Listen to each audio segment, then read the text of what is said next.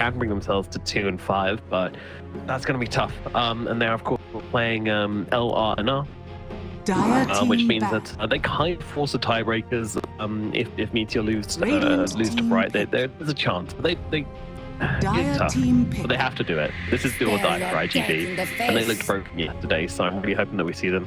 After that, we're going to have Piggy Killer versus Team Cactus. That'll be our second match, and that's pretty hype, because it's a battle of the top two here in the China region, but Cactus definitely a big difference from Piggy Killer. Piggy Killer have just been everybody, and our third and final game is going to be Meteor versus Team Bright. So we'll get to know today, basically, whether IGV stand a chance and whether we're going to have tiebreakers. So many questions answered, and the most important one being, what's the new patch going to look like? And I don't think we should waste much time in finding out. What do you think, John? Yeah, it's pretty exciting. I want to see how these teams adjust. I think we're already into draft, but of course, for LR&R and IGV, I mean, it's a rough time for both teams. Again, this is do or die for IGV. If they don't find a win here, they're pretty much guaranteed to be in the bottom. LR&R still has a chance for tiebreakers either way, so they're kind of in the safe zone. They might just stay outside of tiebreakers as well if, as we mentioned, Meteor just lose their next series and LR&R just finds this win here, kind of in a very safe side. And it's a rather even matchup, as you can see in our odds, 1.81 for IGV, slightly favored, which reminds me of when they played against Poke. I believe they were also favored when playing against Poke, which was unexpected considering their performance in the past. Even carrying into game 2 as well, they kept that lead, which was crazy. And now, John, what a blessing. We get to cast the first competitive Muerta game. Yeah, it comes out, and it's such a interesting hero, the Muerta. Like, I particularly gravitate towards the Ags of that hero. I don't think it's priority pickup in any sense. It can have value, but it's not. It doesn't feel a big offensive spell like the pushback of the soul. It's a really good defensive spell. Like, use it in your ally, they can still use their spells. They're muted, they're disarmed, but they are not silent. So you can cast Phoenix Eggs for some reason. You can do a bunch of weird stuff. Very strange. It's very, very strange. And LR&R complement that with a Bat Rider as well. IGV just into this Pango and Monkey King. Fairly open for them to kind of flex this around. We've seen them kind of try to run Monkey King support. We know they run it as safe lane as well. Maybe a mid matchup if it feels favorable, although LR&R with a Bat Rider, that should just be the steady mid coming out. The Bat Rider, also an interesting hero in changes, right? Like, it got touched down a little bit. It is a universal hero, so it does have a lot of scaling damage, it does feel like, but your Napalm was kind of adjusted down, and your Firefly, you lose a lot, like movement speed, vision gone, but the damage is much higher, so even once you find a way to sustain that move speed, I mean, you can still melt heroes down. Yeah, I received some interesting changes. Meanwhile, Pangolin received pretty much no interesting changes. There was a 50% magic resistance in ulti, so not going to be like that hard counter to Muerta anymore, where you cannot shoot him at all during the roll, but still a pretty big deal. Meanwhile, Monkey King just kind of useless against Muerta. It's a pretty bad matchup. Muerta has a ton of options. I'm in my element here, John. I'm a silver Muerta player, almost a gold now, so... I have played a lot of this hero, 10 seconds and remaining. yeah, I like to think I know the matchups reasonably well, so 5 seconds remaining. I can help you out on the analysis front a little bit, maybe, if you'll let me. Sweet, sure, of course. Oh, what a always blessing. Open for that. You know, we've been so swept away with all the patch talk and all of that shenanigans that we didn't mention the reason I'm here, which is because MLP has had a baby, which is awesome. So congratulations, Mike. I'm sure everybody watching, they feel enlightened now. They know why good old Mike suddenly disappeared and I took over. Well, that's why everybody is keeping a little secret from you guys, and that little secret is now in the world. So huge congratulations, MLP. Awesome. Radiant team pick. Yes, it's great news for him. It's a huge patch drop for him as well. His life is definitely going to be adjusted quite differently. His map's expanding as well. Yeah, he's got a lot of stuff.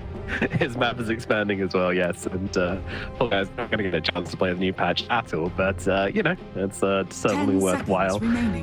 So back into this game, we have an abandon coming out from iG.V. They feel inspired from what they saw last time. Meanwhile, Lonely Rock and Roll are going to be grabbing themselves a task. So I like this. It's a brawly frontliner. I'm always keen for people to pick that kind of thing. It's a bit of save as well. But other than that, it's pretty standard pick. Nothing too crazy. Yeah, thoughts doesn't change too hard. Rubik's still highly effective as well. You do have your support duo in hand. You've got a little bit of a save coming out from the Tusk. iG.V, they've got that solution to the Batrider. I'm wondering whether or not they run this for Ukio on the safe lane. You can still maybe flex it as a support. Like Abaddon's just a lot better support nowadays. Especially since he's universal as well, so he just gains a good amount of damage per level. Scales up pretty nicely. Yeah. And barriers feel pretty good. It does feel pretty nice to have damage barriers up. I don't know, there's something that feels meatier about the barriers now. It just feels like, it's nice, it's good. Yeah, I'm not sure anything changed, but for the most part, it does just feel. But it's also really nice to be able to see how much you've got left on it. Like, you're no longer just doing random guesswork on both yourself and the enemies you're playing against. You don't have to just kind of try and mentally figure out how much health they've got left. Ooh, Lion. This is one you were interested in seeing, wasn't it? Yeah. Lion, his laning does feel a lot better, I will say. It's a lot easier to harass out for the Earth Spike. The damage increase is substantial enough that creating isn't as bad, although it's still a little bit low. It's a little bit more stable. The cast range increase of on Hex is pretty cool as well. I know. His shard still feels good. He doesn't get interrupted when he's debuff immune. Like, channeling spells aren't interrupted. You still get the debuff. Like, you still see the stun, but it doesn't necessarily stop you. So it's cool. I think if you're talking about the Batrider going off lane, Lion's pretty good there as well, especially like Lion Abaddon lane on safe if you're gonna go that route. The mana drain max on Batrider, he just doesn't have a game. You're just taking away his napalm, taking away his opportunities to run you down. So you have a pretty good time there. And Abaddon does enjoy having a stun to set up for him to chase down with his curse. And I was talking to a lot of the 10 seconds pros and the streamers yesterday at beta event, and they were telling me the PL the two big winners of the patch. They said those two heroes are absolutely ridiculous. So interesting to see neither of them are contested actually at all in this draft at the moment. Maybe that's hasn't been the case in China so far. Of course, different pubs. Yeah. Very different pubs. I feel like the Ricky one is actually probably the most annoying. Once he gets a shard, you can't help your allies. It feels pretty annoying if you're not a hero that builds into 4 staff, so you're just kind of held down and that just provides some great scaling. People have still been going Meteor Hammer on the hero just because it's so ridiculous that you can cast it. And it's like the sleep power was never necessary, as it turns out. People are still doing it. Crazy. 10 seconds I remaining. think that was maybe tied into the fact that for a while Ricky wouldn't be revealed by Dust as well. Like in the really early hours of the patch, you actually just weren't affected by Dust for whatever reason. You and TA. Dire team pick. It's fixed now, so maybe that kind of impacts that, as we do see the Night Stalker come out from LR&R. So okay, pretty well-rounded draft. Interesting to see the Night Stalker without having any summon on the other side for iG.V. Like, you don't have anything you want to necessarily consume. It is still a pretty stable core. And this might tie in to just having this faster paced game right now. I just feel like kills are much more important, especially with the loss of passive EXP from the outpost. So you're not getting that steady gain. You kind of want to just keep running around, get control early. Yeah. I don't know if they patched this, but I know Roshan gets confused when you change night and day. And iG.V does come out with the Alchemist, so that's a hero we were having a chat about as well. Taxus playing Alchemist, I love that. Checks out. Yeah, it's going to be the big can word I'm here for it. That's very exciting. And one more thing to mention as well is that you always want to make sure you're picking supports which have good shards now as well. Tusk shards, kind of underwhelming. Rubik shard, very, very good. Lion shard is pretty damn sweet. And then it's Monkey King, right? Yeah, the Monkey King shard. All right, I suppose. Okay, probably not great on a sports though. Things are pretty even in that regard at the very least. But yeah, Alchemist pick. What do you think? Is this a free Elk game? It feels pretty all right for the Elk. There's not too much to annoy you. Maybe attacking big can with the ultis up can be pretty annoying. I think you have a lot of good ways of saving your Elk here. You've got the Sport Abaddon coming out. They are keeping Ukiyo on that Monkey King, so you get the Monkey plus, I'm assuming, Lion lane. Unless, again, you could probably run Monkey King Abaddon lane, very defensive lane. Once you're on top of any of these melee heroes, the matchup against something like the Night Stalker should be pretty smooth for iG.V. So they might be able to get away with this one. I still feel like, all things considered, LR&R. I mean, Ko as a team is pretty strong, and they have ways of kind of taking these fights really early on. They've got Prepare for a lot of ways of just controlling the map as well. To be fair, iG.V does as well. I feel like heroes that provide vision are super valuable just because the map is just very different, so you just want as much information as you can get. So just having the Monkey King for Ukiyo can help in that sense, but how much that does, I mean, we've got to see. Yep, I think one really big thing to mention as well is mobility. Heroes which have map mobility, not just fight mobility, but map mobility. You know, the map is that much bigger, and there's no real TP points other than the tier 1 tower in the middle of the map. It's just a big old void now. And you got the outposts as well, but those are kind of insignificant considering how big everything else is. So Monkey King, that's a big advantage for me for this hero, and why we're probably going to be seeing a decent amount of it. And yeah, that watch is going to be destroyed pretty much instantly there. Pretty brave to try and go for that, I'll be honest. Yeah. It's early on, but I guess it takes away the issue of maybe them taking it early and being harder to contest. At least you take away that piece of map control. These changes to the map, I think I feel really good about it in the jungle. I don't know how to feel about the expanded map yet. You know, it's so much space. It's like you have to play a ton of games to get used to that part. It's like something that will have fun. Ooh, they try to go for the rune steal there with the dead shot down at the bottom, but they might just have the damage onto DDQ. Tag's blocking him up, so Washi says, absolutely fine, I'll smack you instead. And they will trade very, very poorly on the side of the dive for bounty rune, but they were able to grab that bounty, so it does go 2 for 2.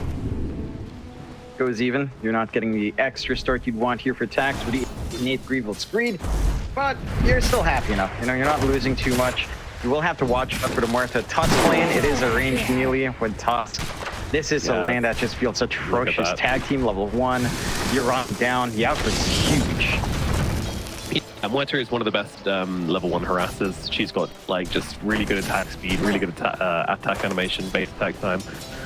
All that stuff you want to see, and yeah, this is the build you see like a ton on this hero as well. Magic Wand and 3 sticks, and then even in the mid lane, people are doing this where you can't be fed tango kind of thing, because you can just harass like this. And look at this nice little dead shot forward as well, just really putting the pressure onto iG.V down here.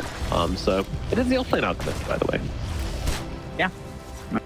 You're keeping tax on it. They just want to kind of build up. I'm keen to see how active he wants to be with his item build. I feel like this hero can fight pretty early on with his reworked skills. Like, this hero is actually kind of scary if he does go into the corrosive weaponry. Like, he just does a lot in these fights. He's not as easy to run away from as he used to be.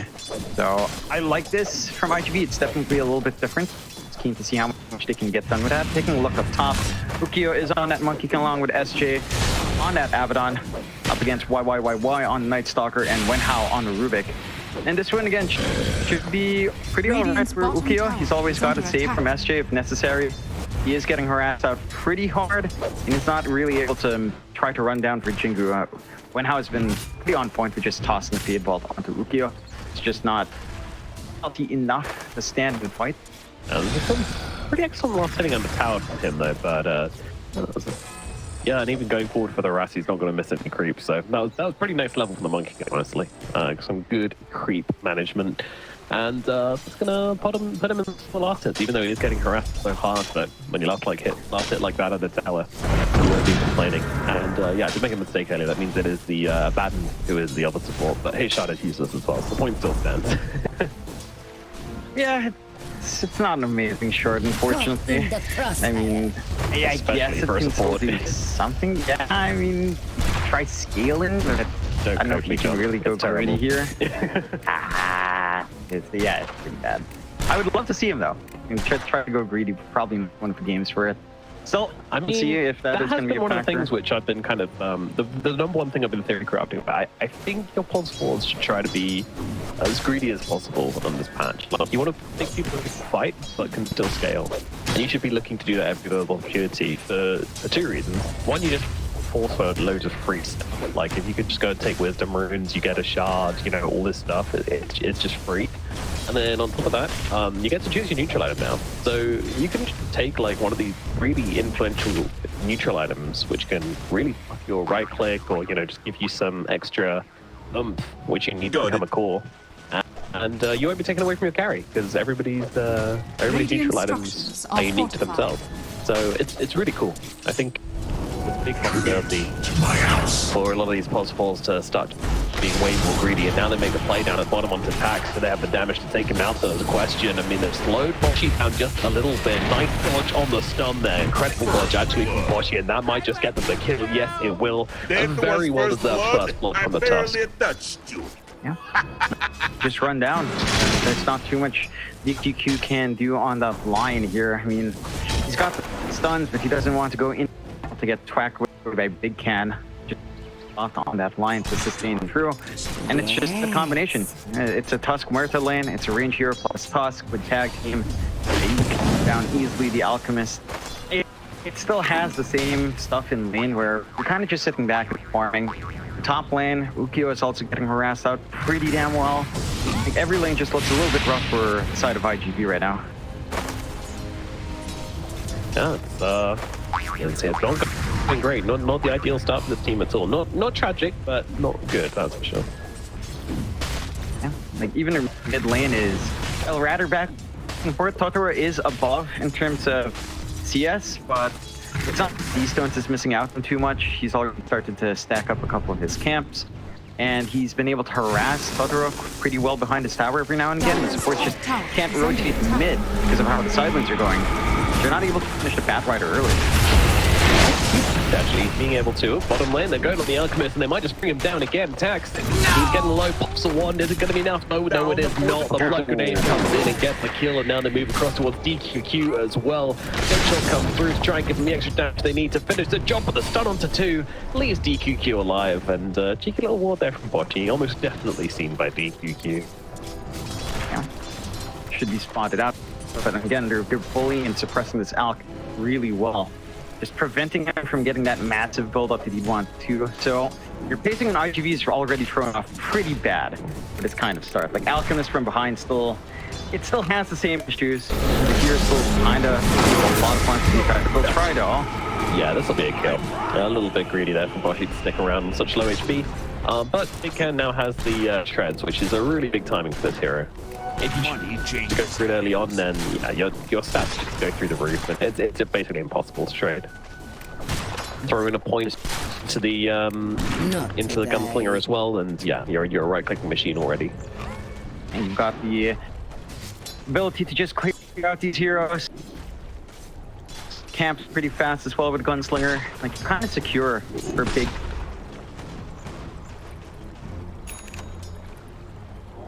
Doesn't really need to be, considering the start, but all the kills being fed the way of that lane, although not directly to the Morta, unfortunately. We still have a slight lead for IGV coming out, and all things considered, Tax is still up there in that worth, but and he has that innate Grievous Greed, so he's always got a way of just hanging around in the balance there. Bit of a sneaky play coming out here from Owen House, dealing out that Wisdom Rune. Dire are scanning. And try to grab it. Yeah, this is really cool. If you pull this off, it feels so good, but they won't be able to do so. And over on the other side as well, the same thing happening. And they might might actually punish for this. Wenhao, he's got a long way to get back home, and I don't think it's going to happen. He pops the wand, he's got a Fairy Fire as well, but not even going to use it here. Just get punched down by Tax. So, mission failed. Unlucky. We'll get him next time, boys. They try. I do appreciate that from our Rubik. Wenhao, I mean, he does want the EXP. He tries to go for steal, gets punished, but this is the point where you can leave your Night Stalker alone up top. I'm a bit curious why he didn't want to grab the top one instead. They just wanted to hand that over to Y, I suppose. And, you know, get that level advantage on the Night Stalker. Early, he is going to hit 6 a little bit faster here because of that, at least. Yeah, I mean, he's not having free at the time as well, so I think it makes sense. You get some heavy hits, and Poggy comes in with the TP rotation, that portal to a massive effectiveness, and it's going to get them the kill onto the Monkey. I was about to say, we haven't seen any portal shenanigans yet, and that is unforgivable, but Boshi, the Rock, he finishes it out. He figures it out. Yeah. Switching lanes, they've got the vision there as well. Have that down here, and Big Ken makes his way down here too. Yeah, and even the Barrow decided to move over as well. They will help bring down Totoro as well. Another big kill here for the side of Lonely Rock and Roll. They are bringing it to IGB, but IGB doing okay. They're doing okay. DPO, despite that, they're still doing pretty well when it comes to CS and whatnot, and Tax has come to recover with that innate people's greed to be the top network hero as he should be. So should be on a decent timing. For the Radiance regardless. I think that kill really helped out actually on the two kills he got. I think he got 2 kills back to back on the Boshi. Yeah, that's big for Tax and kind of going back. They get the kill on Boshi, and you know they kind of run down Wenhao when he was trying to steal. So it provides that recovery path. He is going for Radiance still, which I don't really mind on the Alk. I think that's still a pretty good item to get. Helps you clear camps. So Tax is farming his stack. D-Stones is also farming his stack as well over in the other side of the map. Look at that. Beautiful. DDQ. Don't do it. Oh, he uses a stun onto... Oh, D-Stones actually got most of it. I think Totoro got 1, which is how close that was for that Swashbuckle to just taking them all. But yeah, the bat's okay. He gets most of it. And now he's going to get his travels next. Very close, though. Yeah, once you travel, I'm surprised he stuck around so long. That's kind of crazy. DQQ is obviously just like, I mean, yeah, if he goes his way, they'll come in. Structures are fortified. That was a really nice buy, but he didn't do anything. That's why I get the punch. They might. In fact, they definitely will. Because Boshi's dead. Another big death from Boshi here. He pings out. They've got vision, but yeah, that's bad. Not the one. Okay, Swashbuckle. This Wenhao might be able to spot his way through this one. That's something. Them bleeding a little bit, but you've gotten the kills you want here on IGV, and all of a sudden, after a slower laning start, they're up 4-4, even on kills, slightly ahead in net worth, mainly on the Alk. Did have to sacrifice Ukyo's farm just a little bit, but he's not too far behind, all things considered, and he managed to do a great job of shutting down D-Stones a fair bit. He does have his stacks to clear out, and he'll try to run around with his ult here, but YYY is all alone for that play. He is indeed, but yeah, the ultimate, and except for the Watcher, is just going to hang around this area. Not great at use of the ultimate, have to be said, but you know, he still doesn't really have that first time, so it's quite hard for him to go make any plays when you're going for this this Echo Saber. But yeah, looks like he will be going for the build-up into eventually the Echo Saber, and then into the Harpoon, which is pretty cool. Definitely very strong in this era. Yeah, and the Harpoon overall just feels like a really good step up. You know, I always felt a little bit iffy. It's like, yeah, alright, Echo Saber is great as a disassembly item, but never keep it. It's been a component for other items for a while. It suddenly loses that value. Now it's back to having an upgrade path, which is fun to see. I like seeing that value come out for a lot of these items, like say Diffusal into Disperser. That's pretty fun as well. It's a good twist, right? Like we used to have Diffusal too, but that's boring. Disperser, yeah, that's a little bit more interesting. That's just Radiant's bottom that's not the Dota way, just increasing the stats on an item.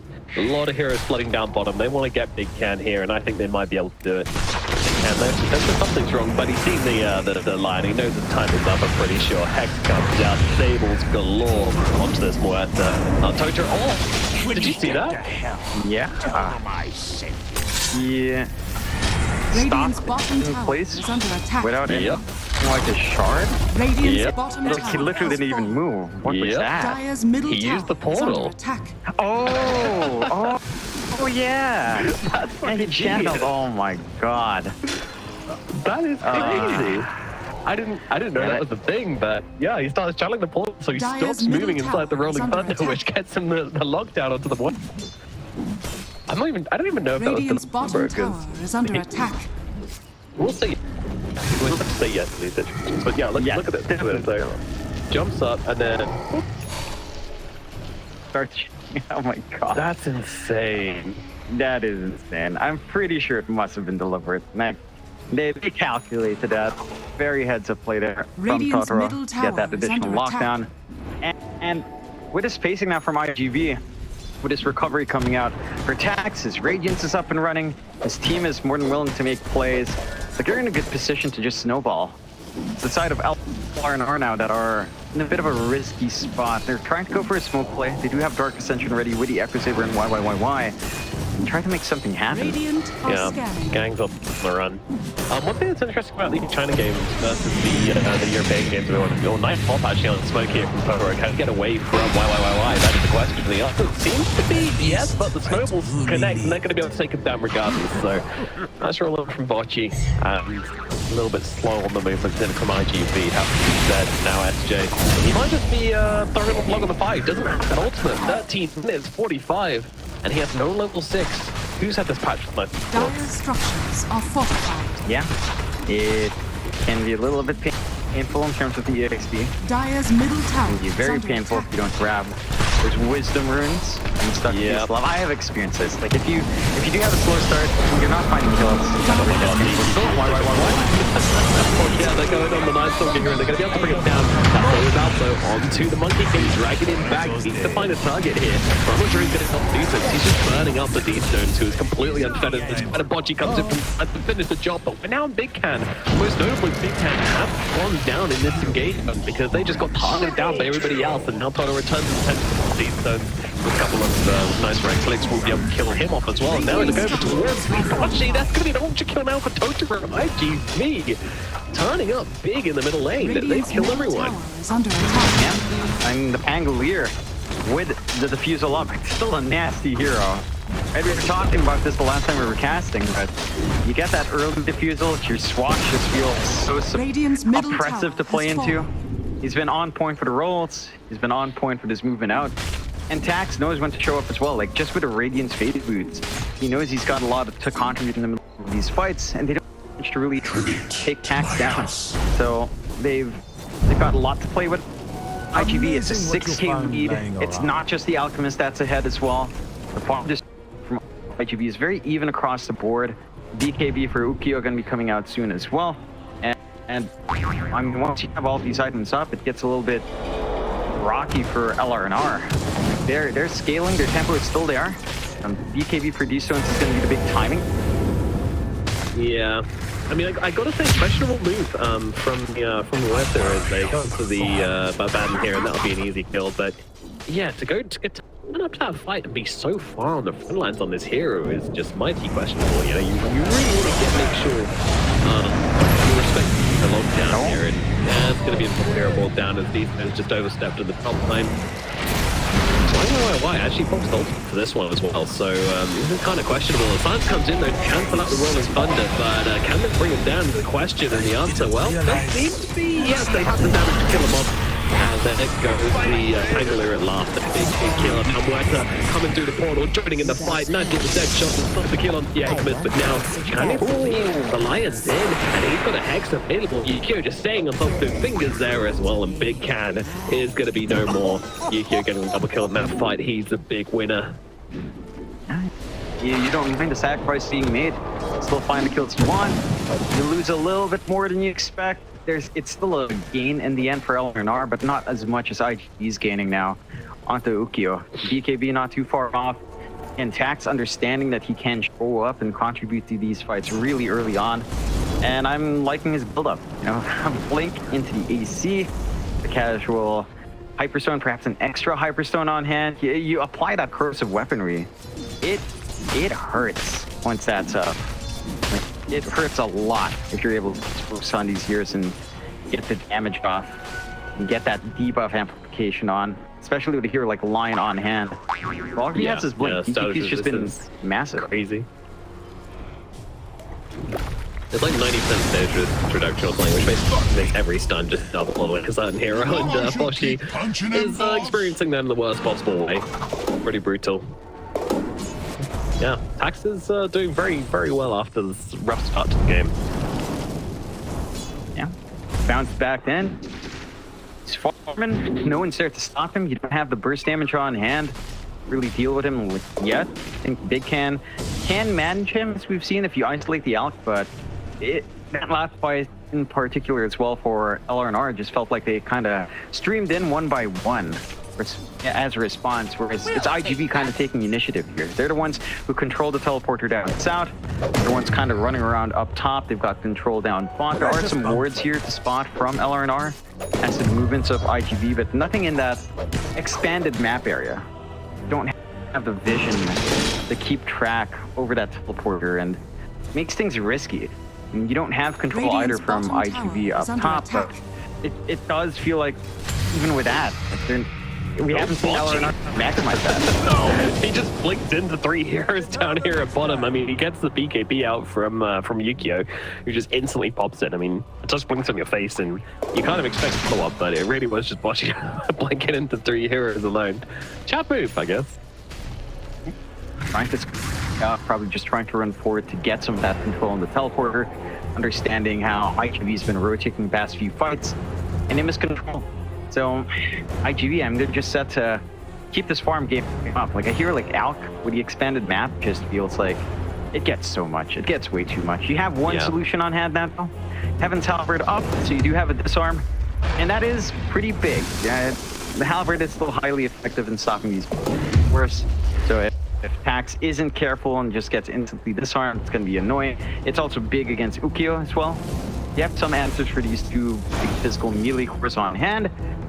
You kind of just need to tie that in with your movement. With a blink up on Bochi, sure, it's revealed in a pretty unspectacular way, but it is still a massive tool for these fights, although iG.V will be the one to spoke up here.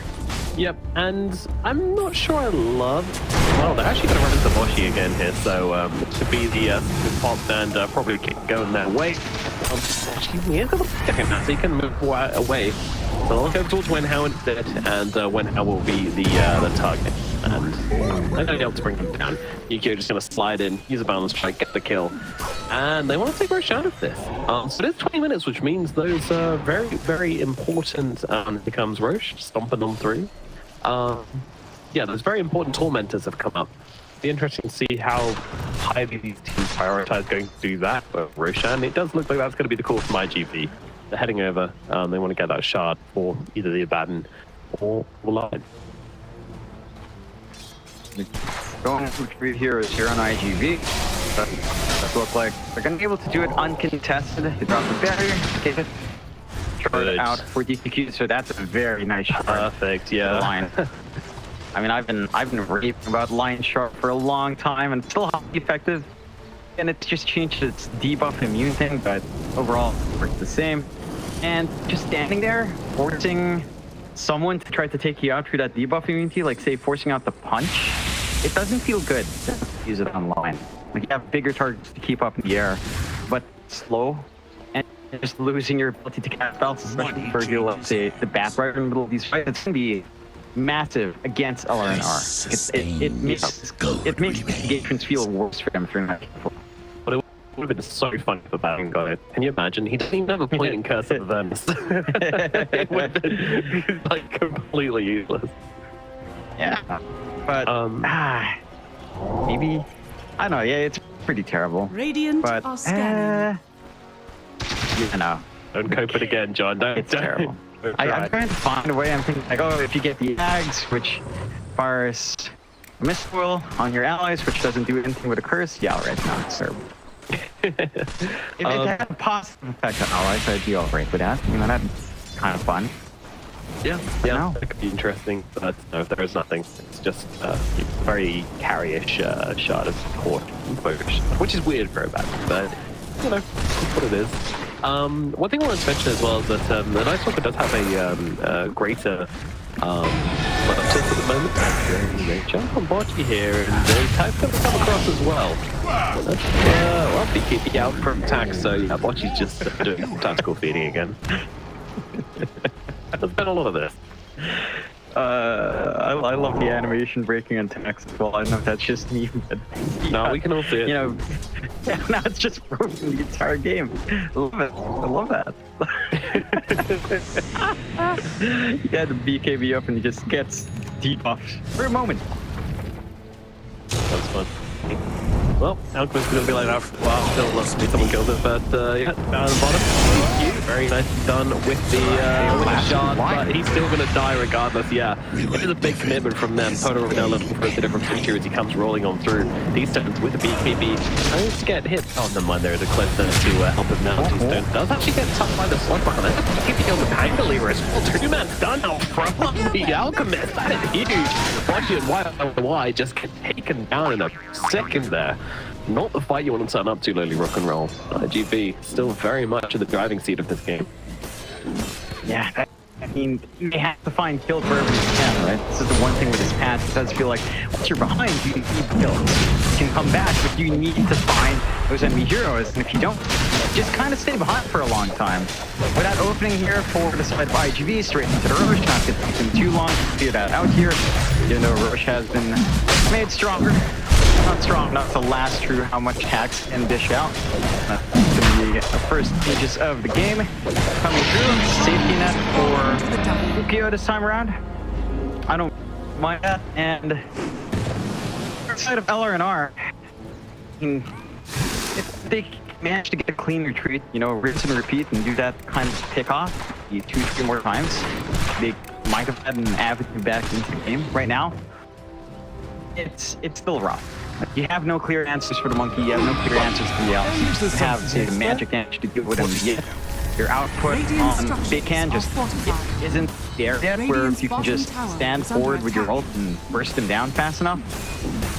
So, you can't take this for long fight against a monkey and not. Like, they just enjoy standing in the Wukongs, using the chemical range to drag out. You've got Abaddon as well to protect you from pretty much everything. Yep. An answer to everything that LR&R want to do here. Yeah, there's so many options, and we're kind of waiting for this matchup so far ahead. And is very non-damaging. That's the issue here. You see, she's just right-clicking Totoro here, who's just kind of sitting with a 60% with the shield crash, and then the 50% magic resistance as well. Well, I try to find some options in the backline, but they've got a Piggy available on the tank list, so it's just there. I've got to yeah, never mind. No leaving. Here for another round. Alright. That's something. That's something, so. Yeah, there's build in the monitor I'm definitely not convinced about though. Like Mage Slayer is always a nice for the hero, but you need some damage. So I think she's realizing that now and just queuing up a Hyperstone, which I mean gives you extra damage inside Pierce, which is okay. But yeah, she's also not insanely farmed. You know, like her net worth is good but not great. That's why I'm going to go for the Maelstrom as well. You need kills if you don't go Maelstrom, basically. You need she hasn't really been doing that. 2.1 line, that's not amazing. Yeah, that's the dead Night Stalker on my screen. These phones can't really do much about it either, especially with the mana just being absolutely evaporated by DQQ. Alright, might be dead for it. Oh, no, she don't see him, but I try to do the damage to Ukyo here, and look at that, she can still do damage inside the BKB here. On the way, but not enough. Ukyo turns around, he's got the heal, he's got Boundless Strike, and that's going to bring up the full turn instead. It looked like it was going to be great for the side of the Radiant, but absolutely not. Ukyo, no. Breaking down and then another early GGG from Lily Rock and Roll. That is rough. That is way too early, surely. I feel like it makes sense. And the patch is really unforgiving when you're behind and you can't find these kills. Like, there's no bounce back on the map. Like, you can try to farm as much as you want. EXP is going to be your main limiting factor. That you really have to find these kills.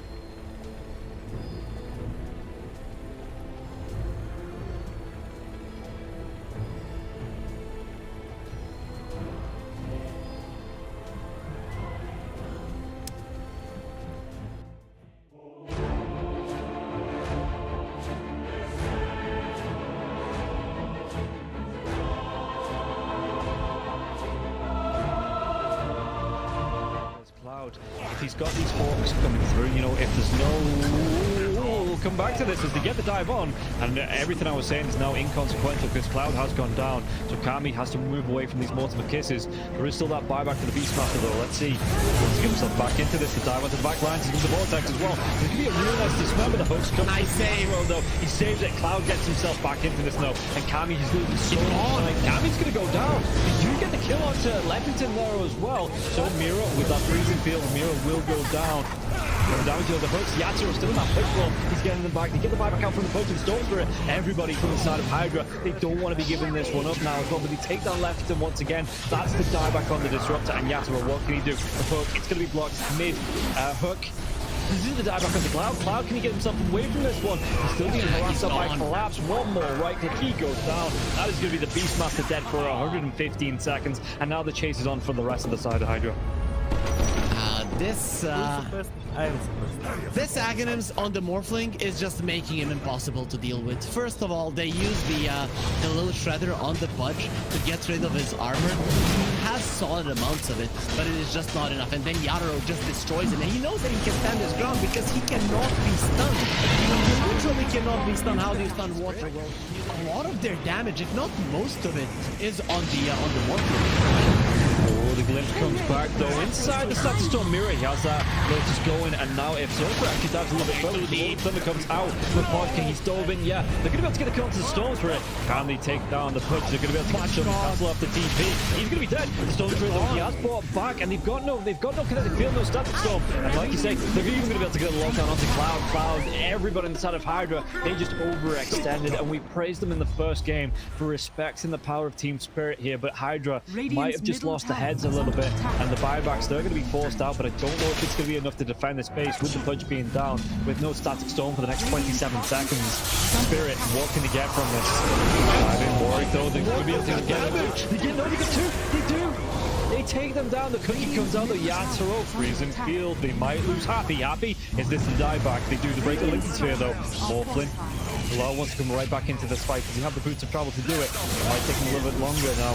No boots of travel though, so he's going to have to use the blinks. You know, just do it by foot, it seems. Level 25 Storm with a beast. That's just so much damage. They're going in for the Morphling. He doesn't have a buyback. No, he gets.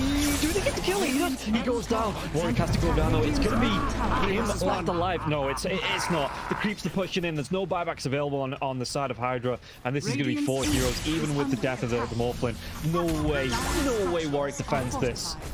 It's pretty much over. They don't have the glyph. The game is over. They gave it their best. Hydra, they made Team Spirit work for it. The team that is most likely going to be at the top of Eastern Europe DPC Division 1.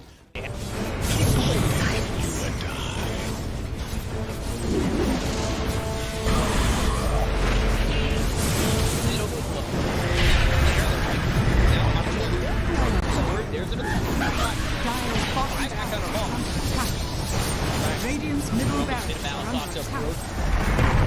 Radiant's middle barracks has fallen. You want to commit. There's just not enough damage. Crimson Guard, Atrophy Aura, Rubik's Fate Bolt, all this damage reduction. Let's see the combo. Bit of Malice, strong in by the Disruptor, and now we're going to be hitting the winning back up once more. Bit of Malice, and Jamil is in it. They'll lose him in mind control, right back towards tomorrow. Trying to run from everybody on the side of Gaimin Gladiators. Radiant's middle barracks are under Siphoning attack. and getting back into the base. Has fallen. Alive. Yeah, I think when it's time to call it, it is time to call it. They have no business left in this. And didn't get the tether off or something. I think it got broken. Either way, I like the ghost up to purchase. That was pretty heads up, but we are back and there's a smoke action. There's 23 Divine looking right to end. here. There's no IQ. There's the hit. Okay, get that hit off. 123. Knocked. What damage? He's dead. Oh my god. Nothing. Less than 10% of his health. I mean, I'm assuming that's just the game. That, yeah, 100%. There's no point in talking about the rest AU of it. picks it up. I got it, bro. It's the dive yet. Go away, you. Oh my god. Victory!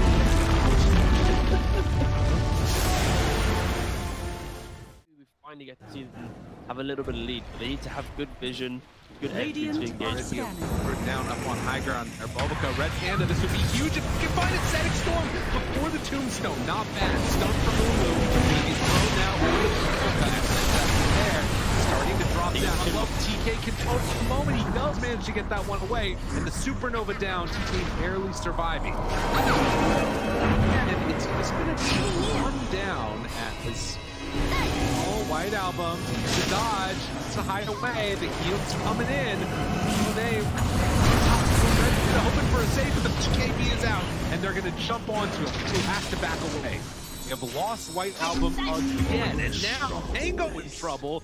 Who is going to drop faster? These fight so well, and they couldn't take down that Undying. And remember, it's ages, so they didn't really care about giving away. That's the bot. Big finish, rockets. Stun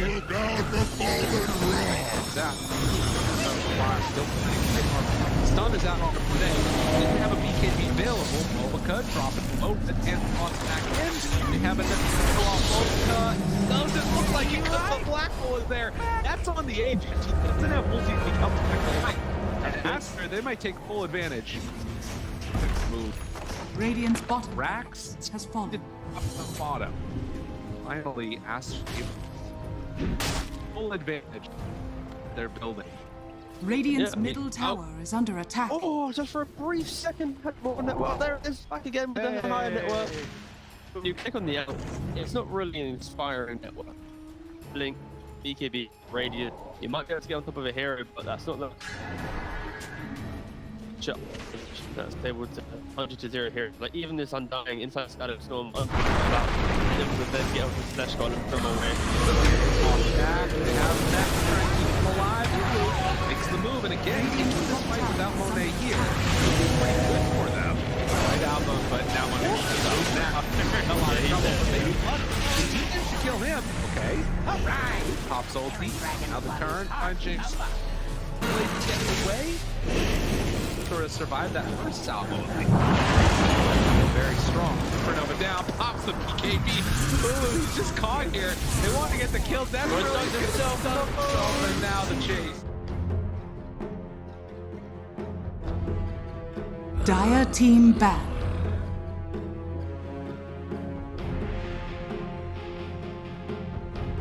Radiant team ban.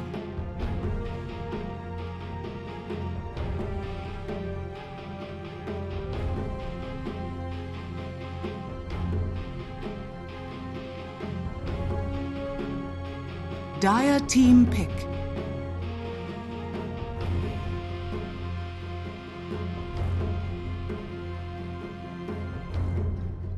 Radiant team pick. Monkey King.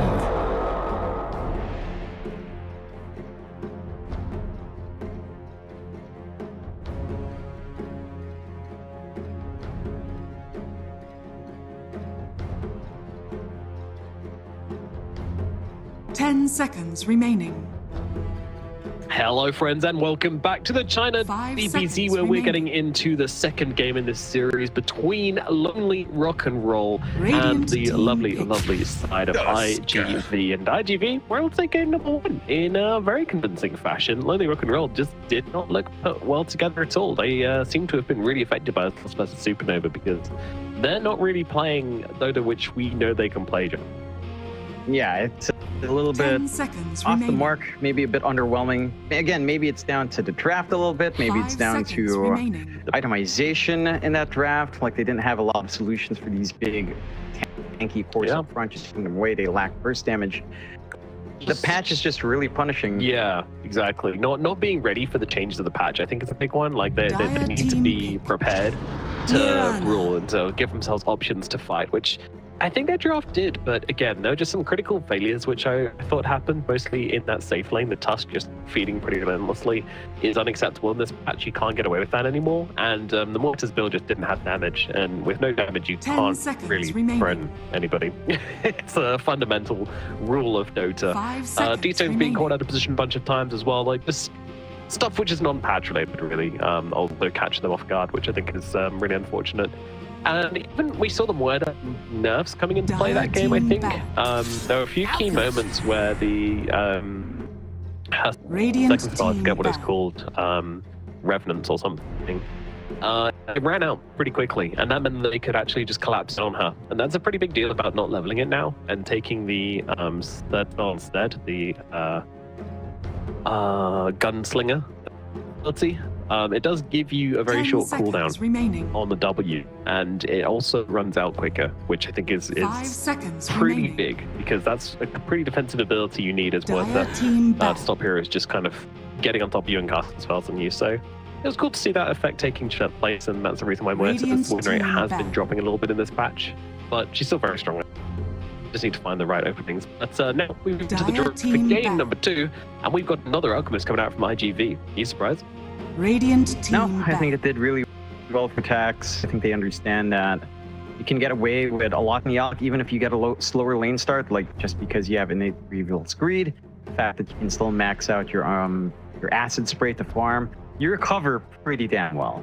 Yeah. Like it is stuck at something close to like a level 2 Reveal's Greed, but it's more than enough to compensate for your slower laning phase with your 5 farming seconds pace remaining. staying up to date with the acid spray. So I don't mind this too much for iG.V.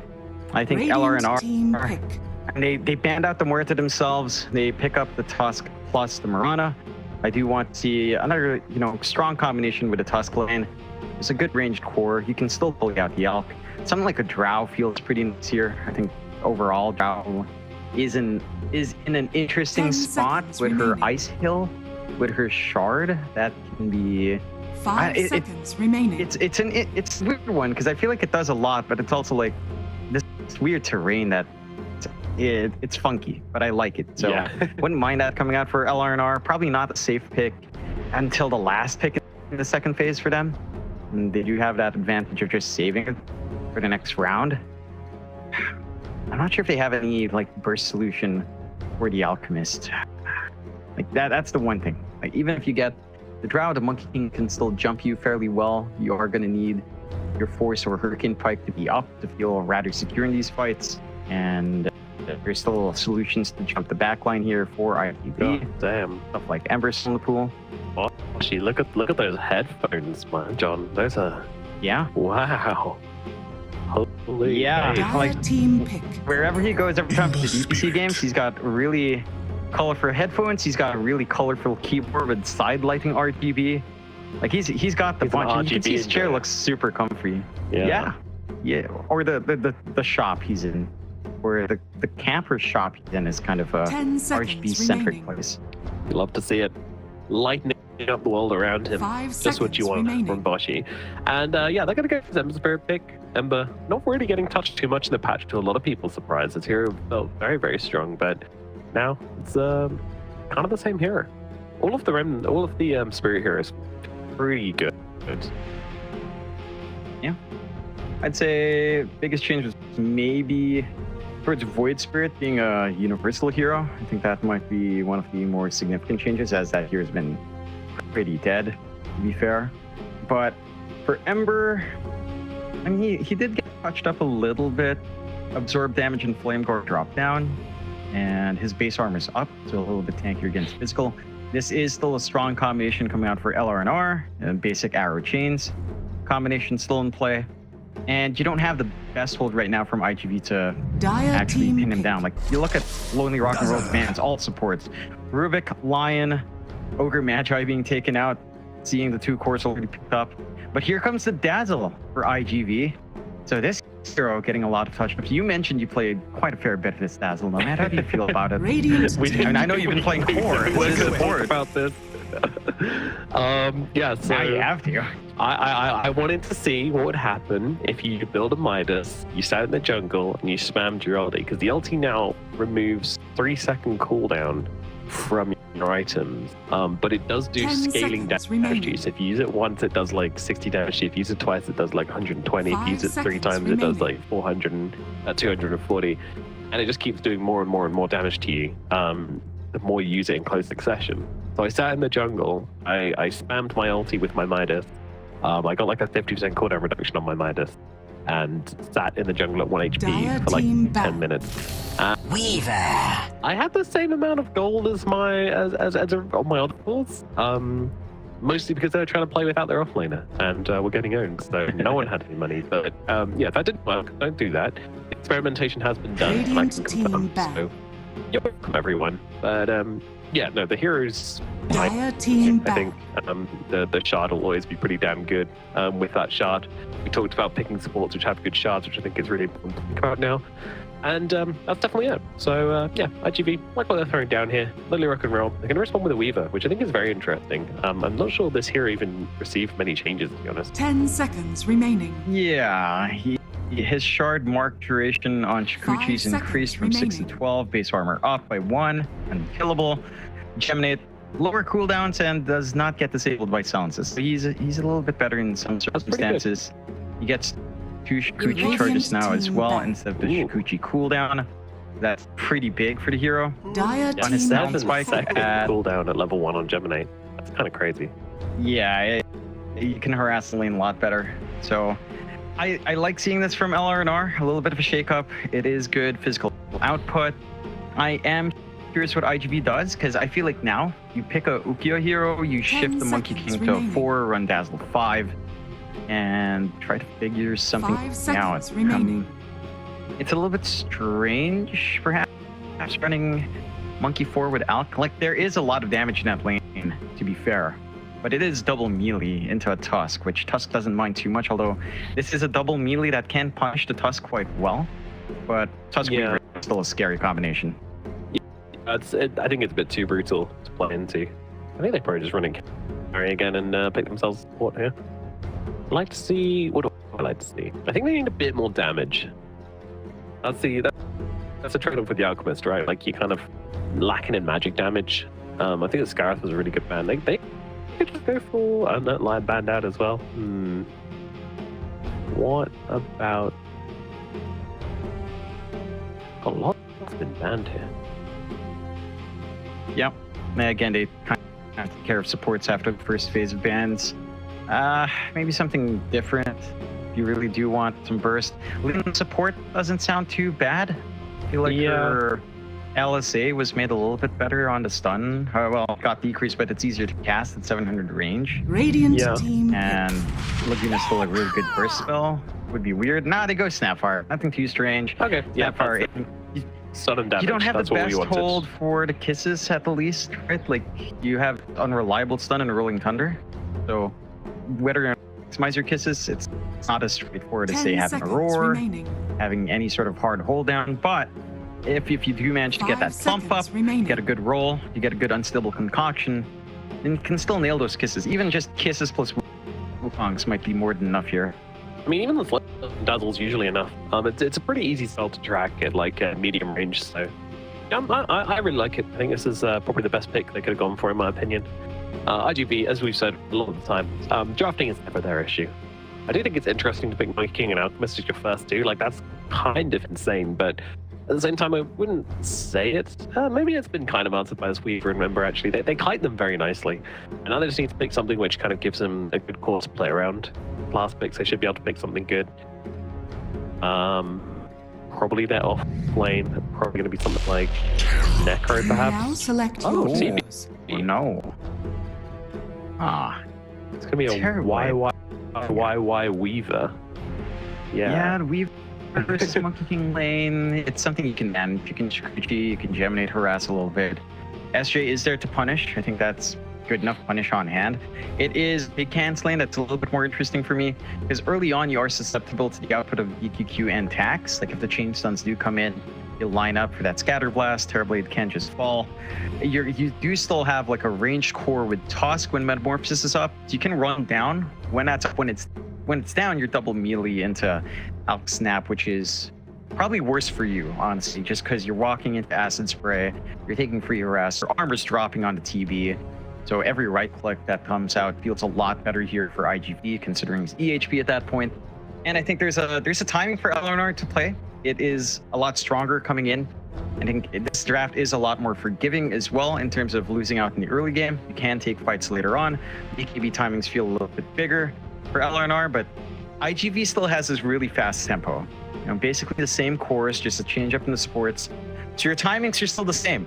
You know, we've seen Ukiyo be willing to run around with just Echo Saber Desolator make plays for his team. Totoro switching out from mid once he has Rolling Thunder, which is the key part once more. That we have to see the same movements coming out from these stones, just because mid is not the most important tower anymore. Mid is not sit here, farm around. You have to run around. You have to find these kills, and you have to snowball.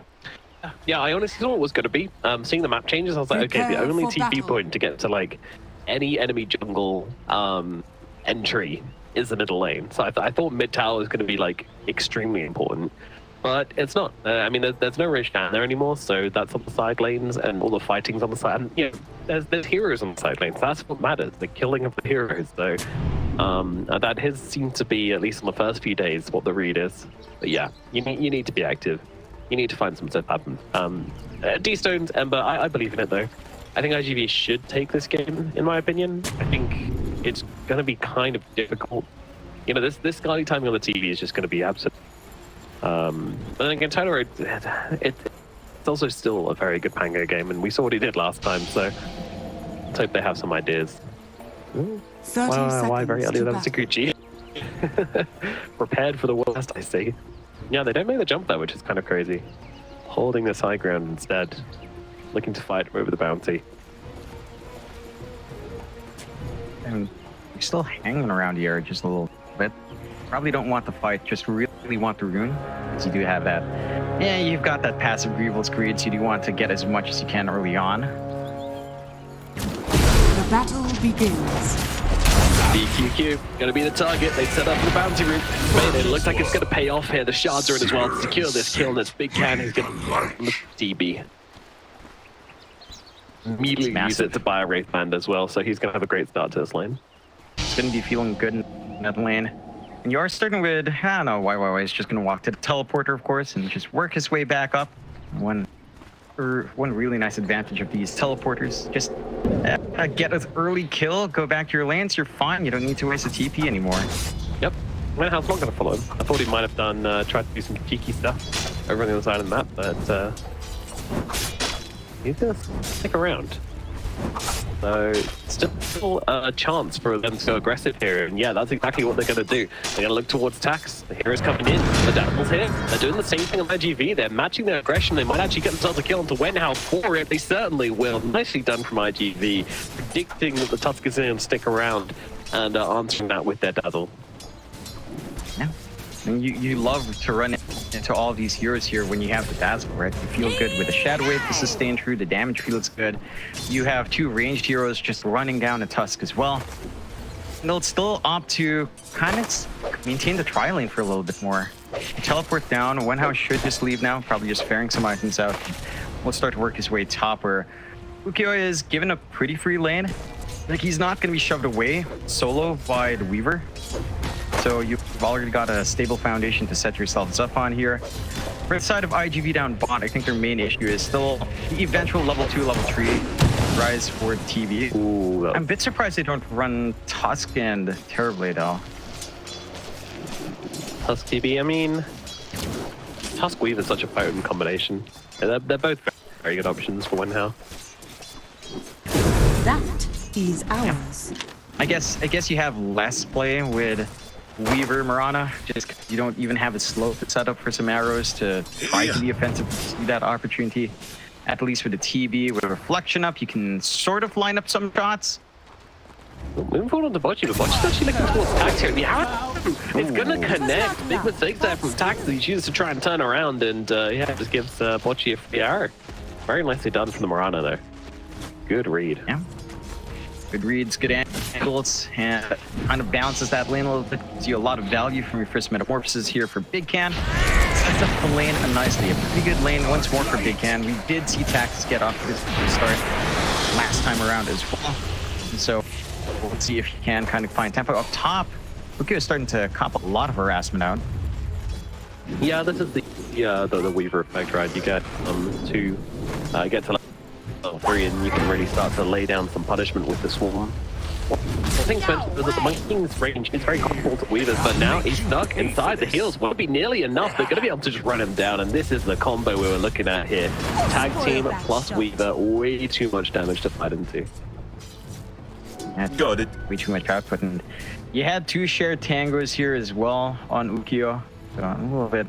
And some resources going to waste there just a bit for the monkey, unfortunately. Good timing coming up from R&R, and again, they've got a good read as to what they have to do. Their lanes feel a lot stronger. It's a lot more balanced now up top as well. Their mid is a lot more even for Totoro and B-Stones as well. So your Ember should be able to have that good timing into the phase boots, into the Orb of Corrosion, start to rotate around the map. And again, the one shortcoming for iG.V is that they don't have the hold for the Ember. Once D-Stones does make that move out, he is more than likely just going to find these kills unpunished, just because you don't have any instant stuns. You don't have that line on hand this game. You just don't have a way of stopping the Ember reliably. He's set up for a pretty decent game here. We'll see if he's able to deliver. That was our question from last game when he did get caught out a few times, but that happened this time around. But always a threat with the Pangolier. The hero can just so annoying. But so far, yeah, Defense is doing fine. They're just trading farm in the middle lane. I think. Yeah, I think I'd just like to see them to make sure they give Tax a harder game. Now, don't let them come back this time. They shut him down and then they let him come back into the game with a couple of goofy rotations, and now this might be trouble for Big Can here as the sun comes through on him. But nice arrow out from Watchy once again. He's just slowing Tax down, and actually Big Can, he's going to pop the Metamorphosis to become the Big Can and try and run these heroes down, and they might just be able to do exactly that. Meanwhile, up in the top lane, they kill off Yuki and Watchy jumping on the tower to get the kill on the DQQ. That was risky, but it was worth it. Will find the kills they want, and they find a counter kill, which still drops as well. So yeah, we kind of saw D-Stones do this last time as well, though. Like, he ran Totoro down, he was bullying out pretty well, but it's not enough to stop Totoro from farming. So all things holding equal, you are finding even footing here for Totoro, but with Bocce around, you can start to play with his value point in the chains. They fuck up the Crow. That's pretty bad, but they're going to try and go for Totoro anyway. But Totoro, he's got a full ball to work with, whilst the D-Stones Ember has nothing, so that's kind of rough. Trade of resources definitely going to feel a little bit better for iG.V. I'm not sure. It didn't look like they messed it up, but maybe it's because it came from the backtrack. I'm not sure. But anyway, down at bottom, they make them attack now. They know the supports are away. They're just going to try and rain down the Alchemist again, but not going to be able to do so. Alchemist, he's going to survive through it. As in the mid. Ooh, the rolling thunder doesn't quite connect from Totoro. Trying to finish the job, but yeah, this is going to allow him to get the double damage room just like that. I think he's going to turn around for Totoro to get this kill onto Bocce now. Where fools trade. Yeah. You're still pretty happy with that. He forced the Ember all the way home. He does have a Remnant back at the least. Does he have a Remnant now? It doesn't look like he does. No. He'll have to PG back. And all of that happened because he messed up the bottle refill. Like that's what it all comes down to. This whole kind of like knitted of Totoro just making a huge turnaround to the mid lane. That's what it's about. Crazy. Not the way you'd want that to go, but find these openings for iG.V. You don't ask the questions, you're more than happy. And while you leave Tax alone, he is still farming decently well. It is starting to drag behind a little bit. All the cores on iG.V. not quite getting as much as they'd want from the lanes. So it is a stronger laning start once more for LR&R. And this time, their invasion for the Wisdom Rune not going to be contested. When Hao does get himself a nice injection of EXP. No one making their way down to the Radiant side Wisdom Rune as well. You always have that to dip back into for YYYY. Tax. Ooh, interesting angle of engagement here, but the arrow is actually off the mark, so they won't be able to get a kill. I like that. They took the little bridge in the river. They moved across. They found the alternate angle. For the top lane. YYYY. Just harassing 2 heroes by himself. No big deal. Shadow Priest. Well, to you the grave. What are you doing? There's no way this works. No way. That's so obnoxious though, just zoning out 2 heroes by himself and forcing Monkey King to like babysit his dazzle back to base. Why is doing some illegal stuff on this Weaver. It certainly is. He's getting a lot out of his lane. Ukyo again, very slowing down his farm, actually trying to go for the Midas here, kind of catch up. So no early presence out for him. Totoro, but yeah, nothing's gonna happen from this. Still, I mean, look at his net worth at the moment, looking really, really good for Lonely Rock and Roll. Complete reset from game number 1. And yeah, looking like they're ready to start evening out the series. Still a long way to go though. Still a lot of Dota to take place before that ever happens. Yeah, but they've got their foot in the door now. Right? You've got the strong start for all your cores. You've got some tempo coming out for D-Stone's doing once he can finish up the Orb of Corrosion. They still have the Wisdom Rune in their own side as well, which again they've kind of ignored, which I'm a bit surprised because they were just instant on a snap up for YYYY on that last time around. Just let it sit and simmer for a bit. Maybe have a nice streak lined up when you have multiple spawn up. For iG.V, the key thing for them now is just this need to farm, because your supports aren't the best playmaker supports. You just don't have an easy way to set up for these plays, to set up for these stuns, and try to make things happen. And after you play more passive, so tempo is on LRNR side. Yeah, they do get the time for YYYY up here at top, which might actually put him in a spot of bother. Yeah, he's supposed to use the time lapse. If he sticks around here, he might actually die, but the Pango doesn't quite connect. And the arrow does actually connect onto the Dazzle. Wow, that's a big one. They should be able to bring him down. He's got the Grave, going to use it, but SJ will be going down whilst the rest of the iG.V just going to get themselves out of here. So, once again, nice movements from the side of the Radiant, just using that portal to bring the players to the active lane. Now they can get themselves this tower. Dire's top tower is under attack. They can just start to take control of that forward area. They can reach out further on this top side of the map as well. Or farm, or control over teleporter north, so you can rotate down bottom. Feels just a little bit tighter now for iG.V. Again, the side lanes just feel bigger in comparison to your mid lane right now. Cactus. Yeah, they're on him. Nice use of the teleporters to get down to bottom and find aggression on both lanes here. And that's the thing, there's not side lanes anymore, John. It's just a side lane. It's singular. They're connected. Dire's structures are fortified. It's just all one. It's all one now. And the top and bottom are just one lane. Feels like they have combined with the teleporters on hand.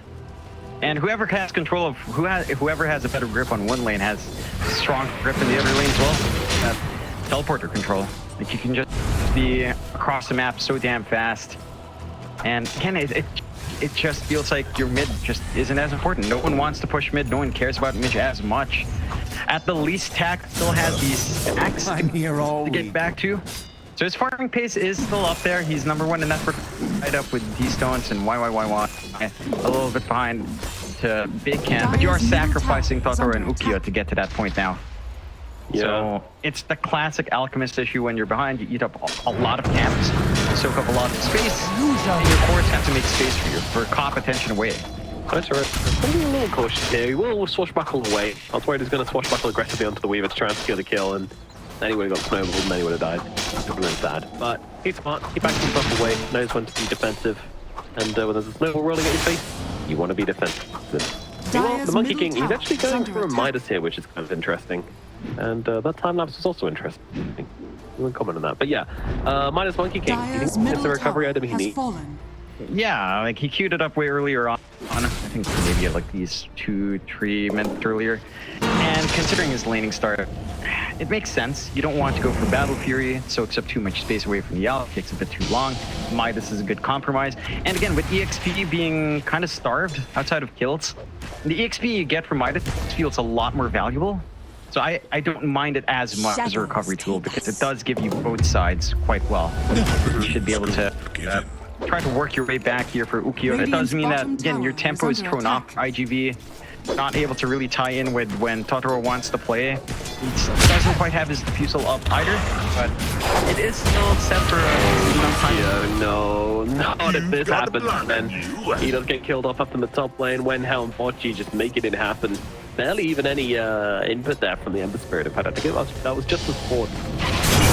Yes, it was. Absolutely. Only damage coming from the supports to get the Monkey King back is a worrying sign indeed. But that's happens you go for this build. Now, Totoro's going to get killed off down at bottom. CQQ also in a similar situation. A mega kill now for this Weaver. He is owning this game. And yeah, major concerns for iG.V as this one is just falling apart at the seams already. 12 minutes in, 5k gold advantage. Yeah. They've got everything they could ask for on LRNR, and they're actually trying an early Roche Dire's with bottom tower is the under amount of attack. output they have on hand. They're going to be able to find it. Big Can shows up as well with a Metamorphosis with a tag team up. Roche, I mean, it takes longer to kill him, but he's still dropping pretty quick here. This is crazy. I mean, look out! Does the Roche bit feel small to you? Yeah, the bottom one does feel quite a fair bit small. They both feel a lot smaller than they used to be. I think they're just not as deep of a with ones. Kind of nice. Just kind of all go cuddling with your friend. Yeah. Nice and intimate. Dire's bottom Share that tower moment is under beating down attack. this immortal being taking his property. Yeah. Something that you remember and cherish as a group of 5. Me and the homies. Taking down Dire's bottom Roshan tower gets a special moment. Nice arrow here onto the Pangolier. The grave is through, but is it going to be enough to save Totoro? I don't think so. He's just going to try and get a bit of blasted damage into this fight. Beautiful chains coming out from these stones, but the team's all there to follow up behind that tier 2 tower. They're showing a bit more discipline than that. But yeah, the aggression coming down on the bottom lane is pretty ridiculous. Yeah. They're just online. Like, what is kind of draft, like your physical output with the Weaver and the Terrorblade, it's hard to match right now from iG.V. Again, you lack hold for the Ember, and to an extent, even this Weaver, SJ. No way.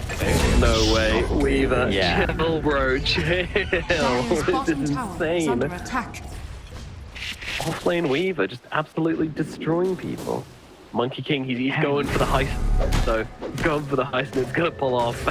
He's managed to get the XP rune and now TP's away. The thief of the night. And they did leave it alone for quite a fair bit. Again, EXP, very important. That is a little bit of catch-up here for Ukio, who has struggled this game. That allows him to keep up pace with Big Can XP as well. Which, considering again this start 0-3-0 on a Monkey, that's pretty big for him to still maintain that EXP fight. Very good. As Totoro once again getting absolutely destroyed in the middle lane. This is a completely different Pangolier we saw from game number 1.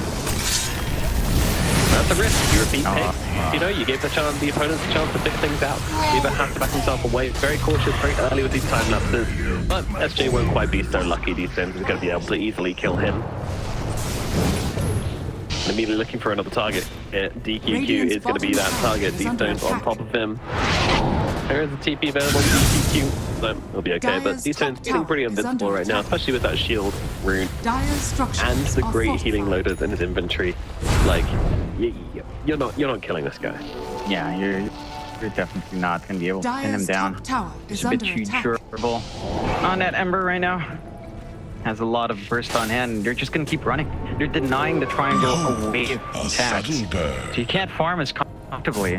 They're doing a great job suppressing that Alex now from trying to snowball too hard. Has fallen.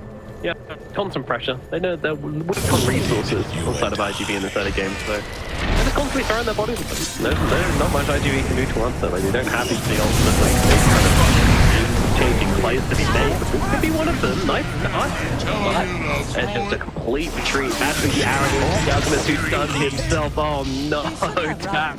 He gets destroyed. SJ on the run, running back to his fountain. Can he find him? No, he cannot. He doesn't quite connect with that side of it. Oh, Totoro. Oh, that's cute. Can they finish it up? No, they cannot. The Weaver gets away with that time lapse, and it's just going to be SJ that falls down once again, dares to come too close to the fight, and D-Stones takes care of him with ease. Something really the arrow into another kill for why? Kwashi. He's fine, but they don't have the same kind of fight potential here on the side of iG.V. And in fact, they can just turn it around once again. They will bring down these stones, but Totoro's going to die in response as well. So it's a trade.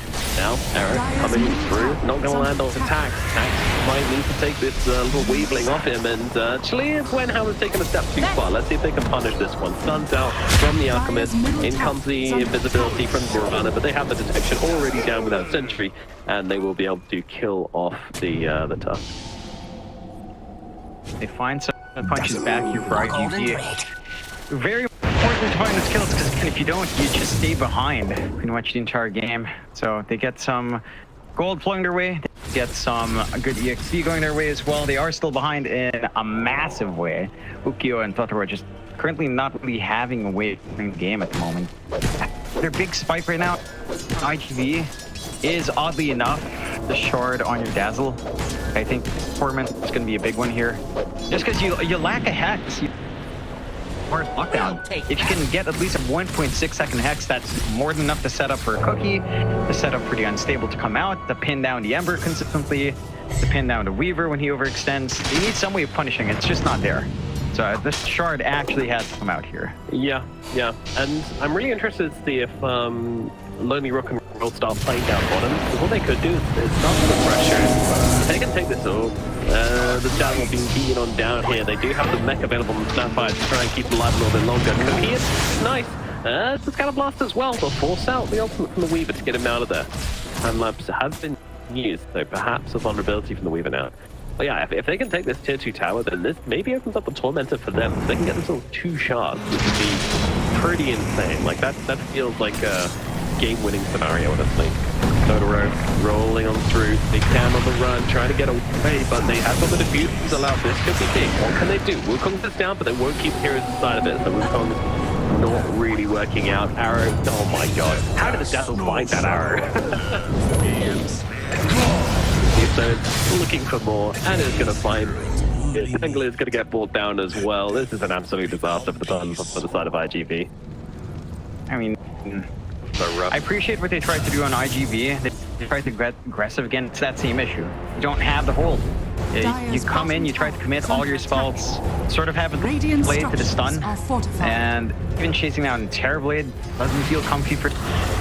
They just can't control these fights, and as you said, they'll take the tier 2. They could have control over the Tormentor now as it spawns. They can take those great shards upgrades for themselves, deny it from iG.V, who desperately needs something like the Hex up on Dazzle.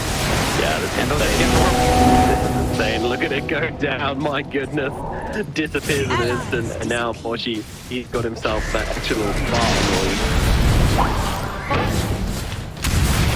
Arrow coming through, not gonna land. I think this is high ground right now. I mean, they have There's quite a long time left on the Metamorphosis still. No, they don't. They'll have to run out, but they're gonna make the best use bit they can and kill off DQQ at the very least. And now they can. Goes back towards north form.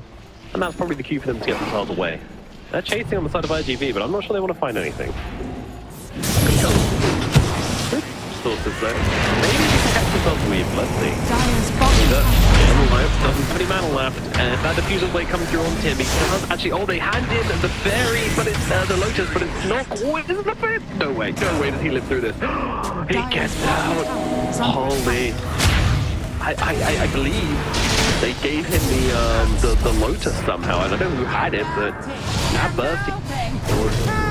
Crazy, and now they can turn around. Oh my god, there's gonna be soul destroying to the side of iG.V. It feels so bad. They do kill a Porsche. Okay, nice movie. On to 2. The 2 cores locked down. Okay. No problem. They can shoot 3 heroes dead. Now they make it 4. Why? TPing out. They're not gonna have the damage to stop this. So Dire's middle tower is 4 heroes dead though. Oh, they kind of got baited a little bit by the fact that Weaver survived. They wanted to make the Poggy Woggy turnaround play, but yeah, baiting them a bit too hard. They just overextend quite a fair bit. iG.V finding some good control in that fight. And you can still see how much of a struggle it is for iG.V to take these engagements. Again, just the hard lockdown, when it does connect, it feels pretty good, but you have a lot of opportunities on the side of LR&R to just dodge out. They still are in the lead, but the momentum cut off for a moment. Ukyo is going to be able to find a good amount of fruits on hand, so he has a greater healing Lotus ready to go. You still have superior vision coming out here from LR&R. It's super aggressive. It's watching the triangle, watching that bot offline, watching the mid lane as well, and still kind of sneak around, but iG.V, they've got room to grow. Now Tax is working on to just getting his AC, and durability boost up against Terrorblade and Weaver's going to feel pretty nice. We've got BKB up and running, Ukyo working onto his Echo Saber now, and you're working towards the Axe for Totoro. So you do have some great item timings to still meet on iG.V for LR&R. It's just a matter of, not giving these openings out. Because, again, with that kind of back and forth coming out for the side of iG.V, it does equalize them in terms of their levels as well. Like, you're not lagging too far behind now on iG.V for those big bounce backs on those kills. Radiant's middle tower is under attack. That's a chance now, for sure. But they did get both shards on the side of Lonely Rock and Roll, so Wenhow's going to be able to pick up his shard from the other Tormentor. It's a pretty big deal. It's just a casual, about 2,800 gold, basically, just from Tormentors. Pretty insane.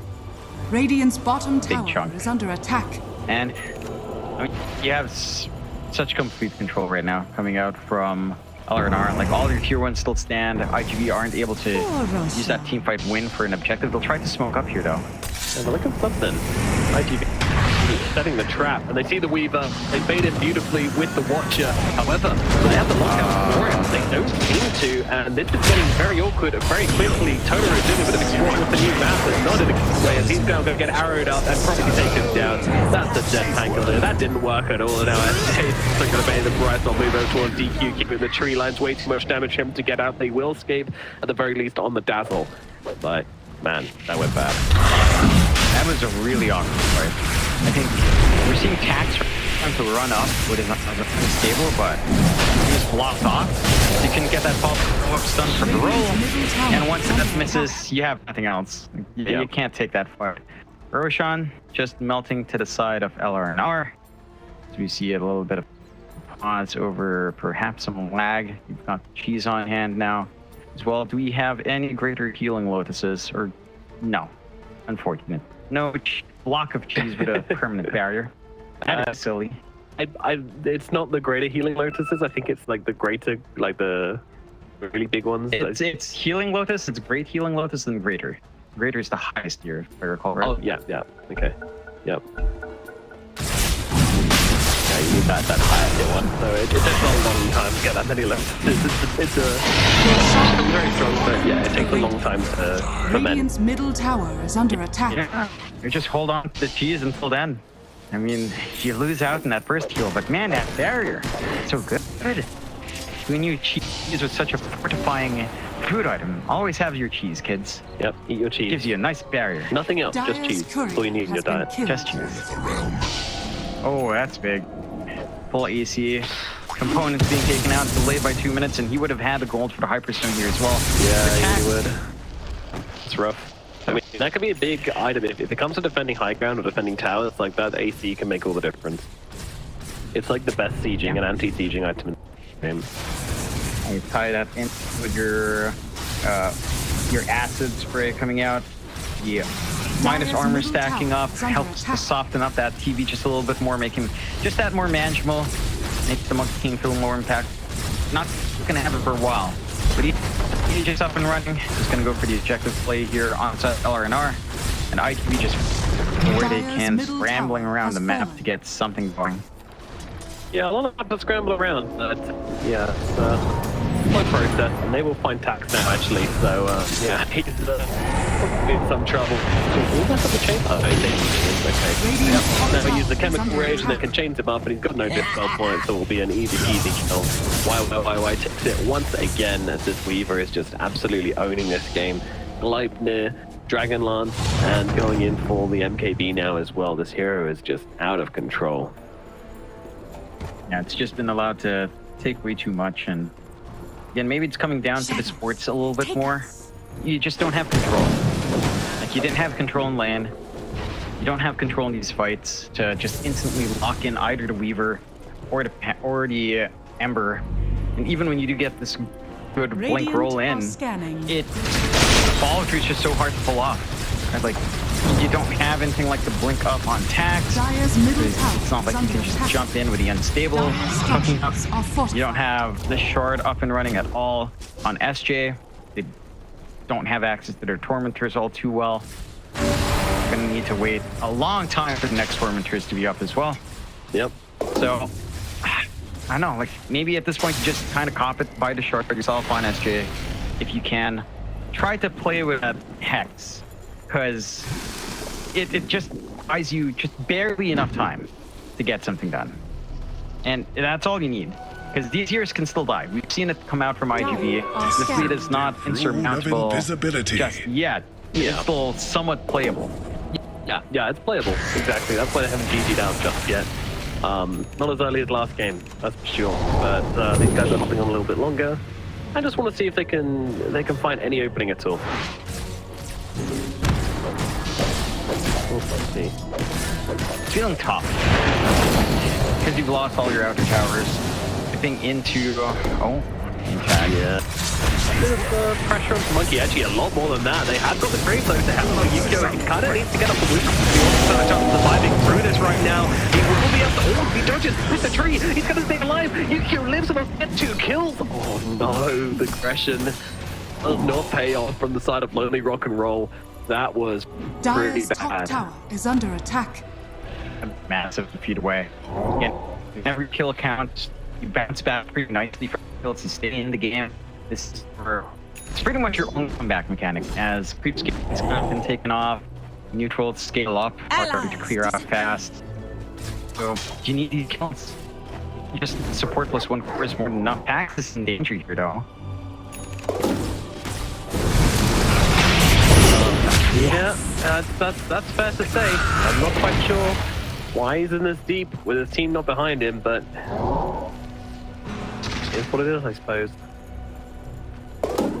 I mean, he's trying to find space to farm, but he's taking really risky positions. Radiant's Tier 1 middle still tower stands. is under Map control attack. here for LRNR is still perfect.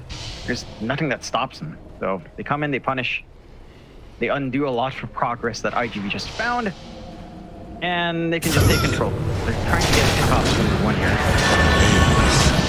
Yeah, looking over towards the Pangolin. Tango trying to play his way out of this one. A Swashbuckle comes in, but Oro's going to go down. Damn. Well, that was a nice little moment for iG.V, but then they just kind of feed it away, trying to play the whole map very, very greedily. I'm not sure how else they could have played it though. I don't know, probably under their vision would have made sense. Just play slower. Don't get a chance map, but stay alive a little bit longer. Probably would have been good. Dire's middle tower is under attack. High ground begins. An earnest agent does expire at least to... Oh, you don't have too much to worry about. It did expire earlier on. It's still a hard fight to take.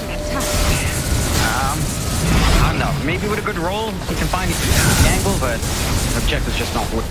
Dire's middle barracks. Yeah, this might be the beginning of the end for iG.V. I mean, that agent is gone, so maybe that'll back themselves away, but they definitely get themselves that barracks, and that is a big deal. I know, as you keep talking about, getting those kills is now a very, very difficult proposition. Who do you kill? Instead of RNR. Yeah, I mean, you'd be happy even with support kills at this point. It just helps you bounce back. So you wouldn't mind too much. Why spend a consistent target? But he's under vision. Just backed off smoke breaks. They're actually going double armor on Ralph. He's actually going for Chivas, which I don't mind. Again, it's mainly physical coming out here from the side of LRNR. Pax can survive longer, gets more value from the Radiance, gets to try to, reach in, back off this chemical rage more. There's some damage for the team. But with this deficit, it's hard to see the angle in for iG.V. Like, LRNR are just in complete control of the map. I do appreciate the discipline though. Again, not calling GG early, understanding that comeback is pretty strong if you can find those kills, and that they still have time. Like the shard for SJ is only 20 goals away. You'll just buy it out. Even though they have the tormentor there, they don't have map control to feel confident in taking it. So yeah, just invest, buy the shard, get that poison touch X on. Yeah, so I think they will take it, and this guarantees that a core is going to get the shard, which is actually more important. And actually the Snapback could get it as well, but they actually catch them out on the side here. They want to fight around this, and this is a really, really good time to look for this fight. The Tormentor's on half HP, and they are low from it as well, so they're going to be able to steal it on the side of Radiant. Very nicely done. The Tormentor steal, something I think we're going to be seeing a lot of in the future, and yeah, that's very big. Yeah, the RNG to get that on your TV as well. Not onto, I believe, who else left? Why? It's big. You've got the Demon Seal already to go. The Siege. Big gears down. They'll try up top. Yeah, the chain's done. Is it there? Oh, they don't have connection. Unreal. Yeah, 3 calls go for a gank. Almost would start up a joke, but kind of was in this case. Why? Just taunting them now. Meanwhile, bottom barracks is being absolutely annihilated by Big Can. Big Can, the big man. Scarly, MKB, so much damage coming out from him. They're going to pop the Wukong, just try and keep Tax alive here. This Wukong's just going to do nothing. It's not even on the objective, so just spinning in circles on the Monkey King. Not much else he can do, to be honest, as I'll come to the final lane of barracks here. And there might be a GG coming out pretty shortly from iG.V. There it is. The GG's a pop. Nothing more they can do for this one. They finally ran out of steam. And game number 2 will be taken by LR&R, which means go into a game 3. You'll love to see it. And they stay alive, they rally, they come out with a stronger draft here in game number 2. And they play around it really well. For iG.V, I mean, going back to the same openings here, while it does look a little bit funky that the side of LR&R just spends the rest of their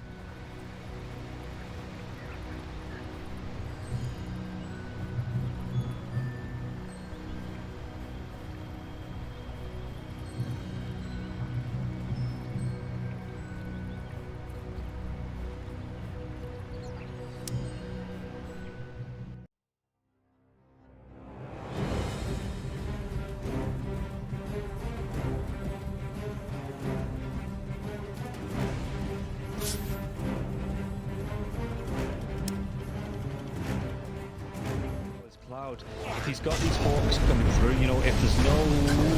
We'll come back to this as they get the dive on, and everything I was saying is now inconsequential because Cloud has gone down, so Kami has to move away from these multiple kisses.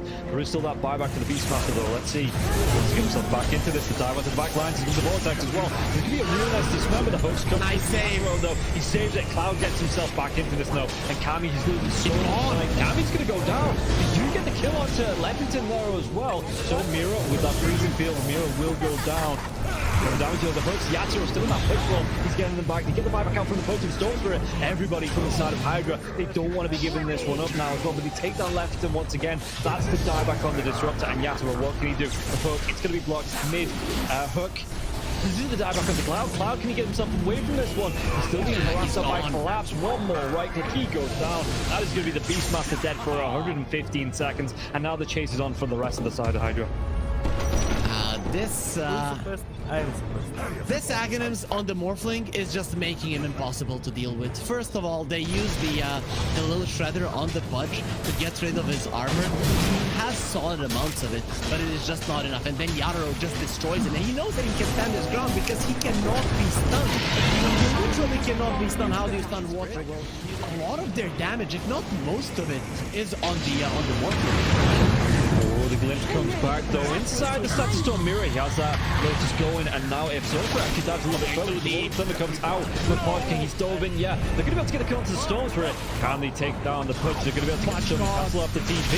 He's going to be dead. The Storms for it though, he has brought back, and they've got no kinetic field, no Static Storm. And like you say, they're even going to be able to get a lockdown onto Cloud. Everybody inside of Hydra, they just overextended, and we praised them in the first game for respecting the power of team spirit here, but Hydra might have just lost the heads a little bit, and the buybacks, they're going to be forced out, but I don't know if it's going to be enough to defend this base with the Pudge being down, with no Static Storm for the next 27 seconds. Spirit, what can they get from this? I didn't worry though, they're going to be able to get it. They get two, they do! They take them down, the cookie comes out, the Yatoro, freezing field, they might lose. Happy, is this the dieback? They do the break the Lincoln Sphere though. Morphling. Law wants to come right back into this fight because he have the boots of travel to do it. It might take him a little bit longer now.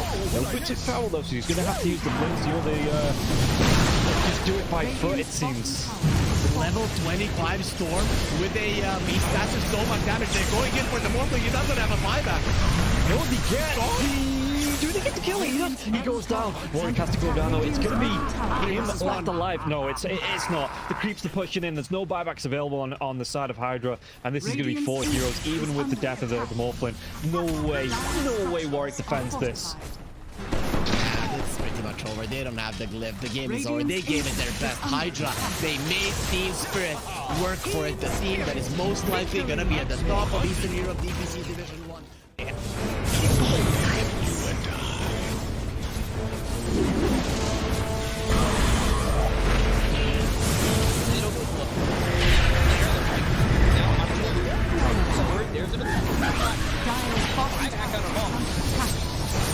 Radiant's middle barracks are under attack. Radiant's middle barracks has fallen. Scouts, you want to commit. There's just not enough damage. Crimson Guard, Atrophy Aura, Rubik's Fate Bolt, all this damage reduction. Let's see the combo. Bit of Malice. Strong in by the Disruptor, and now they're going to be hitting the win. It's back up once more. Bit of Malice, and Sumail is in it.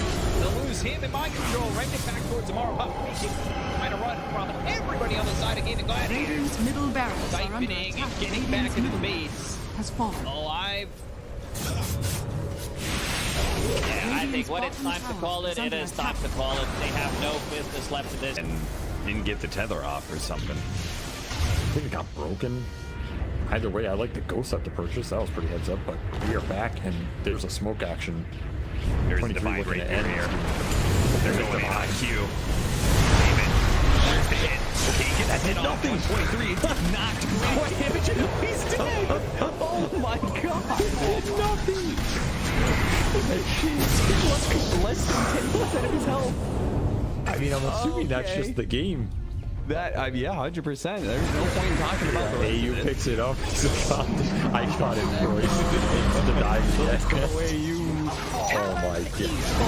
Victory.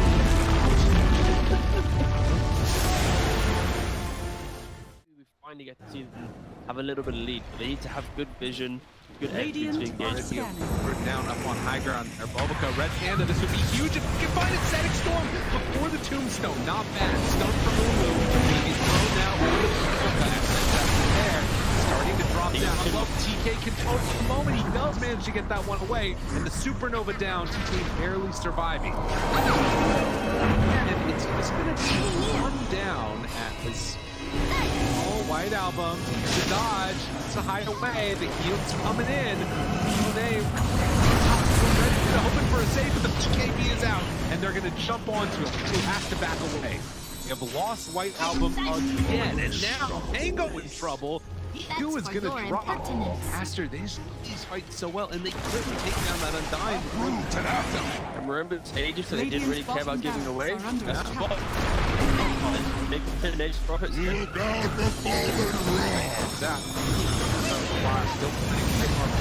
is out on the play. Didn't have a BKB available. Bulbica dropping low, the hand toss back in. They have another kill off Bulbica.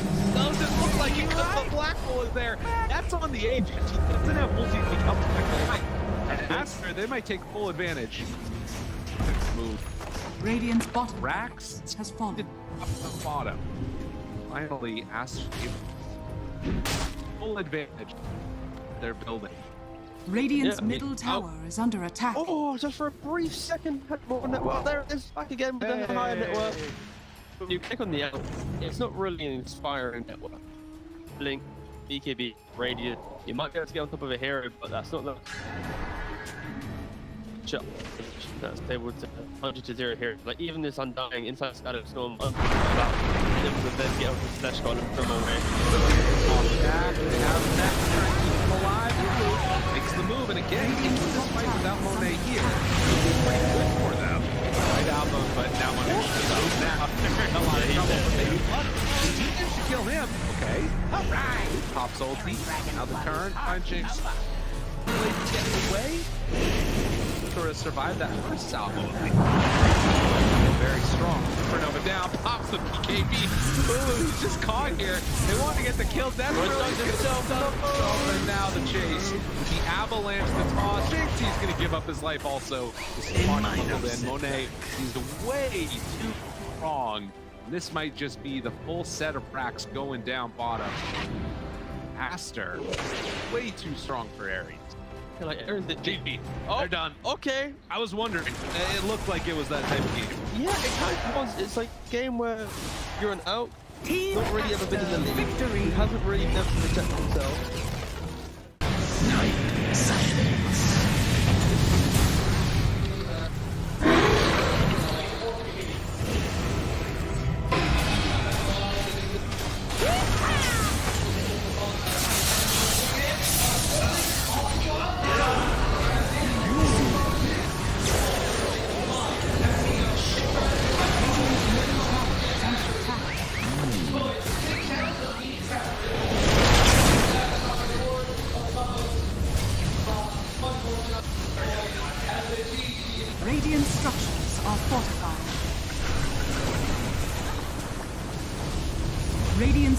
tower is under attack. Radiant's middle tower has fallen.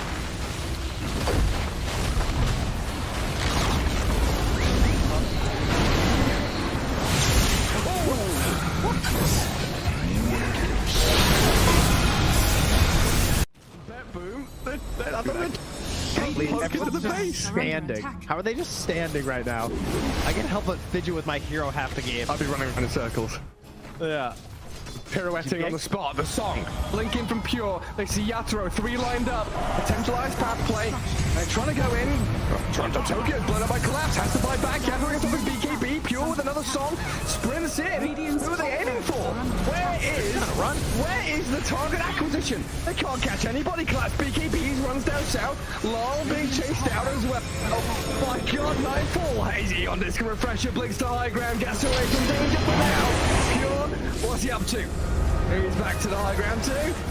Mirror image out. Aegis claimed. Lol in the fire. Still surviving and blowing up GPK.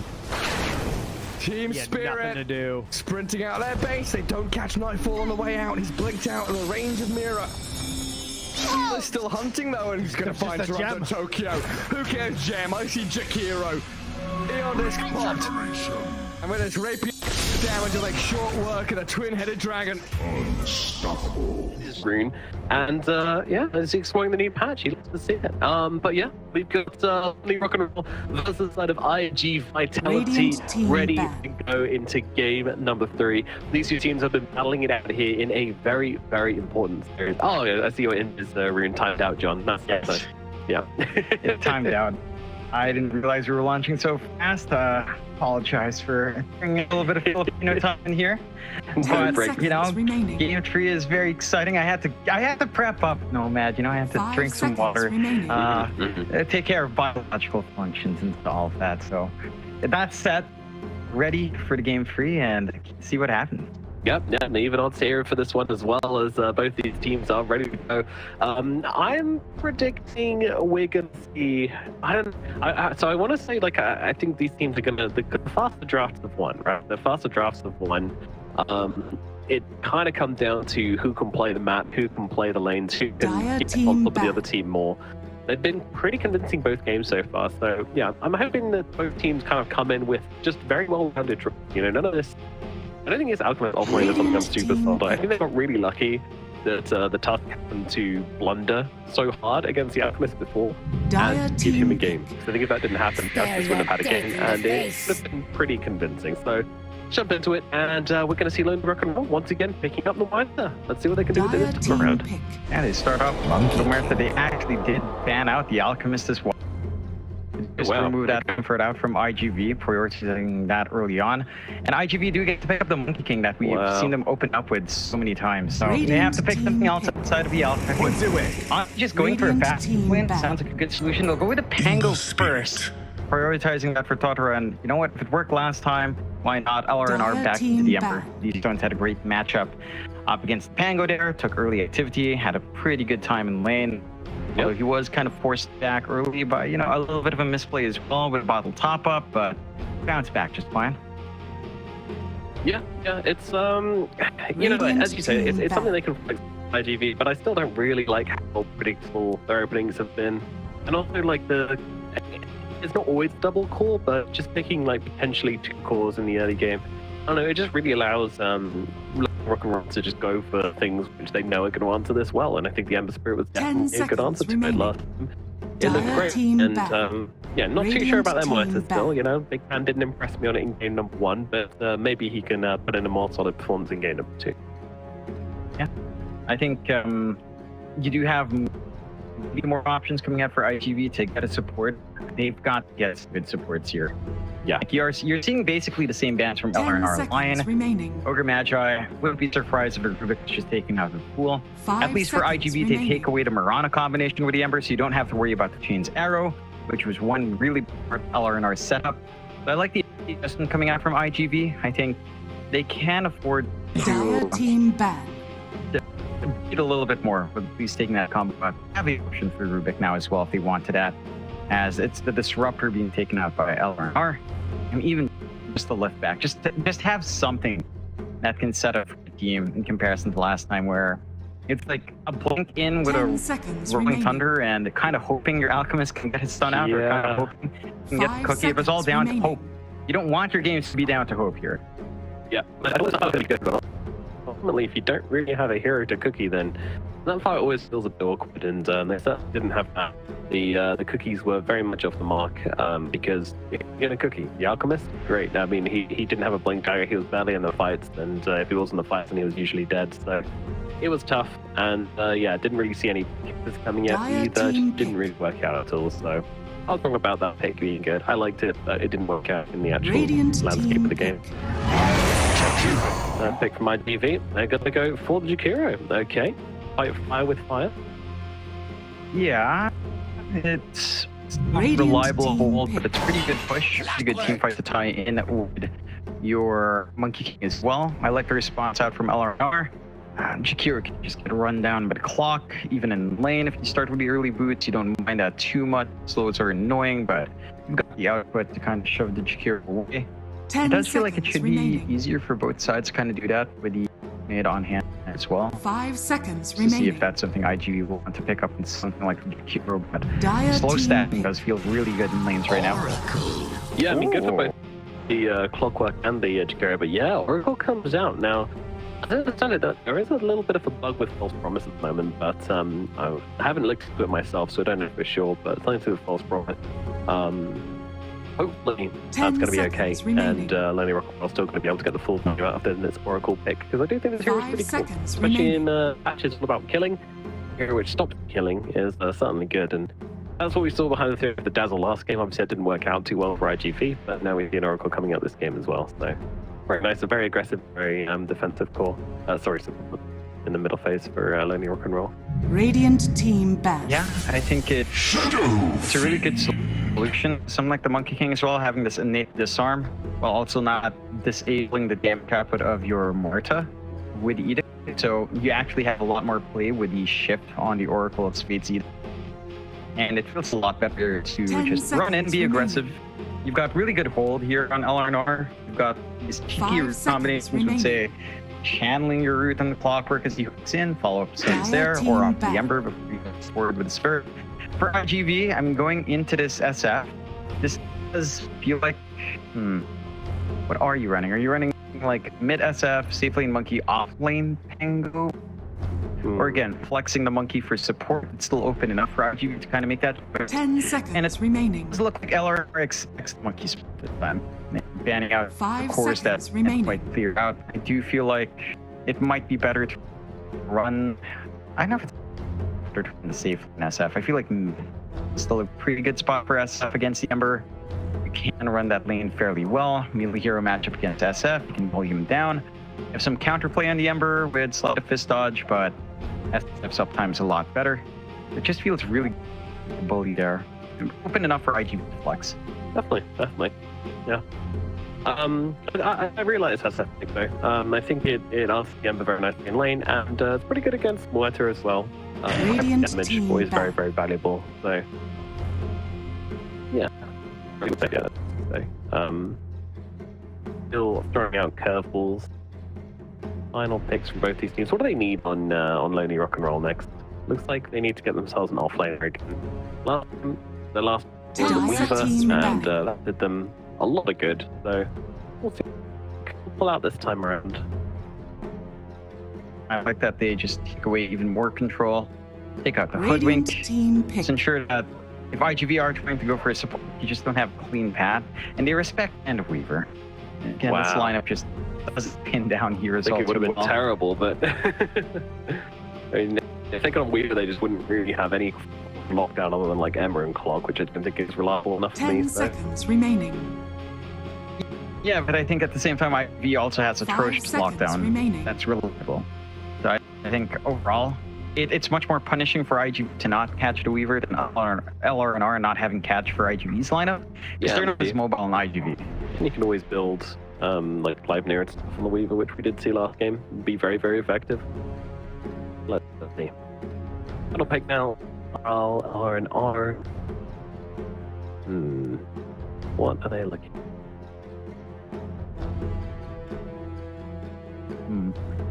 A couple of options still left. something like Lycan, I don't think it really synergizes with your draft.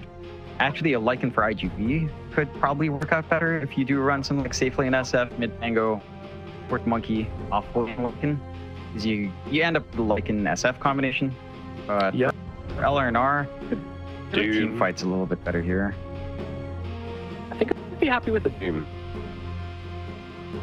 It's a lot of bugs for me. Frontliner, give you that big ultimate to play around with, especially if this SF becomes a beast. You can really answer him pretty well. Yeah, and creep skill's level up now, so Doom actually does get some additional scaling spells. Yeah, that's pretty nice.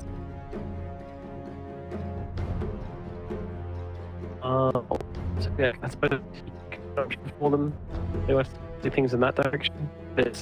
Dire team pick. Faceless Void. That's a bit less reliable. Oh. And obviously they're going to Faceless Void. What the hell? Interesting choice.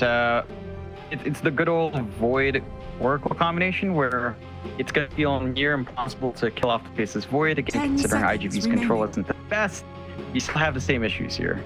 Unless they somehow find a solution in this next support pick, I'm not seeing much. Maybe Avenge is pretty high value just to have swap saves.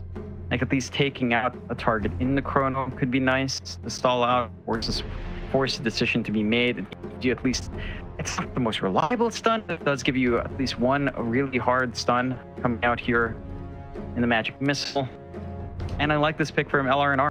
I think you still have the same weaknesses on IGV. You might be able to make some cheeky burst plays on Faceless Void, but for the most part, with the more the silence on hand, with the Oracle on hand to save as well, I don't see the Faceless Void dying too much in the mid game.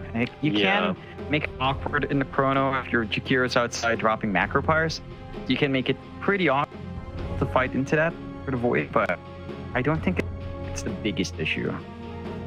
Don't see a ton of which I love here for IGV in terms of picks to actually go for. I actually really like your suggestion. I think that'd be great.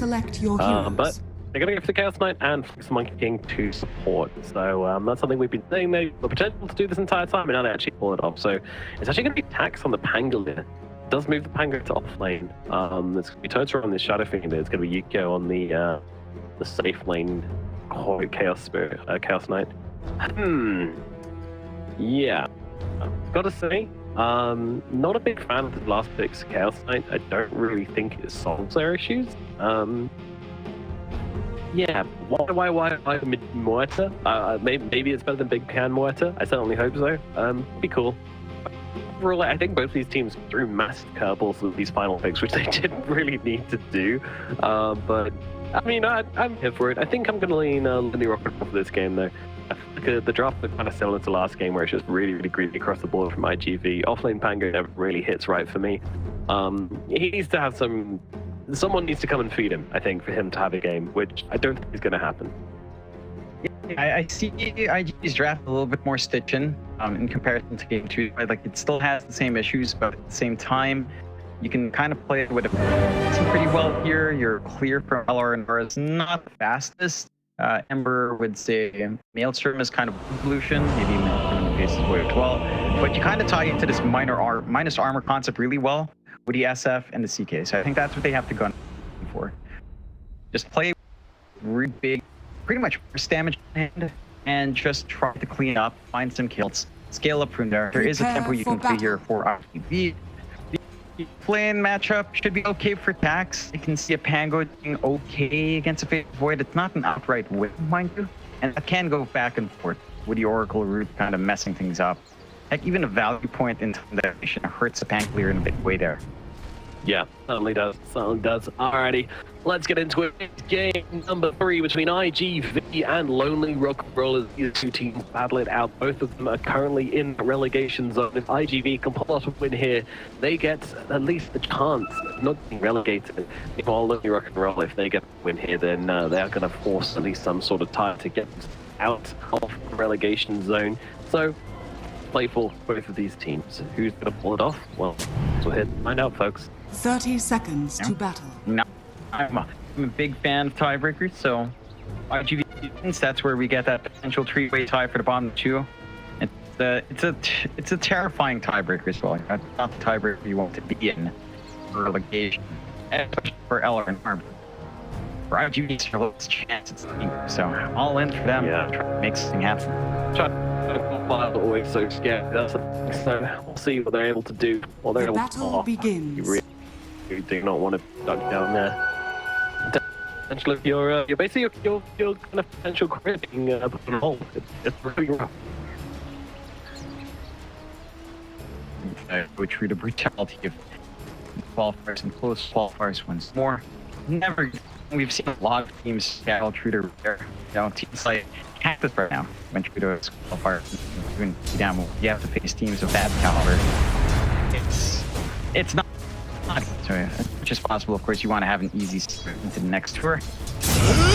Slanton will taking on bit first for up against Keystone on the SF versus Ember. And this should be a little bit more manageable for Tundra. You can kind of apply really good grass off the Ember when Shadow Raid's up against doesn't take cooldown on slide of it low enough lane that those opportunities should present themselves. Yeah. That's about the lane. It's much about how much was able to do these raids early on. These you need to be very careful about making sure you use the slide of very clear. Don't let her get last hit and damage on you with this race. It's always going to be going fast hit, but also these tend to quite a bit. And are also they know exactly what's much up for that. Yeah, just about finding those openings. Nope. Totoro, yeah, a bit of breathing room there, wasting some mana out. By the time you hit level 2 races, it gets really painful. Flame Guard will not be able to wave as much of it, and you don't really have any relief. No, we don't admit it anymore, but it's fun just watching these trying to like take each other out. You know, these don't just playing on the edge. These pump fakes, but these teams are doing an excellent job of realizing when you can go for quality levels. You're off the top lane. It's all why, but when it comes in, open and pick up through as well. It's damage. I think maybe a little bit off the mark there with pulling. Not going through the comp. Also, when you realise that they're calling, a bit of a marketing work. Yeah, it's a little bit fake. It's a little bit of a start as well for Ukyo. Like he is finding some pay. There is still this fight coming out here for your Muerta and Clockwork for YYY and Wenhao, but it's have the same tonight. Yeah, it is much more manageable. Level 3, level 4 for Ukyo. It's hard to get a little bit silly for the Cicuit flow for those first plays.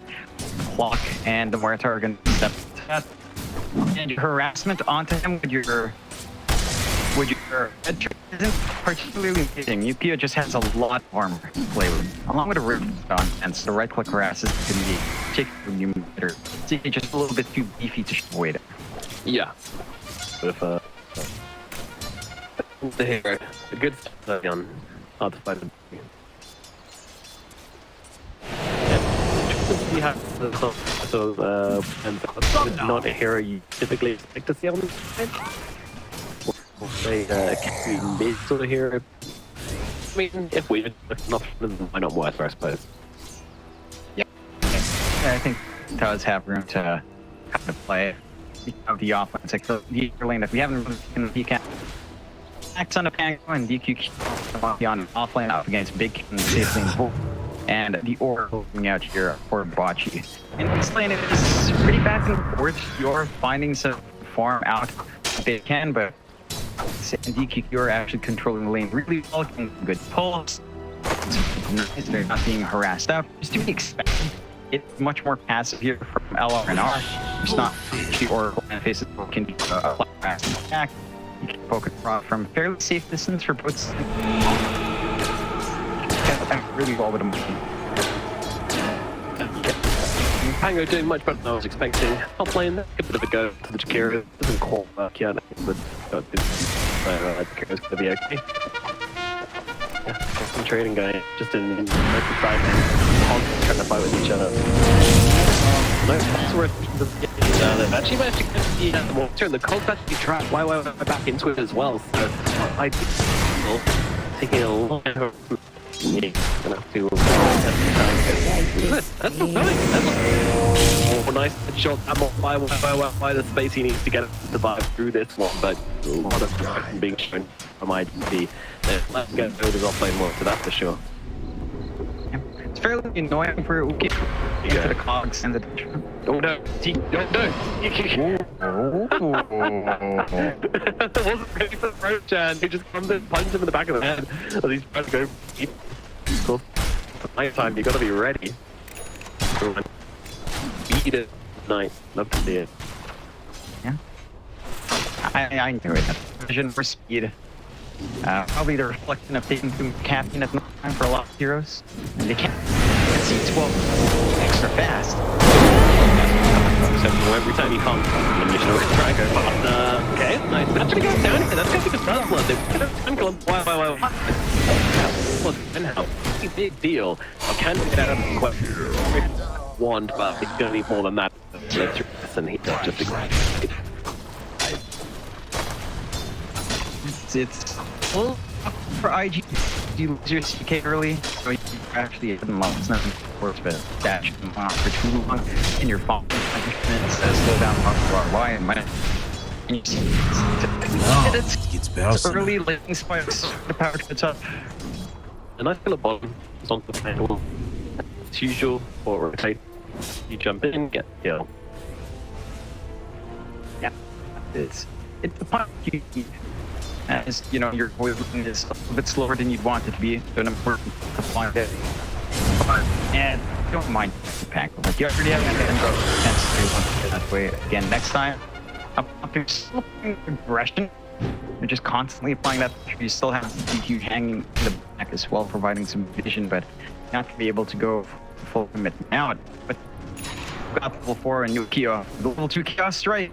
You really don't want to have to take some hits from the DK. It is a lot of damage, and you do some depending on why with a fluffy hat off. But for the wisdom, yeah, he keeps pretty good hero. So she came against front, and she the 14, and now on DQ might be make it go down. And yeah, that's something we've seen happen in the series before she goes to the wisdom and ends up just dying.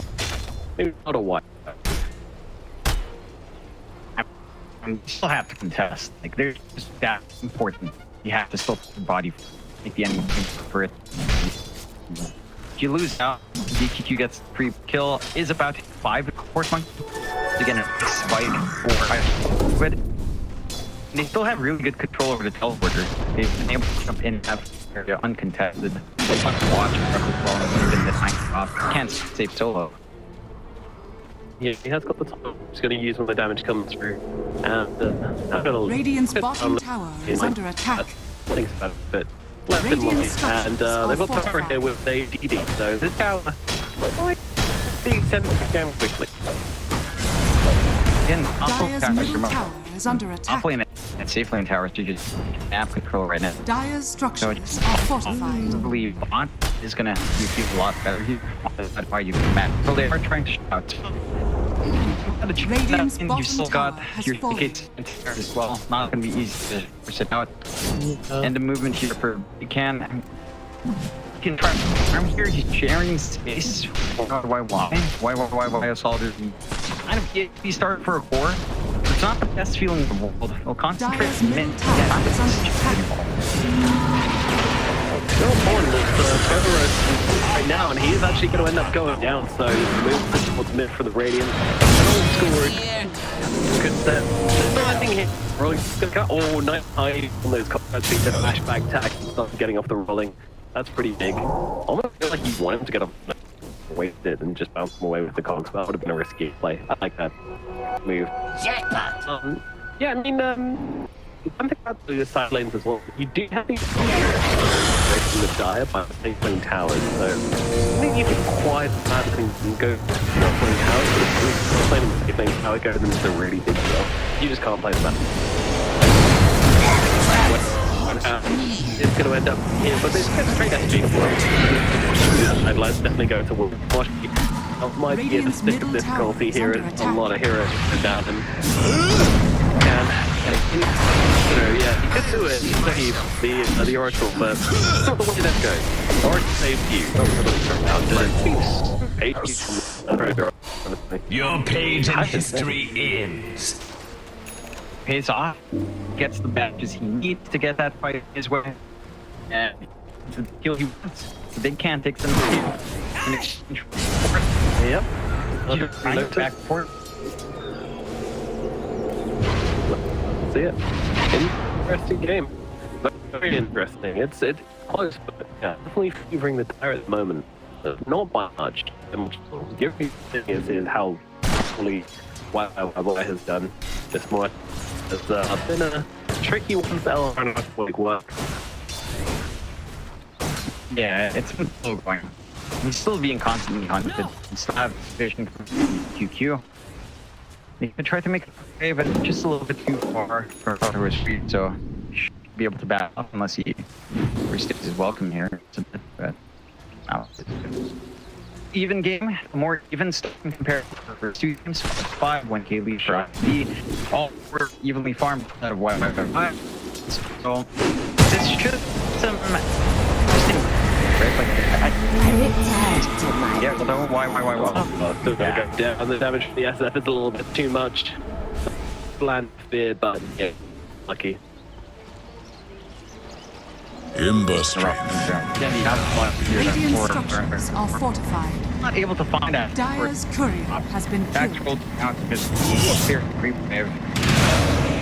It's gonna be able to find any connection, but Radiant's bottom tower is under attack. Yeah, and this is going to play Hanger, right? Hanger, mostly kind of figure about just using the time to slow down the beat and find which one to go. Okay. Radiant are scanning. It costs as well to prevent the full push commitment. They still don't have it safe then. Yeah. You don't have any sort of map advantage out for LR. Whereas iG.Vi's been using the bot jungle really getting free for Totoro. Allowing that to steal up that.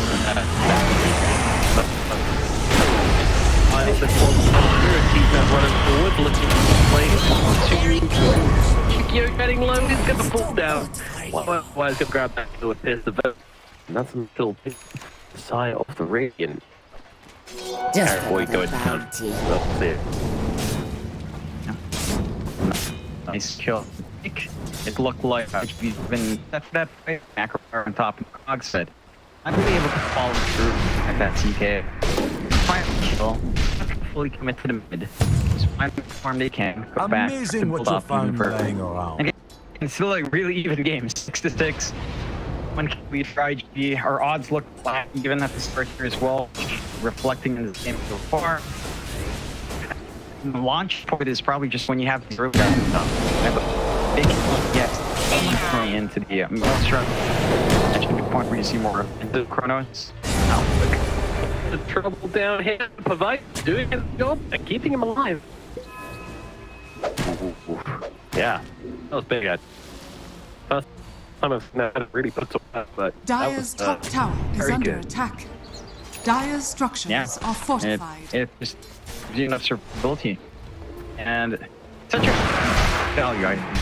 Pretty simple build up as well. So nice read when it just this durable front line for the team, providing some space, and allowed us to just keep building up. Once you hit critical mass again, once you're ready to become down with these Chronos, it does feel a little better. They will smoke up with these stones. These boots are pushing up to be able to surprise here.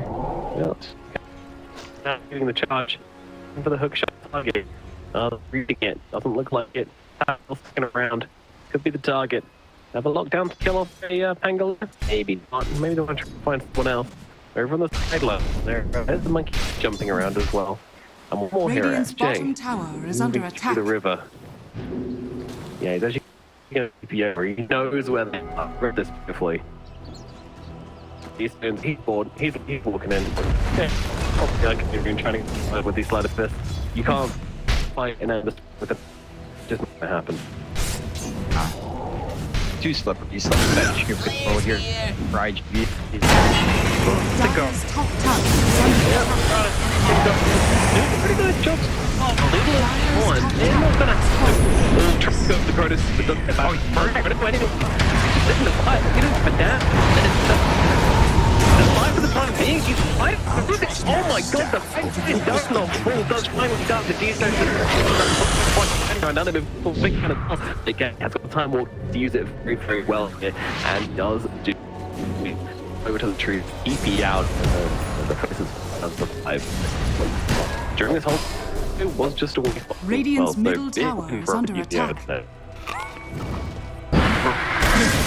Need one, but find some punishment. Just lose your tier 1. But again, you still have the item to kind of play with, so it's not the lost the equalize a bit. So you buy some space up for your own to kick. You wait for that. From the first, not quite the best show. Again, already a good position from SJ and from Tax to kind of stack up Acropower and get your position in there for the Chrono on top of that, and make it the common time and to just do the damage he wants to do there.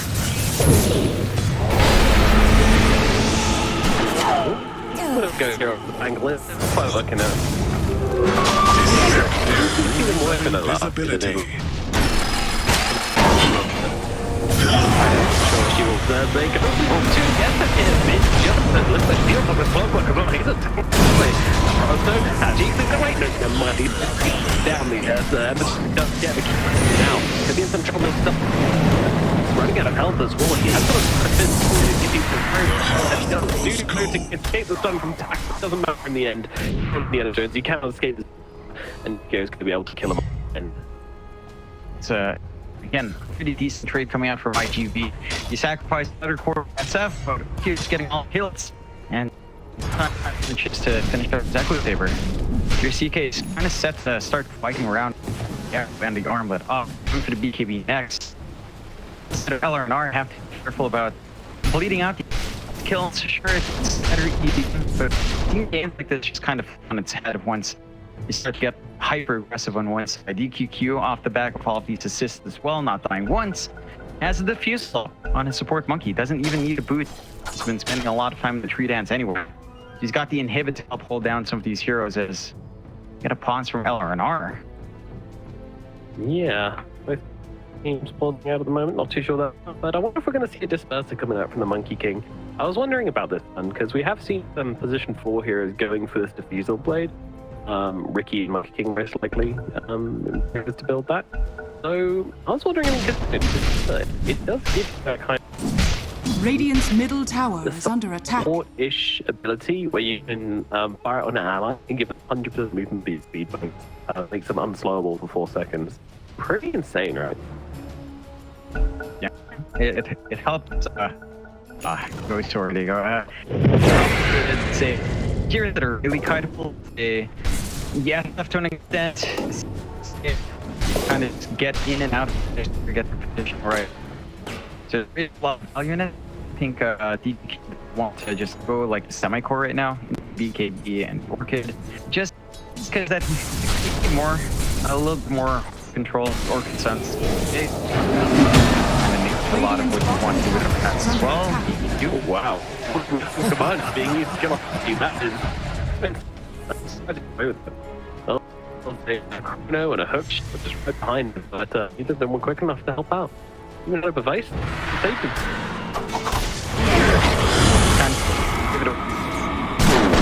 Give it again. These free kills coming out for this monkey. A lot. While D-Stone's going to pick up this kill onto the hero. I could do this all day. Yeah. Pickup's big. Even though it's not the biggest heroes, these are such big gold injections and DXD injections to creep people not feeling as much as well. So you don't mind on the side of LR&R just finding this free kill. It's the same for GV. Your cores are formula with the wrong iG.V and using this map space pretty damn to clear out camps fast as well. You've already got the early aura coming out from attacks, so that full core can creep up. Protection in the middle of these engagements. You might not have damage come as long as Reeves is around nearby. I just realized we have 3 faded roaches inside of the roll by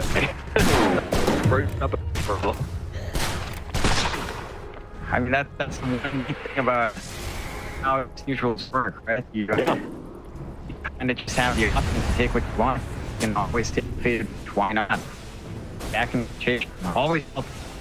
And now everyone can have their own little roach. Roach enjoys on this blessed day.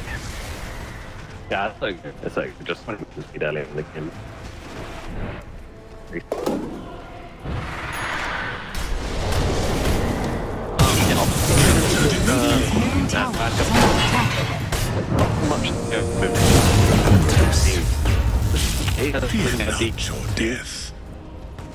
Finally giving a bit of punishment, which playing very long hasn't been punished for it yet, but there we go. Radiant's middle tower is under attack. It's a kind of big kill where you're punching, build up your monkey. Finally, you get that move out. He's been stuck for a long time. Getting shoved out. You got early BKB's ready to go down. Radiant's bottom tower is under attack. It's me, Jonathan. Look at the time. It's torment time. Yeah. That doesn't look like they have something for box here. Yeah, killing the tap on the water, a nice little jump there from the Emperor does give him safety. Very little mana though, so almost didn't have enough of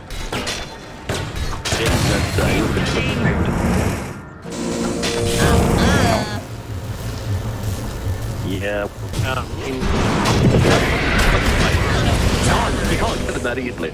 Okay, they killed him there. Radiant's middle tower is under attack. Radiant structures are fortified. You die pretty fast. Yep. Chain Sun's in there. Unlucky. Why it's just not really playing very hard on the monster at all. Just sitting at bottom, farming it up, creeps, and ignoring the wall. Dyer's top tower is under attack. Radiant's middle tower a very, very high jump time Weta, but that's something I think. Oh no. Amazing what you found very safe captain. On the very last left corner.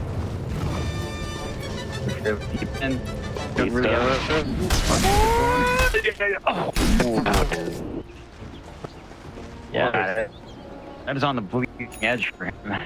Bails out. This is BKB. A nice surprise waiting to engage here from the side of LR. iG.V, they've got the blink ready on tax. They've got the angles. No one's going for Tormentors just yet. No, that's surprising. Yeah. I feel like there's some very, very shots, I suppose, as well. Clockwork and Oracle's a lot of flat, random thing is great. Radiant are scanning. Yeah.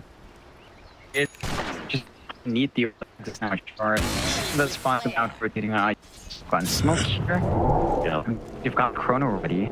He is up as well. No one's Radiant's top tower is under attack. Yeah. I can see why iG.V don't really care too much about the Tormentor. It's kind of net to them. A bit of ability is alright. For SJ, I think Liquid Frost is probably one of the worst shots now. I'm sure. Ooh, beautifully done there. The coolest kick. To get that damage to bring it down. Wide by wide. Big comes down. Then on the team. Where now back and keep the trees. Finish it. We'll be finding it. iG.V. Call it. That was very, very nicely executed from the side of Love. 0.1k damage from the worker as well. Let's see. Power. Yeah, is see it's just not on top from iG.V. And again, even the game out a little bit. I mean, iG.V haven't had an opportunity to really use their own fresh BKBs in a big way to yet. Their DD does fade on Tundra, so they can't get a fast push, and now you have to deal with the KD up. Dyer's middle tower and they are is for under Tormentor. attack. We'll find it. Dyer's structures are rain fortified. Destiny on hand. Radiant's bottom tower is under attack. Dyer's middle tower is under his attack. old now a charge. It's a little bit. I mean, it's a lot of it's hat on hand. Your new ag is time and false promise. So, get everything you want for this patch. It's really good. It's really good.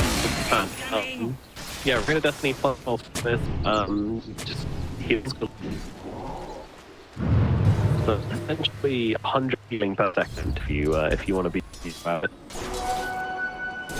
Yeah, it's a lot. For the I could even have some physical first on hand, but you have to waste time to throw.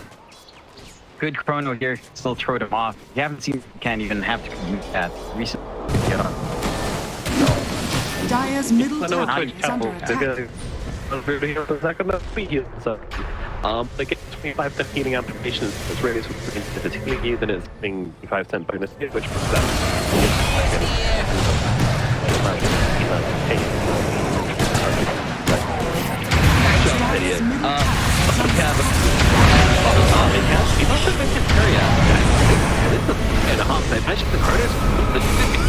Nearly that, but don't worry.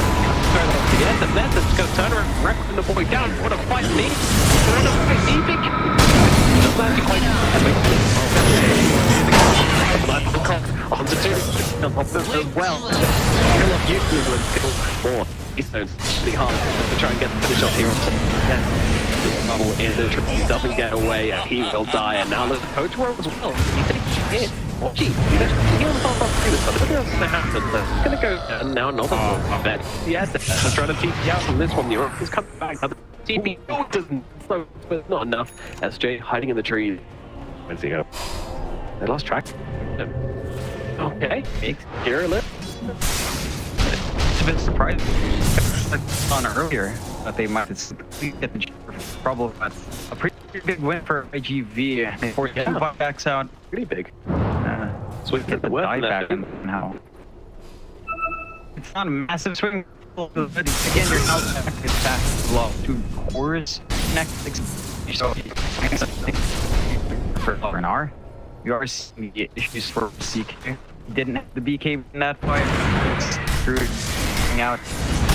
Is quite high on the when they are allowed to kind of these fights, but you get from Big Canada. Radiant's top tower is under attack. Dire's middle tower is under attack. Dire's middle tower has fallen. Actually off. Radiant's top tower is under attack. Dire's middle tower is under attack. Keep the Tommy at home. They'll get crushed, but they scouted again. They're not throwing it. Yeah, I don't think it's gonna take him a long time to get over here, but even like, yeah, I don't think he's fighting is off scratch. This one. So we want the friend to be done. He just goes into the hands of the Shadow King. Scary actually. Turn on his head. Illusion. You rock and roll. I feel like LRs have really good scaling because you have Radiant's the issue is getting that scale out. When you lose mana space and you don't find it. You lose killed, you can get it really. Further this, I mean, let's put the damage down to maybe just about. Around the corner, another lack of kills, and that'll feel good at all. Yeah, okay, that's exactly where to start to do that. Find any kills off the bat, maybe a little bit of defensive chrono as well, trying to kill, but it doesn't even run. Doesn't get it. Just weird play. Radiant's top tower is under attack. Yeah, they weren't released to back them up there from LR and armor. Not fully, at least. But that's gone. I mean, your defense is on as well. You're gonna lose your. If iG.V were kind of brave, they'd turn to the high ground. Radiant's top tower has fallen. They probably could, but they still have the KGs ready. They don't really have much to worry about here. Where are you going, bud? Time is money. Dire's middle tower is under attack. I think can't you yell to your I think that might be what he was trying. Maybe. I like to think the gate. Boom! There it goes. Yeah, that'd be fun. That'd be perfect. Well, you can walk through. that would be Like the buff. 5 here RP. Skewer into the fucking field. They drag them through the field as well. They're with. Wouldn't know what these guys are. It's like field. Girl. They're not like this buff. Radiant's bottom tower is under attack. But you want them to the gate? Yeah. Radiant's bottom tower has fallen. Team just watch. Yeah, like let's see. Dire's middle tower is under attack. Watches. Killed by Radiant's Darth Maul bottom from tower the is under attack. Radiant structures are fortified. John could do it. Hopefully, they'd love us. I mean, who knows? Maybe it does, maybe it doesn't. Although, it probably does. Probably does. Be funny if it did. And this match had a Radiant's courier has been killed. Not surprised. It has, yeah. I don't know that doesn't set up. I love Rush changing homes. I love that shit so much. It's hilarious. Dead at the moment. You can't watch, but you're fine. But it's not. Be Luna or I thought her with a Phoenix and just confuse the heck out of Roche. It's like, am I going home? He just gets he stays in lane, stomps through, gets fucked out. You know, it's not like that. People keep saying it's bug, roadbug. He gets annoying. So I'm gonna spend my whole game. Yeah, exactly. You gotta respect the big man. You know, he kept control. Oh, go to work out. Like Michael Douglas and falling down. That's basically what it just loses it. Cracks. Look, I mean, I just love. I have made them.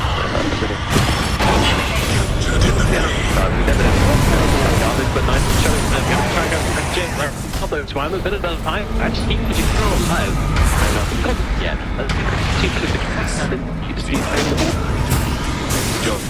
They just blow up the Oracle as well. They get jumped off. Well, there's so much damage coming out.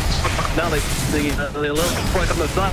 You get trying to bring in a little bit of time. There's the McCusker and the DK and find the Philip and can't find Torso as well. So that's pretty difficult. The rebound question. He's trying to help him out. He's got the bound of the Torso and actually find out away from the phase of point. And that's kill onto the SM. He also get around all the faces and not going wild fire. It's a huge Radiant as well as rock and roll take down 4. They dance around that fight. We see a really effective Chrono. Dire's middle tower looks like it whips onto Cicuit. They still get 2 big course. He's kind of pinned out. And side of iG, I mean, it boils back to not having an answer in that last tag. Just have to save puts Chrono's up. You carry around there. Actually did die off quite have a close TP point to work his way into that engagement. But back in it falls flat. So it gets scary for iG. It was them with Aegis. It was a reasonable even game. Now they're in the back seat. Or they had 6 holders right now. Taking tier 2. Open up a little bit more of that forward top. Want to invade arm game going for iG.V. I'm going to fix this. Quite frankly, like it. To deal with Chrono, like even the build up there in Stones is having the Lincolns and VKB on hand. Wow, that fun you have. Radiant's middle tower is under attack. It helps you dance around. And we talked about the weakness of iG.V's draft. It's always with heroes, offensive items on hand. Sure that they slippery. They will on the so they for EQQ. I keep thinking Hunter, but always here. Yeah, that's copyright. Yeah, can't really. You know, you can't put the title of any movie when you're Oh yeah, it's the chat. We get it. Yeah. Love my bounce. Can't stop. Imagine making. Come on, my friend. Wow, No. that's nice. Okay. Great job. Yeah. That's my favorite my entire life. Unlucky. Take it. Rune.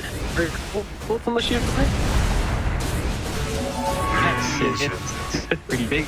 Just allowing for. It's actually Bounty. like it's a little bit much. 50% max. It's a lot. Okay, but it's increased double damage during the day, right? Like, you know, imagine we've never seen stuff during the game, and then they raised it. We'd all be like, oh god, this is overpowered gun. Yes, there's something about like. Think about how HP calculations work in Dota though. Like once you have decent armor, HP adds something. And barrier is just away. So it's your HP. Amount. It's kind of silly. Well, let's see, Clock. I would say it's broken. He just needs more Lotus to complete his. Well, let's go. Then get the cheese. Oh. Come on, now. Complete your claim. You panel. Yeah, come on. Here we go. Yeah. Oh, this delicious light. He greedy bastard. Yeah. He needs one more greater healing Lotus. Just one more and then rush, and then we get a permanent barrier. Please.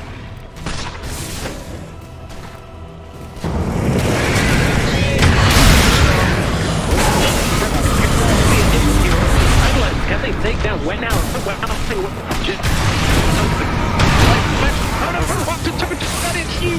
Out of the fight. Why is that? The one who goes down to dead and just gets completely killed off, and it looks like what might have to get a web. You want fighting up the side will flick of the time, right? Off the mark, meaning you can just walk inside. Well, you can't walk eventually, but back from the water here. Can they already, and I think might beat the team themselves away now that it's no Chronosphere, so long as he's left on the side of the Radiant, so it does leave it out of the back out. They'll never see me come. We're back on the water there. It's a pretty big bug. So, Eller and Aller. And for iG.V, give them a bit of leeway. If they find out why get and the fight is going to be a lot simpler without having to worry about the output. Why does have what it's from and the crystal is up. That won't. Does people with your gunslinger up and running? So it's a big R&R was trying to get that and then went to early run. Like it is despawning relatively faster. You're just going to try to run for it. Only a few seconds away. Outside of IG has to be where it's up. So they just need to get themselves positioned. Tundra has to be so careful with this positioning. In Chrono to worry about, so the same move can't happen. And where you get bursted down that fast, a lot of your out is taken away. You need that C to get that thing with the Dire are scanning. Yeah, this was probably was they really need to. They've got 30 seconds. Let's see if iG.V can find anything.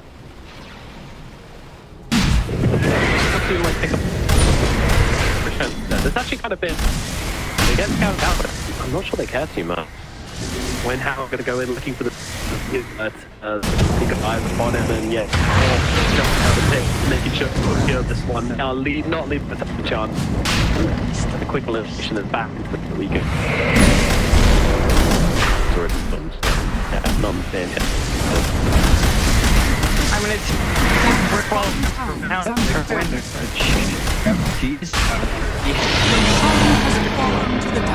So, didn't even get to have barrier. Yeah, where? Yeah, I think. Why? In the last fight, handed out this and tried to run out. Fair enough, I guess. Do what you gotta do. Some miss out your memes. No matter. It is no feeling. No Dirk. But the barrier. Dire's bottom tower is under attack. But you're never gonna get. Win the fight because you'll never get there. Dire's bottom tower is under attack. They had to lose. I don't think I've ever tried to eat. Well, I've eaten lotus root. Yeah, I've eaten lotus fruit. It's not great. Lotus fruit. Lotus fruit's okay. You know, it's like it's in a lot of Chinese stew. Pretty alright. Not something I go hunting for, but I'm like, okay, you're there. Yeah, I'm not gonna get mad about it, but at the same time. Yeah, same. I'm wondering about fruit. Rock it on! I've never tried lotus fruit. I'm not even sure if that's an actual thing. And I'm in. I would get not lotus growth, right? And yeah, to one grow fruit. That's a rule. But frog's never wrong. I mean, this is this world, lotus fruit is delicious. It's delicious of mangoes, though. That's the frog's favorite fruit.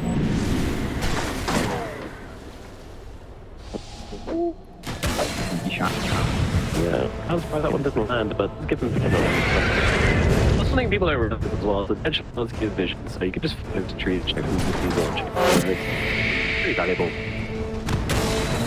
He's here. Radiant's middle tower is under attack. Next always a little annoying.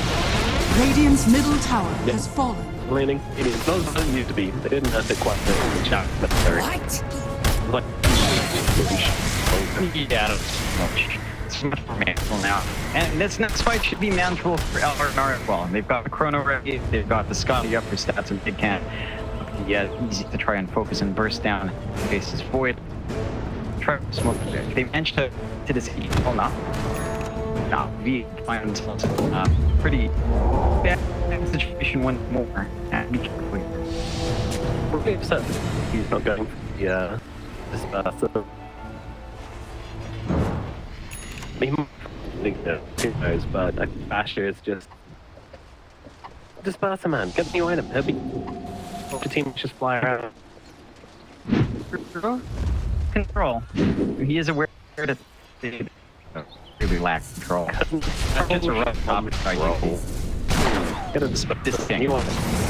Yeah. Dire's You can throw I've got them all. I have a fly back and it can move across all the way now. The ultimate from the Oracle's even ready looking for the +1. The clockwork could that's the time, but that's full regardless. iG.V now looking to mount a high ground of water for a very long time. Would have been 6 to 45 critical. Active. No creep wave around, so they can just push in. They'll still have the secondary port stall on the racks, but need to find a good angle here. If they got Chrono again, there's still a chance. Radiant's middle tower has getting any fallen. big Chrono opportunity Radiant structures from iG.V very spaced out. Yeah.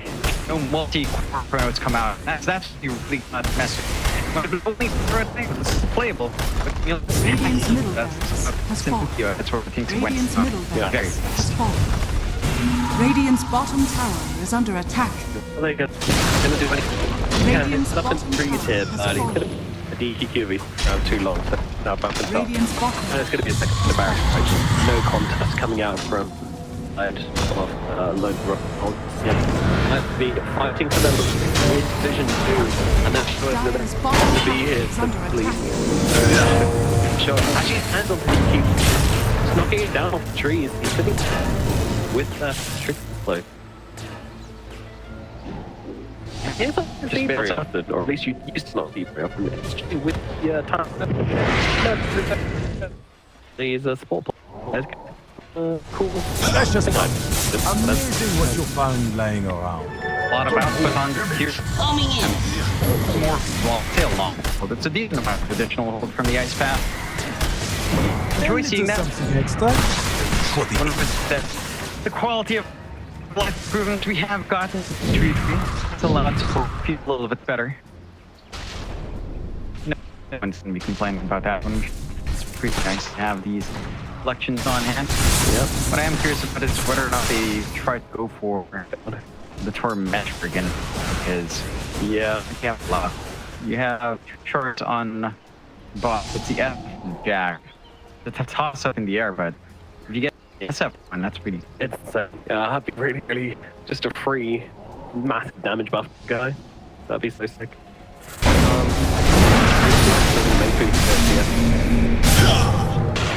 That's one way to do it. I'm worth a short just from everyone's from me here for an hour. So nothing but it's life steal application.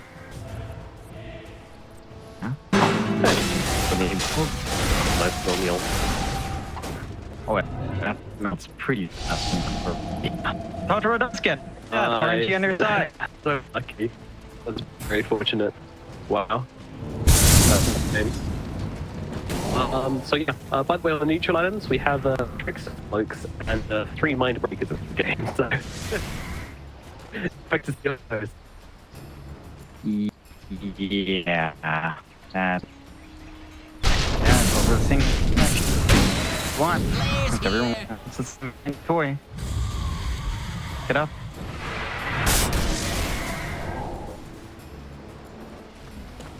Instead of color, it's all just on hand getting these chronos.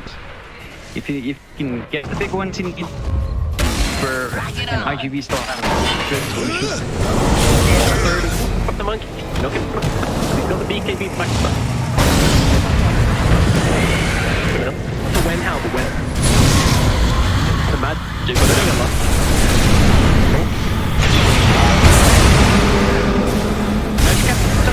Can they be? I foresaw this. Turn around, you taking a ton of back away now at the My searing now that ultimate he is very I think it's worse than you. But so, you can see the blues and you still fix the news inside. What they don't have.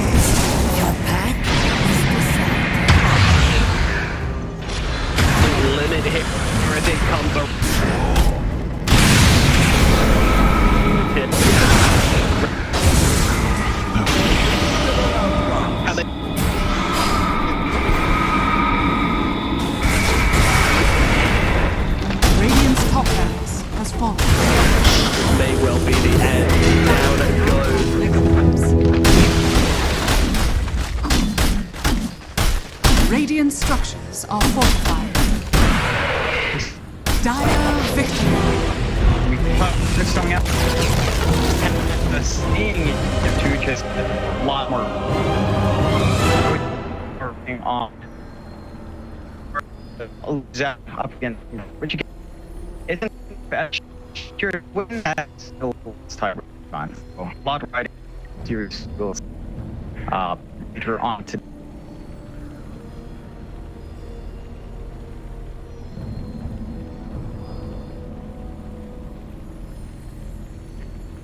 But they should from side of iG. Yeah, to depend. Both.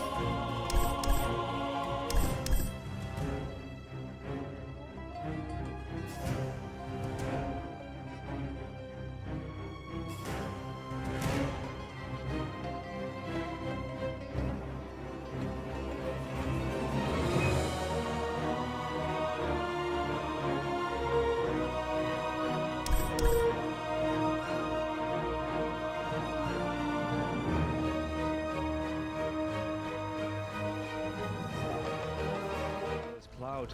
If he's got these hawks coming through, you know, if there's no... We'll come back to this as they get the dive on, and everything I was saying is now inconsequential because Cloud has gone down, so Kami has to move away from these Mortimer kisses. There is still that buyback to the Beastmaster though. Let's see. Let's get himself back into this. The dive onto the back lines into the Vortex as well. There's going to be a real nice dismember. The hooks come. Nice save. Though. He saves it. Cloud gets himself back into this now, and Kami is losing so much. Kami's going to go down. They do get the kill onto Leppington there as well. So Mira with that freezing field, Mira will go down. Going down to the hooks. Yatsu still in that push roll. He's getting them back. They get the buyback out from the potion storm for it. Everybody from the side of Hydra. They don't want to be giving this one up now as well, but they take down Leppington once again. That's the dieback on the Disruptor, and Yatsu, what can he do? The hook, it's going to be blocked mid. Hook. This is the dieback on the Cloud. Cloud, can he get himself away from this one? He's still being harassed up by Collapse. One more right click. He goes down. That is going to be the Beastmaster dead for 115 seconds, and now the chase is on for the rest of the side of Hydra. This Aghanims on the Morphling is just making him impossible to deal with. First of all, they use the little shredder on the Pudge to get rid of his armor. He has solid amounts of it, but it is just not enough. And then Yatoro just destroys him, and he knows that he can stand his ground because he cannot be stunned. He literally cannot be stunned. How do you stun water? Well, a lot of their damage, if not most of it, is on the Morphling. Oh, the glimpse comes back though. Inside the Static Storm Mirror, he has that Lotus going, and now if Zerker actually dives a little bit further, the Thunder comes out with King. He's dove in, yeah. They're going to be able to get a kill onto the Storms for it. Can they take down the push? They're going to be able to catch up and cancel off the TP. He's going to be dead. The Storm Trader, he has brought back, and they've got no kinetic field, no Static Storm. And like you say, they're even going to be able to get a lockdown onto Cloud. Everybody on the side of Hydra, they just overextended, and we praised them in the first game for respecting the power of team spirit here, but Hydra might have just lost the heads a little bit, and the buybacks, they're going to be forced out, but I don't know if it's going to be enough to defend this base with the Pudge being down, with no Static Storm for the next 27 seconds. Spirit, what can they get from this? Diving Warwick though, they're going to be able to get it. They get two, they do! They take them down, the cookie comes out, the Yatoro, freezing field, they might lose Happy. Is this the dieback? They do the break the Lincoln Sphere though. Morphlin. Law wants to come right back into this fight because he have the boots of travel to do it. It might take him a little bit longer now. No boots of travel though, so he's going to have to use the blinks. You know, just do it by foot, it seems. Level 25 Storm with a beast. That's just so much damage. They're going in for the Morphling. He doesn't have a buyback. No, they get. Do they get the kill? He goes down. Warwick has to go down though. It's going to be him left alive. No, it's not. The creeps are pushing in. There's no buybacks available on the side of Hydra, and this is going to be 4 heroes, even with the death of the Morphling. No way Warwick defends this. It's pretty much over. They don't have the glyph. The game is over. They gave it their best. Hydra, they made Team Spirit work for it. The team that is most likely going to be at the top of Eastern Europe DPC Division 1.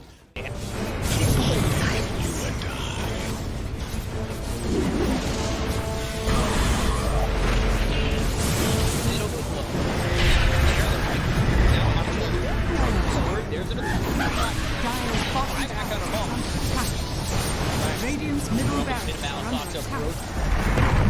Radiant's middle barracks has fallen. You want to commit. There's just not enough damage. Crimson Guard, Atrophy Aura, Rubik's Fate Bolt, all this damage reduction. Let's see the combo. Bit of Malice. Strong in by the Disruptor, and now we're going to be getting from winning back up once more. Bit of Malice, and Sumail is in it. They'll lose him in mind control. Right back towards tomorrow. Trying to run from everybody on the side of Gaimin Gladiators. Radiant's middle barracks are under Siphoning attack. and getting back into the base. Has fallen. Alive. Yeah, I think when it's time to call it, it is time to call it. They have no business left in this. And didn't get the tether off or something. I think it got broken. Either way, I like the Ghost up to purchase. That was pretty heads up, but we are back and there's a smoke action. There's 23 Divine looking right to end here. They're going in on Q. There's the hit. Okay, that did nothing. 23. Knocked. He's dead. Oh my god. Nothing. Less than 10% of his health. I mean, I'm assuming that's just the game. That, yeah, 100%. There's no point in talking about the rest AU of it. picks it up. I thought it was to die. Let's go away, you. Oh my god.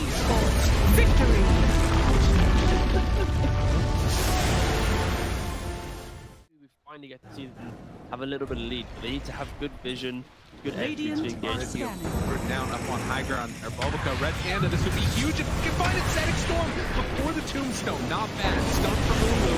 He's thrown now over the Cybercats there. Starting to drop down. I love TK control for the moment. He does manage to get that one away. And the Supernova down. TK barely surviving. And it's going to run down as White Album, the dodge, to hide away, the heal's coming in. They hoping for a save, but the PKB is out, and they're gonna jump onto him, so he has to back away.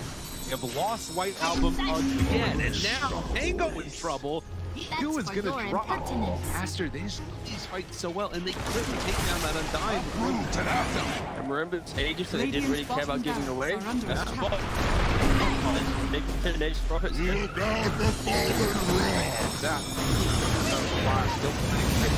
Stun is out on the play. Didn't have a BKB available. Bobica dropping low. The 10th toss back in. They have it off Bobica. Doesn't look like he could. The Black Hole is there. That's on the edge. He doesn't have multi to come back. And Aster, they might take full advantage. Move. Radiant's bottom Rax has fallen. Up the bottom. Finally, Aster full advantage. They're building. Radiant's middle tower is under attack. Oh, just for a brief second, had more network. There it is, back again with the higher network. When you click on the L, it's not really an inspiring network. Blink, BKB, Radiant. You might be able to get on top of a hero, but that's not the shot. That's able to 100-0 here. Like even this Undying inside Static Storm, able to then get up the slash column from away. Back, they have that trying to keep him alive. Makes the move, and again, into this fight without Monet here. It's pretty good for them. Right album, but now Monet goes now. They're in a lot of trouble, but they do what? He managed to kill him. Okay. Alright. Pops ulti. Now the turn. Punching. Really getting away. Sort of survived that first salvo. Very strong. Supernova down, pops the PKB. Ooh, he's just caught here. They want to get the kill. That's really himself up.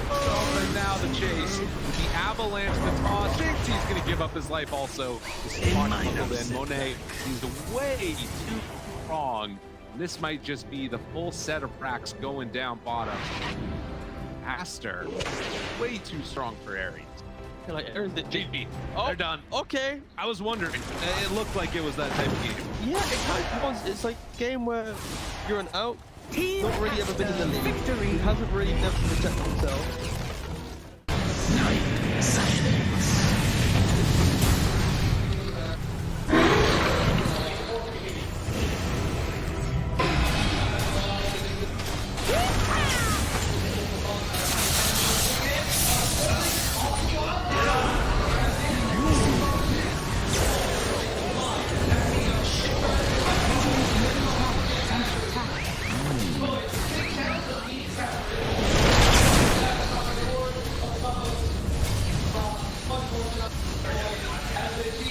Radiant structures are fortified. Radiant's middle tower is under attack. Radiant's middle tower has fallen.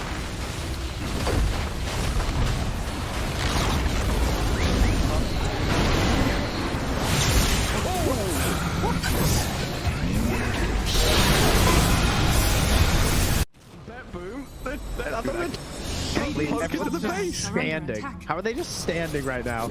I can't help but fidget with my hero half the game. I'll be running around in circles. Yeah. Pirouetting on the spot, the song, blinking from Pure, they see Yatoro, 3 lined up, potentialized path play, they're trying to go in, Toronto Tokyo, blown up by Collapse, has to buy back, Yatoro gets off his BKB, Pure with another song, sprints in, who are they aiming for? Where is the target acquisition? They can't catch anybody, Collapse, BKB runs down south, Lol being chased out as well, oh my god, Nightfall, Hazy on disc refresher, blinks to high ground, gets away from danger for now, Pure, what's he up to? He's back to the high ground too. Mirror image out, Aegis claimed, Lull in the fire, still surviving and blowing up GPK. Team Spirit to do. Sprinting out their base, they don't catch Nightfall on the way out, he's blinked out of the range of Mirror. He's still hunting though, and he's gonna find Toronto Tokyo. Who cares, Gem? I see Jakiro. Eon disc popped. And with his rapier damage is like short work and a twin-headed dragon. Unstoppable. Laurel, the collapse waiting in the back line actually worked. He stormed out of the tree line and he just then started eviscerating the two supports with the help of Laurel. He completely jumped over. They dodged everything that Naga was trying to set and prep there. And Yadro was also just firing the cannon from the top there. Did the combined damage of Collapse and Laurel together. He is a monster. Oh, pure. Lol. Oh, God. Nightfall's gonna get a bit of vision here with the Hawk. Imagine. Can they? Imagine. Will they? They have to do something kind of crazy.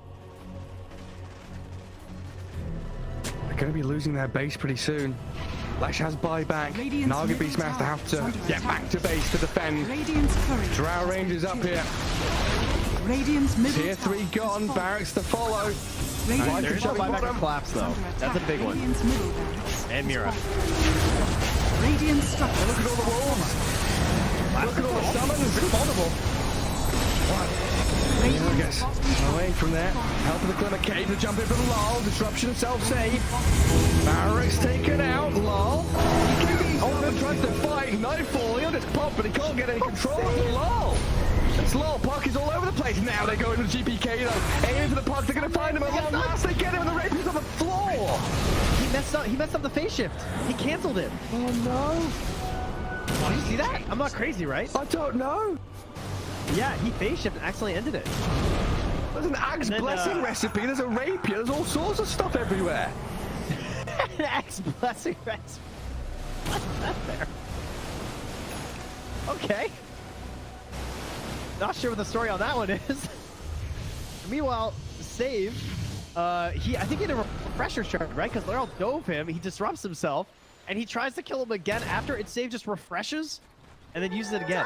How did they not got the breaker? That was another DD. I don't think they care. You know what Toronto Tokyo is going to take it, is he? Oh yes, the Jakiro with a rapier. Coming to feed it back to them, guys.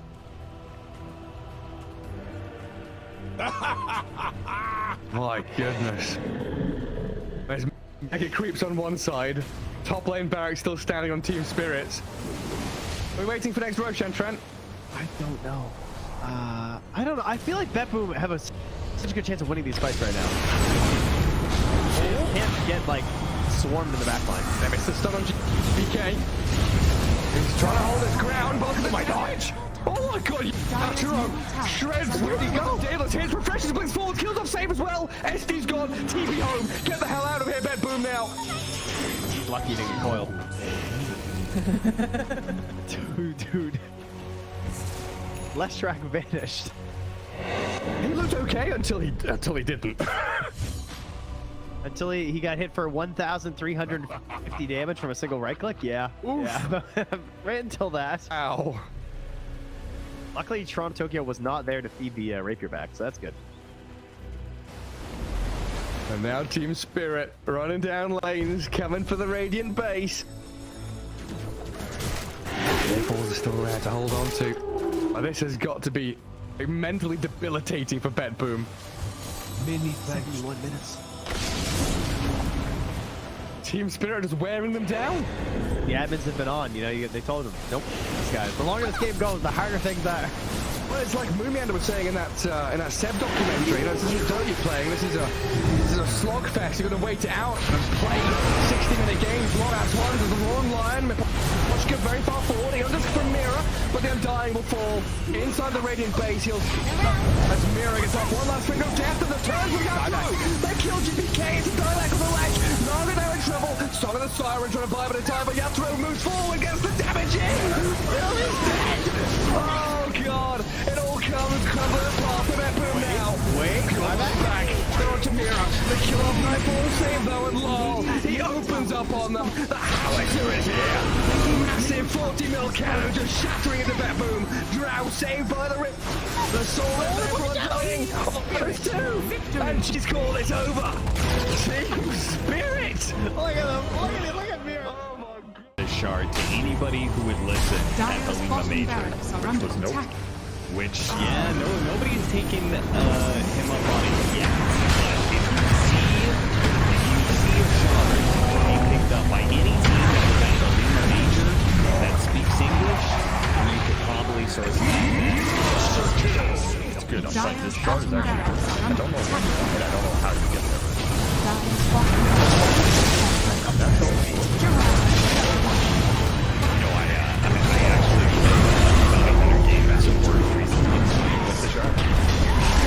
Pretty good. I think that's really Oh, yeah. Slark with that shard is crazy. It's actually a broken strat. If Jally knows to use it still on top, he can take that. Maybe that actually needs to get back to the top. Shadow walk his way back to the top. And then theoretically to 1,000 pounds, but because I say it and nobody tells me. I will say the other good thing about Bounty Hunter, but is we've got two different memes here. The Bounty Hunter shard, the Magnus Ags. He does have extremely high base armor. And again, probably has highest base armor, starting base armor in the game, which can make him really good at laning phase trading. Yeah, he's versatile. Terrible. Oh, yeah.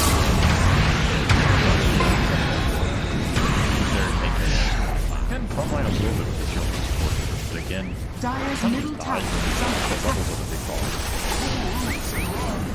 Radiant's top tower is under attack. PSN FTX victory! Midas was being, so they have an inkling that this is going on, but they jump forward, find the Sun Spectre. The Doom is there, Force Staff, keeping him alive and on the other side of the fissure, but there's way too much damage, and the rundown is going to be there. MC is gone, GH is gone, and looking for more. 9 jumps back in, finds Kuro too, tries to get out of there, does not have a way to escape. Mar is completely under control. He too is going to die. Buybacks are coming in. Amar realizes he can't do that cancel TP, but eyes on the prize. Tundra trying to close this one out, close this series out with a quick 2-0 as they set their sights now onto the tier 4 towers. There is a buyback still on Spectre. No damage to BKB is out though, and now the turn, the break, the finish. Amar dies a second time. MC on top of Snake King managed to find that kill. Sumail still controlled. Does manage to get the blink back and away. MC, they're going to go back in for more. The Wolf dance, but Sumail, away just barely. Sumail got to be controlled. They got him there with the Gleipnir, and it's only MC left alive as Tundra start hitting these tier 4 towers. With this Unleash, with the damage from the sidekick now as well. Dodge Buckle though, it's actually going to be the Molten stealing that Pango form. And he's doing anything about this because it's going to be hexed out. So they have the damage to kill him off. It looks like this one's going to get low. The Dark back now as well, but he's not going to be able to get the kill. In fact, he just drag him closer to him, be able to clean up the side of one move. They have no cause now. Aincrad, the only one left alive in terms of cause.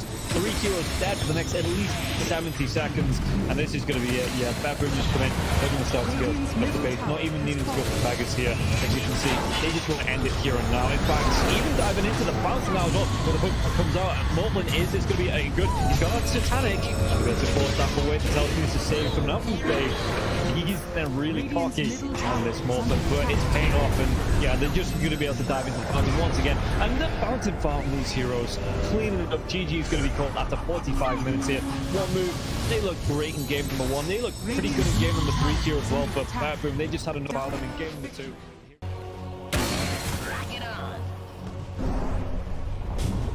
Dyer's middle tower has fallen. Be right. I keep my enemies close.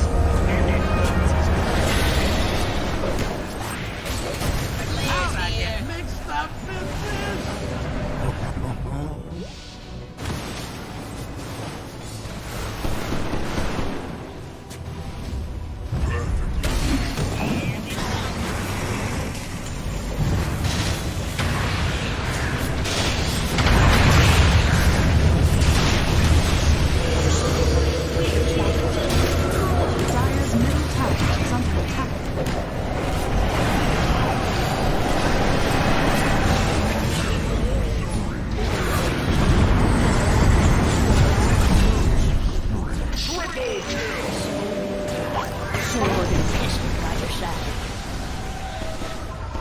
Dire's bottom tower has fallen.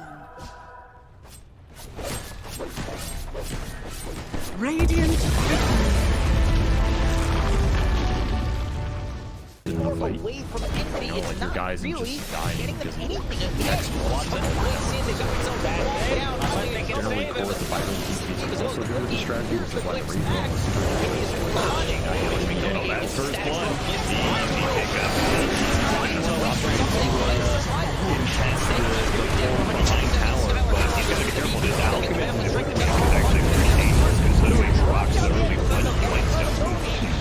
And then you get more minus armor out of Acid Spray for a physical damage nuke of an unstable concoction. It's a deadly mixture. You're running through an insert your kings like so.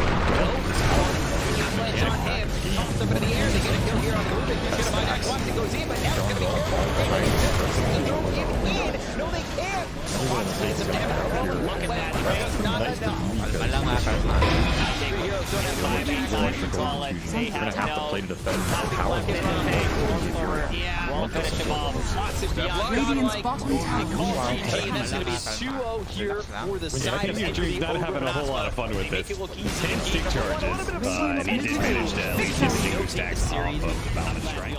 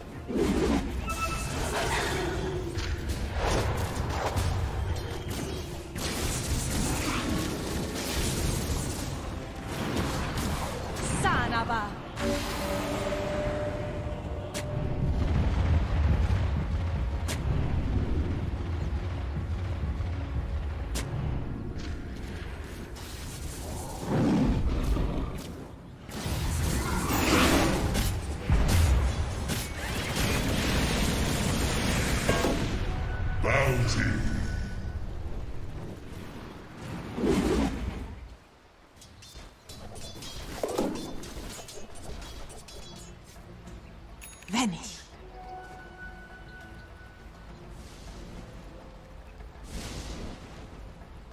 Radiant are scanning.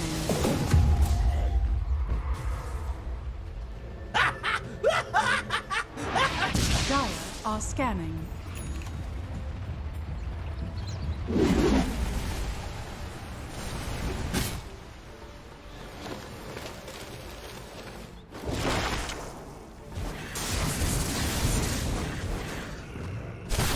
Warriors of the wood. Radiant's courier has been killed.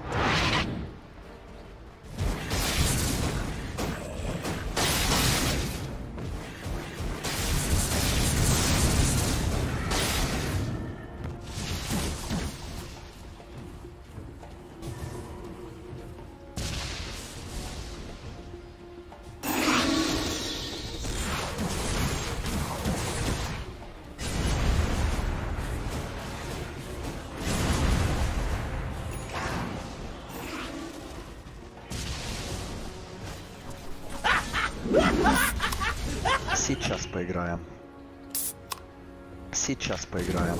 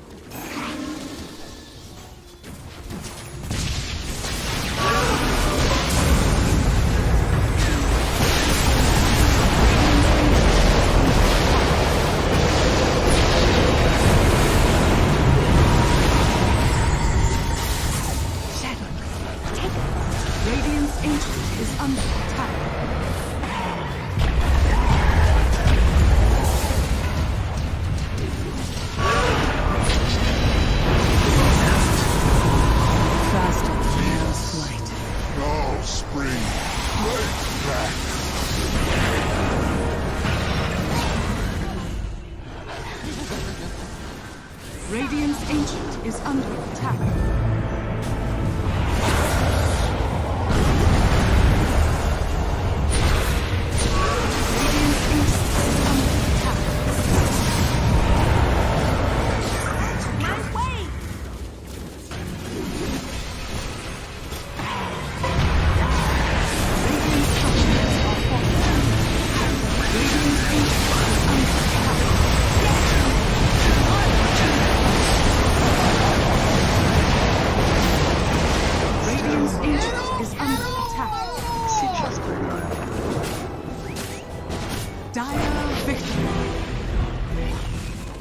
Ultimately, this game kind of comes down to just who jumps who.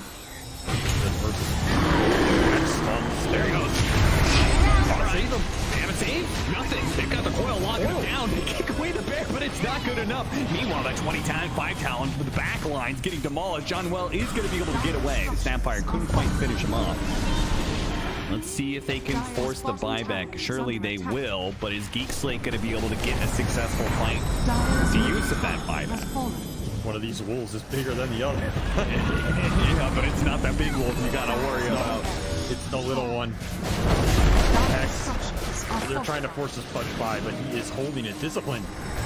I care about the racks. And I agree. What the hell do racks mean? It's out. Get the heck out. I mean, they need a kickback. I think he'll buy back once they get a kickback from the Re-Wolf. Need a pressure charge. Round 2. He's well put into use. Kill the taco. Man, he died fast in that little interaction. Now the buyback goes out from Scam. They really want to go for this Ursa. They managed to get the scythe on him now. Silence up on the front. Twitter to get to eat anything. He goes for the refresh. When he got scythed as well. He touched over a dieback. Dubu just commits with the help of everybody else on the side. I believe they die. Forced now on the run, but Weed are running down Geek Slate heroes. They have just demolished them. There is no chance, no shot on the side of Geek Slate to fight back against this lineup this late. We're not winning the late game man fight here. Then Dubu's taking it to bad attack speed. He just runs in.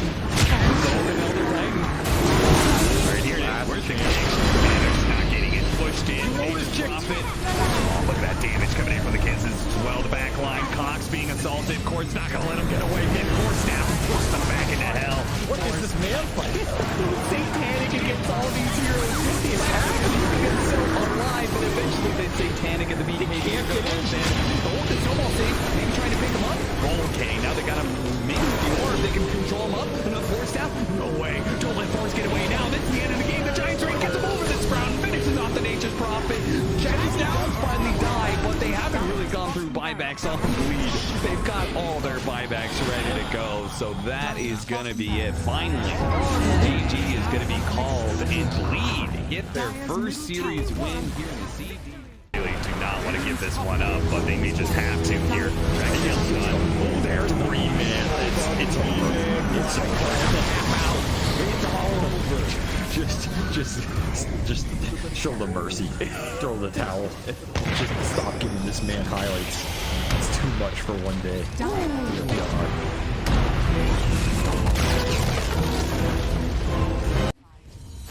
Just stun the AM. Stop hitting my tower. They see Kitaka. They do. Yeah, they've got the roar in the coil. Wukong's is out. The hand of God in the green. Trying to buy some time. Kiyotaka surviving. He pulls away. AM now in trouble, and Aegis has claimed up. Ironcrad trapped in the Sprout. And HR still fighting the Wukongs. Cow. They can't catch the AM. Too quick to blink away. Has the counter spell up, but Ramsey's held his dragon tail. They've got him now. AM dead twice. Gilgary's a dragon, but even with that Ghost Scepter burning alive, the root will catch him. Prophet finds the control. Poor Afterlife dead to Kiyotaka, and Ramses with a mega kill streak clear through one move.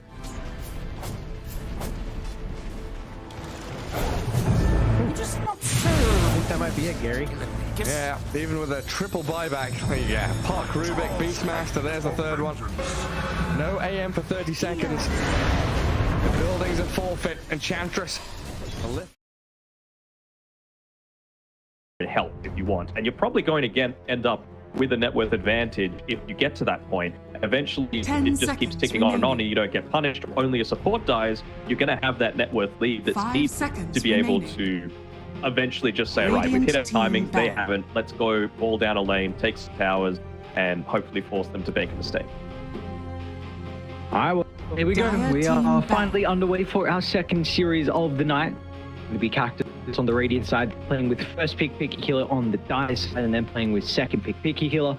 They did have priority, and they did choose the second pick overall. So Cactus with the second choice. Group check. Like 10 seconds remaining. You don't like that jacket? I would not wear it, but remaining. I can see you couldn't pull it off. The collar of it. Oh, right, yeah. I can see the collar of it. I don't know what the. How can you say if you like it or not? What happens if the bottom end of that is a completely different pattern? He's a trendsetter. You know, I trust Juby. I'm just imagining him. My mind fishing has like a snuggie on as well. Like we could just see from the chin up on him. But 10 seconds remaining. I think man's got it. 5 seconds remaining. Through pretty surely. Get to compare the drip from Cactus to Piggy Killer. I mean, that's really what we're here for, right? We're not here for Dota or any exciting games. It's to compare the drip. We're early on, all right? We haven't had any heroes picks, so we're allowed to go through these stuff. But Muerta, again, hasn't really had a lot of success, has it? I think Lonely Rock and Roll lost both games that they played the Muerta in that previous series. Ember, still pretty highly prioritized, and I can understand why. Again, capable of farming quite effectively, easy-ish to be able to make those rotations. Remaining. You're a good user of power runes early on. I'm just a little worried about the lane itself. Remaining. Is this a first pick material hero? Am I missing something? No, I don't think so. Pick. I would be first picking Shen. Radiant team pick. Dragon Knight. Seems like they're still playing on the old patch. All right. So how do you think that they're going to be able to round out this Ember Spirit, right? Because one of the heroes that you tend to pick with it is the Mirana. Is it going to be something like a Snapfire that's just able to provide a lot of damage when Ember eventually does make that rotation? Because clearly you're not going to be playing off the back of like a one lane. You've given them the chances to be able to counter this. All right. This is something that's able to connect through with the Ember Spirit and make a lot of work happen on those side lanes. Coddle himself is also quite mobile. And I wonder even with the Coddle itself, if we're going to be seeing a little bit different build with him. Is he going to go into the Academ Shard, for example, to be able to recall people around that bigger map? Dire team ban. And farmers as well, as a support. Might go into the bots, for example, just to be able to bring heroes wherever he wants them to be. Radiant team ban.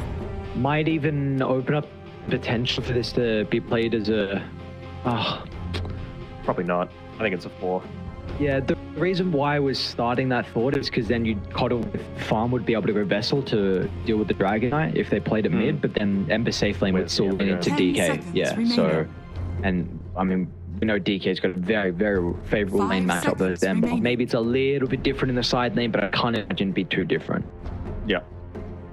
So I'm really wanting to see some sort of offlane for Cactus that's going to be able to take towers off the back of a successful gank, because I really feel like Ember needs to be rotating to Coddle's lane once he's out of that laning phase, because Coddle's the one that's going to truly enable him to get, you know, another slight searing chains off, while HP pulls are still feeling a little bit low. So what offlaner can use with the Coddle that does a decent time in lane?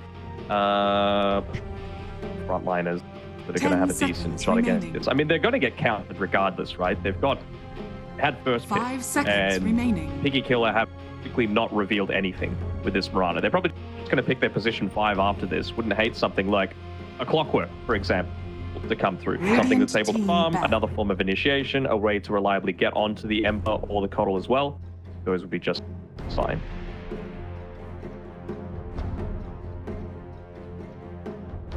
Are there any 5s that you can also think of that can have a similar role to the Clockwork? None really come to mind to me. 10 seconds No, remaining. not really.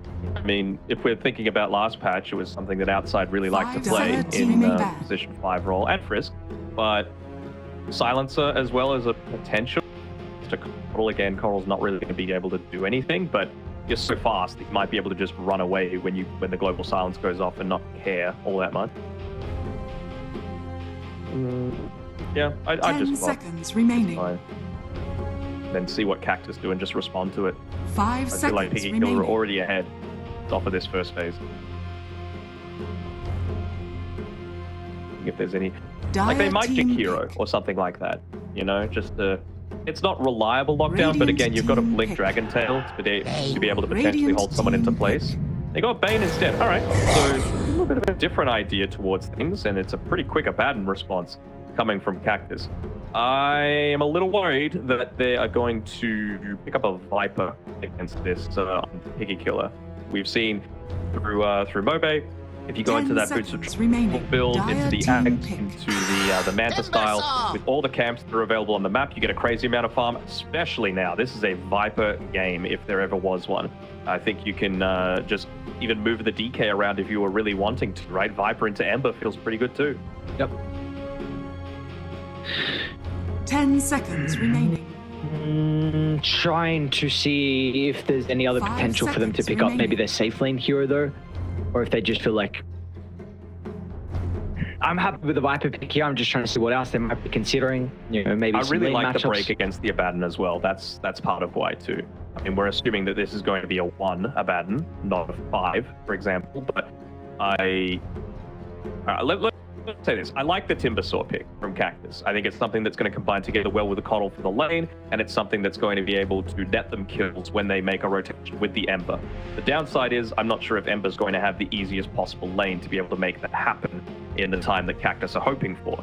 So it's a pretty strong roaming trio though, right? If you go a position 1 Abaddon, you're going to have time to be able to pick up this farm and be able to have a good amount of effectiveness. But Viper with the break is going to be very solid. If you're just bursting him down 100-0, you can't manually activate that borrowed time if you're broken. And right now they don't have any saving supports either that would be able to prevent him from going down.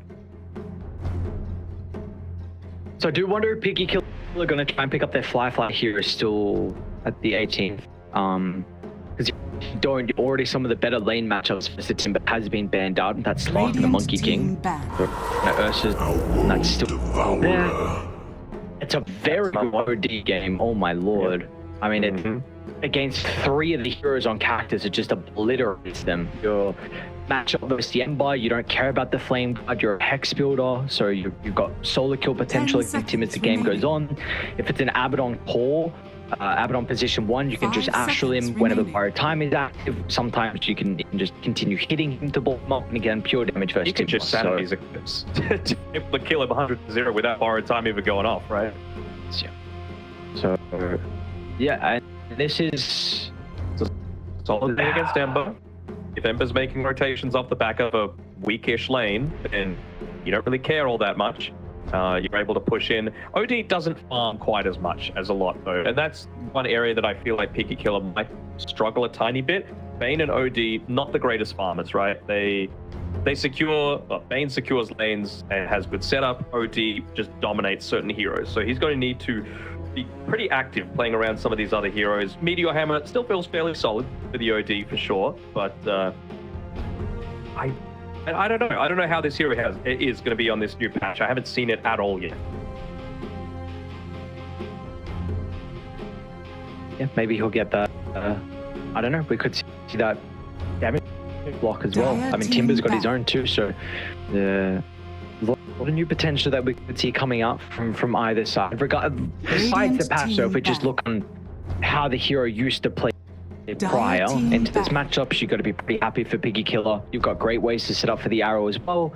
Even though there is an Abaddon to dispel once you get towards the mid to late game, once he's going to be showing up to some of the fights. But now looking for, what are we looking for on Cactus? They think it's a carry with the Naga banned out. Maybe they'll ban another like a support here as well. Templar Assassin. Instant pick, and we got the Templar Assassin. Okay. Pretty good tier game, actually. Very little damage over time outside of that Meteor Hammer. So what can they look to pick into this? 10 seconds remaining. Yeah, you can run like... You could try and run like OD1. 5 seconds remaining.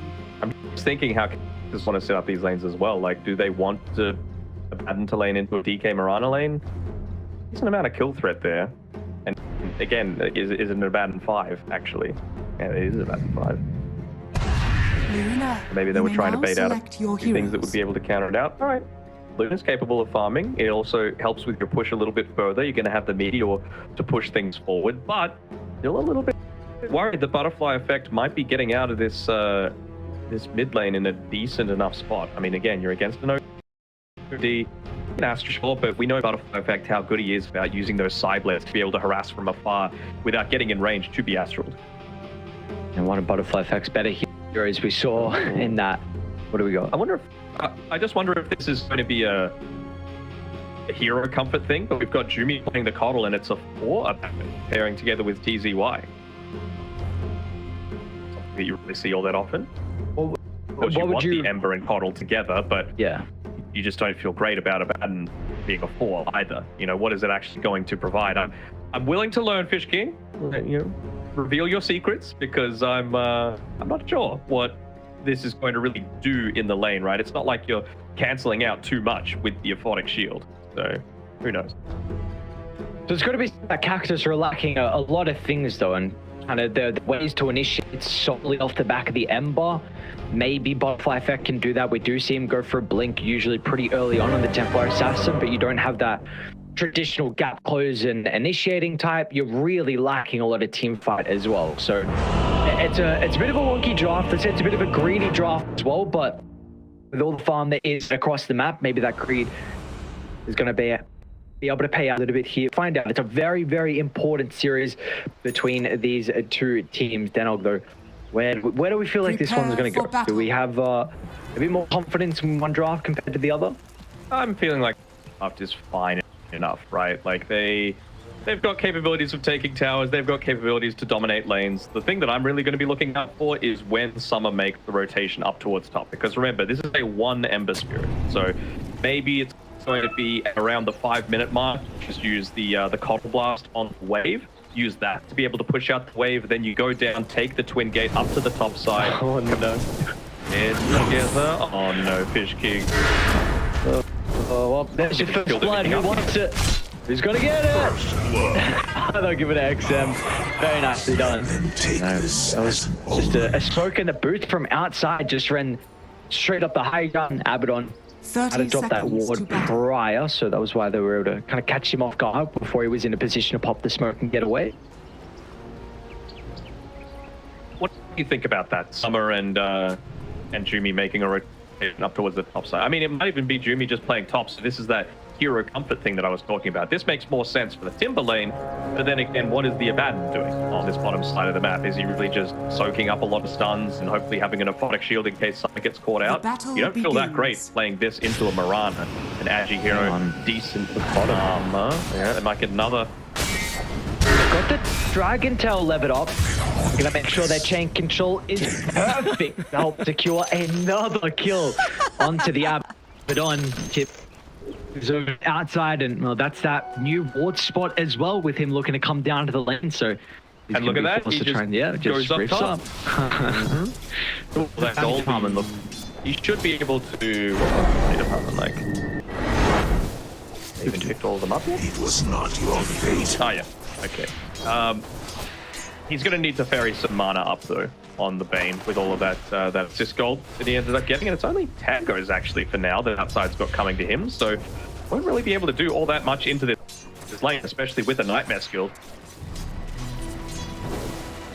Any blood grenade enjoys? Looks like Jumi is the only one currently. Letting that new kind of laning stage item.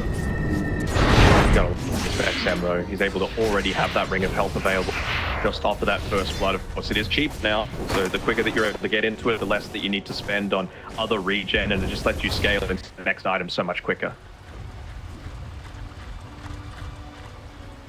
Not today. You being able gets in a time he might go without. Radiant's courier has been killed. Yeah. Sure, makes a lot of sense, but I mean, TA doesn't really want to leave this lane. You don't feel all that pressured at all in this lane. That is the one really strong aspect of their draft, outside of maybe the Bane. The Bane is going to make TA's life a little more difficult just with that enfeeble. Even the single point, 55% attack damage reduction. And this isn't it kind of is a game where you want the BKB on Butterfly Effect, not necessarily to reduce too much damage, because it is magical, you're still gonna through, but it means that you need to commit Fiend's Grip once that BKB is popped, otherwise you're just not gonna be able to control the PA. We will at least have some nice ways to be able to cancel the Fiend's Grip, importantly, depending on Fish King's positioning with the Abaddon. Actually, as well, the Bane Enfeeble is going to be great this game, right? Because they gave the damage over time to the Enfeeble instead of the Nightmare, and it's pure damage as well. So even with that, doesn't just keep up immunity though, but still, nice little bit of damage over time that they've got now through the Bane. Dire's middle tower is under attack. I'm an Enfeeble enjoyer. Yeah, I mean, you've always to highlight the capability that this ability has. We don't see it to its extent too often. He's taking a harass on this bottom side. He's just got the 1 point in the Dragon's Blood right now. Plenty of one charges to be able to play around with. Try and make amends for those 2 early deaths as opposed to get the bounty rune. Really wanting to see is like a lot more pressure being put in onto that Abaddon. Like they're focusing Summer right now, but you're playing with an Abba. He's just going to come back. He's going to make this easiest pull camp of all time happen. And then he's the one that needs to be spending a lot more on regen and stuff, because there isn't really the capabilities of an Abaddon to keep up with even a Bane in net worth. I would say Bane, surprisingly, has more potential to be able to get net worth just off the back of your other heroes and setting up for assist. Abba doesn't do that. He is pure defense. When outside up top, he's looking to go for a soul kill on the Coddle up here, and he's got the brain sap to do it, but doesn't even need it. I can look to level it up for a second point. Wants to an outside, so this Bane is putting in a lot of work to start this early game for Piggy Killer. And we have Timber Chain leveled, so that's why he's getting so aggressive against TZY. We may even see Mirana start to make some rotations pretty early on as well, right? Like you've got the OD to set up with Astral, you've got the Nightmare to be able to set up as well. So speaking of mid lane, Clips actually, and under the tower. Oh, Frisk, what an arrow. Refraction cooldown, but Fish King's in a pretty good position to be able to protect the Templar Assassin for the moment. But man, what an arrow from Frisk. The team. The solid.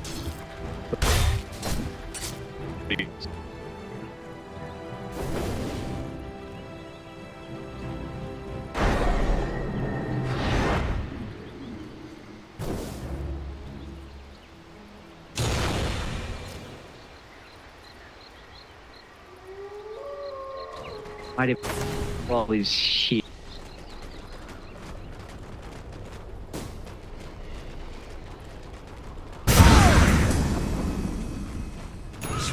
Whoa! How much help?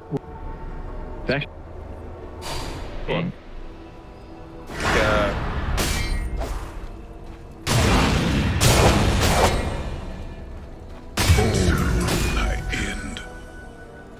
Wages of fear. Now with the creep.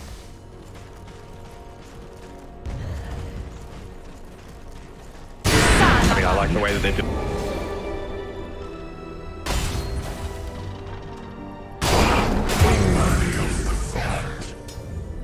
Seeing stars. With that.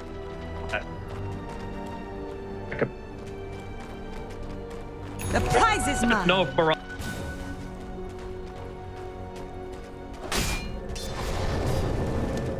Radiant's middle tower is under attack. That didn't get nerfed.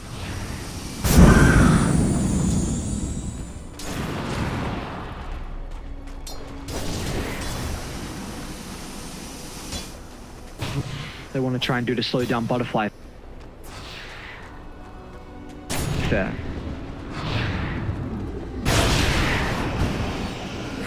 Comes back to the lane.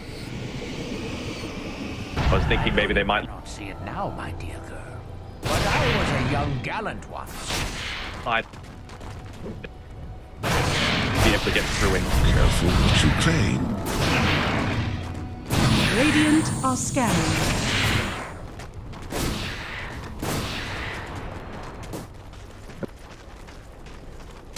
So you put the net worth difference. Generation.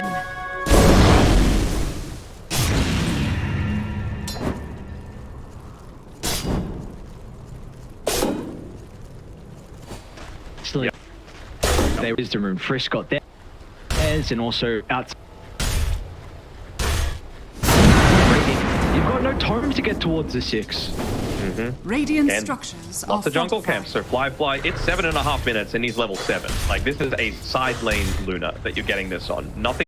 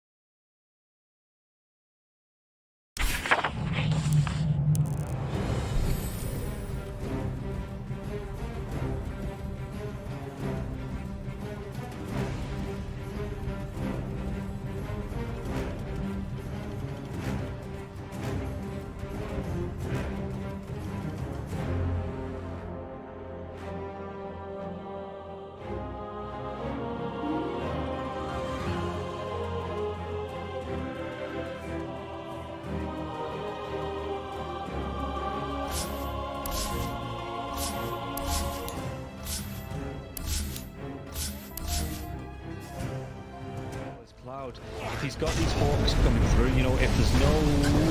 We'll come back to this as they get the dive on, and everything I was saying is now inconsequential because Cloud has gone down, so Kami has to move away from these multiple kisses. There is still that buyback to the Beastmaster though. Let's see. Let's get himself back into this. The dive onto the back lines into the vortex as well. There could be a real nice dismember. The hooks come. Nice save. Though he saves it. Cloud gets himself back into this now, and Kami is losing so much time. Kami's gonna go down. Did you get the kill onto Leppington there as well? So Mira with that freezing field, Mira will go down. Going down to the hooks. Yatsuro's still in that push roll. He's getting them back. They get the buyback out from the potent storm spirit. Everybody from the side of Hydra. They don't want to be giving this one up now as well, but they take down Leppington once again. That's the dieback on the disruptor, and Yaturo, what can he do? The hook, it's going to be blocked mid. Hook. This is the dieback on the Cloud. Cloud, can he get himself away from this one? He's still being harassed up by Collapse. One more right click. He goes down. That is going to be the Beastmaster dead for 115 seconds. And now the chase is on for the rest of the side of Hydra. This Aghanims on the Morphling is just making him impossible to deal with. First of all, they use the little shredder on the Pudge to get rid of his armor. He has solid amounts of it, but it is just not enough. And then Yatoro just destroys him. And he knows that he can stand his ground because he cannot be stunned. He literally cannot be stunned. How do you stun water? Well, a lot of their damage, if not most of it, is on the Morphling. Oh, the glimpse comes back though. Inside the Static Storm Mirror, he has that Lotus going, and now if Zofra actually dives a little bit further, the Thunder comes out with Podking. He's dove in, yeah. They're going to be able to get a kill onto the Storm Spirit. Can they take down the Pudge? They're going to be able to match up and cancel off the TP. He's going to be dead. The Storm Spirit though, he has brought back, and they've got no kinetic field, no Static Storm. And like you say, they're even going to be able to get a lockdown onto Cloud. Everybody inside of Hydra, they just overextended, and we praised them in the first game for respecting the power of team spirit here, but Hydra might have just lost the heads a little bit, and the buybacks, they're going to be forced out, but I don't know if it's going to be enough to defend this base with the Pudge being down, with no Static Storm for the next 27 seconds. Spirit, what can they get from this? I've been worried though, they're going to be able to get them. They get two, they do! They take them down, the cookie comes out, the Yatoro, freezing field, they might lose Happy. Is this the dieback? They do the break the Lincoln Sphere though. Morphlin. Bilal wants to come right back into this fight because he have the boots of travel to do it. It might take him a little bit longer now. No boots of travel though, so he's going to have to use the blinks. You know, they just do it by foot, it seems. Level 25 Storm with a beast. That's just so much damage. They're going in for the Morphling. He doesn't have a buyback. No, they get. Do they get the kill? He goes down. Warwick has to go down though. It's going to be him left alive. No, it's not. The creeps are pushing in. There's no buybacks available on the side of Hydra, and this is going to be 4 heroes, even with the death of the Morphlin. No way Warwick defends this. It's pretty much control where they don't have the glyph. The game is over. They gave it their best. Hydra, they made Team Spirit work for it. The team that is most likely gonna be at the top of Eastern Europe DPC Division 1.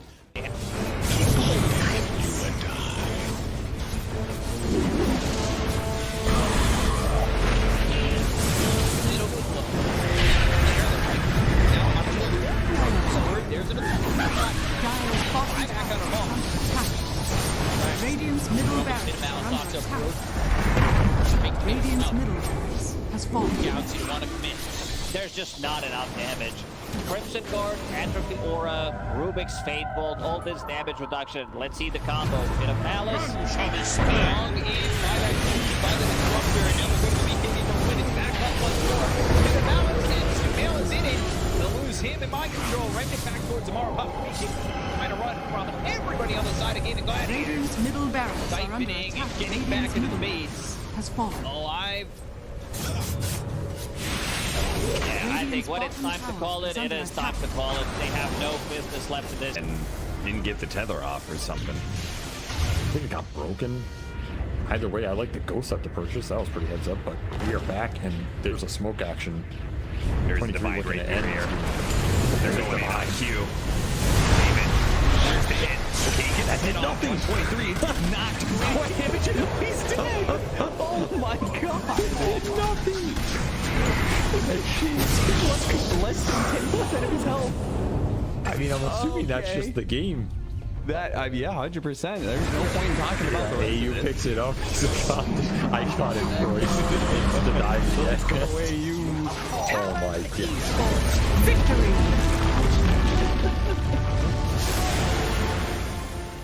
We finally get to see them have a little bit of lead, but they need to have good vision, good execution to engage.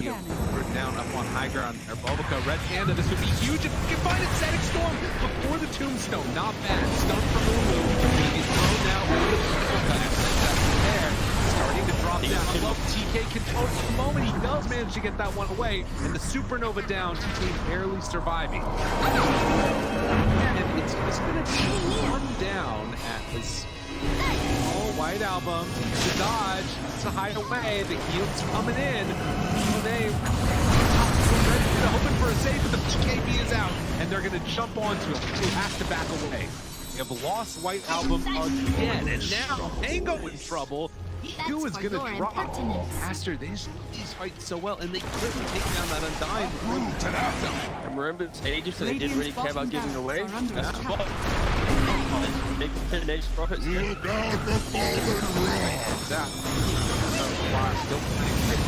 Stun is out on the today. Didn't have a BKB available. Bulbica dropping low. The 10th on back in. They have another go off Bulbica. Doesn't look like he cut the black hole is there. That's on the agent. He doesn't have multi to come back. And Aster, they might take full advantage. Move. Radiant's bottom Rax has fallen. Up the bottom. Finally, Aster full advantage. They're building. Radiant's middle tower is under attack. Oh, just for a brief second, had more network. There it is, back again with the higher network. When you click on the L, it's not really an inspiring network. Blink, BKB, Radiant. You might be able to get on top of a hero, but that's not the shot.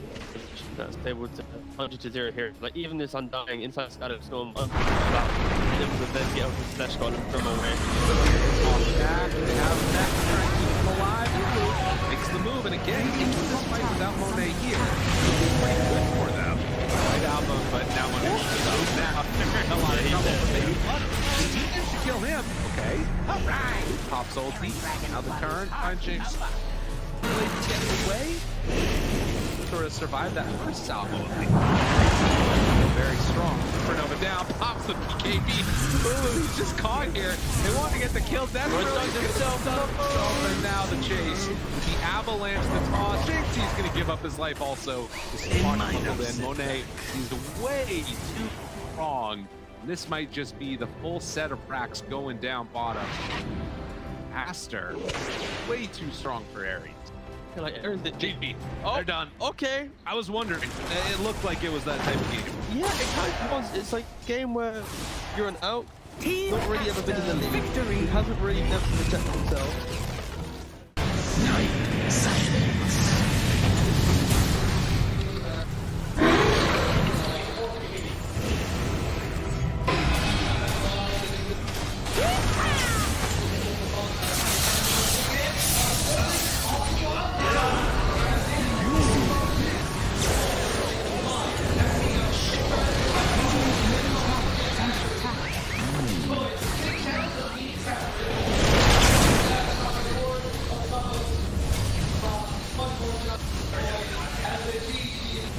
structures are fortified. Radiant's middle tower is under attack.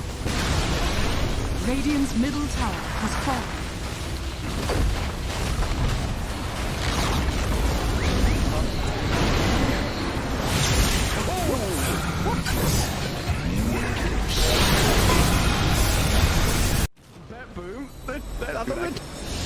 Everyone's just standing. How are they just standing right now? I can't help but fidget with my hero half the game. I'll be running around in circles. Yeah. Pirouetting on the spot, the song. Blinking from Pure. They see Yatoro, 3 lined up. Potentialized path play. They're trying to go in. Toronto Tokyo, blown up by Collapse. Has to fight back. Yatoro gets up with BKB. Pure with another song. Sprints in. Who are they aiming for? Where is the target acquisition? They can't catch anybody. Collapse BKBs runs down south. Lol being chased out as well. Oh my god, Nightfall. Hazy on disc refresher. Blinks to high ground. Gets away from danger for now. Pure, what's he up to? He's back to the high ground too. Mirror image out. Aegis claimed. Lol in the fire. Still surviving and blowing up GPK. Team Spirit nothing to do. Sprinting out their base. They don't catch Nightfall on the way out. He's blinked out in the range of Mirror. They're still hunting though, and he's going to find Toronto Tokyo. Who cares, Gem? I see Jakiro. Eon disc popped. And with his rapier damage, will make short work of a twin-headed dragon. Unstoppable. Larl the collapse waiting in the back line actually worked. He stormed out of the tree line and he just then started eviscerating the 2 supports with the help of Larl. He completely jumped over. They dodged everything that Naga was trying to set and prep there. And Yatoro was also just firing the cannon from the top there. Did the combined damage of Collapse and Larl together.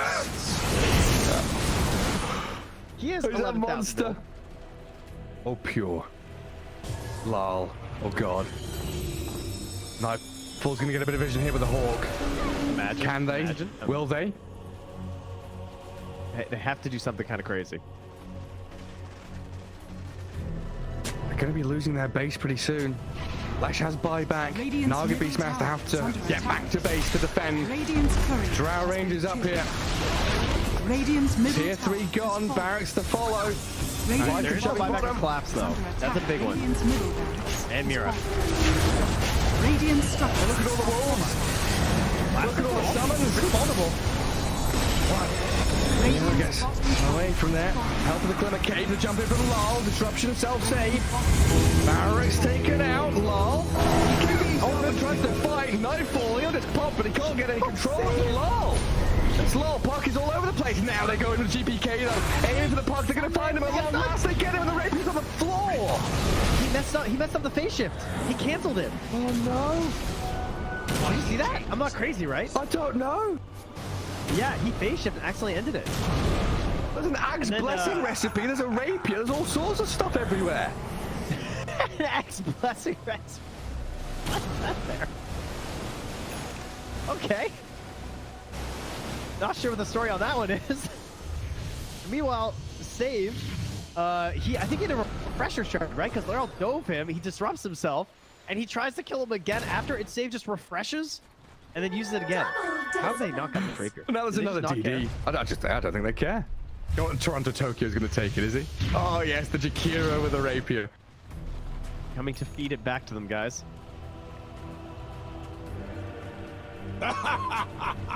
My goodness. There's Mega creeps on one side. Top lane Barracks still standing on Team Spirits. Are we waiting for next Roshan, Trent? I don't know. I don't know. I feel like BetBoom have such a good chance of winning these fights right now. They just can't get like swarmed in the back line. They missed the stun on BK. He's trying to hold his ground, but look at my dodge. Oh my god, Yatoro shreds. Where'd he go? Daedalus hits, refreshes, blinks forward, kills off Save as well. SD's gone, TP home. Get the hell out of here, BetBoom now. He's lucky he didn't get coiled. Dude. Leshrac vanished. He looked okay until he didn't. Until he got hit for 1,350 damage from a single right click? Yeah. Oof. Yeah. Right until that. Ow. Luckily, Toronto Tokyo was not there to feed the rapier back, so that's good. And now Team Spirit running down lanes, coming for the Radiant base. Balls are still there to hold on to.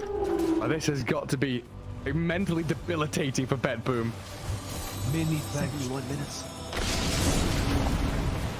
Team Spirit is wearing them down. The admins have been on, you know, they told them, nope, these guys. The longer this game goes, the harder things are. Well, it's like Moomiander was saying in that Seb documentary. You know, this isn't Dota you're playing. This is a slogfest. You're going to wait it out and play 60-minute games. Long ass ones. There's a long line. Watch get very far forward. He'll just from Mira, but the Undying will fall inside the Radiant base. He'll as Mira gets off one last finger of death and the turns will get through. They kill GPK. It's a direct on the ledge. Naga now in trouble. Song of the Siren trying to buy a bit of time, but Yatro moves forward, gets the damage in. Will is dead. Oh god. It all comes crumbling apart for that boom now. Wait, back. They're on to Mira. The kill off Nightfall save though, and lol. He opens up on them. The howitzer is here. Massive 40 mil cannon just shattering into that boom. Drow saved by the rip. The soul is there for Undying. There's two. And she's called it over. Team Spirit. Look at him. Look at Mira. Oh my god. The shard to anybody who would listen at the Lima Major. Was nope. Which, yeah, nobody's taken him up on it yet. But if you see a shard being picked up by any team that was at the Lima Major that speaks English, you could probably sort of see that. It's good. I'm saying this shard is actually good. I don't know when, but I don't know how you get there. That's all. I actually got a better game as a word recently with the shard. Pretty good. I mean, I think they got Slark for sure. Oh, yeah. Slark with that shard is crazy. It's actually a broken strat. If Gallery doesn't use it still on top, he'd be taking that. Maybe that enemy needs to get back to the top. Shadow Walk his way back to the top. And then if you read it for 1,000 comments, but because I say it and nobody I will say the other good thing about Bounty Hunter, but we've got two different memes here. The Bounty Hunter shard, the Magnus Ags. He does have extremely high base armor. And against probably has highest base armor, starting base armor in the game, which can make him really good at the laning phase for trading. Yeah. He's versatile. Terrible. Oh, yeah. And frontline a little bit this year, but again, Dyer's middle tower is under attack. Radiant's top tower is under attack. PSN FTX victory. Midas was being, so they have an inkling that this is going on, but they jump forward, find the Son of Spectre. The Doom is there, Force Staff, keeping him alive and on the other side of the fissure, but there's way too much damage, and the rundown is going to be there. MC is gone, GH is gone, and looking for more. 9 jumps back in, finds Kuro too, tries to get out of there, does not have a way to escape. Mar is completely under control, P2 is gonna die.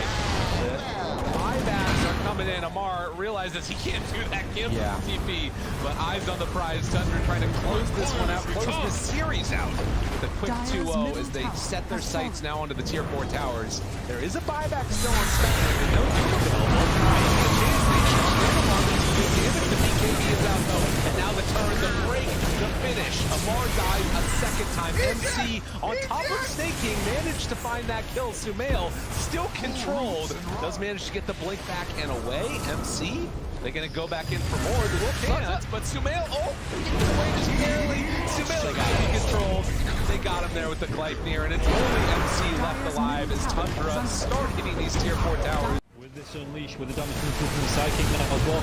Watch Buckle though, it's actually going to be the Molten stealing that Pango form. And he's doing anything about this because it's going to be hexed out. He's going to have the damage to kill him off. It looks like he's going to get low. He's going back now as well, but he's not going to be able to get the kill. In fact, he just drag him closer to him, be able to clean up the side of one move. They have no cause now. Aintrad, the only one left alive in terms of cause. 3 heroes dead for the next at least 70 seconds. And this is going to be it. Yeah, Bad Boom just come in, taking the start to go up the base, not even needing to go for Baggers here. As you can see, They just want to end it here and now. In fact, even diving into the bounce now as well, where the hook comes out. Morblin is going to be a good. He's got Satanic. We're going to force that away to tell who's to save coming out from space.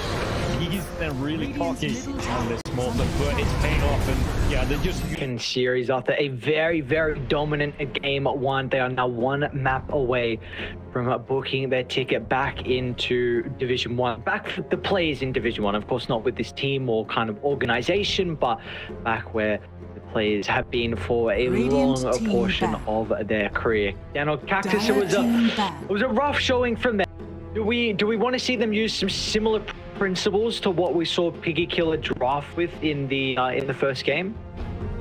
I do. I mean, I want something that's going to enable them to play fast, but I think they've just got to not outdraft themselves like that. I gotta say it again, really wasn't a fan of the Ember Spirit first pick. They've got first pick again this time around, so let's see if they're able to change it up. I mean, we even saw in that very last team fight, right, where they were down 15,000 gold and, you know, massive level advantage. I think someone was about 8 levels ahead, 8 levels behind Fly. They almost killed off a few people, right? So it's clear that Cactus have the capability to team fight. It's just a question of how are you going to make sure that you're not massively behind in net worth by the time that the team fights happen, you know? 10 seconds remaining. I guess strong lanes maybe can help. 5 seconds remaining. So you're not too far behind by the... But I mean, like, they banned out Marana, which I'm a little surprised about. I think Marana is someone that you really want to be prioritizing as a position 5 or 4 these days. Okay, we see an Earth Spirit. It's not a crit Earth Spirit, but it is a Fish King one, and we'll see how capable he is on the hero. I mean, at least you're not ruining a cause game by picking it first, you know? This isn't some Broodmother meta. It's 10 it's an seconds Earth Spirit. remaining. You know it's a reliable form of initiation. You probably can still play it 5 if you really, 5 seconds really wanted remaining. to, right? Yeah, but at least it fixes some of the issues that they had prior. So that's the nice thing. You know, you've at least been able to already with your first pick be able to address some of those weaknesses. What the response is going to be though for Piggy Killer. Maybe there is a like, do you go Chen/Enchantress +1? Do you go back into something that's been working for them a lot with the Death Prophet and the Dragon? Team pick. I think just the Earth Spirit on its own is going to provide a lot to Cactus specifically, just because nice Dark Willow pick, right? You just lay down the brambles and then he's kind of stuck in place after the roll through. But Cactus in particular, where you've got Butterfly Effect with, again, his more standard carrying heroes from the mid lane in the TA and the Shadow Fiend, what do they want? They want someone else to go in first. And I feel like Cactus didn't have any of that last draft. They had Mid King is capable of laning decently into the Doom, and you've also have the capability of playing like a sort of build if you're really wanting to.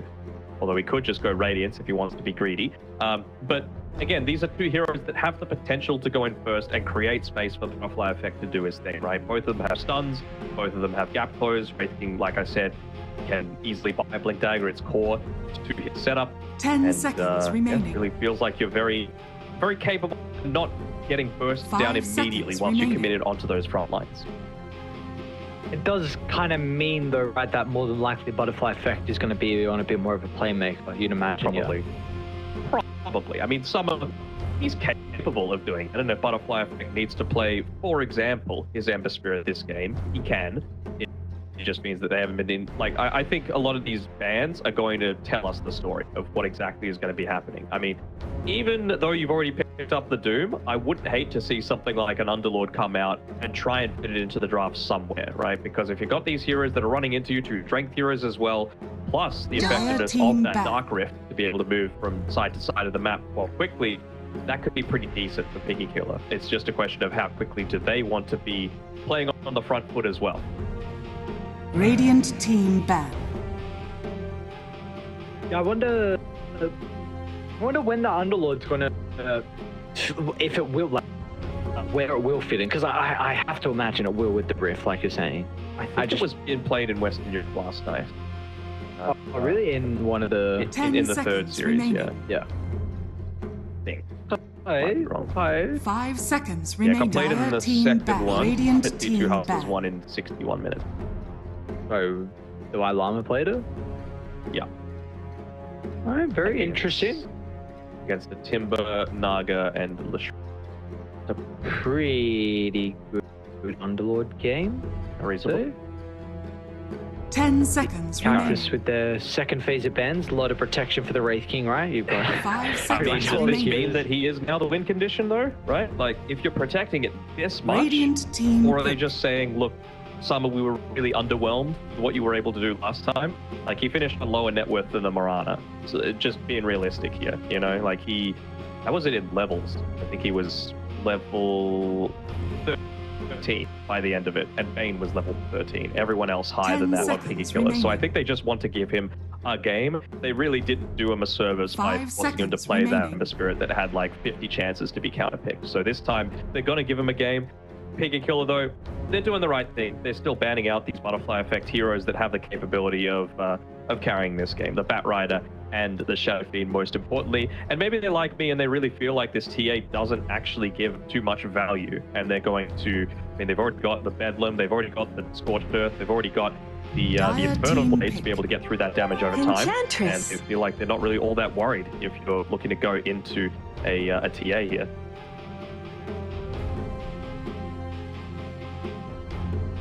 Alright, well, we at least have one of those series that we, in regards to the support, thought would be 10 seconds a decent chunk throughout the series. Enchantress in the second phase for outside, and outside has some very good micro capabilities. Loves the Chen, loves the Ench, so we give them another pretty strong lane to enable Fly. Feels like this is going to be the big pusher, though, at least so far with the lineup, right? Like, Doom, Dark Willow, they do not do that very well at all. So if you've at least got a position 5 that's capable of doing it, I'm a little surprised that we still haven't seen any Chen come through. I know that there is very, like, region-specific heroes that get picked up, but to me, Chen just feels far and away the best position 5 of this draft, and it makes me hate that I have horrible micro and cannot play the hero. You can practice, man. Come on. Nah. Ench I could make work. One, creep I could deal with. Now with a shard you could get 2, and I'm like, I don't know, that's too many. What happens if you get the shard with the torment? I don't know. I'm just not going to play the Ench. I'm not going to put myself in that position. Oh god. Alright, well, Cactus, so they're going to try and pick up the Bane themselves as well, so they do have another very strong laning support. They're going to go to the Death Prophet route. You might be considering about a range here now for Fly. I mean, that Drow, like a decent potential for them to look to pick up if they want to. What are you thinking, like a sniper or something? Yeah, yep, sniper, Drow. I do want to see the Drow still. To me, I always want to see these new things in action in competitive games. So the Drow, the Glacier is the big one, and even just the switch of the Frost arrows, what do you call them? Hypothermia, yeah. From that to the Aghanim Scepter, they really buffed up how much it provides now as well, didn't they?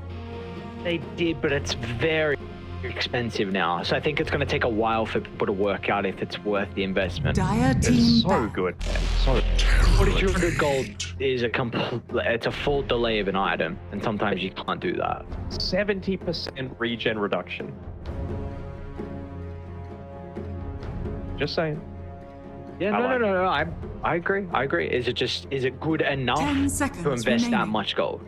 That's where time will tell if it's going to be worth it or not. As we see the Piggy Killer, another range. We good do get the one Radiance build, assuming that's how they're looking to build it here on Summer on his Wraith King. DP not the greatest, like outside of the Greaves, not the greatest aura builder, so you're not going to get a lot of value from the reflection there, you wouldn't think. None of these heroes really wants to buy AC early on, for example, so you're not going to get that bonus. So the TV feels all right. Again, I think this might just be a, you sure you want to go Radiance, buddy? Sort of thing, and maybe it's going to be enough to be able to slow Cactus's farming pattern down. I hate seeing them go into, like, I don't know if it's going to be able to do anything to counter the TB, though. I was about to say, like, a Desolator style Wraith King, right? Just blow up whatever hero you're able to get the connection onto with the Nightmare, with the roll through, with the stun, like Blink stun, right click a couple of times, and a Doom, a Willow, and Ench are probably going to die. Maybe protect. You got to ban out the the Zeus for sure on Piggy Killer. They have no jump right now. It's a direct terrible counter. It's something that Butterfly Effect is able to play pretty well, and who knows, we might even see Lightning Hands. Yeah. I like that call a lot. I think even we might be seeing for Piggy Killer something that is able to control the fight. They are kind of lacking that. You know, for Doom, you don't want people to disengage away from your ultimate, of course, and Terrorblade, you want to be able to stand strong. You know, chasing down people, you've only got really the Skadi slow, so maybe the park might be something that XM could consider in this game as well. Beautiful thing for them. They've got the 24th pick, so they're going to be able to get confirmation whether this is a Butterfly Effect Death Prophet or whether TZY is going to pick it up in the offlane. Dire team ban. Feels much more like a TZY hero though, doesn't it? Like it would just fit so much more nicely. Able to sustain against the Enchantress in lane always feels kind of nice. You've got a beefy Earth Spirit to be able to frontline for you. I quite like it. Ban.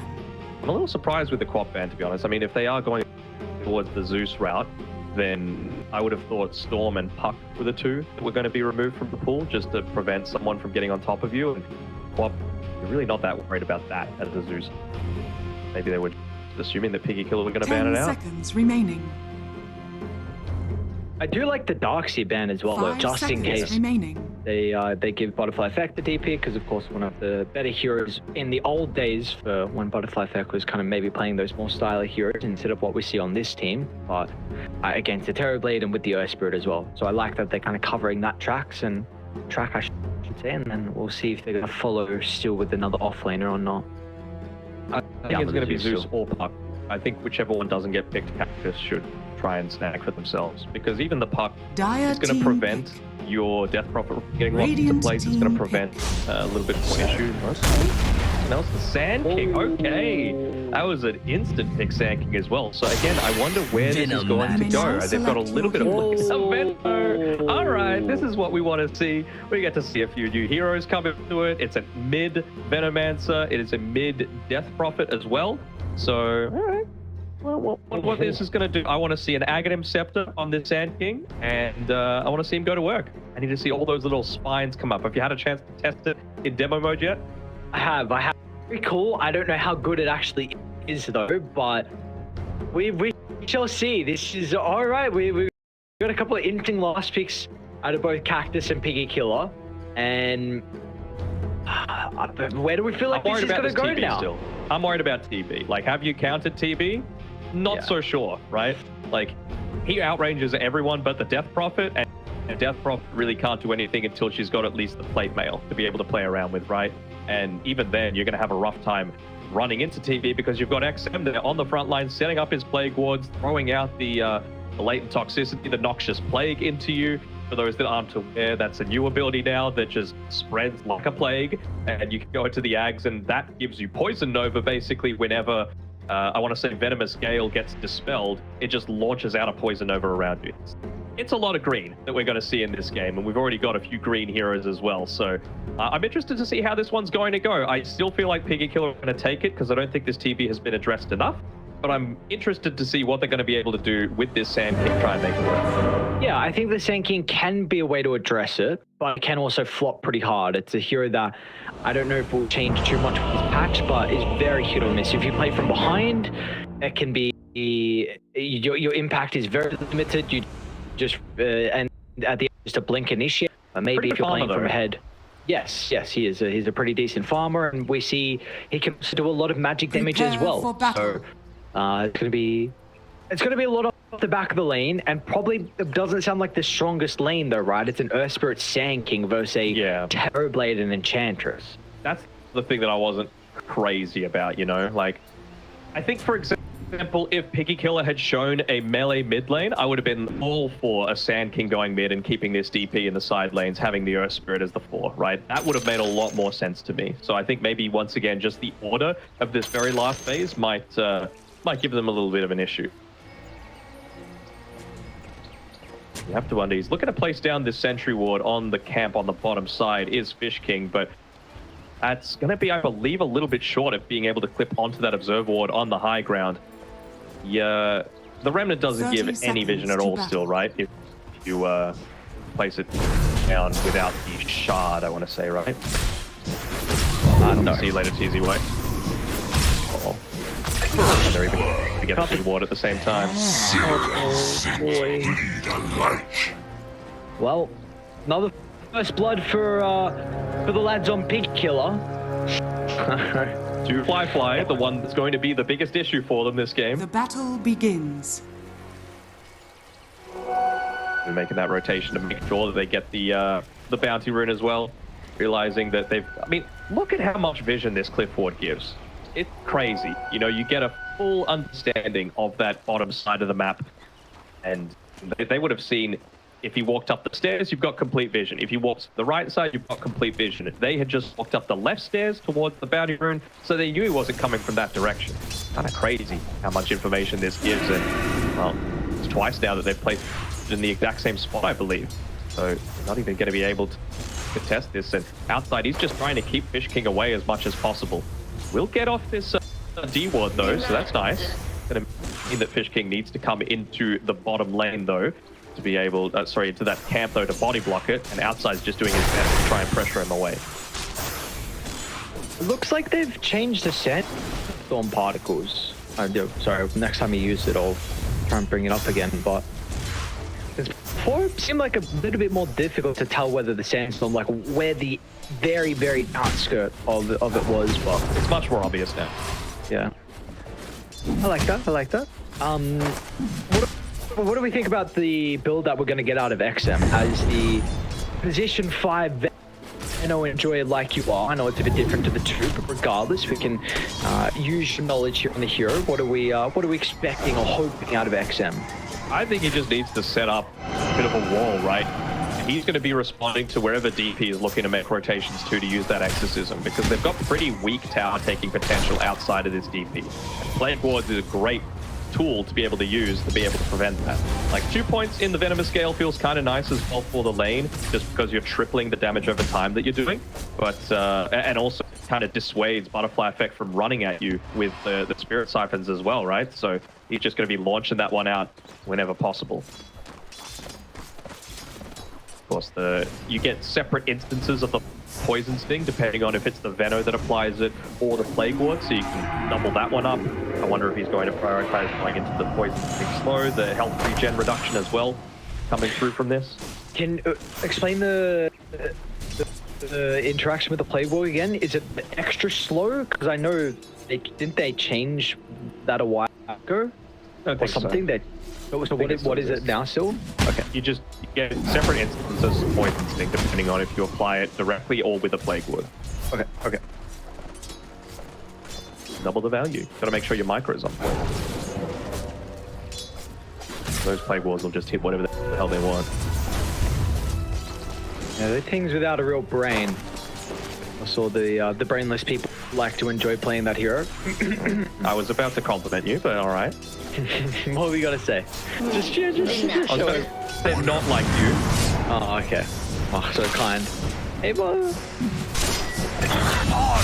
Oh, whoa, hang on, Jimmy. Oh, all right. I was kind of laughing with that blood grenade usage. I don't even know if it actually clipped on him anyway. Bottom lane, Sand King is also going to go down as well. So, once again, Piggy kill off to a fine start. I don't know if it works on the skeleton, the Wraith King skeletons or not, but I wonder if Little Friend works in combination with that from the Enchantress. They're not creeps exactly. All creeps, ally, enemy, and neutral within a radius. I mean, I guess they're kind of creeps. I'll have to wait and see. Summer, kind of like what we were expecting, is going to go into the armlet. Pretty standard build for a Wraith King to start off with, but again, it feels like they've given him the reins to be able to prove himself this time. Because again, didn't have a game. They used 3 specific bans to make sure he was going to have a decent time. But even the Veno, honestly, is going to make his life a little bit more challenging. It doesn't feel like he can look to join these fights until Fish about to die. Ooh, just gets away until he's got that Blink Dagger. Which is a Sand King story with the Blink? No, the Summer. Like, what can he do until he's got Blink? Okay, yeah. Veno's just going to set up wards. You're going to get slowed by Enchant. You're going to set up the Brambles. So it's about finding that quick pick-off off the back of a big crit. from the Morph Strike. Once you've got that armlet activated, like 10, I don't know, but take a while. You're gonna have difficulty taking towers until that point. Yeah. It does seem like this mid lane, it started off a little bit rough for Butterfly Effect, but with the 3 points in the Crypt Swarm, he's been able to shove the Venom out of the lane, so XM may go back to base and get a refill. I wonder if he knows he's not going to get any value out of the Spirit Cypher in this lane. Veno's going to win out on that exchange. Touch the bottom first and up there. We go back to top. Ava going to be in trouble. Jumi was able to set up for the roll. XM's going to try and help and protect him. Gale clips onto 2. Frisk is going to be able to connect as well. So get that wall, the deny from Jumi. Still the curse crash connects on the boat. Jumi made a hell of a play. He's going to make his race team get stunned up, and now they're going to dive under the tower as well. Frisk, he'll take the Nightmare because the Gale is still there for XM to work with. I don't think he's going to out unless the Bramble connects. Oh, well done. Very well done as well. Frisk might even give him a quick last hit here with the Black Bear Creep. That'll be enough to be able to get him into the Arcane Boots as well, so he doesn't even need to go all the way back to base. He can just look to continue to stick up on the top side. They're giving him a good amount of experience too. I mean, this is the advantage of playing with these heroes that have the capability of A, roaming, but B, also going into that jungle. Mid lane, they are putting a bit of pressure onto this mid tower, but again, the question for me is always going to be, how much value does this mid tower still have these days? Maybe a 6-minute one feels quite nice to be able to protect from anything like bounty or in contest, but Conga healed. For an angle for the roll, regardless, they're going to be able to bring it down though, so Piggy Killer bring a lot of heroes to try and contest it and keep it standing. They won't be able to. But that mid tower be important though, right? It's across, like you need to run through mid to get the top and get the bottom. Like, do you? Well, not always, but a lot of the time, yeah. Engage, brother. You don't need to really do that anymore. Where are the objectives around mid that you really want to be securing as well, is the other question, right? Like, sure, you need to make sure your mid tier 2 is not getting hit, but you still have the tier 2 tower to prevent that. And when you look at the jungle camps, there's so many of these amazing cliff wards that provide a massive amount of vision that's going to catch you out. So wouldn't you rather be set up closer to where the twin gates are, just in case you need to make a movement to the other side of the map, and there's still like 1, 2, 3, 4, 5 camps for you to put farm across the top and bottom of the map? Outside door, yeah. Whoa! Oh, okay. Cheeky. Because Jumi's gonna have to TP. The Lord expended. Did someone push him down? Nah. So who took the rune? Earth Spirit and Frisk got the one for him. Frisk level 6, dude. Oh my lord. And Fly. So take a look at mid now, XM. He's got the break if he wants to try and use it onto Butterfly Effect. Let's see if it's going to be enough damage. That's a good Gale too. They're going to go for the deny. Ooh. Ready. Dire's top tower is under attack. Radiant's bottom tower is under attack. That top engagement though, Radiant Piggy Killer, are with the level 6 that you mentioned, because of them being able to leave Frisk alone for a little bit, that extra damage coming through for the Bedlam, and with Fly rotating the meta, it's a big kill they're able to fire. They now open up the tower as well, so Fly might look to try and park himself up top. I feel like one of the better heroes to get right on top of the DP as well, right? Like, now it's going to give him a little bit more of an issue, but just Shadow Realm, Bedlam, he's not going to be able to siphon you back and really look to make his life a whole lot more challenging. Butterfly Effect. They're setting up a bit. You know, again. My Venom. Not the mid-Venom performance XM was hoping for. He's behind Dark Blue in net worth. That's probably going to bumped up even further now off the back of the kill. This is just proving to be too much of an issue for them. And he gets terrorized out as well. Oh, Frisk. So this is where Veno, like, I expected him to 1 point in the Plague Wards by this point, right? Because that's the thing that stops people from running at you. now. Outside, he's not quite level 6 yet, so might be in a little bit of trouble. Just 1 point in the Nature's Attendant. It's a Crypt Swarm coming back up. Not enough. Radiant's bottom tower is under attack. Like the Plague Wards are what stop people from running at you. You know, it's good to have 3 points Venomous Gale. It's a ton of damage, but early game is where you kind of squish on the Venom end. So, right, you need that 4-staff. You need that Spirit Vessel, for example. You need just a little bit more HP to be able to survive and lay down Radiant's a bunch of spells. Because you're not right-clicking anyone, maybe once, just to be able to get that separate instant support. Easy by bottom. It's going to be off the mark from first. They still do get the slow though.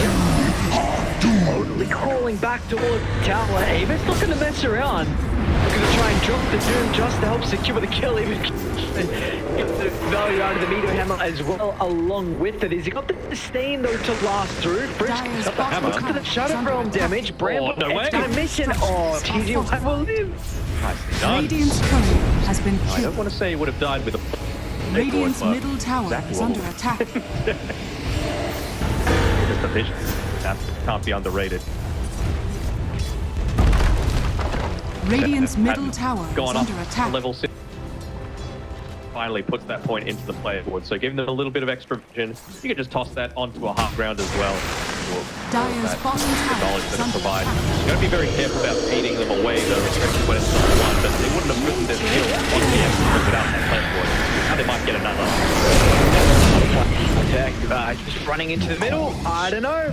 Exo popped. He felt like he was strong enough, but with the position for Piggy, we were able to kite it, make sure those snapping charges were destroying them pretty early on. And that is the ultimate expense. We're going to get no value out of it now. Deep right. Another Plague Ward. They're going to be able to catch him out as well inside the tree line. So Cicuit's still going to be able to turn it back around with the fire. They'll get a kill. Without a break into the meteor though. And he should take out. We're going to be cautious of the tower going down. You can't get those +1s off the back of the respawns now. It's going to take them longer to venture into the middle. And that means this King is going to give over a mega killing streak over to the Dark Willow. Just looking to farm up. Now he's got 2 points Plague Ward. This is where I want to know where XM is going to go with his skill build, right? Because I think 2 points Plague Ward is enough to make sure that you're not just feeding them away, right? It nearly doubles the HP on them. You get a little bit of a damage boost, but it's really just the poison stick debuff that you want to be able to dissuade a lot of these pushes. So I really wouldn't have to see him max out the poison sting from here on out.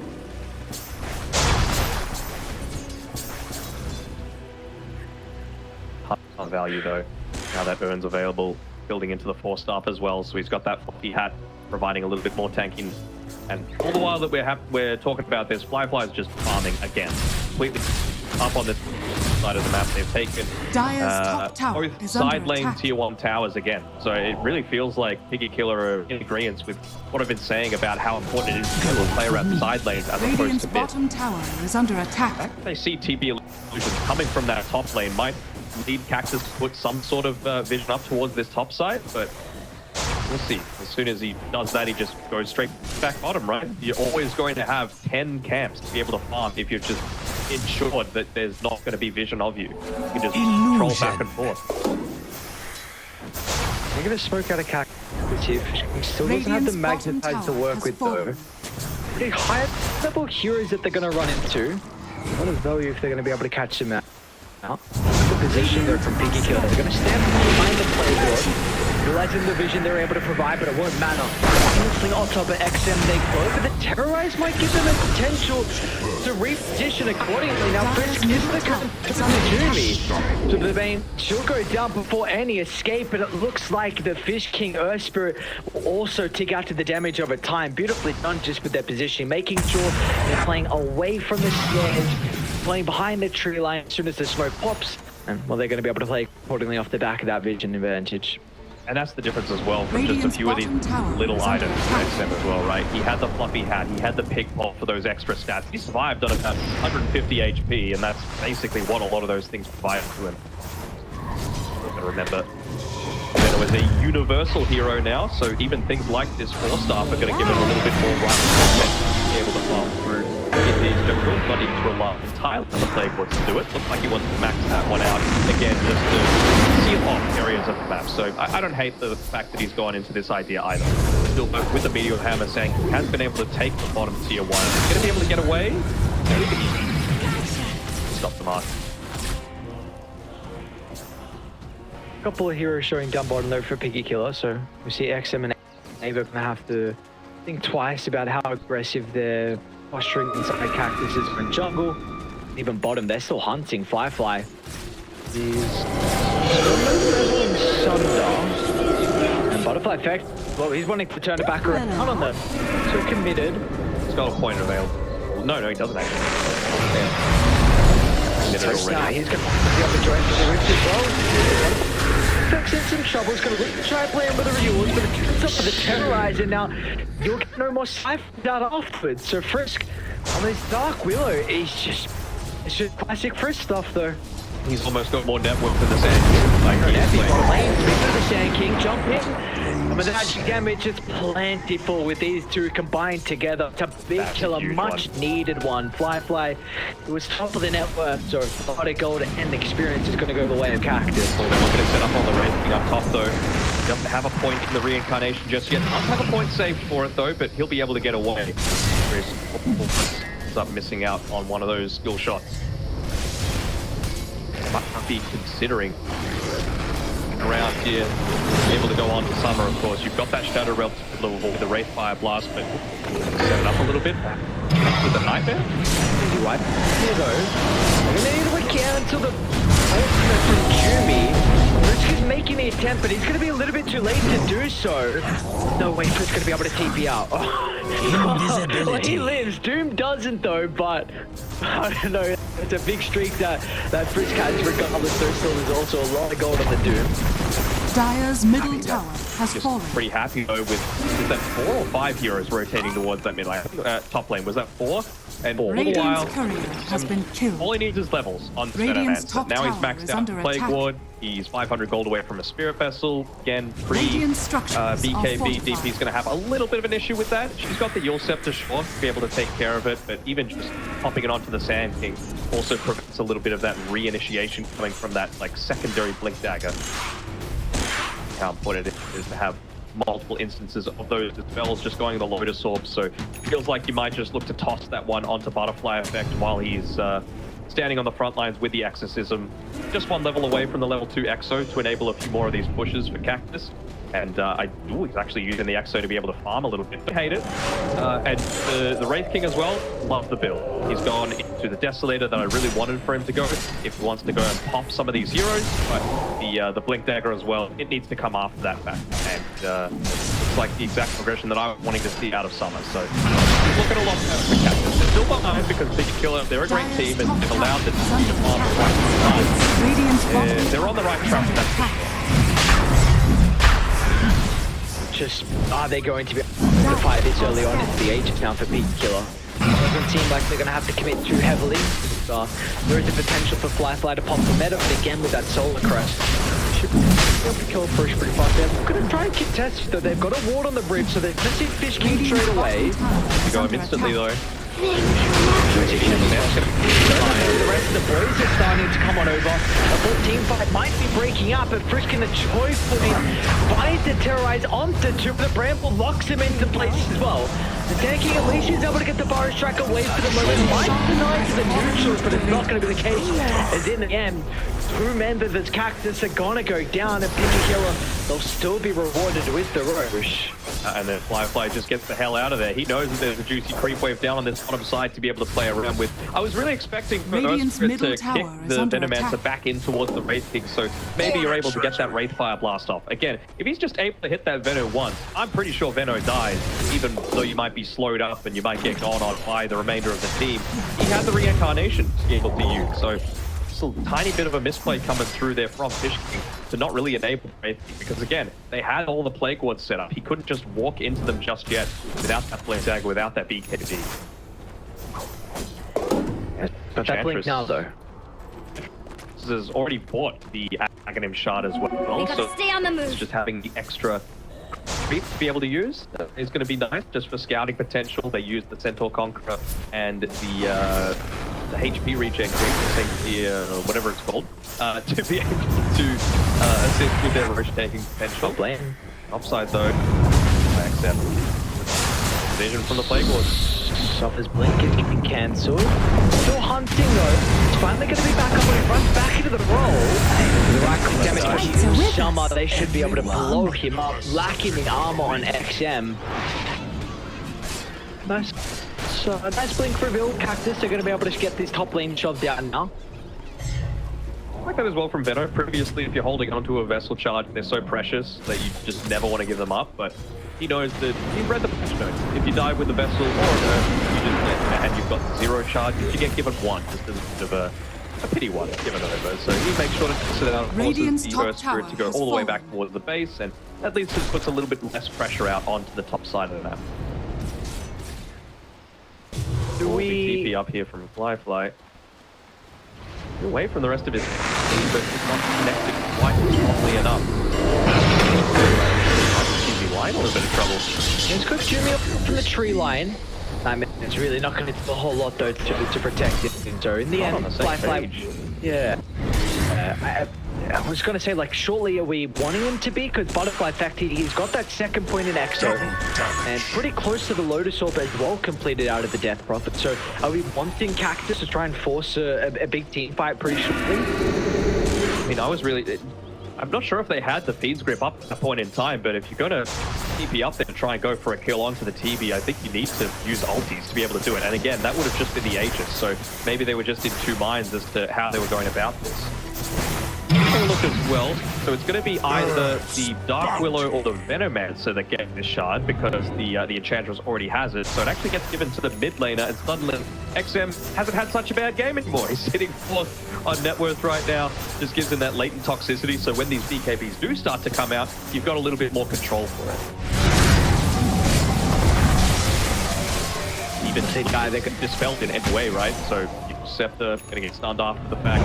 The Lotus Orb getting stunned after the fact as well. Earth Spirit Act Shard getting over. It ain't bad. It gives you a little bit of that vision around the remnants now. Is it not still part of it? Because you know sometimes it's hidden. We tested that it is still part of it, that it gives that little bit plus you can also grab allies. I haven't, no. I didn't think it was. You doing a quick test, I was just seeing if it said in the patch notes specifically that, yeah, Aghanim Shard upgrade removed. So yeah, no, it doesn't. It's just a which is, I mean, pretty nice to be able to get out of the range of the Terror Blade to reset away from the Doom. Like any save is always pretty nice for people that are very heavy committal with their long cooldown abilities. And see that needs to come into play bottom. Gearing up for defense. There's the jump in from Aegon. Fish King actually wants to look into roll limp. The Nightmare, it's going to be off the mark. Jumi, though, a defensive beam strip, just giving them some distance to escape. Some moments of breathing room. The top side now. Fly is looking strong as well, continuing to want to fight. Dire's top tower has fallen. So they want to go in as well. They know he's alone. Radiant is starting to run top, but they're going to be really far away. It is going to take them quite some time for them to be able to connect. They're even scanning as well at the rift just to make sure no one else is looking to try and TP in. So Fly should be able to get the kill. A quick roll the way the last second, and now the reinforcement they got onto the bottom there. TPY is going to try and jump in and play off the back of the get because of a terrorized. Risk again, man. He's always on point with the ultimate usages. But Dire still in fighting shape though, and as a result, Ava is going to go down, blink up in a couple of seconds. Ava gets out. Oh, no way, they all and it's actually going to be the Spirit dying. All that damage over time by the Veno. Radiant's taking him out with the latent toxicity as well. Just a little bit of that extra damage per second. Almost Guardi Courier dies though. Or Fly. That won't feel all good, all that well. And Summer's keeping up. I mean, against the Terror Blade, he's using those skeletons to full effect to be able to pick up a lot of this farm around the map. Even slightly ahead of net worth as well, considering he needs for a lot of the farm as opposed to the TV that can just send out his illusions to do a lot of the bidding. The issue is, though, it's not a very good Wraith King carry-to-carry matchup as the game goes on, which is the big concern. I think it's just going to be another one of these instances where they ignore the TB, though. If they just send out everyone else around him, is priority #1 for mine. So I guess need to look at the area of the fights that are taking place. If they're in an area where TB, you can't avoid him if he's on this high ground and he can just machine gun down, and potentially if you can get all that extra AoE damage and maybe some extra items or abilities to help out the controls so Piggy Killer don't get caught. Yep. So saw as well that Willow went and fought the shard. Again, it's a good shard for Frisk, but it also just means that the next Tormentor that goes down is going to be either Ava or Flyfly. So Core is going to get a very nice shard for themselves, especially with the team still being buffed up recently. I think they're trying to scout out that, knowing that he lost more than 4,000 net worth on that courier previously. They know he's been harping around here, but XM wouldn't be too bad to pick either. Flyfly's going to TP, or it's actually the Doom TP to the outpost, and he cancelled the ultimate. He's going to be able to put the Doom off onto Butterfly Effect, so there'll be no excellent rendered completely useless. Frisk will still go down, but it looks like it's a team fight where Piggy Killer should be able to come out on top. As Ava, he's already found the +1. Summer was trying to find the angle to jump into the middle of the team fight, but took a little bit too long, and it was Piggy Killer that started onto him. Now as a result, Summer, he's in a lot of trouble. BKB completely wasted. And they're going to be able to form up around his respawn as well. Summer, another death. He's been able to do a decent job to find his farm, but that fight is going to put him further behind in a fight where Flyfly didn't even have Scardy. Didn't have Scardy, and they got the jump effectively. It took 6 seconds TP to those outposts, right? And they were still not able to respond effectively enough to it. It just feels like they are lacking a lot of that burst damage. That's why I was wanting this Blink Dagger to come out for the Wraith King, so that he can connect together with the rest of the boys and find that quick burst potential. But you can see here, he could only just TP to the tier 2 tower at that point. So by the time he joined the fight, it was over. Yeah, I'm just watching that replay back, a little bit messy. The kick actually away from Fish King, which kept the XM alive. Then Duke was able to get that big ultimate onto Butterfly Vex. Zero impact at all. Well, speaking of the Doom, actually, Ava's going to be able to work with the Greaves and has the backup. Do you really want to continue? Okay, excellent. Like oh, they went for a blind stun. No. Flyfly is a bit separate from the team. He's got the Scardy, though. Was a little bit stronger. Also still holding onto those vampire fangs for the vision. And the night vision as well. That can't be underestimated. He's looking to play around for now. I think he just... The crit stick. Okay, yeah, he's going Daedalus. So yeah. He's actually had 4k gold when Scardy was still complete. I didn't know what he went for, but looks like it was the Crystallis, and now very close to Daedalus being completed. So, yeah, it's going to be even more of a difficult time to now completely avoid the Terrorblade now that he's just doing even more damage at the middle of the fight. I gotta see Summer join these fights off the back of his Blink Dagger and BK. Like, he is the one that can burst people from 100 to 0 pretty damn quickly off the back of like an Earth Spirit setup or a Sand King setup. Hell, even Bane just with a Nightmare, right? He just needs to be there to confirm that kill. Wonder if they do want to stick down bottom just for that little bit longer. Taking away that tier 2 tower could be huge, just to prevent some TP responses in case Flyfly gets caught out farming down on the bottom side now. They would need to use the outpost TP to be able to make it happen. Of course, it takes so much longer.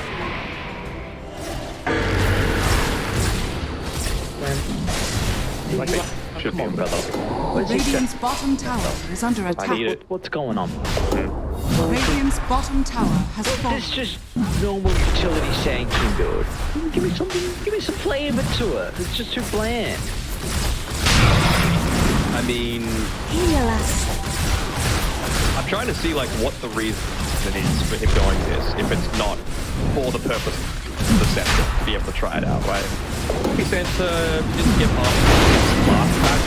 You gave Caustic Finale application without the Ag Scepter to the Burrow Strike, but that's only heroes. Not enabling you to farm those creeps even faster. To me, the biggest change is Agonics, right? That is such a big upgrade to just an area, which is really what Venno wants to be doing. You can turn that around and force people to stand and fight next to a Wraith King that's not going to be too speedy, against the Magnetized that's going to keep people slowed and silenced, against a DP with Exorcism running. That's the big strength, I feel, this Sand King right now. Look at that. Flashlight used the wrist mod, sent out some of the illusions, dealt with his other wave, and then connected back with the team top. So someone's going to have to try and play with this mid lane, and XM will be able to address that as well. So now your lanes are in a pretty good position for Piggy Killer to consider about going higher ground off the back of this second ages that was given over to terribly. Alright, the setup. What about next up here? So they started without this Pokemon, but they're going to move the flat before they can get into the middle of the team fight. The Gigabyte's going to be an active pitch. This could also do it the plates. And they keep flat long enough to be able to turn it back around, but won't be able to. So no doom throughout the team fight. Still Fly completely uncontested. It's not going to charge them forward. Another fresh health pool to be able to work with. They're going to respect the epicenter though. Looking to back on off and make sure they're not inside the choke point. G.Y. Which is not doing enough damage, and now they've got the detection. No escape for the Sand King. Summer's going to be in for the finishing blow, but how does he get out off the back of that? A great heads-up TP, almost was caught out though to the Cursed Crown. He used everything for that as well though. I mean, Firefly, he's got his metamorphosis running out, but I wonder if they even choose to go on forward. They know that there's no epicenter. They know there's no exorcism. They know this team doesn't have that second life available for the next 50 seconds, considering they made that cooldown so much longer to even maximize level. Like, they're happy enough to back up. Know that they can just now extend this network lead even further off the back of a successful team fight. I mean, again, and like... Sorry, I'm reading the reincarnation. Keep going, bro. Yeah, an extra 40 seconds, unless you're really hacks. I prefer the assumption it is that it needs to be... I feel like after someone else goes in, right? That to me, Earth or landing Magnetize like a multi-man silence, or A.K.A hitting like a two-man stun on someone that's going to be pulling away with 4 staffs and the like. I'm pretty sure in the fight it was actually outside using one of his Wild Will Rippers to the Vermancer out to safety. So it's even more solid macro coming from Piggy Killer in the middle of these ones. Then they're going to need to back off a little bit on Cactus until their ultimates are back on cooldown. It's only about 40 seconds or so should be able to set up on that high ground so that you're not losing too much. Y would love to have the Yule Scepter for himself as well, even just Rage King working. Is that an MKB that he's keeping hidden on the courier? What? Come on, no, Sprites. Yolnir, okay. Great.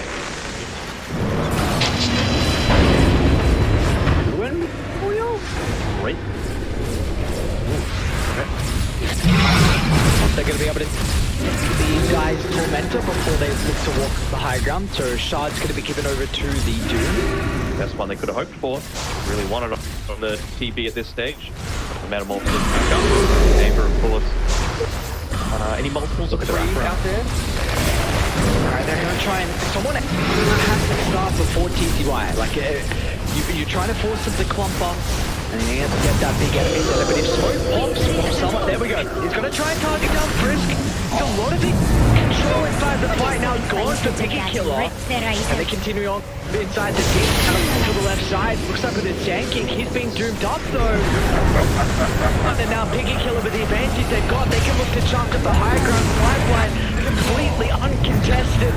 Still, he's going forward. He's not protecting his remaining heroes towards the back. Looking at that up by Shakiri. One by one. He's looking for a Sunder target. Not going to be able to find the opportunity just yet, so that's meted down off the back of the reach spawn. There might be a bit of an opening now for Cactus as they're looking to buy back. Fiend's grip from afar, and there's no cannon still. Fly. A big strip to find, but can they turn it back around? Done a really good job of Piggy Killer to reach towards the triangle of an incredible ultimate coming out from XO. They're just going to tear them apart. Butterfly Deck runs into the mid grinder, summons to without reincarnation. And even though that you lost Fly, it did not matter in the end. Piggy Killer. Oh, they're going to have the damage. You got really, like you said. Get the bar strike off. And that TZY, I mean, that's going to be a 5-man wipe in the end. A lot of dierbacks from them as well, and they're going to call it. Oh. It was looking like a pretty good fight, but I mean, just in that very last fight alone, it shows why he is a very scary hero in this patch. Like, Poison Nova's going off everywhere after that Aghanim Scepter was finished up. it just felt like there was nowhere that they could run. It makes the BKBs all that more important in a patch where BKBs are much less value, right? How are you supposed to run into everything that's slowing you down outside of maybe they needed a Boots of Bearing or something like that? Maybe they needed the Disp.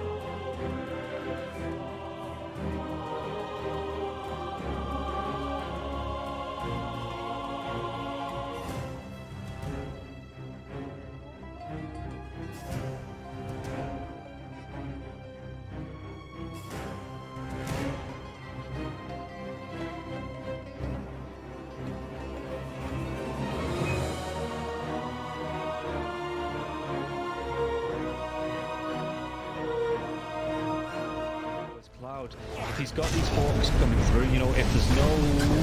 We'll come back to this as they get the dive on, and everything I was saying is now inconsequential because Cloud has gone down, so Kami has to move away from these multiple kisses. There is still that buyback to the Beastmaster though. Let's see. Let's get himself back into this. The dive onto the back lines into the vortex as well. There could be a real nice dismember. The hooks come. Nice save. Well, though he saves it. Cloud gets himself back into this now, and Kami is losing so much time. Kami's gonna go down. He do get the kill onto Leppington there as well. So Mira with that freezing field, Mira will go down.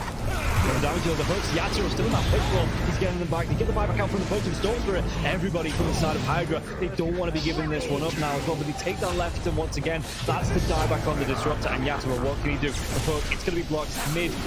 Hook. This is the dieback on the Cloud. Cloud, can he get himself away from this one? He's still being harassed up by Collapse. One more right click. He goes down. That is going to be the Beastmaster dead for 115 seconds. And now the chase is on for the rest of the side of Hydra. This Aghanims on the Morphling is just making him impossible to deal with. First of all, they use the little shredder on the Pudge to get rid of his armor. He has solid amounts of it, but it is just not enough. And then Yatoro just destroys him. And he knows that he can stand his ground because he cannot be stunned. He literally cannot be stunned. How do you stun water? Well, a lot of their damage, if not most of it, is on the Morphling. Oh, the glimpse comes back though. Inside the Status Storm Mirror, he has that Lotus going, and now if Zerker actually dives a little bit further, the Thunder comes out. The Podking, he's dove in, yeah. They're going to be able to get a kill onto the Storm Spirit. Can they take down the Pudge? They're going to be able to match up and cancel off the TP.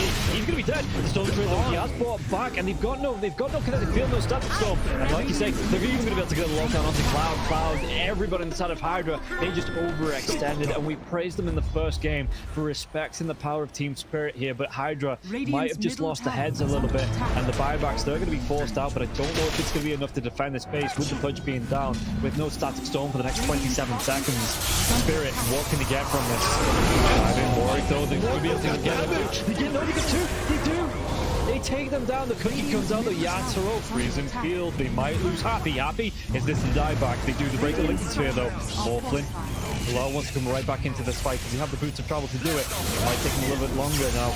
No boots of travel though, so he's going to have to use the blinks. You know, they just do it by foot, it seems.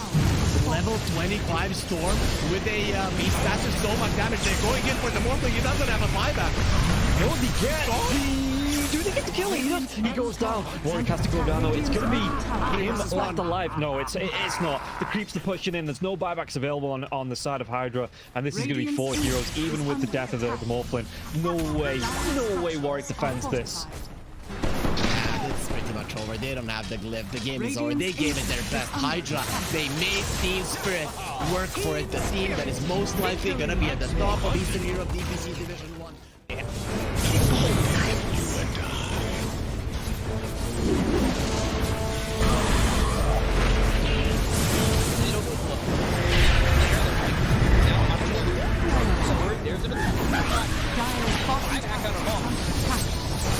Radiant's middle barracks.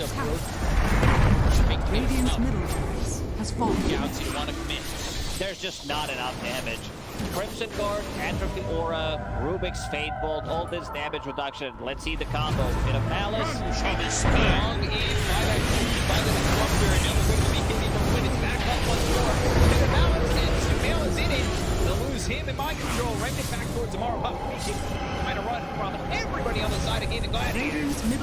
siphoning and getting back into the base. Has fallen. Alive. Yeah, I think when it's time to call it, it is time to call it. They have no business left in this. And didn't get the tether off or something. I think it got broken. Either way, I like the ghost up to purchase. That was pretty heads up, but we are back and there's a smoke action. There's a divide right there. They're going in on Q. Gaimin. There's the hit. A.K.A. that did nothing. 23. Knocked great damage. He's dead. Oh my god. Nothing. Jeez. Less than 10% of his health. I mean, I'm assuming that's just the game. That, yeah, 100%. There's no point in talking about the rest AU of it. picks it up. I got it, boys. It's the dive. Let's go away, you. Oh my god. Victory.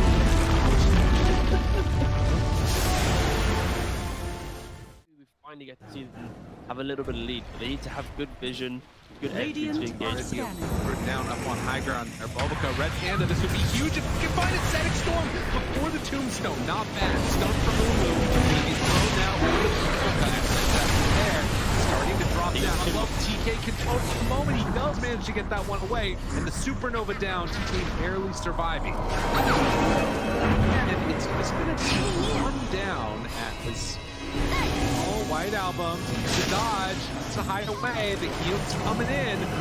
They hoping for a save, but the PKB is out, and they're gonna jump onto him, who has to back away. We have lost White Album again, and now Mango in trouble. Q is gonna drop. Aster, these fight so well, and they quickly take down that Undying. And remember, it's ages, so they didn't really care about giving away. That's the bot. Big finish profits. You got the Stun is out on the today. Didn't have a BKB available. Bulbaca dropping low. The 10th on back in.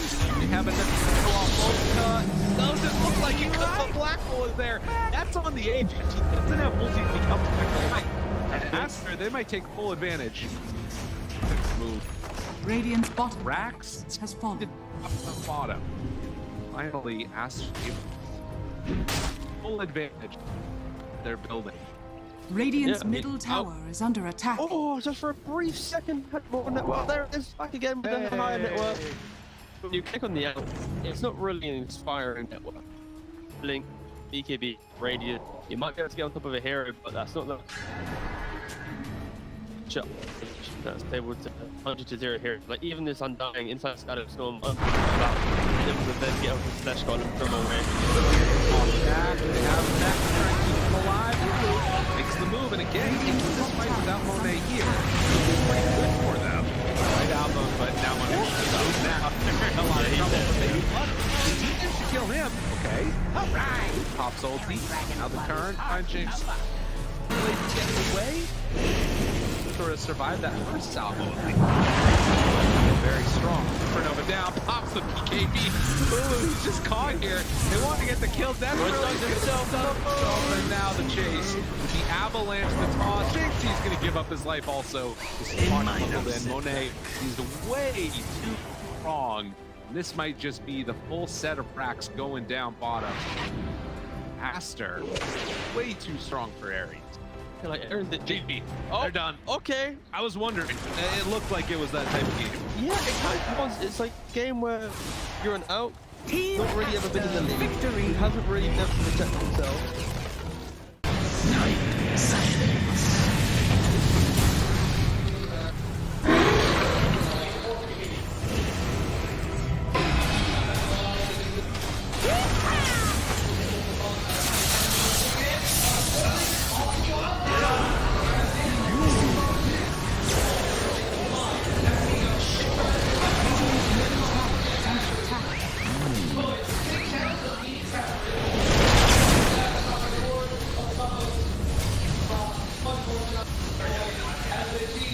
Radiant structures are fortified.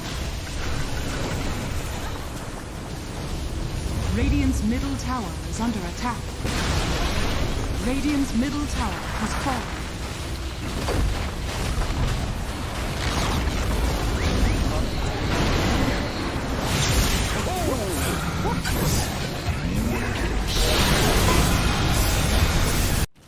Boom. I thought they'd Everyone's to the just base. standing. How are they just standing right now? I can't help but fidget with my hero half the game. I'll be running around in circles. Yeah. Pirouetting on the spot, the song, blinking from Pure, they see Yatoro, 3 lined up, potentialized path play, they're trying to go in, Toronto Tokyo, blown up by Collapse, has to fight back, Yatoro gets up with BKB, Pure with another song, sprints in, who are they aiming for? Where is the target acquisition? They can't catch anybody, Collapse, BKB runs down south, Lol being chased out as well, oh my god, Nightfall, Hazy on disc refresher, blinks to high ground, gets away from danger for now, Pure, what's he up to? He's back to the high ground too. Mirror image out. Aegis claimed. Lull in the fire. Still surviving and blowing up GPK. Team Spirit. Nothing to do. Sprinting out their base. They don't catch Nightfall on the way out. He's blinked out of the range of Mirror. They're still hunting though, and he's going to find Toronto Tokyo. Who cares, Gem? I see Jakiro. Eon disc popped. And with this rapier damage, will make short work of the twin-headed dragon. Unstoppable. Laurel, the collapse waiting in the back line actually worked. He stormed out of the tree line and he just then started eviscerating the 2 supports with the help of Laurel. He completely jumped over. They dodged everything that Naga was trying to set and prep there. And Yatoro was also just firing the cannon from the top there. Did the combined damage of Collapse and Laurel together. He is a monster. Oh, Pure. Lol. Oh, God. Nightfall's gonna get a bit of vision here with the Hawk. Imagine. Can they? Imagine. Will they? They have to do something kind of crazy. They're gonna be losing their base pretty soon. Lash has buyback. Naga Beastmaster have to get back to base to defend. Drow Rangers up here. Tier 3 gone. Barracks to follow. There's no buyback or collapse though. That's a big one. And Mira. Radiant structure. Look at all the wolves. Look at all the summons. It's vulnerable. What? Gets away from there. Help of the Glimmer Cave to jump in from Lol. Disruption, self-save. Barracks taken out. Lol. Oh, tries to fight. Nightfall. He'll just pop, but he can't get any control of Lol. It's Lol. Puck is all over the place. Now they go into the GPK though. Aiming for the puck. They're going to find him at long last. They get him and the rapier's on the floor. He messed up the phase shift. He canceled it. Oh no. Did you see that? I'm not crazy, right? I don't know. Yeah, he phase shift and accidentally ended it.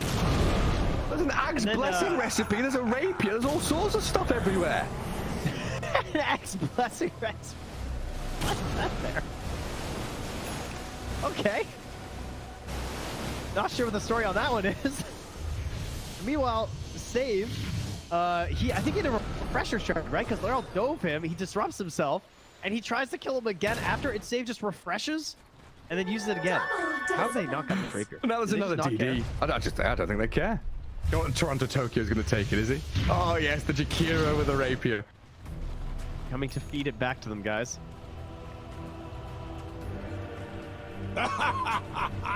My goodness. There's Mega creeps on one side. Top lane Barracks still standing on Team Spirits. Are we waiting for next Roshan, Trent? I don't know. I don't know. I feel like BetBoom have such a good chance of winning these fights right now. They just can't get like swarmed in the back line. They missed the stun on BK. He's trying to hold his ground, but look at my dodge. Oh my god, Yatoro shreds. Where'd he go? Daedalus hits, refreshes, blinks forward, kills off Save as well. SD's gone, TP home. Get the hell out of here, BetBoom now. Lucky he didn't get coiled. Dude. Leshrac vanished. He looked okay until he didn't. Until he got hit for 1,350 damage from a single right click? Yeah. Oof. Yeah. Right until that. Ow. Luckily, Toronto Tokyo was not there to feed the rapier back, so that's good. And now Team Spirit running down lanes, coming for the Radiant base. Balls are still there to hold on to. Well, this has got to be mentally debilitating for BetBoom. Mini 71 minutes. Team Spirit is wearing them down. The admins have been on, they told them, nope, these guys. The longer this game goes, the harder things are. Well, it's like Moomiander was saying in that Seb documentary. You know, this isn't Dota you're playing. This is a slogfest. You're gonna wait it out and play 60-minute games. Long ass ones. There's a long line. Watch get very far forward. He unders from Mira, but the Undying will fall inside the Radiant base. He'll as Mira gets off one last finger of death and the turns we got through. They kill GPK. It's a direct on the ledge. Naga now in trouble. Song of the Siren trying to buy a bit of time, but Yatro moves forward, gets the damage in. Will is dead. Oh god. It all comes crumbling apart for that boom now. Wait, back. They're on to Mira. The kill off Nightfall save though and lol. He opens up on them. The howitzer is here. Massive 40 mil cannon just shattering into that boom. Drow saved by the rip. The soul is there dying. There's two. And she's called it over. Team Spirit. Look at them. Look at Mira. Oh my god. The shard to anybody who would listen at the Lima Major. Which, yeah, nobody's taking him up on it yet. But if you see a shard being picked up by any team that was at the Lima Major that speaks English, you could probably sort of It's good. This shard is actually good. I don't know when, and I don't know how you get there. That's all. I actually found a better game as a word recently with the shard. That's pretty good. I think that's Slark for sure. Oh yeah. Slark with that shard is crazy. It's actually a broken strat. If Jowly knows to use a strong pop, he can take that. Maybe that enemy needs to get back. Shadow Walk his way back to the top. And then theoretically there's 1,000 comments, but because I say it and nobody I will say the other good thing about Bounty Hunter, but we've got two different memes here. The Bounty Hunter shard, the Magnus Ags. He does have extremely high base armor. And against probably has the highest base armor, starting base armor in the game, which can make him really good at the laning phase for trading. Yeah. He's versatile. Terrible. Oh yeah.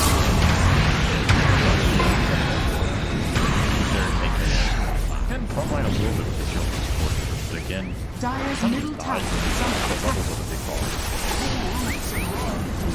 Radiant's top tower is under attack. PSN FTX victory.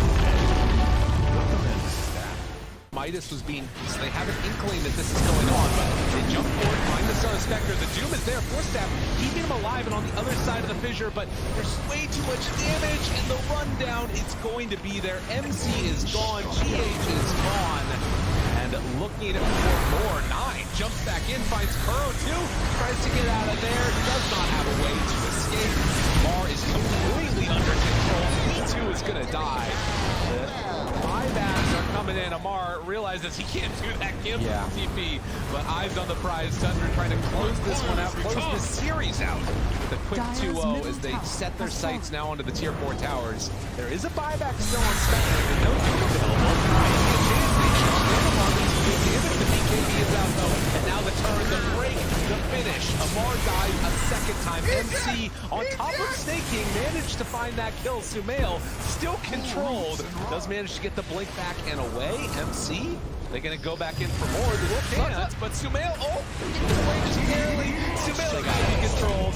They got him there with the Gleipnir, and it's only MC left alive as Tundra start hitting these tier 4 towers. With this Unleash, with the damage from the Psychic now as well. Watch Buckle though, it's actually going to be the Molten stealing that Pango form. And he doing anything about this because it's going to be hexed out. Do we have the damage to kill him off? It looks like this one's going to get low. The Dark back now as well, but he's not going to be able to get the kill. In fact, he just drag him closer to him. Be able to clean up the side of one move. They have no cause now. Aintrad, the only one left alive in terms of cause. 3 heroes dead for the next at least 70 seconds. And this is going to be it. Yeah, Baboon just come in.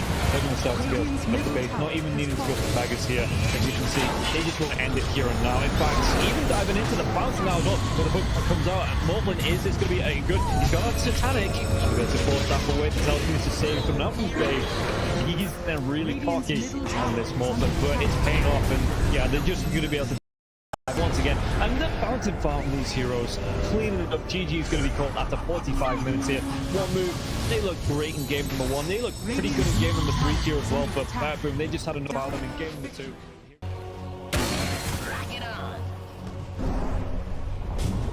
Dire's middle tower has fallen. Be right. I keep my enemies close.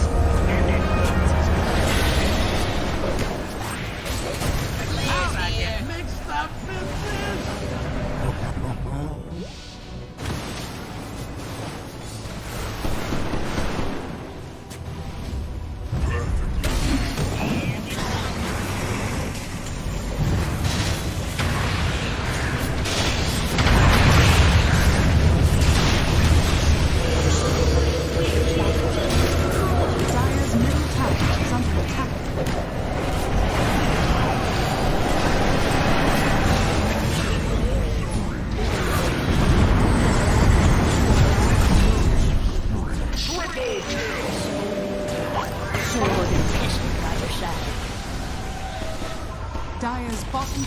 Dire's bottom tower has fallen.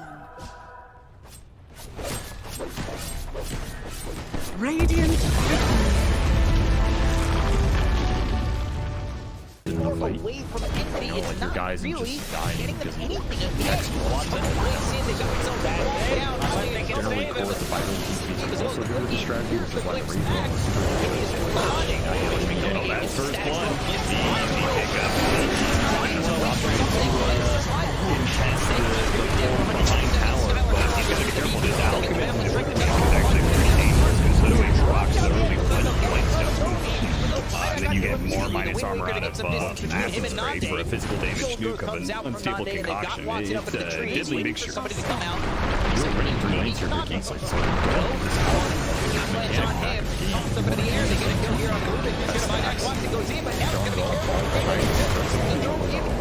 No, they can't. Look at that. Not enough. You're going to have to play to defend power. Won't finish him off. Radiant's bottom tower. That's going to be 2-0 here for the side of Dream's not having a whole lot of fun with this. 10 stick charges, and he did manage to at least hit the King of Stacks off of Balance Strike.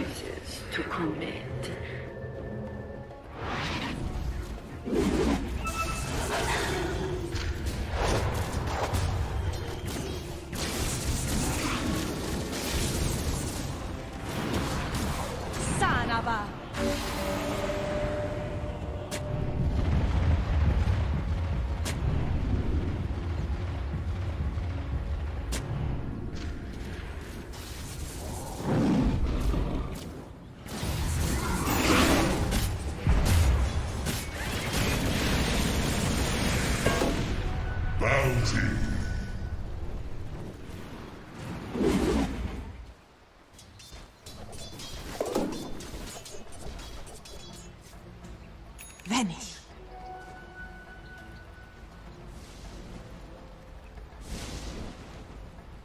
Radiant are scanning.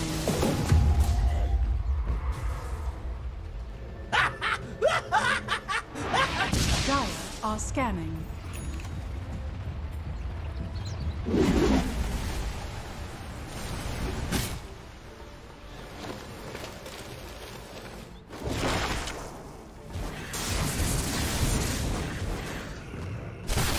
Warriors of the wood. Radiant's courier has been killed.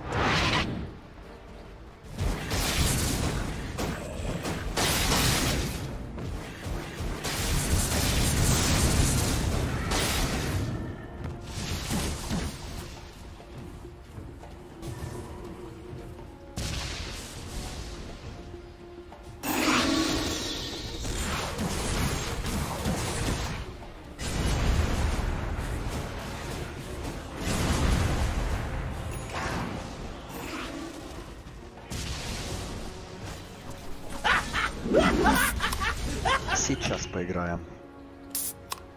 Сейчас поиграем.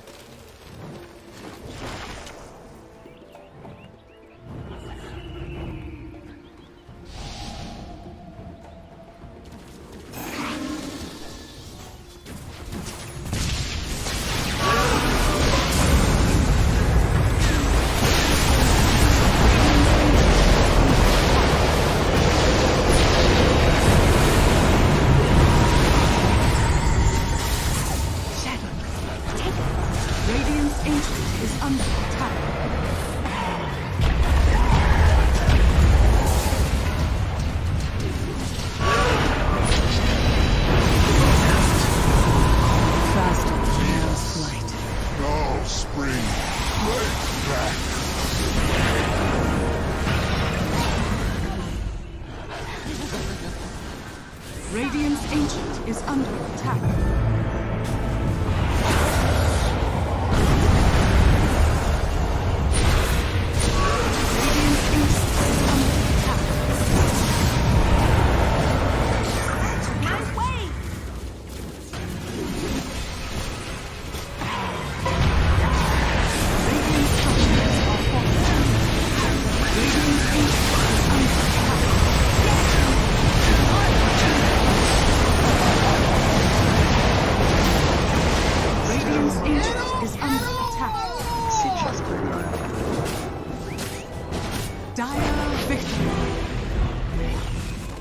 Ultimately, this game kind of comes down to just who jumps who. There he goes. Save him. They have a save? Nothing. They've got the coil locking him down. They kick away the bear, but it's not good enough. Meanwhile, that 5 talent with the back lines getting demolished. John Well is going to be able to get away. The Sapphire couldn't quite finish him off. Let's see if they can force the buyback. Surely they will, but is Geek Slate going to be able to get a successful fight? The use of that buyback. One of these wolves is bigger than the other. Yeah, but it's not that big wolf you got to worry about. It's the little one. X. They're trying to force this punch by, but he is holding it. Discipline.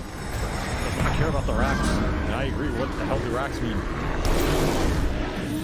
It's out. Get the heck out. I mean, they need a kickback. I think he'll buy back once they get a kickback from the Re-Wolf. Get a pressure charge. Round 2. As well put into use. Kill the top. Man, he died fast in that little interaction. Now the buyback goes out from Scam. They really want to go for this Ursa. They managed to get the scythe on him now. He silenced up on the front. Able to get to eat anything. He goes for the refresh. Dubu's in. He got scythed as well. He touched over a dieback. Dubu just commits with the help of everybody else on the side. I believe they die. Forcing now on the run, but Reed are running down Geek's Lake heroes. They have just demolished them. There is no chance, no shot on the side of Geek's Lake to be able to fight back against this lineup this late. We're not winning the late game man fight here.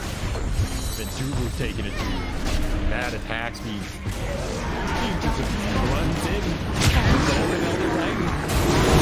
Right here, where's the Manner's not getting it pushed in. Drop it. Oh, look at that damage coming in from the kids as well. The back line, Cox being assaulted. Court's not gonna let him get away. Get forced down. Forced them back into hell. What is this man fight?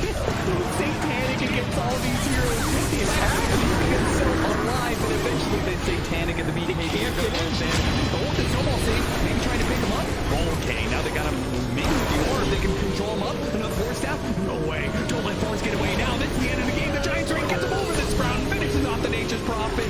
Jackie Downs finally died, but they haven't really gone through buybacks on the lead. They've got all their buybacks ready to go, so that is going to be it. Finally, AG is going to be called and Bleed hit their first series win here in the CD. Really do not want to give this one up, but they may just have to here. Dragon Tail's done. Oh, there's 3 man. It's over. It's all over. Just show them mercy. Throw the towel. Just stop giving this man highlights. It's too much for one day.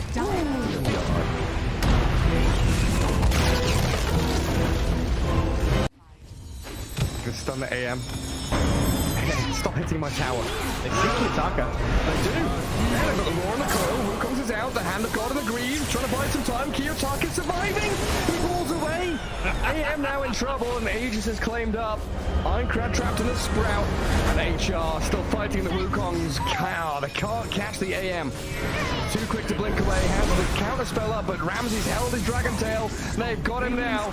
AM dead twice. Gilgary's a dragon, but even with that Ghost Scepter burning alive, the root will catch him. Prophet finds the control. Poor Afterlife dead to Kiyotaka, and Ramses with a mega kill streak clear through one move.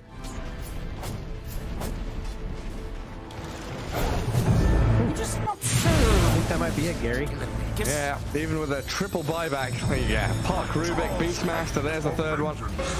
No AM for 30 seconds. The building's a forfeit. Enchantress lift up and drag away from Rubik. Saves her for the meantime. That's like Kiyotaka's clear to have a little bit of fun now at this point. It's go time. Do what you want. We got 32-minute tumbler toy. Yeah, okay. Yeah, good, great item, by the way. that thing is busted now. If there's any item I agree has to be like removed from the game, we do need a new cycle of neutral items. Oh, well, no fight with fire, they say. So I'll just go fight with an arcane rune instead. Have fun with mega creeps. Yep.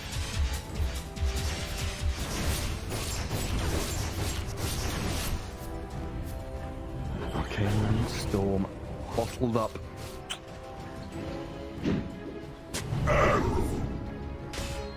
mean, they did make a hell of a comeback last game. You know, what is 0% even? But is that what it is? Oh, yeah, you're right. It is a 0 currently. Well, in the arrow. What are we up to? Trying to 1v5. Okay, Ramses has arrived. Bring everybody in. Jump on the side. There's Kiyotaka finding Rubik dead. Puck gone. No buybacks available. That's the end of game 3 in this series. Anti-Mage pummeled down, and GG is called. Hellraisers will take things in the end. A very close one though. Series overall. I think one move. Very going to be proud of themselves the past couple of series. Because he's doing so much damage, but yeah, overwhelming makes more sense because you have a ton of strength. Yeah, and coming through here now as well. I mean, Kami, he's going to be coming forwards. You see Happy in the river as well. Shigetsu throws himself in the self-clip easy. He's away from this fight and just he needs to wait for them to come back and pull that. He gets 2 kills, he strikes down both supports. Trying to go for even more Melduel. He's got that BKB going, but they're looking for the fight, and Malik trying to get himself away from this one. The Chain Frost bounces around, but Malik, can he get himself out? He's going to be forward. Mana Boy comes through. Lefty, he's surviving through all this. Shigetsu, he's losing all his teammates. He gets dragged back in. He's going to get killed off. High ground miss, you're not gonna be all that lucky. There was one high ground miss there from Happy, and the second one does get on top of Melodril. Yeah, at this point in the game, you just can't do anything. That was an Aghanim Scepter reveal from the Disruptor. The thing is, you just get it on the CK, and you can literally see what Hydra are doing in this one. They are running in with heroes. They don't care about the Mana Void, and then once the Mana Void is used, War can do whatever the hell he wants. And Anti-Mage, you don't really want to commit wholeheartedly, but at some point you see that your teammates are dying, and you have to. And then at that point, it's just game over. So the way that Hydra are approaching these fights, you can see that Na'Vi at this point, at least in a straight up 5 versus 5, they've got no shot. No, and it was kind of rough that the Anti-Mage, he was clicking himself to try and get a D-ward, or see where the dive vision was, and for about 2 or 3 seconds he just had to watch his teammates die. By the time he gets into this fight, both of the supports were already dead. Oh, let's see, Daniel, he does get his ulti onto the storm. He's dead. He might be able to kill off the Storm Spirit, though. He will go down. That's going to be a big one. The buyback comes down now. He's going to try and chip the targets onto Lefton. Lefton, can he get himself away with the tether? In fact, they want to fight back into this. They take down the Final Beast. Final Beast has to buy back. Big dive in from Warwick now as well. Trying to get on top of Melodril. Melodril, does he lose his life? He absolutely does. He's dead for 105 seconds. No buyback. Daniel, he might be the next one to go down, and this is just going to be Hydra. After having such a slow start, and Na'Vi looking so good coming into this game, Hydra are just absolutely cleaning up in these fights. They take down the Anti-Mage low. Can he get the kill into the Primal Beast once again? Malik, he's caught out. He's not going to be able to get himself up to the fountain. It's 3 heroes dead on the side of Na'Vi, and it's just looking like Hydra looking to take over the base. GG's a call, and this is going to be a 2-0 series here for Hydra. 2 games in a row, Hydra played the same way. I think from start to finish, they never felt. Camera, he's having too good of a time. Don't level for A.K.A, that's a bit of the good clips with Ubi and Rage. This is the last ditch effort trying to shoot the board second. Pull back one step. The Rage there. He's got nowhere to go. Get the counter to him. The Final War is on the Emperor. Already called GG in the lane. He's not going to want to smile damage out now. The LG takes 2 over Aster. Aries 3 minutes off the team wipe. And it's a clear the 2 open. You gotta send TSGL to keep their loop lead. I know that they're playing against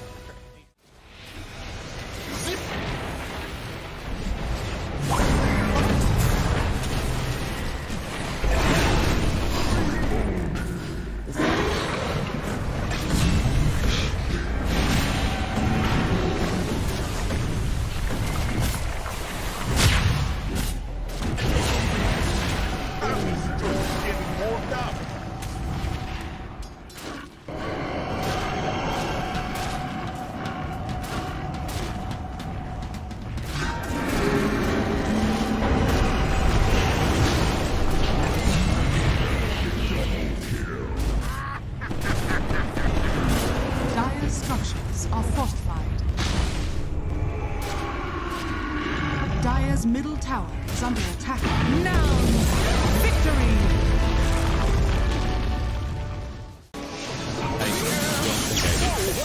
It's all about the money. Bling, bling. Dire's bottom tower is under attack. Are you? Oh, okay. They have a bounty. They have a man. Literally just as simple as just like skewer, isolate somebody so you can get Radiant's back top kills. tower is under I mean, attack. they want to have a Nora buyer.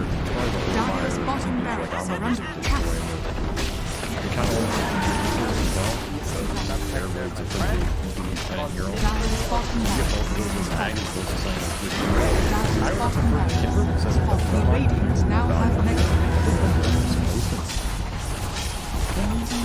It's like okay when you force Roshan stuff. Dire's structures are full. Wait, never mind. You're done. Smart. I figured it out. All right. DB. Dire's middle tower Yeah, the Aghanim Scepter is very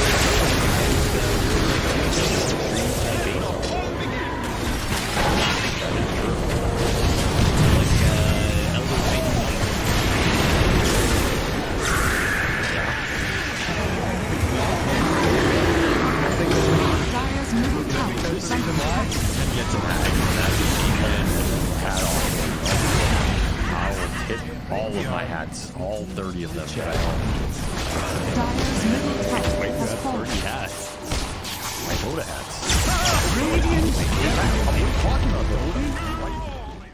Cloud, if he's got these hawks coming through, you know, if there's no... we'll come back to this as they get the dive on, and everything I was saying is now inconsequential because Cloud has gone down, so Kami has to move away from these multiple kisses. There is still that buyback to the Beastmaster though. Let's see. Let's get himself back into this. The dive onto the back lines into the vortex as well. There's going to be a real nice dismember. The hooks come. Nice save. Though. He saves it. Cloud gets himself back into this now, and Kami is losing so much time. Kami's going to go down. They do get the kill onto Leppington there as well. So Mira with that freezing field, Mira will go down.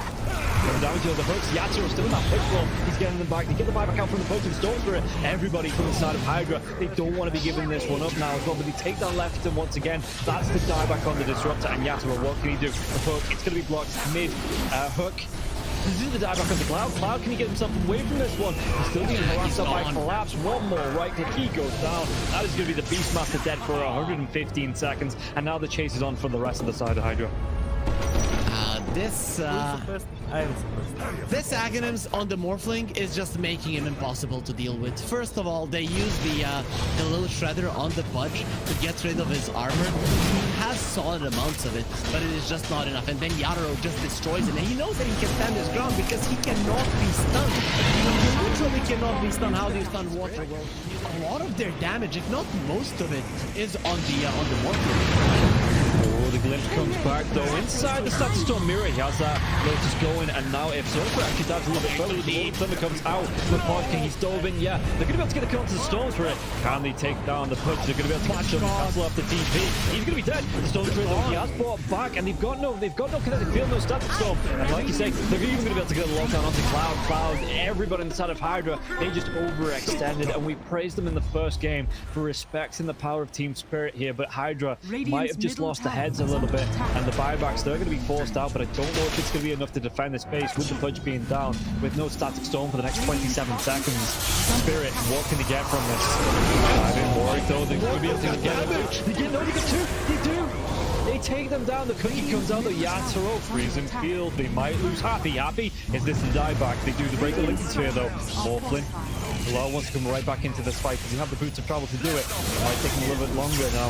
No boots of travel though, so he's going to have to use the blinks. You know, they just do it by foot, it seems.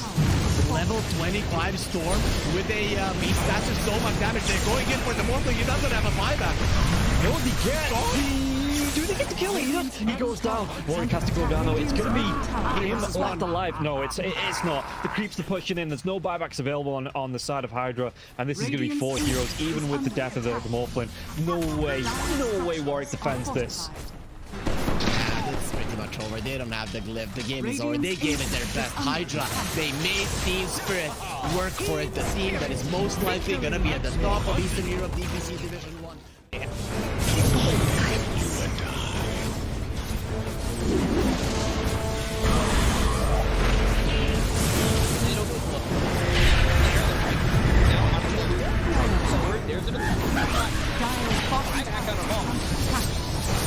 Radiant's middle Radiant's middle barracks has fallen. Gauzy, you want to commit. There's just not enough damage. Crimson Guard, Atrophy Aura, Rubik's Fate Bolt, all this damage reduction. Let's see the combo. Bit of Malice. Shall be strong in by the Disruptor, and now we're going to be hitting for win. It's back up once more. Bit of Malice, and Jamil is in it. They'll lose him in mind control. Right it back towards tomorrow. Trying to run from everybody on the side again. Radiant's middle barracks are under siphoning attack. and getting back into the base. Has fallen. Alive. Yeah, I think when it's time to call it, it is time to call it. They have no business left in this. And didn't get the tether off or something. I think it got broken. Either way, I like the ghost up to purchase. That was pretty heads up, but we are back and there's a smoke action. There's a divide right there. They're going in on Q. There's the hit. Okay, get that hit off. 123. Knocked great. He's dead. Oh my god. Nothing.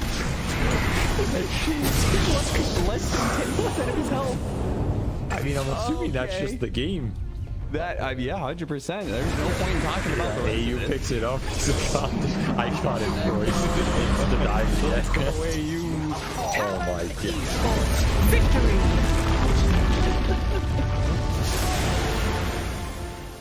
We finally get to see them have a little bit of lead, but they need to have good vision Good Radiant exit to engage. We're down up on high ground. Bulbica, Red Panda, this would be huge if we can find a Static Storm before the Tombstone. Not bad. Stone from Lulu. He's thrown now over the Bulbica. There. Starting to drop down. I love TK control for the moment. He does manage to get that one away. And the Supernova down. TK barely surviving. And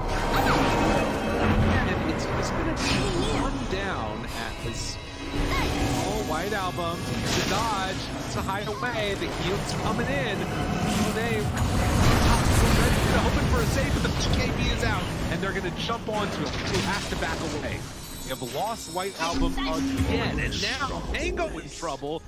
Who is going to drop faster? These fight so well, and they couldn't take down that Undying before the Tombstone. And remember, it's ages, so they didn't really care about giving away. Big finish profits. Stun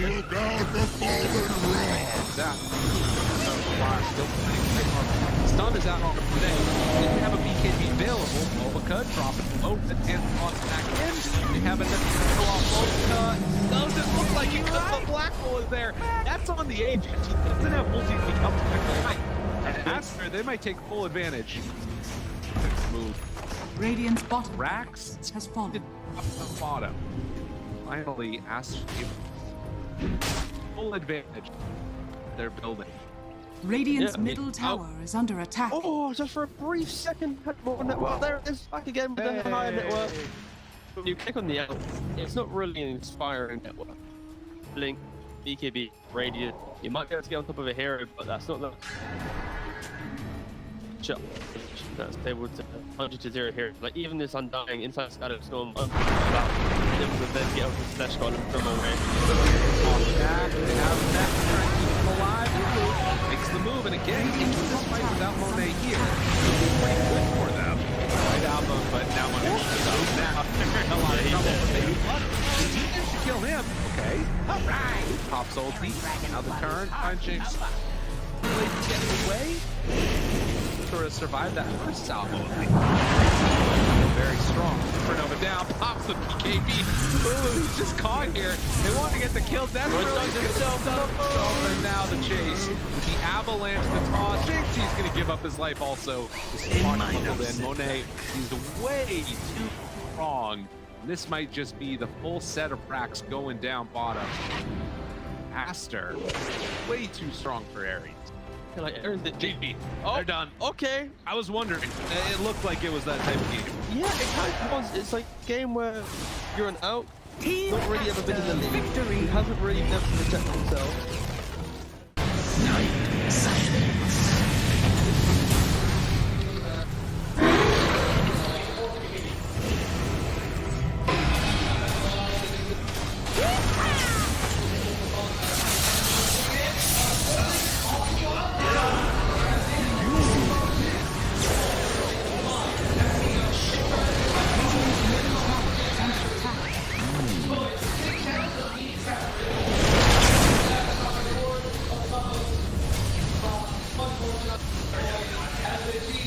Radiant structures are fortified. Radiant's middle tower is under attack. Radiant's middle tower has fallen.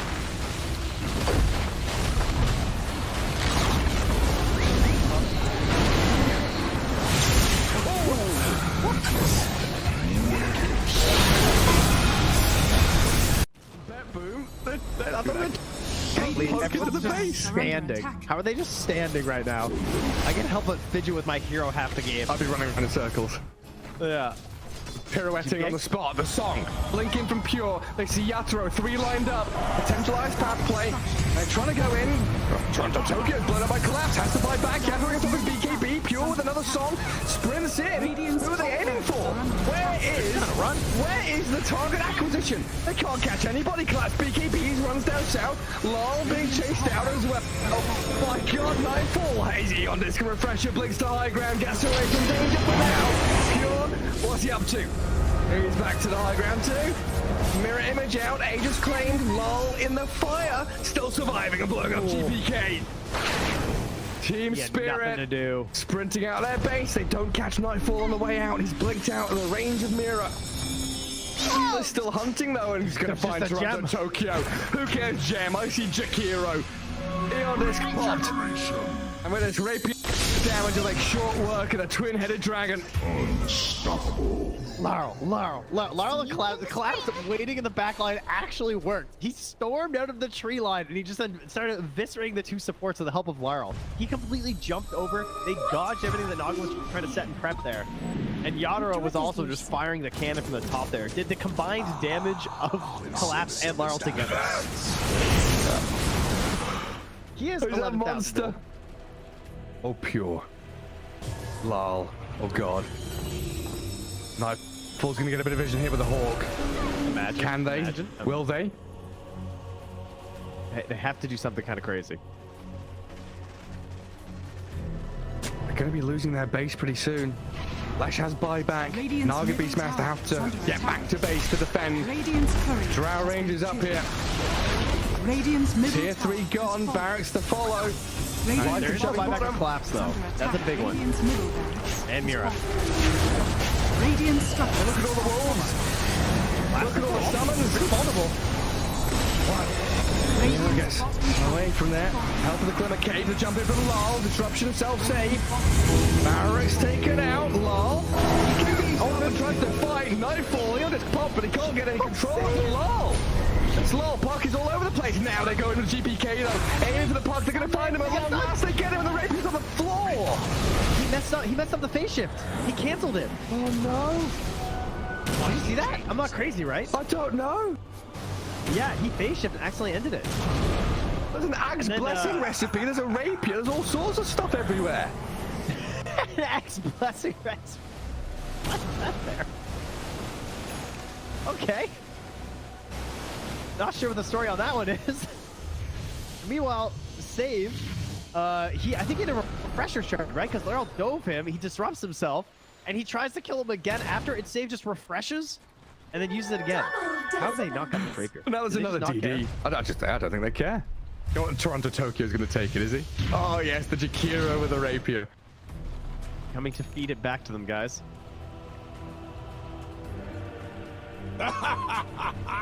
My goodness. There's Mega creeps on one side. Top lane Barracks still standing on Team Spirits. Are we waiting for next Roshan, Trent? I don't know. I don't know. I feel like BetBoom have such a good chance of winning these fights right now. They can't get like swarmed in the back line. They missed the stun on BK. He's trying to hold his ground, but look at my dodge. Oh my god, Yatoro shreds. Where'd he go? Daedalus hits, refreshes, blinks forward, kills off Save as well. SD's gone, TP home. Get the hell out of here, BetBoom now. Lucky he didn't get coiled. Dude. Leshrac vanished. He looked okay until he didn't. Until he got hit for 1,350 damage from a single right click? Yeah. Oof. Yeah. Right until that. Ow. Luckily, Toronto Tokyo was not there to feed the rapier back, so that's good. And now Team Spirit running down lanes, coming for the Radiant base. Balls are still there to hold on to. Oh, this has got to be mentally debilitating for BetBoom. Mini 71 minutes. Team Spirit is wearing them down. The admins have been on, you know, they told them, nope, these guys. The longer this game goes, the harder things are. Well, it's like Moomiander was saying in that Seb documentary. You know, this isn't Dota you're playing. This is a slogfest. You're going to wait it out and play 60-minute games, long-ass ones. There's a long line. Watch go very far forward. He'll just from Mira, but the Undying will fall inside the Radiant base. He'll as Mira gets off one last finger of death, and the turns will go. They kill GPK. It's a dialect on the ledge. Naga now in trouble. Song of the Siren trying to buy a bit of time, but Yatoro moves forward, gets the damage in. Bill is dead.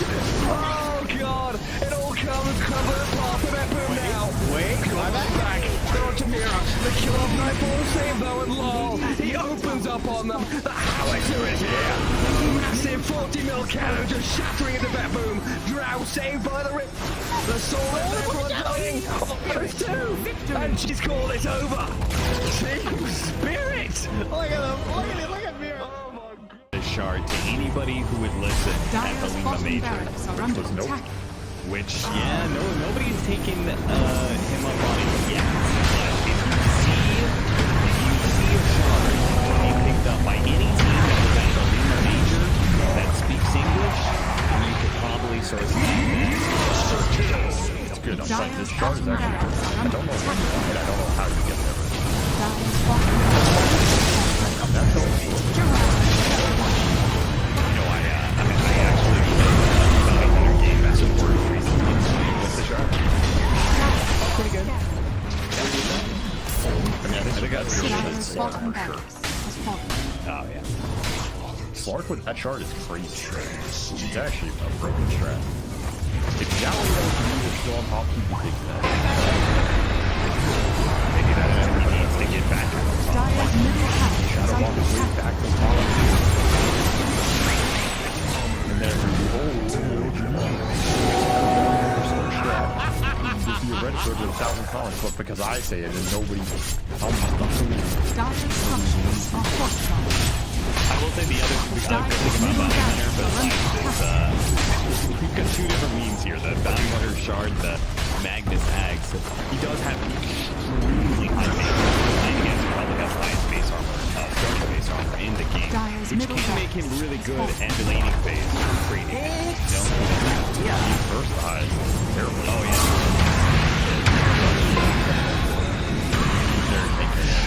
And frontline a little bit with the shield support, but again, Dire's middle tower is under attack. Radiant's top tower is under attack. PSN FTX victory!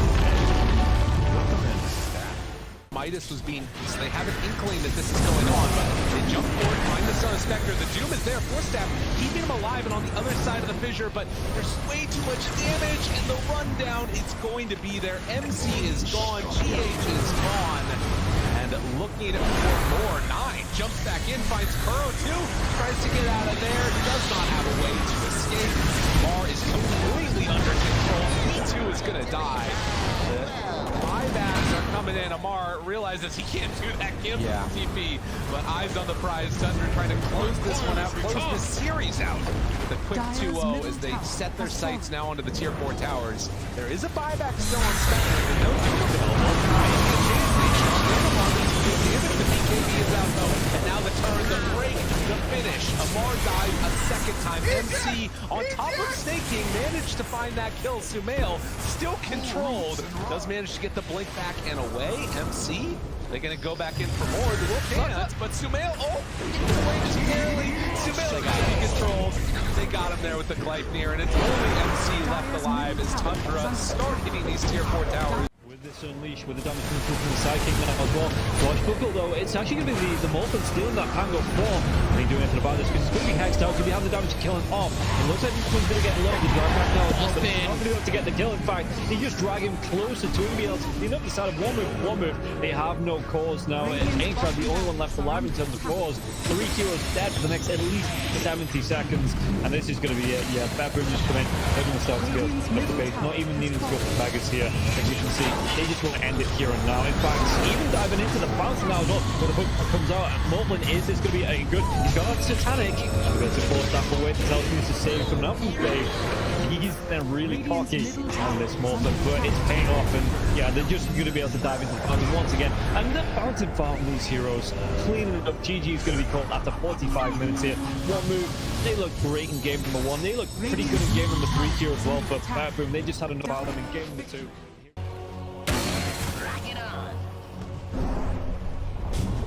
Dire's middle tower has fallen. Be right. I keep my enemies close.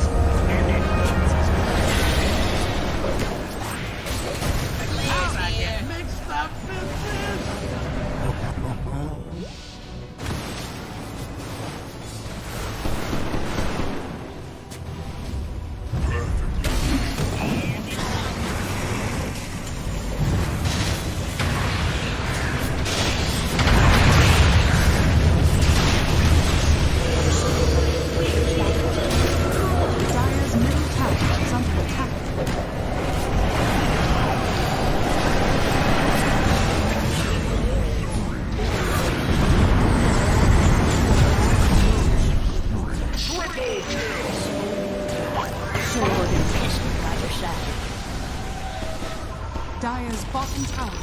Dire's bottom tower has fallen. Radiant away from Envy, it's like your not guys are really just dying getting them because anything against Watson. They got so bad. generally core the Vital DPs is also good with the strategy, which is why the reason That first blood. Easy pickup. Contest the behind tower, but he's got to be careful. This Alchemist is actually pretty dangerous considering he rocks the early flight stone. And then you get more minus armor out of Acid Spray for a physical damage nuke of an unstable concoction. It's a deadly mixture. You're ready for an answer, Ricky. You're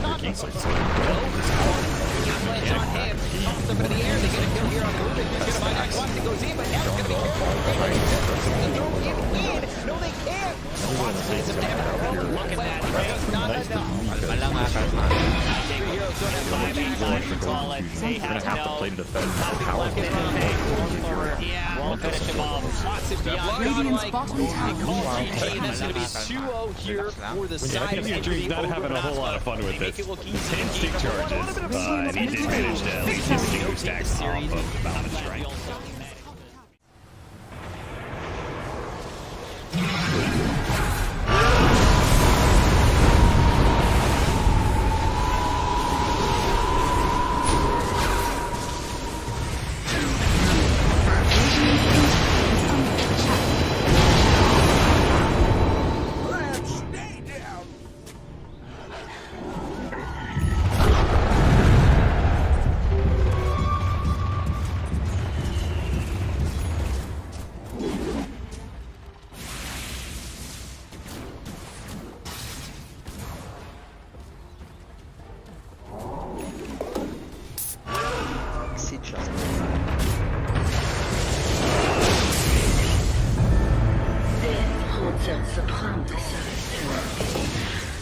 Refuses to commit.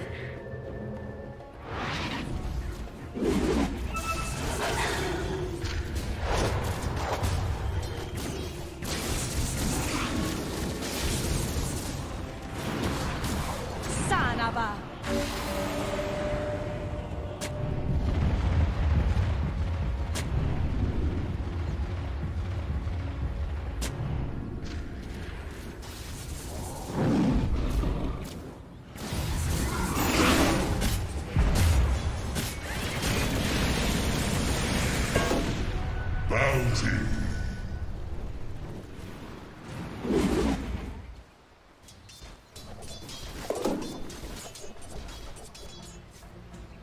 Vanish.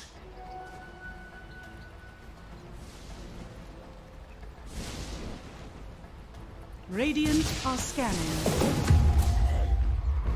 No time, and there it is, the Monkey King announcing it for us, and we are going to be seeing some nice bans. The bounty gets banned out. That one I like. I feel like in the right environment, I don't think this is true for lower MMR gains, but in the right environment, which competitive environment always is, the bounty can be a big problem, right?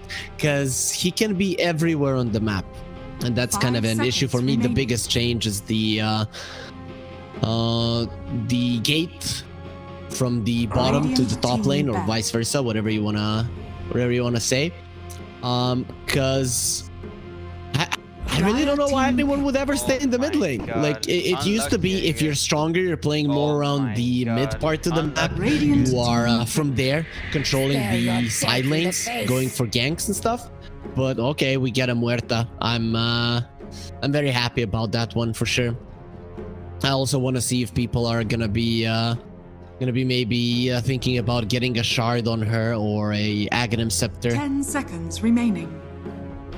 That Ags is weird, but anyways, so Dota was always, you're winning the game, you're stronger, you're around the mid lane, the enemies are on the side lanes dodging you, stuff like that. Now it feels like the team that is ahead is controlling the side lanes, and the ones that are losing are playing the middle part of the map. That's how it feels, right?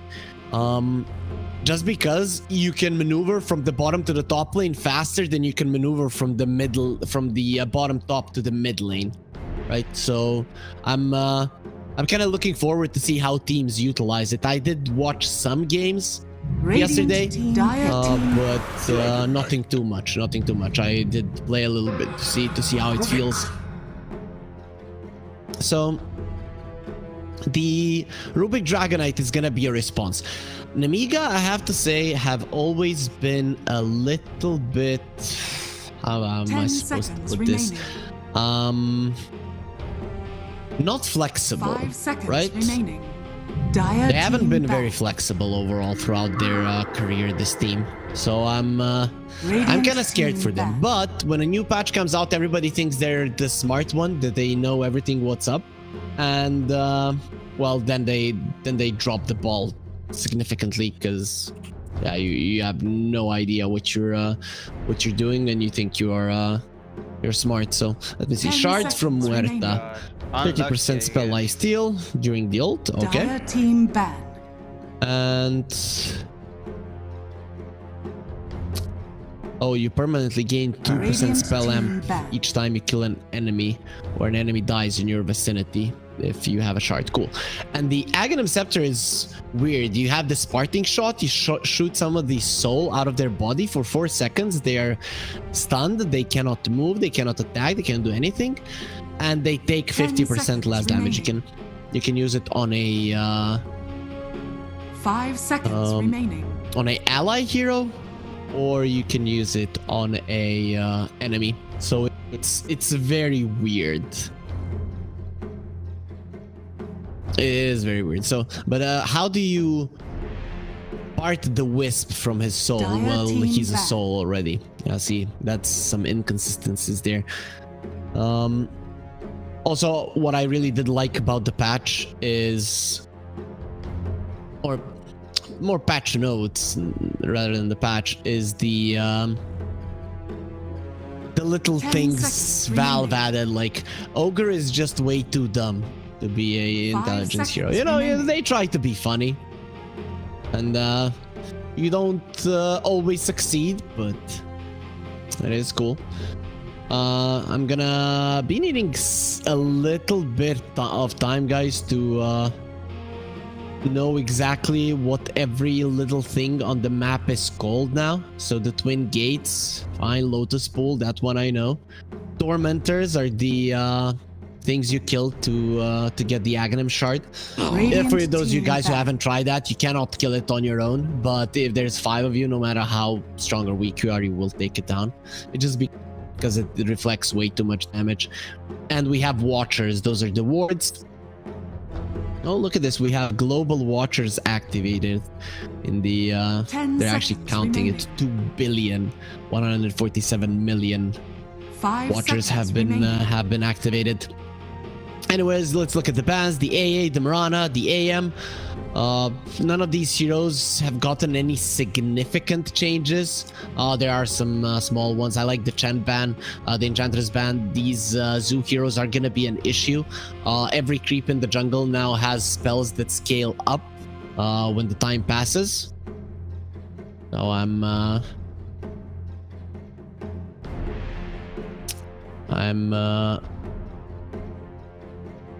pretty sure that people don't want to be playing against that. I've seen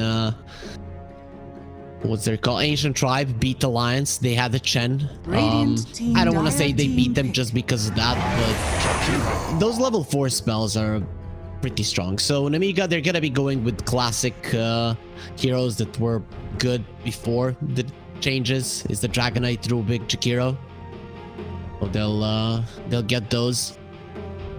No big surprises there. Well, let's see, Cybercats. What do you get? They are taking their time here, though they did use a significantly less amount of reserve time here. So AA ban, okay, that's cool. The Sand King comes out. Okay, that's something that we haven't seen for a very long time. We've seen Melojewel played in the mid lane. That's pretty much it, right? Other than that, I haven't seen him. And the Techies comes out. Techies has been changed. I'm gonna say significantly, to be honest. No more 5 shard. seconds remaining. That allows you to stun. You now stun every time with your blast off. There's that minefield sign. I've seen it. It does a lot of damage, but I'm gonna have to read it again. So when you have the Aghanim Scepter, okay, wait. Plant causing mines within its radius to be invulnerable only once. Okay, so minefield sign. Mines are invulnerable. That's fine. Effect radius 500. Sign duration 60. Okay, but let's see. Increases the radius and duration of minefield sign. When an enemy hero walks within 200 units of a minefield sign, the 1,000 units area around the sign will become minefield. Yeah, that's what I've seen. For 10 seconds, dealing damage to enemy units anytime they move within its area. Minefield sign is destroyed after this effect ends. It lasts for 10 seconds. So basically, you get close to the sign, you then get engulfed into a minefield, and if you move, you die. Right? The damage is insane, right? I've died to it so many times. Yesterday when I played. So guys, if there's a sign, don't get close to it. Now it actually means something. The Razor will come out from Nemiga, so that's something different coming out. You are playing against the hero with a lot of right click and a wisp on inside, so being able to drain out that damage is nice. This is probably gonna be Violence hero. I doubt Malrine plays the Razor. It does sound like his hero, and of course it will be something that deals very well in the lane versus the Sand King. When I look at Cybercats, they have solid amount of burst damage, and the save of Nemiga isn't that great. So Razor is actually a pretty good target to start off on. So I kind of like the Cybercats lineup, right? Nemiga is more conventional, something that's being played more often nowadays. Though we had a patch it yesterday, so it's not that we can compare, but when you look at Cybercats, they have blink stun, fall up stun from the techies, a lot of damage output, and then you have the Muerta coming in with the wisp, right? So now the question is, do you put Muerta in the mid lane? Do you send her to the mid to the safe lane? Do you send her to the mid lane? That's kind of the question here. You could go for something like a Queen of Pain if you want to have burst damage even more to deal with the Razor. It's one of the best heroes. I don't know if I would want to go for a mobility hero, because when you look at Nemiga, their stuns are nope, stuns have been changed. When I read the first, I read okay, all stuns are gonna be reduced, fine. Then I read some Reddit threads, and people were like, yo, the mobility heroes are gonna be too strong. And look, yeah, stuns must have been reduced like 60%. Then I come in and they're reduced like, okay, this stun is no longer 2 seconds, now it's 1.7. And yes, it can make a difference, but I was like, yeah, it's not like you still cannot keep people down. And from what I've felt, heroes do a lot of damage. Committing is usually a bad choice, but who knows? It's just some initial thoughts that I've had watching a couple of games, playing a couple of games. Cybercats are taking their time. Is there team pick. Ember Spirit. Perfect pick here. Okay, so they're gonna go for the Ember. I like the Ember. I think the Ember as a hero tends to force people to come to the mid lane. And I don't think people want to come to the mid lane now. They want to be running around the side lanes getting kills. And Ember can force them to come over. He can pretty much survive, and then he can disperse to the side lanes as well. I really want to see how the teams will be moving here.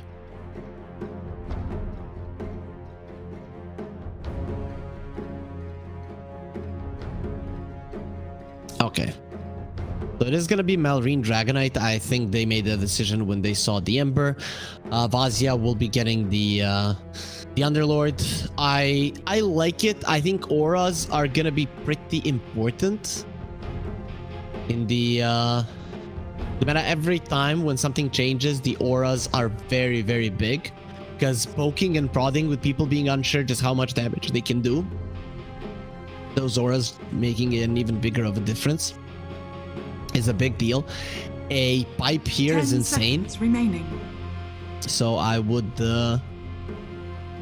want to see it here. One thing I was hoping to see in a competitive game was a harpoon, but looking at the heroes, that's not going to be happening unless Malrine does something weird, which I doubt because it's still a ranged hero in some sense. So interesting picks here. I like the Underlord. I think the Underlord is the reason I'm going to be going for Nemiga, because when I look at the Ember, when I look at the Sand King, Wisp, all of these heroes for me don't like playing against the Pit of Malice, and it's not something that's being played quite a lot or was played quite a lot, so you're not very much used to it. So you can definitely make mistakes and get caught in that one. Plus there's a lot of follow-up stuns. So in my mind, Nemiga coming in as the favorites. New patch might swing it slightly towards Cybercats. Is it in this game? I don't think so. So I'm still gonna be leaning Nemiga here. I'm very curious to see how teams approach this, how they play it, and what they do. We're getting prepared to get ourselves into this game number 1. But before we do get into game this patch, we're getting a short word from our sponsors over at EGB. Prepare for battle.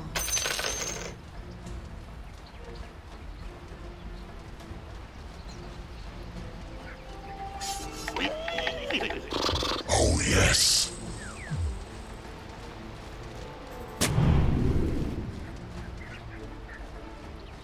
And here we are in the game here, Nemiga versus Cybercats, game number 1, the first match here in Eastern Europe on 7:33 patch.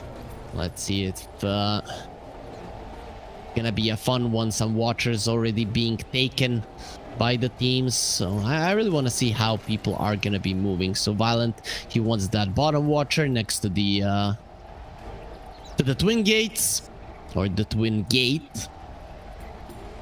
30 seconds to battle.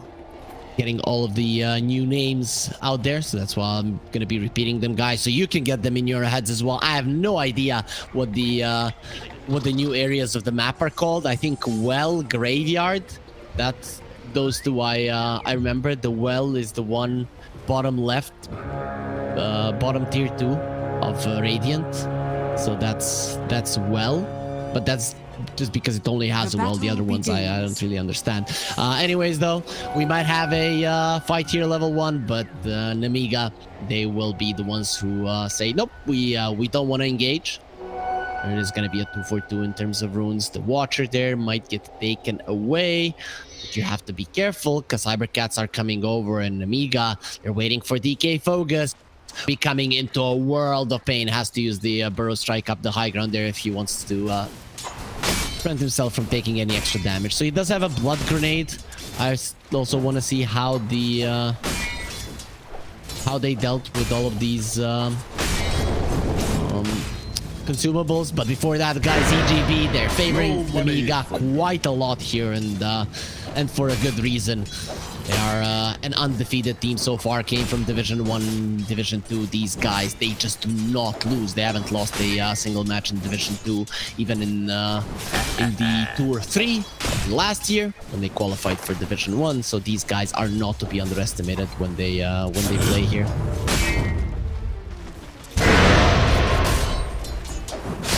Malrine, gonna get the stun on Shira, continuing to farm.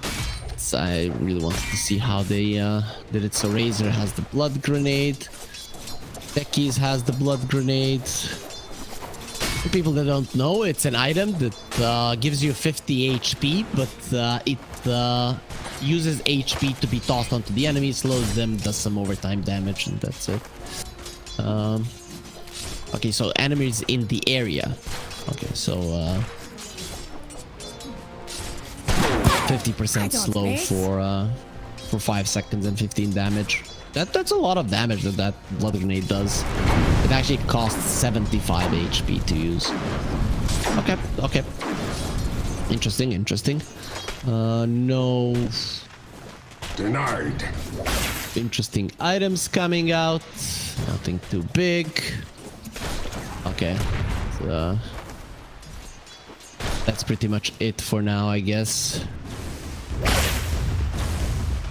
So 0-0 in terms of kills. No kills just yet. Okay, the Underlord cutting the pizza taunt is actually so cool. I don't know if you guys saw it there. That's the first time I've seen it. That's what happens when a hero isn't being played for a very long time. But anyways, it's a slow start, so nothing has changed in that regard. These guys are like, new patch, who cares? We're still playing the same old game here in the Eastern European DPC Division 2, where we are not gonna have too much engagements here at the start. People are still playing around with sentries, trying to block camps, see how it works. The pools are now a little bit different. Also, because the especially in the bottom lane, where the lanes are kind of positioned in a different way. I haven't tried pulling the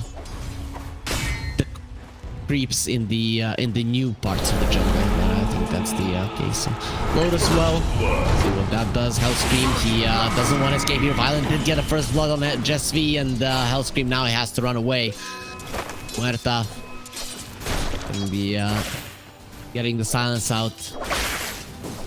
You don't want those creeps on top of you. Finally, we see Muerta in the so it's Deadshot, the Calling, and Pierce the Veil. Those are the names of the spells for those of you guys that don't know. For Muerta, her passive is Gunslinger, and it's actually insane. If you're fighting someone that is in front of you and you're just shooting each other, then well, good luck. Muerta does a lot of damage. So we did get our first blood, but it was in the bottom lane, and we cannot really say anything against our observer because he's overwhelmed here. He's trying to get acquainted with the map. The trees are significantly changed, so juking around those is a big problem. Catching people that are juking around those, even bigger one. We'll see just how well he can do. Mid lane, man, it has to be super boring being a mid laner. So the twin gates haven't been used just yet. I'm surprised.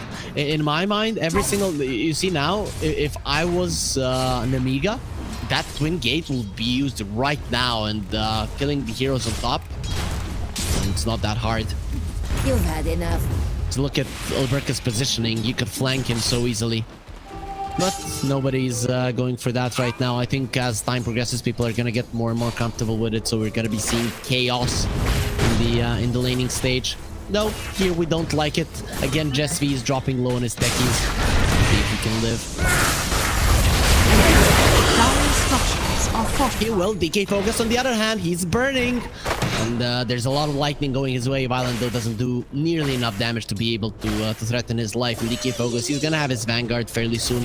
He's farming okay, but obviously the Razor is gonna be farming better, and on top of the first blood, meaning that he's gonna be the top dog on the network chart once we do start looking at those. Mid lane, the Ember losing to a Dragonite, kind of to be expected. Now, even though he does have the Orb of Corrosion, it's not like he can do anything to a Dragonite. He's going to be completely fine. And inside of the supports are coming over. Mallory, you might have overextended yourself. He does have the Fairy Fire, so he's not going to be the easiest guy to kill. And Hellstream, he's here just in time. Mallory running away. He finds an Illusion Rune. That's a pretty big one when you're a big-ass dragon. Cybercats, they don't want to be fighting with 3 of those. You know, 1 dragon, maybe. 3? Nope. Targaryens have shown that 3 dragons are a little bit too much to deal with, so they don't want to be doing anything about that. See now, Jesvi getting his damage taken away. And he jumps over the cliff there. I'm not sure that's gonna long cliff. Yes, it does. Plasma field, not enough damage, and he will be living. DK Focus, and pretty much in a similar situation there as his support. So he is not gonna get even close to dying. Still, out of the laning stage, if we can call it that way, because the lanes are kind of still going on. But after the first 7 minutes, the the gold lead is quite significant here on the side of Nemiga. All three of their cores are topping the network chart, so very nice start for them. They're gonna be quite happy with it. Muerta is farming well, but the rest of the cores and Cybercats are somewhat struggling. I guess Shira is having a solid time, expected time, whereas well, his Sand King is definitely suffering. Dire's middle tower is under Vazia attack. has been caught, taking some damage. He has the Vanguard, so it's gonna take a lot of time. They're burning him, they're poking him, they're touching him. They are not killing him though, because he's a little bit too tanky. Dragonite, also a fat guy, but a little bit easier to kill. They take away a little bit more than half of his HP, but Malrine will still stand his ground. 4 points in the Dragon's Blood. He's not a target either.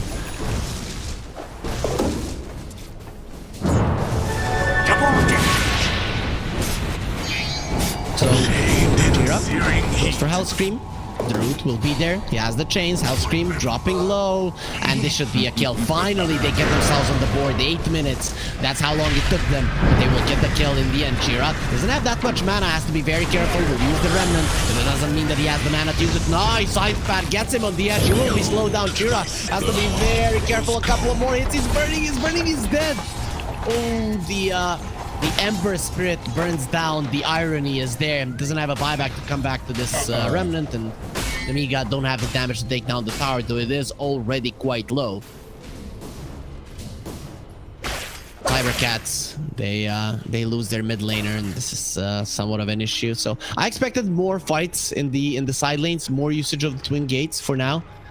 People aren't really doing it. Razor is currently rotating to the Twin Gates, so top lane, they are coming over to Alberca. He's gonna use the calling, but let's see. Razor coming from the side. Alberca is like, what is happening? How is he coming from my side? But with a dead shot, he gets violent away. Hellscream is still chasing forward. Alberca should be able to survive this one. You're a little bit too deep, Nemiga. You're diving, and well, Jesvi will come over. Vazia has to be careful. These two supports actually don't do enough damage, and Malrine has already taken down the mid lane tower. Also, guys, we do have something new for you. Just before that, we're gonna be looking at this one, and ulti from Alberca wants to get that damage in. Hellscream gonna be taking a lot of it, and he's dead. The Ice Path a little bit too late, but it doesn't matter. Jesvi, let's see if they can get him in return. Jesvi dropping low, looking very much dead. Even the Dragonite is here, and two dragons are breathing a lot of fire. And in the flames, the techies will burn. Yeah, guys, we have something new for you. So, sometimes on the screen, you're gonna be seeing a QR code. If you scan it, it will take you to the EGB website, where you will get up to $600 bonus. So be sure to scan that QR code, and you will definitely be making your viewing experience a little bit more fun. That's something new that we have for you today here. Let's see, mid lane. Kira is going for that tower. Your place is here. Not able to do much about it.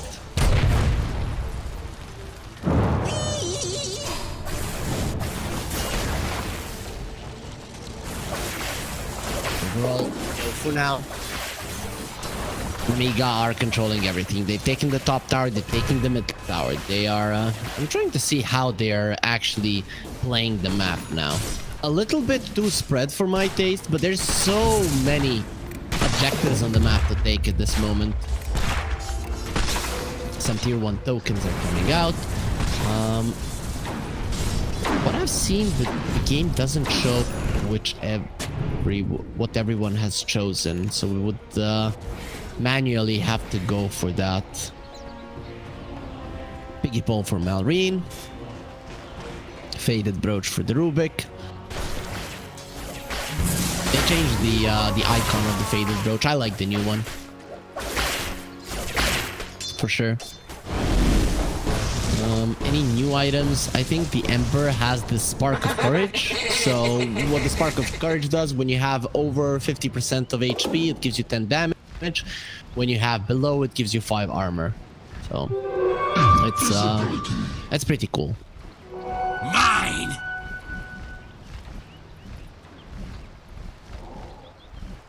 So 3 kills on Nemiga, only 2 on Cybercats. I expected a little bit more in terms of kills, because kills are worth so much now.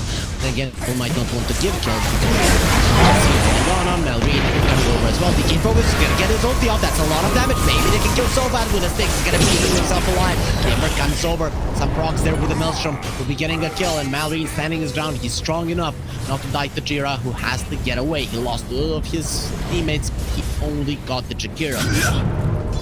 A lot of spells were used there. Vazia, he opens a gate. He goes back through it.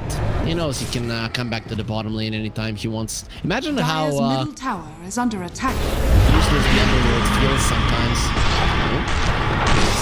Over, the calling is there. It will silence him. Spirit goes through his body. Vazia will take the Watcher there. He is not afraid of anything. So Cybercats can't get that one for quite some time. You can just deny it from the enemies. Berka, nice use of a shot. Vazia thinking about turning it around actually with Jesvi coming over. Maybe you should have thought twice about that. Vazia taking some damage, but he's gonna be more than fine, more than tanky to live through it. And Jesvi is gonna be left all alone. Actually nice juke around the trees, but they will wait for the wisp. Tries to tether away, not gonna be happening. Jesvi has been caught as well, and force mature. He will have to accept his death, which is gonna be inevitable right now. And a couple of more strikes from Violet will finish off the job. He gets a double kill. It immediately rotate to the bottom lane now through the twin gates. Doesn't want to allow his bottom tower to fall. Radiant's Nemiga bottom tower is under attack. starting to control everything right now.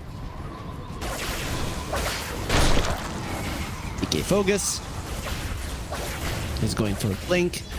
He went for the arcane boots and a vanguard. Okay, we'll see how much that works out for him. What does Muerta want to get with items? So it's Maelstrom. Okay, so Maelstrom, Hurricane Pike, and then I guess Mjolnir. Makes sense.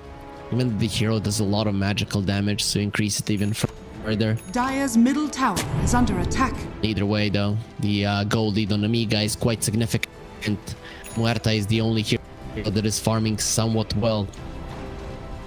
So there's a Midas on the Dragonite. The Razor will have a BKB in no time. Fight done on the Underlord, and well, Tekis is dead now. The Rubik gonna caught Hellscream taking some damage, and Hellscream will be dropping down. Chira gets the kill. It's gonna be a 1-for-1. Finally an okay trade, and they want Vazia. That is a pretty danky boy. If you want to go for it inside of the Pit of Malice, you're gonna be taking a lot of damage, and he opens up a portal. Vazia wants to get away. He decides, no, I'm staying here. I'm just moving violence in. Come on, and violence will come your way. Nemiga, they're looking. Cybercats, you wanted this. You wanted the fight. We just wanted a farm. And look at Marine going for more. This Dragonite is a little bit too danky for the tower to be doing anything to him. Violent, on the other hand, the tower will hurt him just a bit. Jesvi going through the trees, wants to get on top of the hill there. The attack from the Dragonite will kill him. Marine gets the kill immediately. TP's back to the base. Will be back to full in both his mana and HP. But it just goes to show how powerful Nemiga are currently, in Cybercats have no response, really. They can't kill them, they can't do the damage. I guess this Blink Dagger on the Sand King could change things, but I think he might need level 12 as well.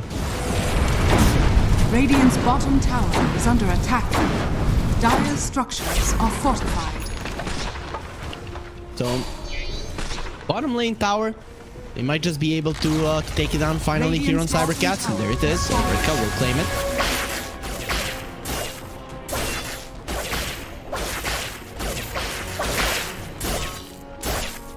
But once the BKBs come out from Nemiga, how are you gonna kill them? You already have the pipe to protect them. BKBs are gonna be a little bit too much. A little bit too much. We'll see if Cybercats have something to say about this, but it's not gonna be an easy game for them. Dire's top tower is under attack.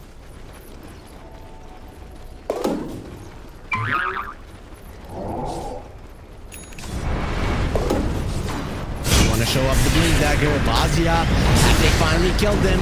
He can focus, he needs his ulti. Nice double stun there into the two of them. They get the 2 kills finally. Finally, they're gonna be showing this dagger. Buying it first, then showing it. And finally getting a good fight going their way. Nice epicenter usage coming out from the Sand King. Violent has his BKB. When it comes to Malrine, he'll have his fairly soon. Razor, fight, Shard. Not gonna be the Bloodstone build, but the Shard is still something that does quite a lot of damage. Not to be underestimated, and well, a lot of targeted spells, right clicks and stuff like that, so he is definitely gonna be zapping people. Let's see, maybe I'm just talking nonsense now. It was changed. Nope, it's still the same. It's still the same. Are scanning. The DK focus. Level 12 on the horizon. He is going for an Aghanim Scepter on the Sand King. Has that changed? Oh yeah, okay, so it was. Every 0.2 seconds, 2 Burrow Strike spines are created at random locations, each having the 65 radius, that apply Burrow Strike damage and stun to enemies. So, okay, you don't want to fight inside of the Sandstorm. That's Radiant's top tower is under attack. That's the thing. Because constantly stuns are coming out, and it might happen. Cybercats mounting up in the bottom lane, and there's gonna be a stun on Goldberka going forward. Seems like there's gonna be a relocate out, so the tower will fall and possibly the Wisp will follow. Cybercats, they're not coming over to defend their Wisp, and Force Major will die. Oh, there's a stolen calling from Rubik. It actually looks quite cool. Dire's bottom tower is under attack.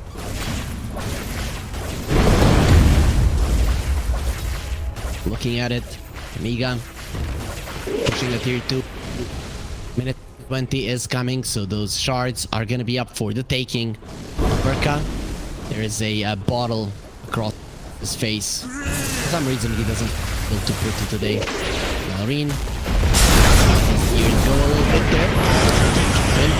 The Razor taking a lot of damage. The far-up stuns finally does get his BKB off, and now no more damage will be taken by him. They pause the game. They're like, stop this, stop the count, because 2 of your heroes have already died, and the 3rd one will follow through as well. Vazia comes over too. And I don't think that Nemiga are getting, Nemiga are allowing Cybercats to get out of this one at all. They might all die.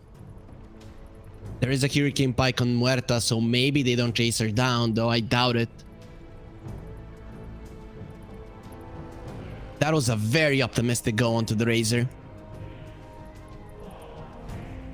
He has almost 1900 HP. He has 12 armor. Yeah, I don't know. I don't know what they were thinking. With their current strength, it's not gonna be happening. The thing is, there is just slower. And there it is, guys. The QR code that you can scan with your phone, up to a $600 bonus for all new customers. Just feel free to scan that one. It's definitely gonna make it a little bit more interesting for you to view this one. Hopefully Chira is gonna be getting back here. He has, I think Chira hasn't had any internet issues. Speaking of, I've had some internet issues in the past couple of days. Luckily, there was no Dota to catch. They were changing cables throughout. I don't know if it's throughout the entire city because it's a pretty big city, but definitely in the in my vicinity, in my part of town. So hopefully, in the last month or so, I've been having some internet issues that I've never had. So hopefully now that that fixes it all. So maybe they're changing Chira's cables now. would be pretty bad, because that usually takes some time, and then your internet has to be down for quite some time as well. Considering they're playing right now, that could be an issue. Of course, when playing Dota, you can hotspot through the phone. When casting, that's a little bit tougher, I think, depending on through what you're getting your sound through.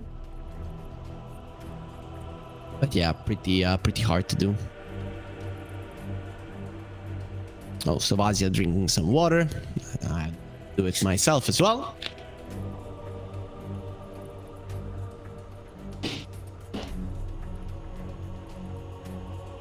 And we're here waiting for Cybercats to get their mid laner back. Not sure. This is taking a little bit too long, and considering he disconnected unwillingly like that. Okay, I started to get all dark for no reason, because Chira is back. He has reconnected. He is not ready for battle because he's dead, but just like with possibly all of his teammates as well. Let's see, Cybercats, can you get Muerta and Wisp out of this one? That's not the biggest thing, because you already lost the fight. And okay, they will.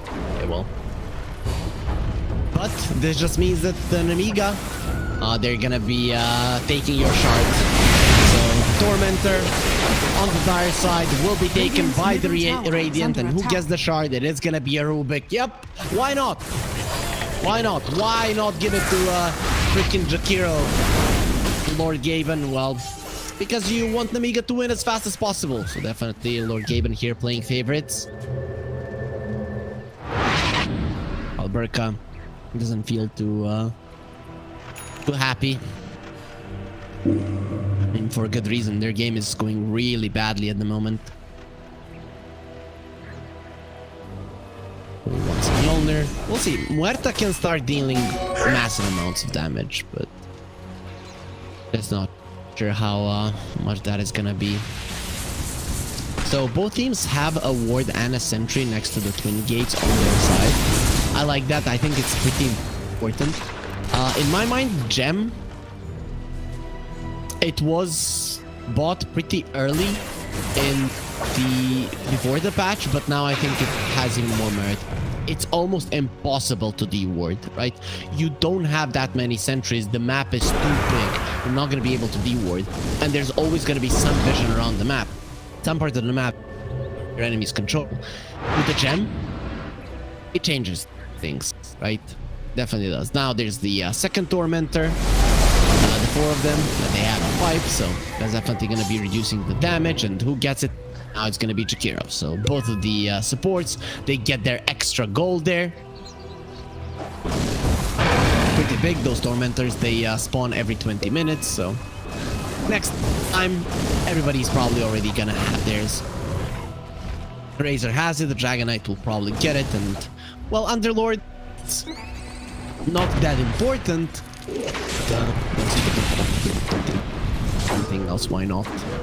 Vazia, he wants a halberd. I get it. Right now, the only thing you need to do is make sure that Muerta doesn't kill all of you. How do you do it? You take away her guns for 5 seconds. With the nerfs to the stuns, there's this.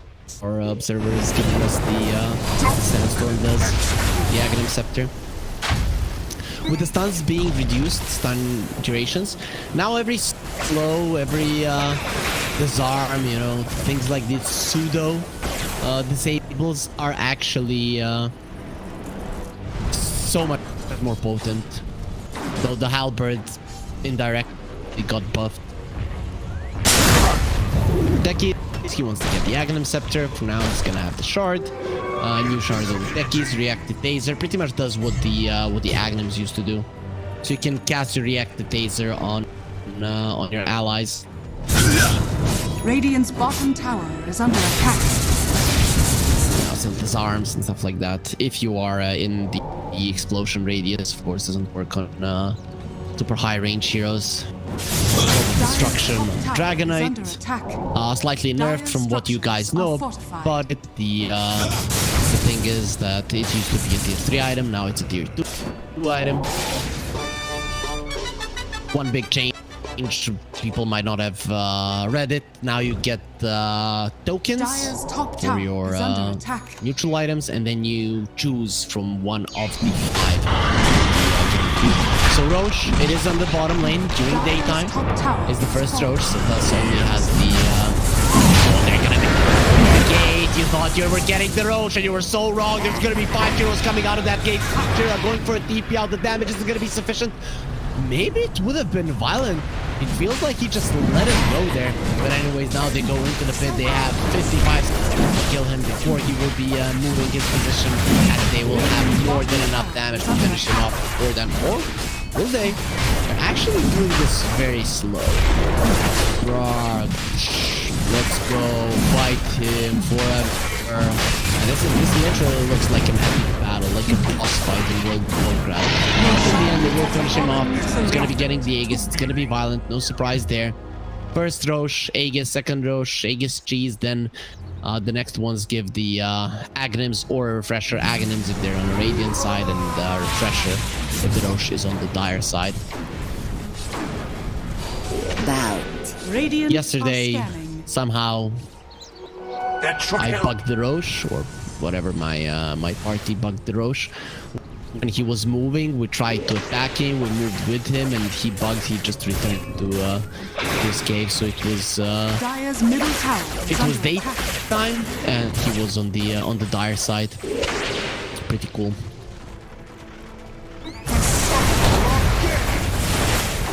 So bad. He has his Liquid Frost. Steam has given him the shard. The game has given him the shard, but we were the ones that killed the Tormentor. Tier 2 on the bottom lane. This was the first Tier 2 they started attacking, but the top one, of course, fell before this one. They'll get it now. No Wisdom Rune. It spawns every 7 minutes. They're gonna be destroying that Watcher. One thing I didn't get the timings off is when the watch is reset. I think it's 5 minutes, but I'm not 100% certain. For some reason it doesn't say on them. I'm gonna find it in the patch notes right now. Anyways, Violent is going for the last tower. Cybercats, now or never. Where are you gonna mount up a defense if not here? Violent getting on stop. If his chains connect, they're trying to get some damage over him. Shot on him, dead shot. He still has the Aegis, but they will lift him up in the air and save him. Hellscream is ready, showing that they can do a solid amount of damage there. Violent is not tanky enough to stand his ground, and the tier 2 will be defended for now, but it's for how long? Because Nemiga, you don't want to be in your base. You don't want to let us take that one down when then we're gonna go inside. Well, now Green going for it now. You'll always have that move to get out of the base. And if you guys have noticed it, on the edge of the base, you can go out of it and flank your opponents from the high ground. So you effectively have 2 high grounds from which you can get out of the base and jump your opponents.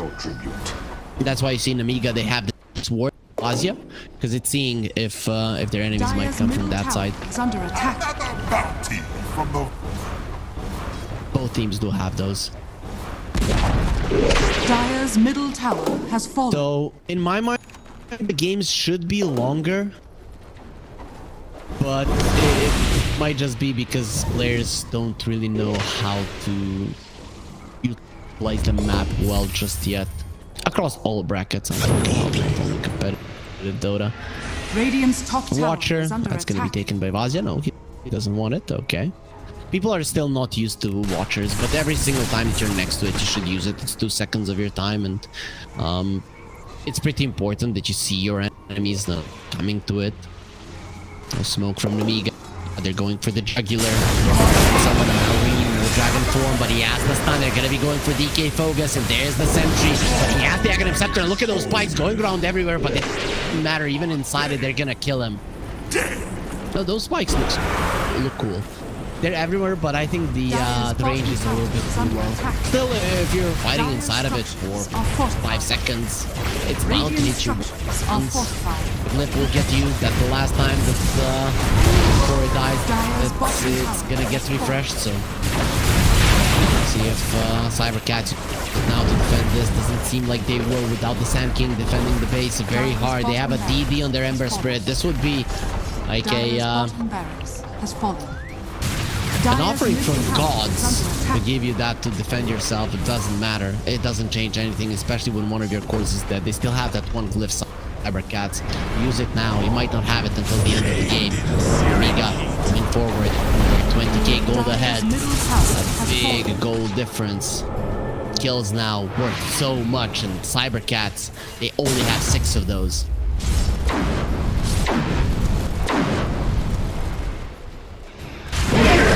Dragonite is a little bit too farmed. Like too freaking farmed on Malrine. I don't know how to deal with him at all. You can't kill him. He does way too much damage.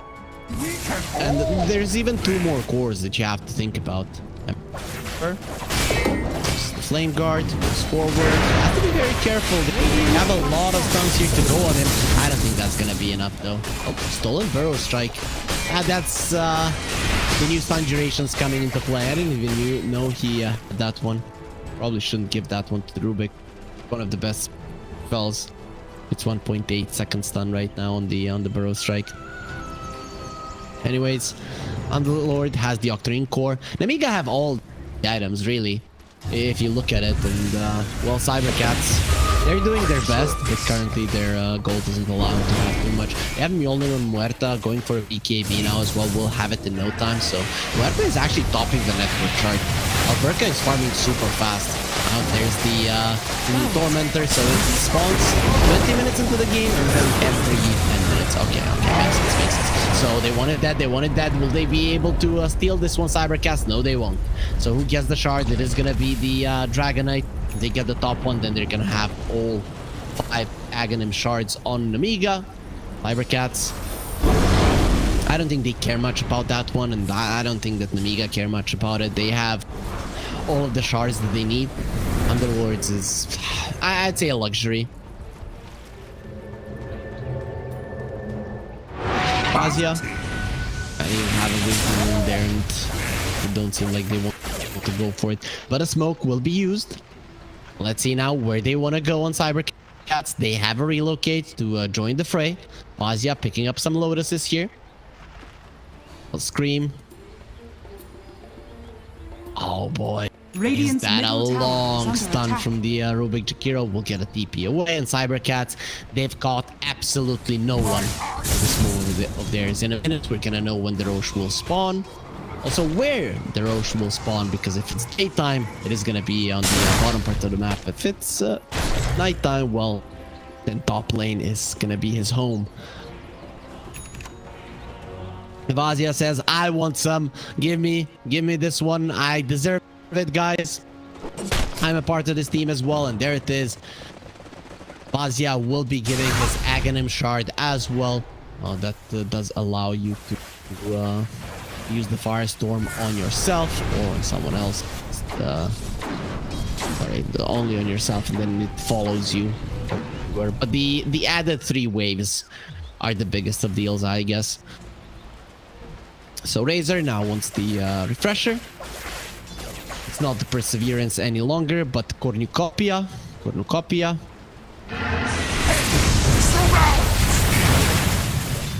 it that way. So the refresher, I think the gold is the same.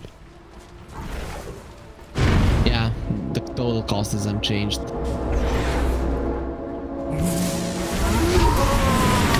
Increase the recipe cost. Cornucopia is somewhat of a Perseverance ripoff. It gives a little bit more damage. So Underlord, Lotus, Halberd. I mean, this is pretty tanky, boy. He didn't even go for an Atos. Ember is gonna have an Aghanim Scepter, so Chiro will be very fast to run around the map. but I don't think that running around the map is really your concern any longer, because your base is where you need to be if you want it to live. DK Focus is coming over with his Sand King. He wants to defend this. Look at this. They just put the bit of malice above him. Now the Sandstorm will come out, jump in from Marine, but in the backline, Shira going for the support. Rubik gets himself up. He's still being chased down. Still, the Dragonite, he's keeping everybody away, and the M doesn't manage to finish off the Rubik, and the Dragonite will keep everybody away. He's gonna take the guns from Muerta. She cannot shoot. Now we'll be able to go for it yet again. Jumping from DK Focus. He wants his ulti. He's gonna be able to get it to the epicenter. It is there. Everything is shaking, and Vazia, he just does not care. He's standing his ground and not dying. Finally, they'll bring down the Razor. Survivors coming out from Cybercats, but isn't gonna be good enough. Jiro doesn't have enough mana, but Force Majeure coming over. He's gonna give it back. Vazia TPing away. And Nemiga, they've lost 1. They've killed 3. They forced out a buyback and still got out of there pretty much safe. Cybercats, they defend their base. Well, I have to say, GeForce is making the Sand King work, even though he is so underfarmed, actually having a decent amount of impact in fights. A ghastly case. And Muerta is doing a ton of damage. This hero, especially with the Wisp, with the added attack speed. Yeah, have to be careful if you're Nemiga. I can't believe I'm saying this, but this game, it's not over. 20,000 goldie, 35 minutes in. It doesn't seem like it's over, so push is up. He's gonna be switching posts right now. Going towards the top lane.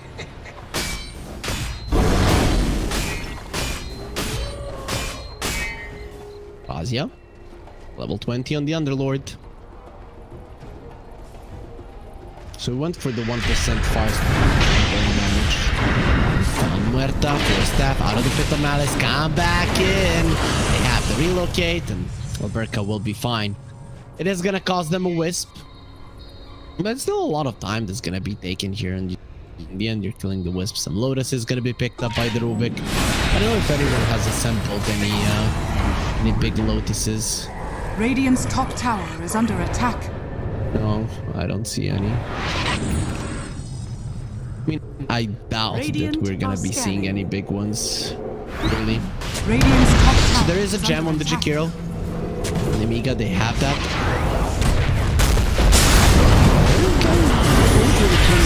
Now jumping in onto the Razor, takes a lot of damage, but he bombs the BKB. He's gonna be fine. Violent, not sure for how long, because America did start to see the damage. He starts ripping apart this Razor, and he's gone. Now, Octo Ballerina, Alberca is a little bit too strong to be able to fight it. Tankier than the other. He will pull down the Pit of Malice. That shot into the backside of Ballerina there. He is found and he'll destroy them. And Jesby going forward doesn't have the buyback. This Black Dragon is hungry. And well, explosions, they do not scare him. Alberca, he thinks he can escape the death will come out, but now he has been frozen and he will be stunned up and destroyed by Nemiga. Alberca, he does a lot of damage, but when left alone, there's nothing he can do. Those are 2 buybacks that were huge from Cybercats. One of them was a dieback, and they were not able to do anything in that fight apart from kill the Razor. That was their only successful kill. Successful move in that fight, and in the end the Roche will fall. It's gonna be an Aegis into the pockets of Nemiga. Radiant's middle tower should probably be it. Cybercats are still all calling GG. They still think they have a fight behind them. To be honest, inside of their base, Alberca, he could kill all of the Nemiga heroes. They're waiting for the Razor. Okay, they're gonna make a gate for him. Balrine might go back to the base to heal up his mana. Radiant's happening. middle tower is under attack. He's gonna do it. Dire's middle He's gonna be using his teleport.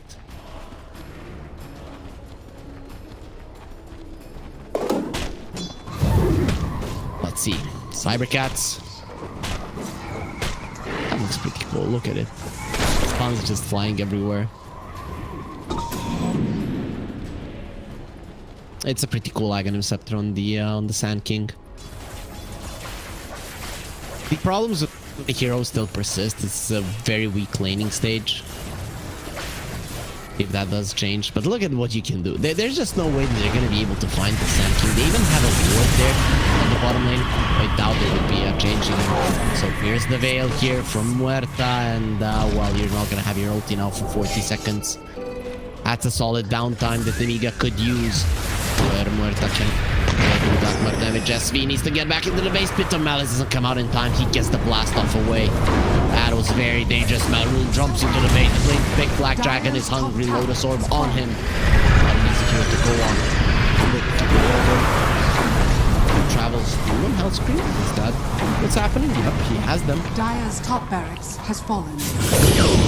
Not a conventional thing for supports. They found the Sand King, DK Focus, need to get out. There was a lot of damage that was being done to him. Malrine pushing forward. Look at the Violent. He's the one with an Aegis. He's not coming over, and Malrine with his Daedalus, not to be underestimated. His dragon form gonna be there for pretty much half the duration. A little bit less than that. The Raxes have fallen, so damage has been done. The second lane of Rax has died. Cybercats. What now? Burka was stolen from him. It's gonna be the calling, what I see. Level 1? We left it level 1. Interesting. Radiant are scanning. Okay, so went more for stats. I guess I like the calling for its farming potential. Can I get the wisdom rune? Level 25. Whether the 25% match resistance is cool.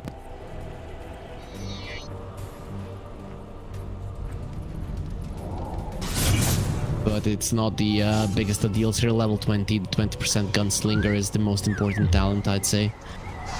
This game in particular. So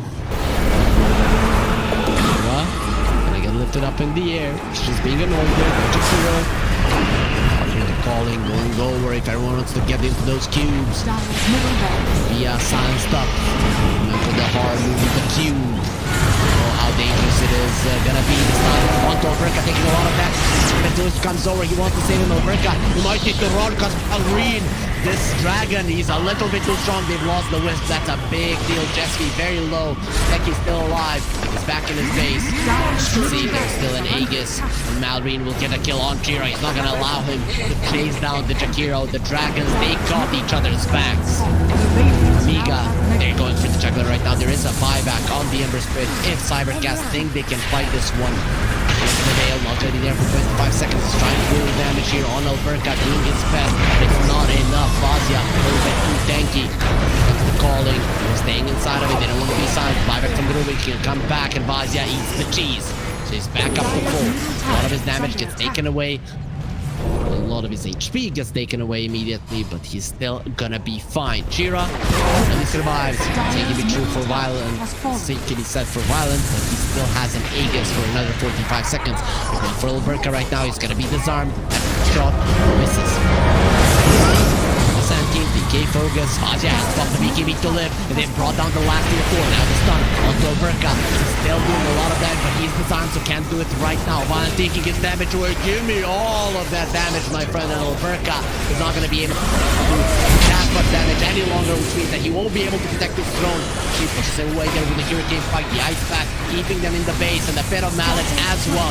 No blast off for you. You will explode how we say, when we say. And Nemiga, they say now. The throne drops.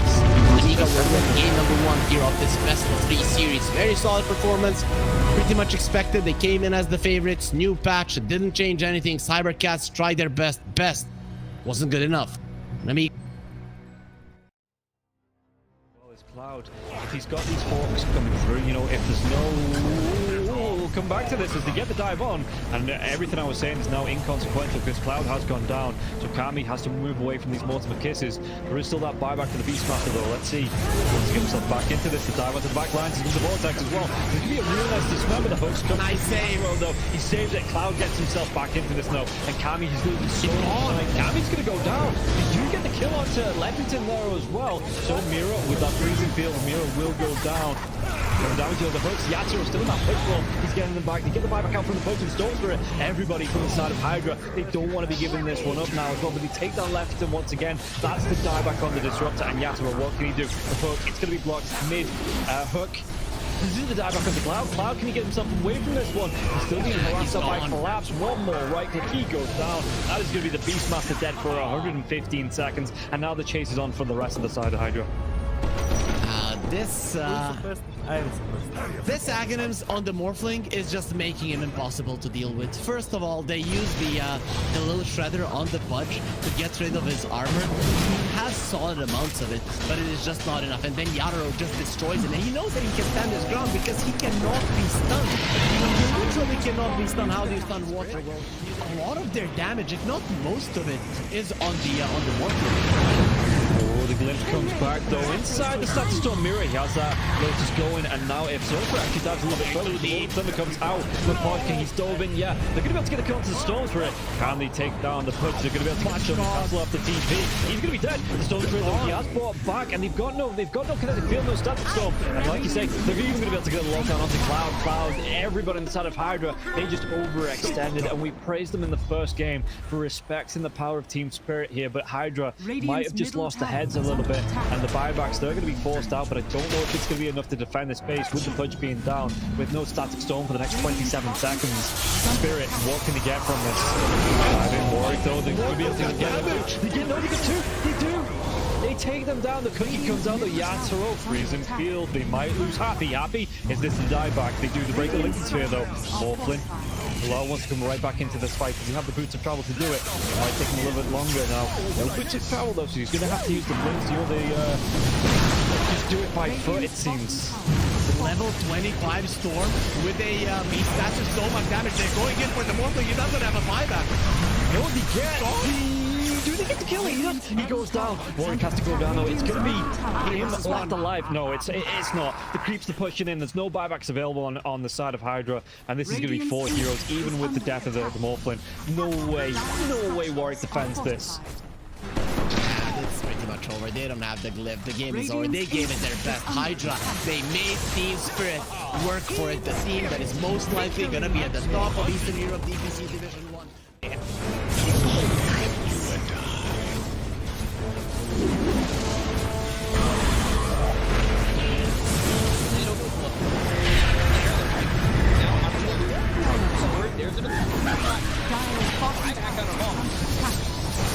Radiant's middle barracks are under attack. Radiant's middle barracks has fallen. Gouts, you want to commit. There's just not enough damage. Crimson Guard, Atrophy Aura, Rubik's Fate Bolt, all this damage reduction. Let's see the combo. Bit of Malice. Shiny strong in by that by the disruptor, and now they're going to be hitting from win. It's back up once more. Bit of Malice, and Sumela's in it. They'll lose him in mind control. Right back towards tomorrow. Trying to run from everybody on the side again to Gladiators. Radiant's middle barracks are under Siphoning attack. and getting back into the base. Has fallen. Alive. Yeah, I think when it's time to call it, it is time to call it. They have no business left in this. And didn't get the tether off or something. I think it got broken. Either way, I like the ghost up to purchase. That was pretty heads up, but we are back and there's a smoke action. There's a divide right there. They're going in on Q. There's the hit. Okay, that did nothing. 23. Knocked. What damage? He's dead. Oh my god. Nothing. He's less than 10% of his health. I mean, I'm assuming that's just the game. That, yeah, 100%. There's no point in talking about the AU picks it up. I shot him, bro. He's the dive. Go away, you. Oh my goodness. Victory!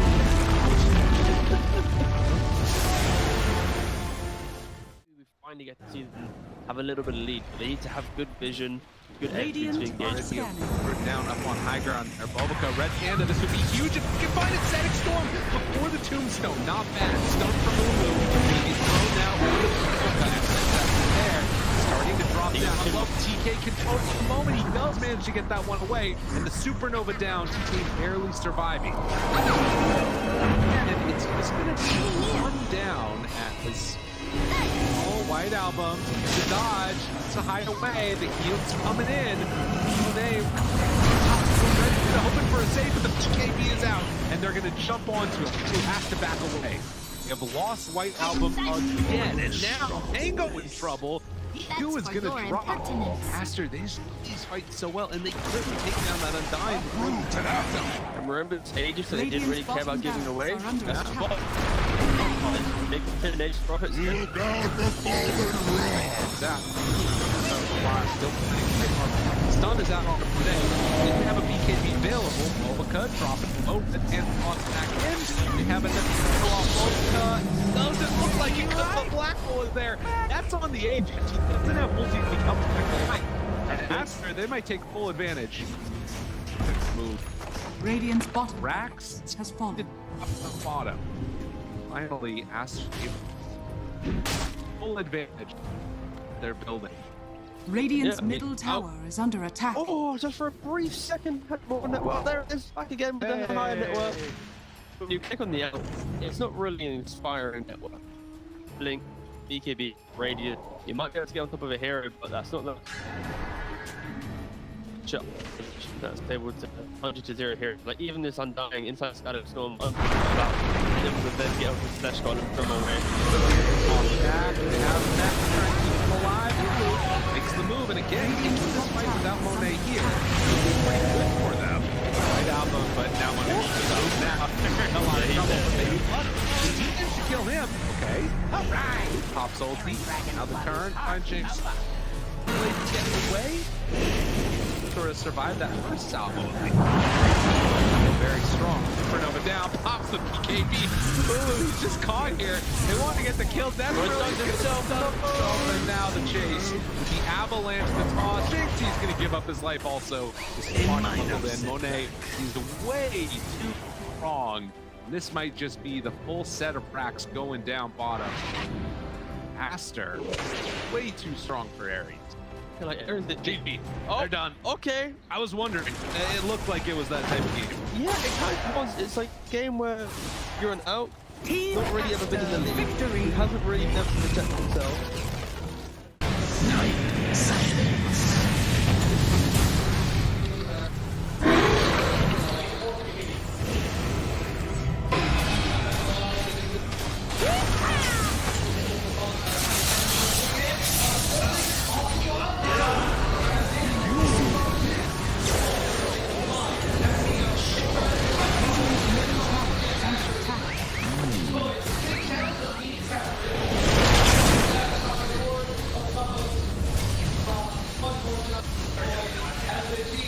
Radiant structures are fortified.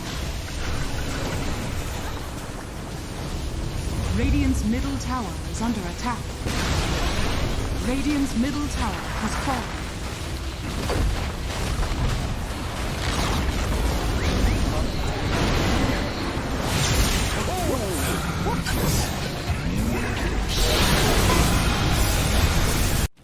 Boom. Standing. How are they just standing right now? I can't help but fidget with my hero half the game. I'll be running around in circles. Yeah. Pirouetting on the spot, the song. Blinking from Pure. They see Yatoro, 3 lined up. Potentialized path play. They're trying to go in. Toronto Tokyo blown up by Collapse. Has to fight back. Yatoro gets off his BKB. Pure with another song. Sprints in. Who are they aiming for? Where is the target acquisition? They can't catch anybody. Collapse BKBs runs down south. Lol being chased out as well. Oh my god, Nightfall. Hazy on disc refresher. Blinks to high ground. Gets away from danger for now. Pure, what's he up to? He's back to the high ground too. Mirror image out, Aegis claimed, lol in the fire, still surviving and blowing up GPK. Team Spirit, nothing to do. Sprinting out their base, they don't catch Nightfall on the way out, he's blinked out in the range of Mirror. They're still hunting though, and he's gonna find Toronto Tokyo. Who cares, Gem? I see Jakiro. Eon disc popped. And with his rapier damage will make short work of a twin-headed dragon. Unstoppable. Laurel, the collapse waiting in the back line actually worked. He stormed out of the tree line and he just then started eviscerating the 2 supports with the help of Laurel. He completely jumped over. They dodged everything that Naga was trying to set and prep there. And Yatoro was also just firing the cannon from the top there. Did the combined damage of Collapse and Laurel together. He is a monster. Oh, Pure. Lol. Oh, God. Nightfall's gonna get a bit of vision here with the Hawk. Imagine. Can they? Imagine. Will they? They have to do something kind of crazy. They're gonna be losing their base pretty soon. Lash has buyback. Naga Beastmaster have to get back to base to defend. Drow Rangers up here. Radiant's middle Tier 3 gone, barracks to follow.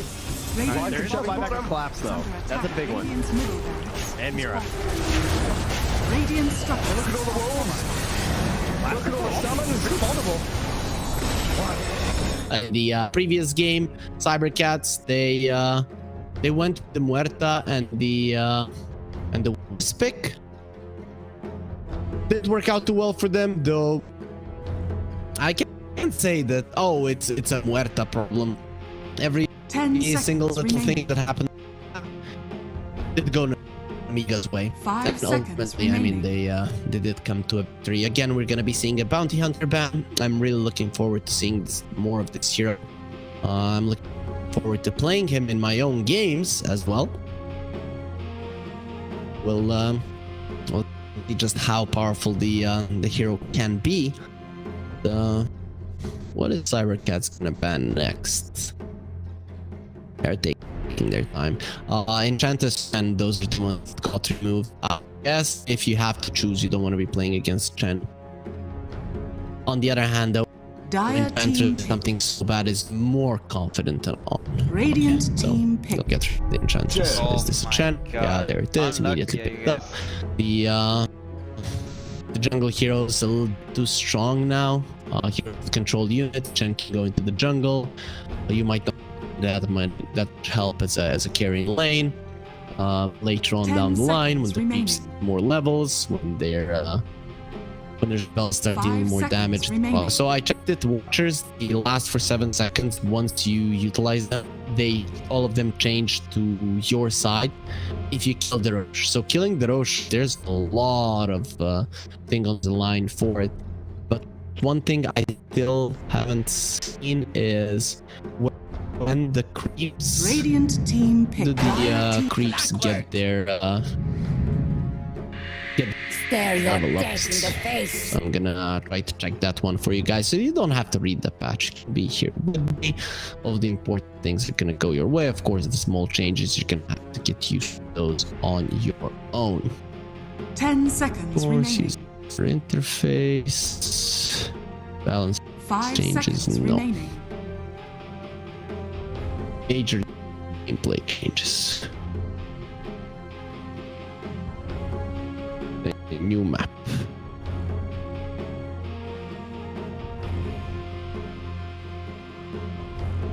Let's see, Roshan's new home, Twin Gates, also Tormentors, Watchers. Nope. Can't find it. Anyways, there's Muerta again. People in the chat were crying because of Muerta. I think the hero is pretty strong. If you're a weaker team, you're probably gonna lose. Anyways,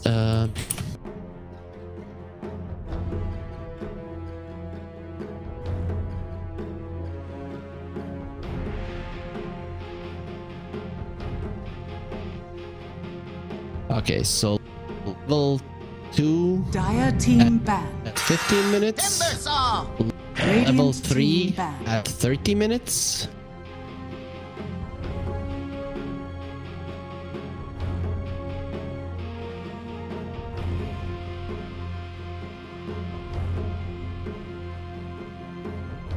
Okay, at 30 minutes. Okay, and that's it. And then you have Chen Shard.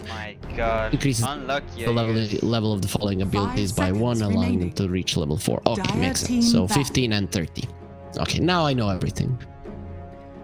I did read through those yesterday, but of course I forgot. Nemiga, they're gonna get Melreen's Timbersaw. They got the Chen. Cybercats,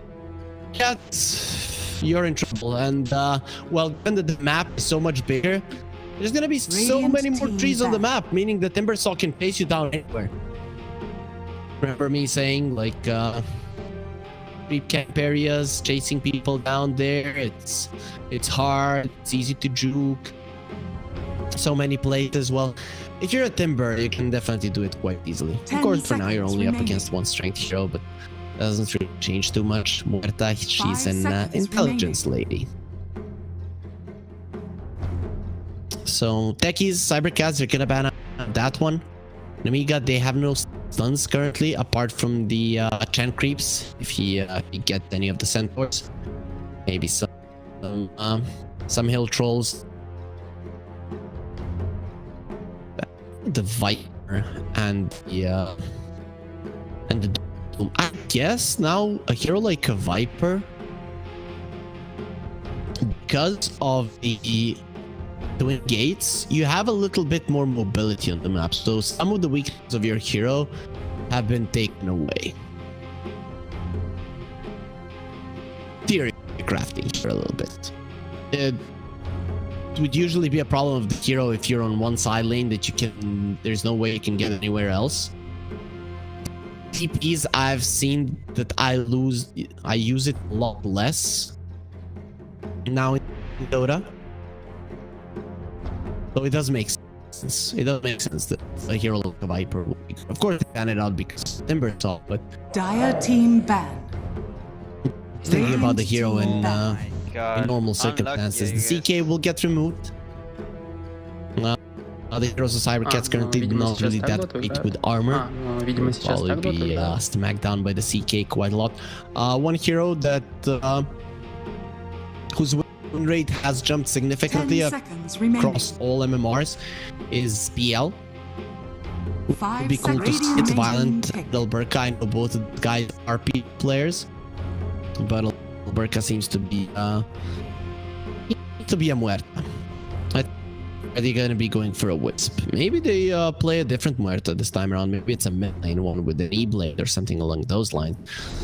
10 seconds remaining. The hero is very, very flexible. 5 seconds remaining. I cannot even come to a conclusion which hero would they want. I don't think that predicting heroes is something easy to do nowadays. Now it's gonna be a little bit easier in a couple of days or so. The Phoenix does come through. He's a universal hero right now, if I'm not mistaken. Which I'm pretty sure that I'm right. Phoenix. Yep, universal hero. 10 seconds so remaining. the only difference between them is they kind of took away some of their stats gain. They put it so that every point of every stat gives you a 0.6 in terms of your damage. That's it. That's the only thing that has changed for universal heroes. That's the only thing. I was going through them, and those stats might hurt them in the long run. I don't know. For Phoenix, I think it's kind of an issue because this hero doesn't care about right. Some of the heroes might be good in right-clicking. That's fine because they could have a lot of right-click damage. If you go for an item like Skadi, you're gonna be getting significantly more than you used to, like almost double. But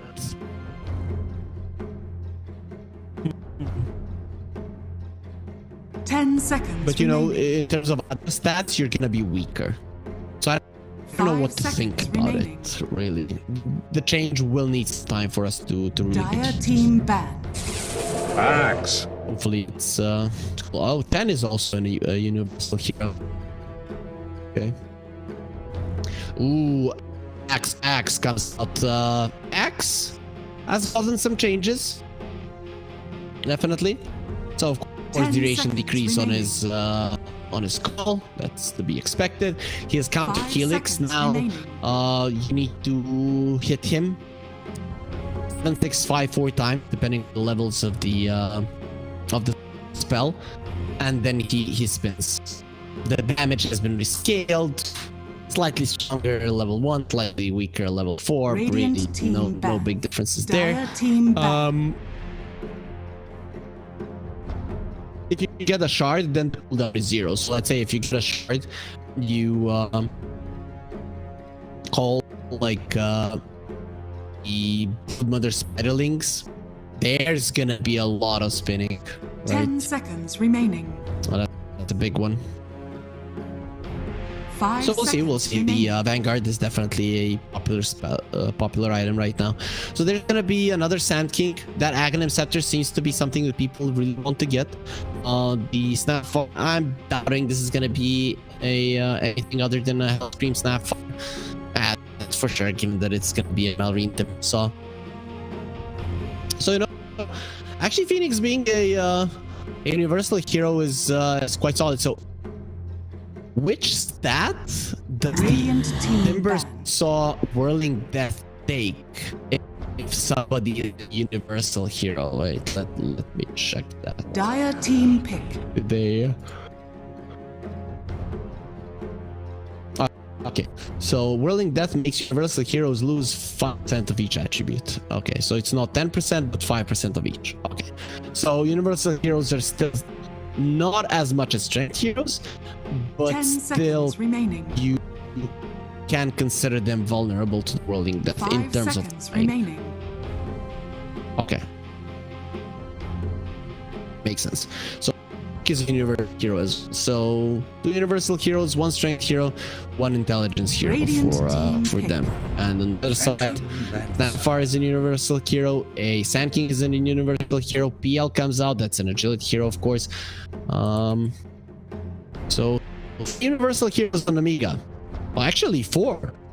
The Timber is now a universal hero as well. Everybody universal hero. What the hell? PL of course not really. Gonna be an agility as I mentioned. You picked up a PL into a axe. Okay. You may now select your heroes. There's gonna be Zeus. Are we gonna be seeing a Zeus with the shard guys? That would actually be awesome. I doubt, but that would be cool.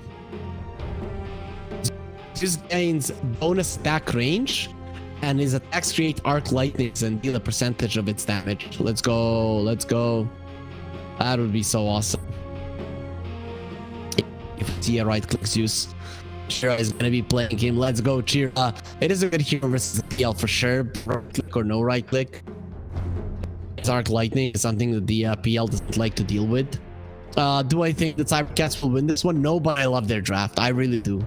I think they have everything they need to deal with the PL. I think they have everything they need to deal with the Timber. Of course, the other one's fine as well, but Nemiga, in my mind, is still a better team. I'm also looking forward to seeing Violent making the new Diffusal Blade. That would be a big one for sure. If he does get it, but we'll see how fast he'll be getting that one. You can actually purge things off yourself. What's it called? It's called a dispenser. Let's find out if that's something that Violent is going to be wanting to get early on. I doubt it. I think Yasha, Diffusal, Heart, Shard, then maybe you finish it off. But it's actually a good thing. I don't think in terms of rushing it, but having a way to upgrade your Diffusal in the later stages of the game is actually quite beneficial to teams. Interesting one. Cybercats, they have some vision heroes. They have jump, they have damage, they have late. They are lacking a little bit in tower push early on, but later on, is actually pretty good at pushing towers. So I'm liking their draft. I mean, in the previous games, we've shown that Nemiga were a class above, but it's cannot write enough. But ourselves in game number, who's going to be winning this? I have a word from our sponsors over at DGB. Prepare for battle. Ну, видимо, сейчас так доту играют.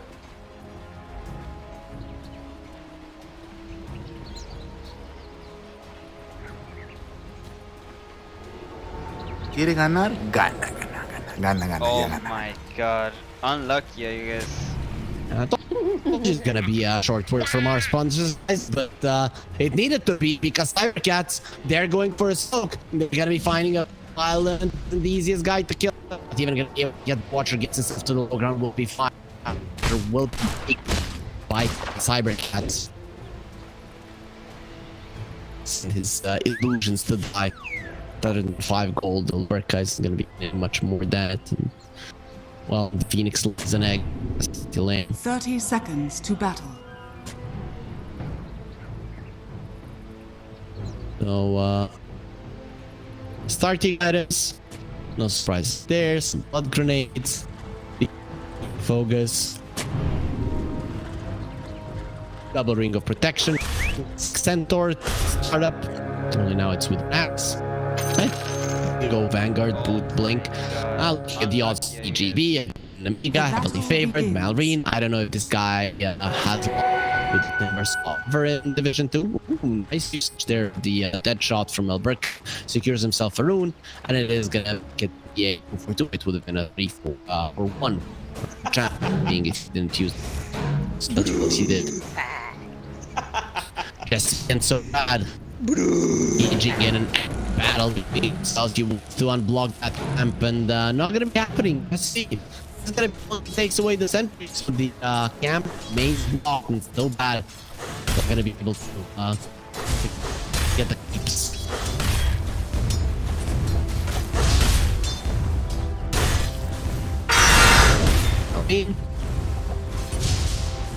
Shira. It's gonna be okay now. I mean, quite for herself. Really gonna farm. Well, Malvin can do your there. Heavily jump to reduce the attack speed of the enemy and then deny the range creep. And Malrine already used his World of Death. I don't think he's gonna be doing it again. It always surprises me just how composed Malrine looks. Oh my god. Unlucky, you guys.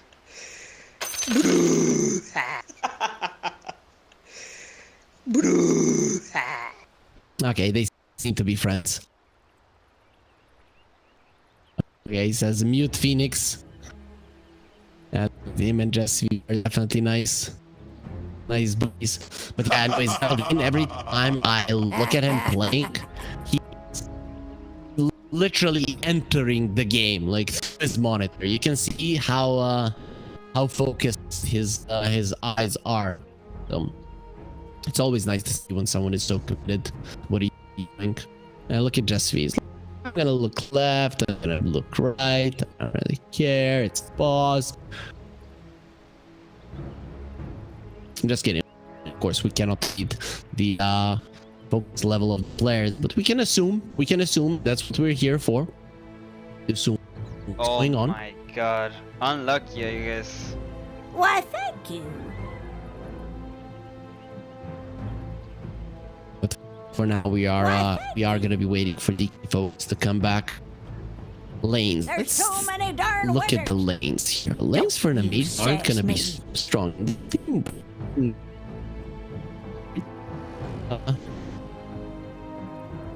Pretty bad at, I have to say. That's Division 1 went so bad for them. They're pretty snowball oriented team now with the Violent instead of Heritage. Not much has changed. Violent might be a little more on the lead game carry, and Heritage was just slightly more of a late guy, but I mean they weren't really tested here in Division 2. It's hard to say how much has actually changed. Either way though, lanes for Cybercats. On paper, they should be able to win this game. I'm hoping they do, because a decider is something nice. Not something that Nemiga were forced into too much in this tournament so far. No sorry, Team Sexy took games with them. No sorry though. You know, Team Sexy, I can understand it, but no sorry, I've been having a deep bad time. They have only one more game to play against Team Sexy. We mentioned that if they lose, well, they could be out. Cybercats on the other side, they are going to be playing against ULA now. So they would be needing to win that one if they lose this one, if they want to stay in. Or if both Nosari and Cybercats lose everything, then they're going to be fighting for the last slot here in Division 2. And one of them is going to be taken out. We're probably going to have some tiebreakers in Division 1. We didn't. But here in Division 2, I think we're definitely gonna have some.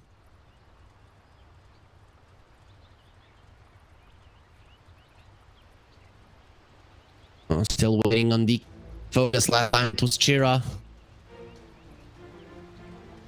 Bazia is constantly hydrating and see, this is a new bottle. This is a new bottle of water. And that's pretty big. Hopefully there's not gonna be and breaks because we know that admins do not allow them. And the focus is back. Okay. So it makes a little bit less difficult to happen. Це фундамент. Це ґрунт. Why, thank you. If we're gonna be getting a thumbs up from Cybercats, DK Bogus, he is ready. Is ready to continue fighting, and what we are gonna be continuing our fight here. Towards the main for sure. Bazia versus Sunscream. He'll put that both. A bit more. He'll show Nemiga. Overall, Cyber should be strong. So, don't really have great one king, I guess. So maybe that's not king. Playing, I really think if this should have a especially get the bank take too long your axe. Denied. Be able to get towards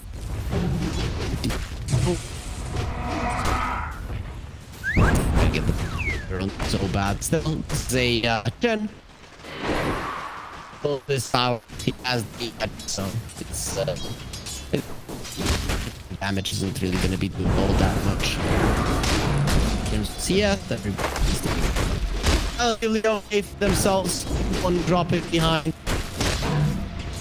But yeah, as expected for tank doing the work. CS in there. Back on racks. That's sure. It is weird. Actually, pulling seems not the sure. The check longer health stream and Bob will get themselves up. Let's see far. Well, these bogs now inside of those vaults to go through. Bog gets a nice going his way.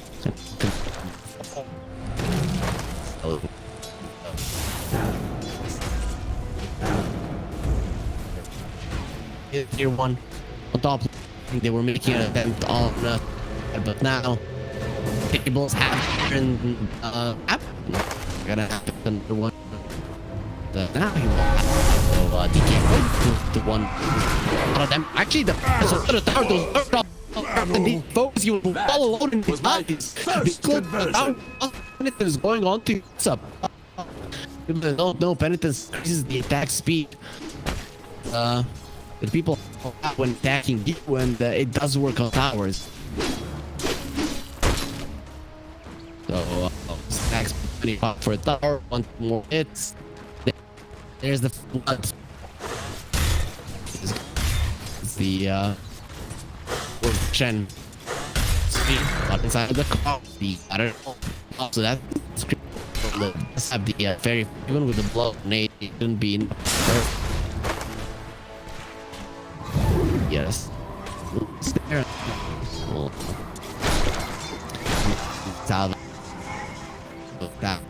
As you more and more levels once you this would become and heal health. Sand King's having a good time in the map. Dying is done with the so he just constantly cheer up, gets his boots, mean that on set probably gonna kind of for his boots. Very important if you want to kill him. Important soft lands.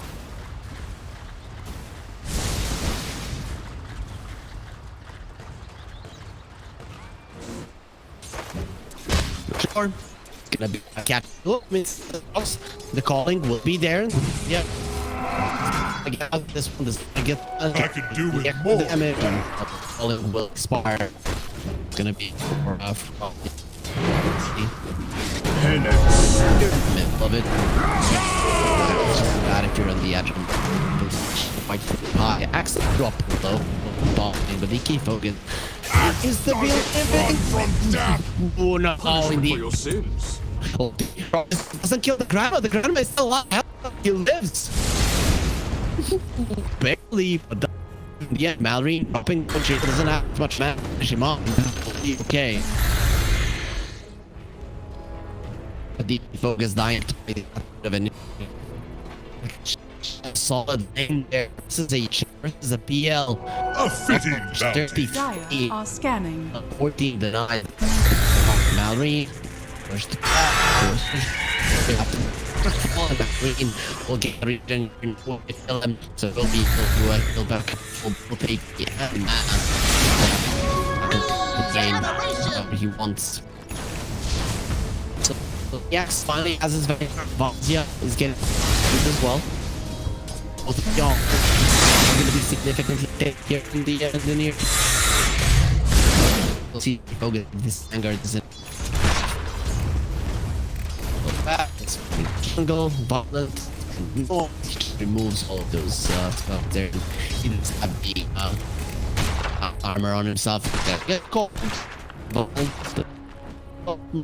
Double Helix is some damage, but he does.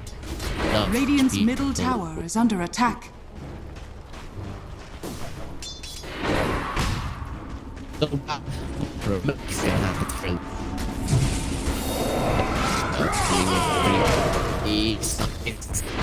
The creeps they're gonna follow to so being done to them. Oh, you have to be careful. Once spin, he's not attacking. Now he will right click him and into the jungle. For that able to do anything. Think about going in. Those counter helixes not the rest of it. Focus will be fine, and he cannot. Yeah, camp it is. Be the finishes him off.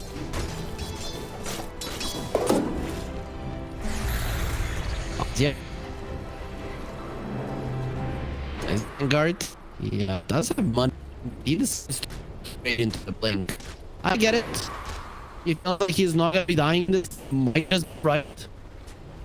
But one of it stop pretty close to it. Radiant's So, middle tower is under attack. Other camp there's the low ground. Well, 3 which is there. Rune, that's not sure. Yeah, illusion rune. So what would you do? Illusion and region. And now this cannot repeat. Right, whole round has to right, and then they will touch shield room, main room. It is the again.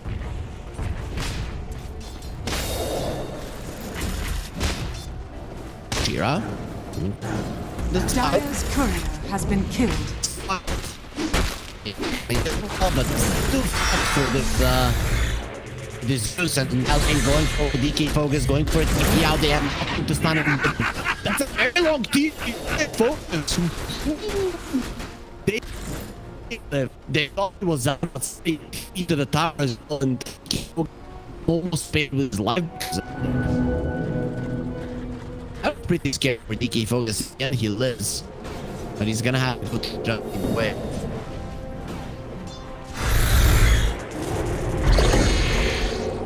So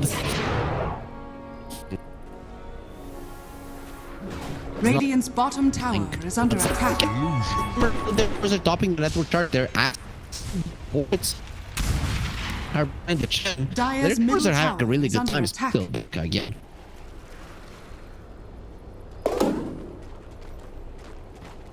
Speaking of play free yet again. Whatever he wants. Oh. It's French. So they welcome. Yo. Wait, one more. Yeah. So damn it up with this guy. Quite high. Dire's bottom tower is under attack. It's gonna be counted as ground you to go is on off and force is looking very much dead. Vaze surviving. Jira get to the low ground, but get to Malin can fall. Doesn't have that much man. And he's a big force. Not gonna be you. There's another shot. Some health a little bit bigger, my friend. In falling will be close. Keeping them. Nemiga got their kill. That's still so 11. Your fight Might so now. You did down. It's not so.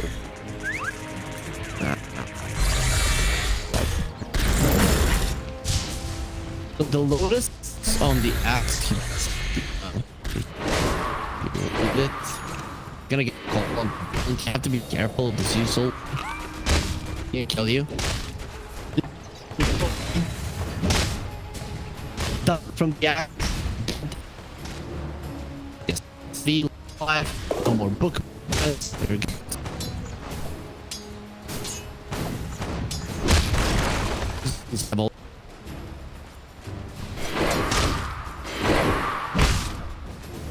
And I'll find the things that are going to be clockwork one. Travel.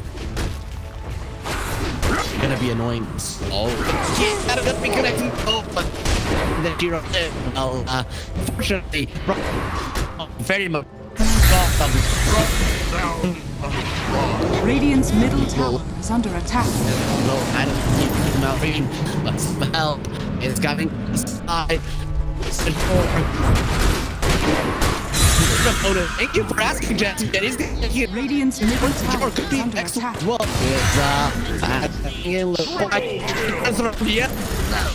don't get the trees. And this is what happens when you give them Radiant's just destroy all on his own. He can bring all of the in the world. It will not matter. So I'm out and crushing the Zeus and hit the boards as well. Zvasia continues. All the smoke is the next menu. Dire are scanning. Focus. Have to think this one involved. For the sand, it's a little bit more small. It's much.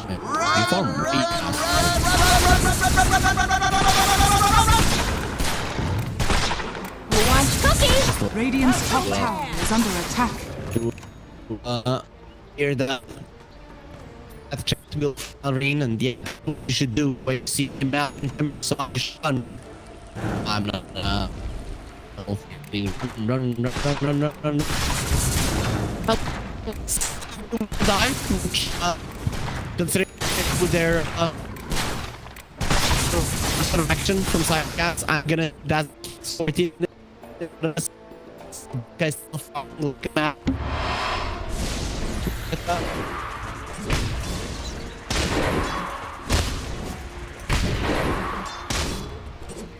how? I bet you cannot. Oh, nice stop by SV. Oh, okay. I don't know whether you can steal these experience. It took over, but it did. Yeah, he beat back. He's still not full safe though. Okay, he is. Radiant's bottom tower is under attack. Oh, yeah. For the vehicles, this falling speed is really. But to be honest, he's doing really well in terms of falling. Smoke, where's the Jesse? It's gonna be a solid off. They get it.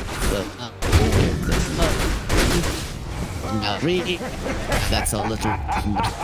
You can die away using the egg there. No, you don't want to. Top tower is under attack. Especially Radiant's middle tower is under attack. 8 seconds of max level, and yeah, the this. Radiant structures are fortified. The Sanking boy here off the episode doing a lot of violent one. Come over there. He has a couple more. It's gonna be the thing. Radiant's middle tower has fallen. And Cybercats with run away. They've also middle tower. This thing to be a disaster. Nemiga again. Radiant's middle tower is under attack. All the way. My thrift reward. It's theirs. Radiant's top tower is under attack. Watch it. Yes, it will. Radiant's top tower is under attack. Literally. That should not happen. It's a bug. Bug, guys. Radiant's bottom tower is under attack. Radiant's bottom tower has fallen.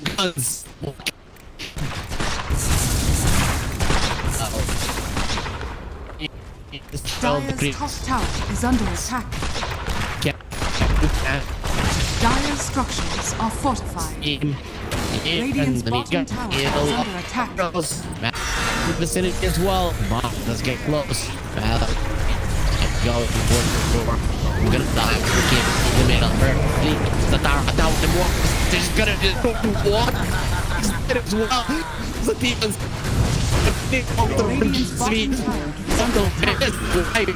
As I would just call it 30-0. And nasty. Radiant's top tower is under attack. Yeah, strong. Yes. 7 minutes Radiant's top tower is fallen.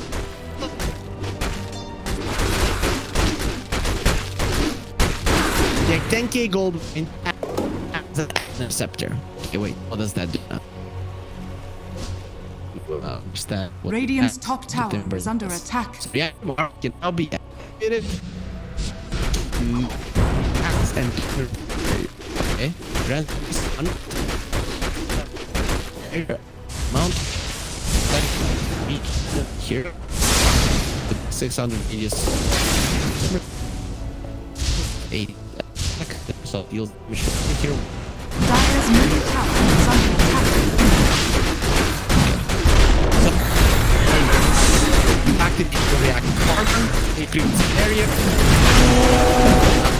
and then close to that, and release it at 600 rate. Right here is the first. Barrier to survive. There's, yeah. How much damage that does it do? Like yesterday. We all met. Radiant's middle tower is under attack. No more. But still, that's much. It's the same as Cicuit. Yep. Radiant's top tower is under attack. Units. LT. Your screen that you get up Dire's bottom tower is under attack. You be well so Radiant's top tower is under attack. More watching what I hear on the Radiant structures are fortified. Some people how can it more fun is under attack. That's why we're here. That's what a little bit. And Radiant's middle tower is under attack. Dire's bottom tower is under attack. Dire are scanning.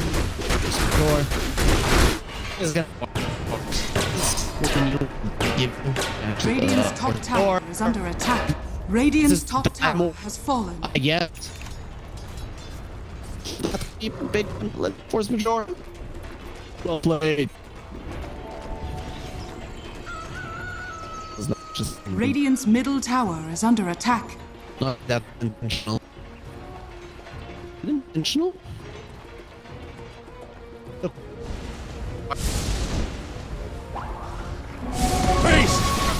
Видимо, сейчас так вот играют. Видимо, сейчас так вот. Radiant's middle tower is under attack. Radiant's middle tower has fallen. Hurricane, like, getting whatever he wants. The fourth will be finishing, so it does get that kill going as well.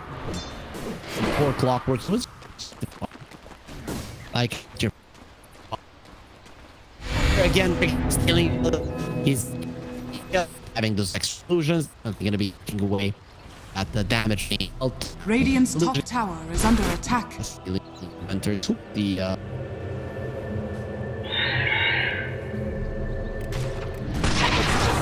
timber.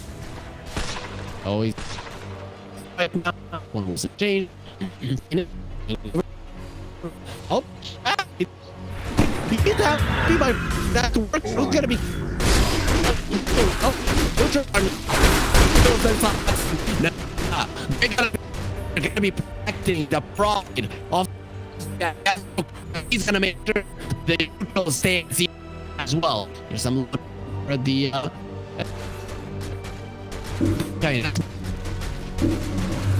They have to now. He's gonna be playing blows. And he still hasn't been touched.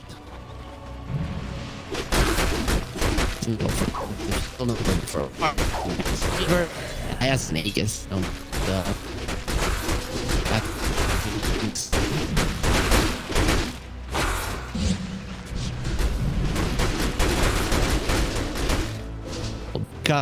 Arming the Dire's bottom tower is under attack. There. Alright, it's got DP. There's not enough damage. Is under attack. Shield is gonna be popped in 5 seconds. Fine. That's 4 kills. Well, the storm form, so he can. Radiant's bottom tower is under attack. He wants it. Radiant's bottom tower has fallen. Guys, play Dota. Start of the now what is seconds used to be you go with and you your it's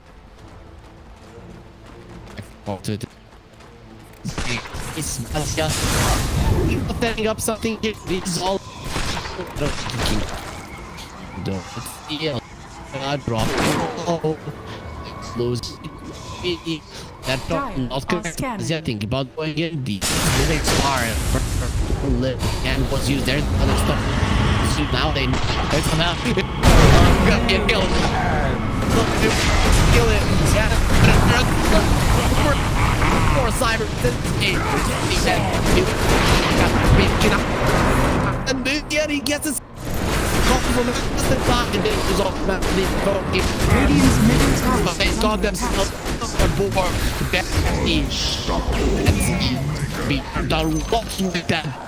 Radiant's top tower is under attack. Zone.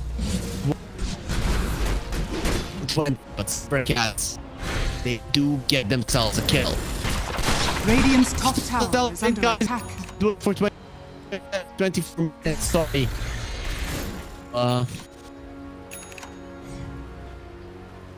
Should be satisfied with.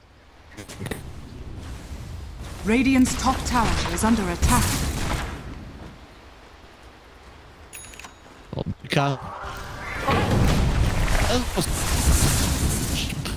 These are mostly. Boom, there it goes. You don't. Go.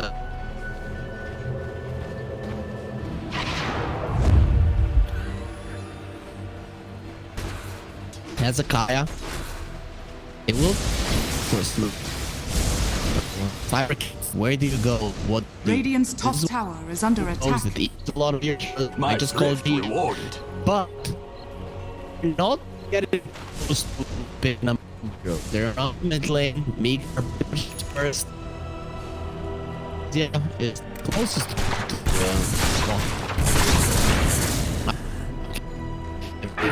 as well. Cybercat for now. Yes. Good to go. Not the deep pick up the foot for sure. Yeah. Sacrifice. Let me bring out him to be hated even more, but as that's happening, there's a zillion of him, and he just killed us. To be have 8,000 at work. Well, you know,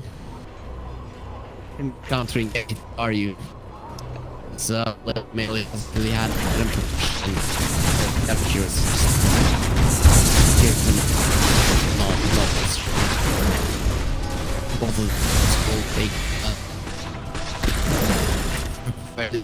the chat already has and well snap Earl.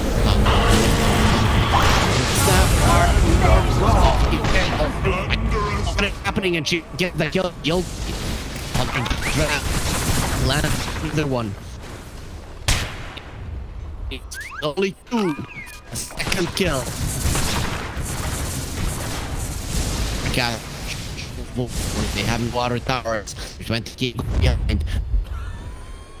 8% have blocked. I until very until the fourth. They goes inside of it. See, I think for some they don't know that he is here and will miss him while not tower is under attack. Before Dire his are scanning. as they can.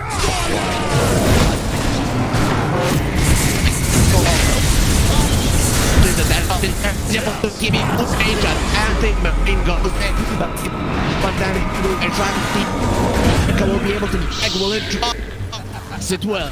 They break down the 2 to 4 thing. Yeah, for it. It's another one. 3 now.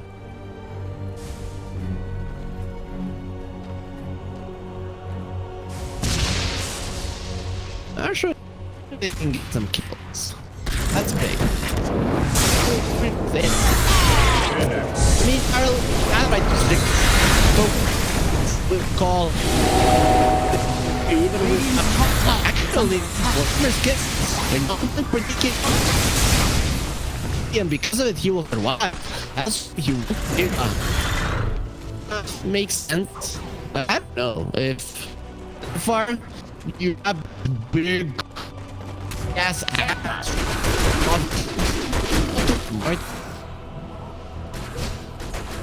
You have use I need some missiles as well, but yeah, quality. I guess get odds for the brute. Radiant's middle tower is under attack. So this for this he also did quite nicely. Shira now get found surrounded by Hero will not definitely wasn't there and Tamara he'll have off. I got their gen back when they killed the port straight into it's gonna be do it all on his own. He hasn't worked it. There's a lot in there. Hard just on the PL. And then it's a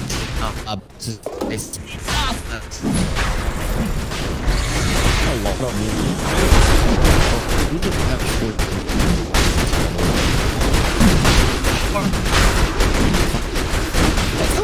You're up.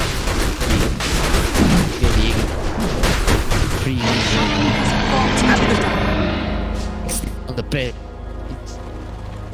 You're complete. They get on the people. We'll go for the Kings and here. I can't the 2 box and again. Very much that box here. Back away. Let's look. And there till they come down and Melreen will it's win. Oh yeah. The Sand King get bully him. Radiant's top tower is under attack. They're king support their more farm. There we have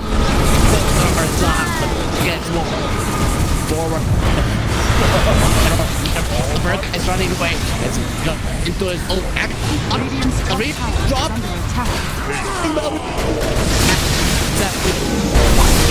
Finally going forward towards the joint. At the guest. Radiant's top tower has fallen. So bad, and effective. There's a back little time. Be the point. Along with the Shira.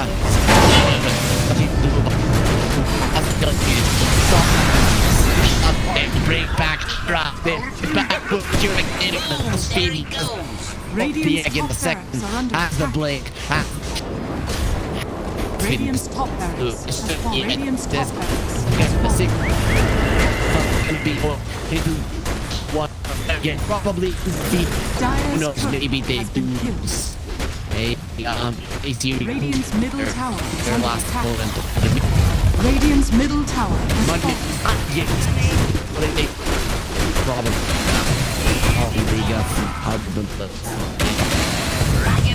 You know, right now. Radiant's middle tower is under attack. You coming, DK folks, get up. Radiant structure. These gear full will drop it. They do their best. I bet the farmer and the going not being caught in in this game even have their eye any longer or time back to life. The throw will fall without even getting single spell. Nemiga, the first will stump. Then this one we don't really have a name for, but uttered of Cybercats from start to finish will be a good way to describe what happened here in game number 2, or pretty much in the entire series. If this was the previous match and the strength of the team were the same.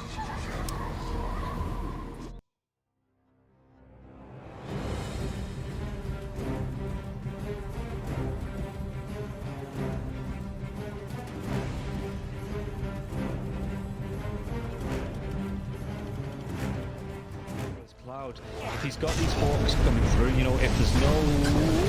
We'll come back to this as they get the dive on, and everything I was saying is now inconsequential because Cloud has gone down, so Kami has to move away from these multiple kisses. There is still that buyback to the Beastmaster though. Let's see. Let's get himself back into this. The dive onto the back lines into the vortex as well. There's going to be a real nice dismember. The host comes. Nice save. Though he saves it. Cloud gets himself back into this now, and Kami is losing so much time. Kami's going to go down. Did you get the kill onto Leppington there as well? So Mira with that freezing field, Mira will go down. Going down to the hooks. Yatsuro's still in that push roll. He's getting them back. They get the buyback out from the potent storm spirit. Everybody from the side of Hydra, they don't want to be giving this one up now as well, but they take down Leppington once again. That's the dieback on the disruptor, and Yaturo, what can he do? The hook, it's going to be blocked mid. Hook.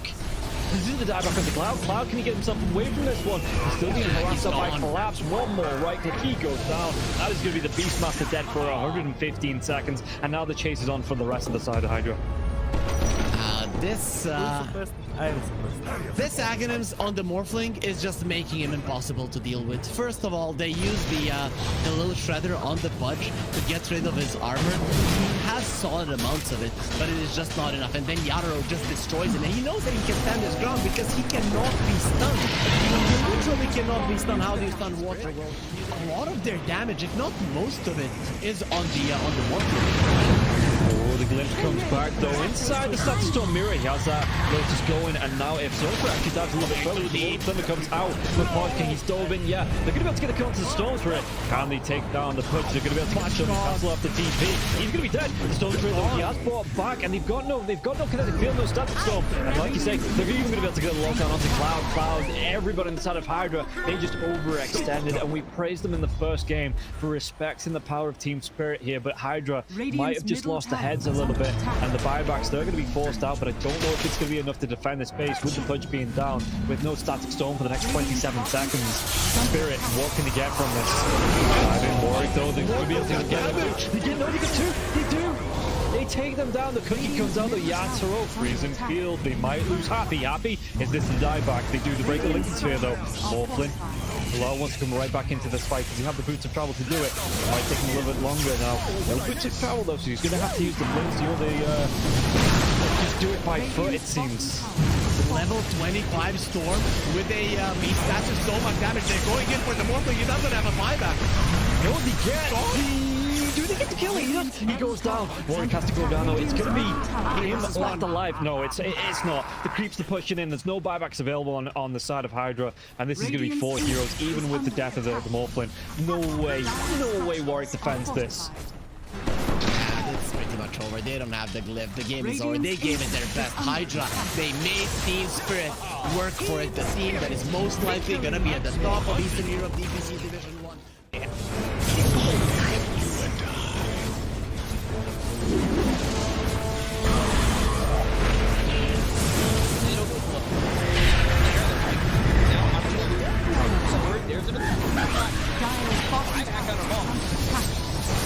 Radiant's middle barracks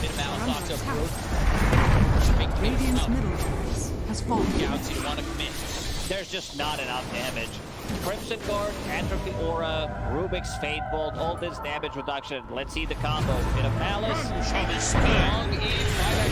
the Disruptor, and now we're going to be hitting from winning back up once more. Bit of Malice, and Sumail is in it. They'll lose him in mind control. Right back towards tomorrow. Trying to run from everybody on the side of Gaimin Gladiators. Radiant's middle barracks are under Siphoning attack. and getting back into the base. Has fallen. Alive. Yeah, I think when it's time to call it, it is time to call it. They have no business left in this. And didn't get the tether off or something. I think it got broken. Either way, I like the ghost up to purchase. That was pretty heads up, but we are back and there's a smoke action. There's the divine right there. They're going in on Q. There's the hit. Okay, get that hit off. 123. Knocked. What damage? He's dead. Oh my god. Nothing. Jeez. Less than 10% of his health. I mean, I'm assuming that's just the game. That, yeah, 100%. There's no point in talking about the rest AU of it. picks it up. I shot him twice. It's the dive. Go away, you. Oh my god. Victory!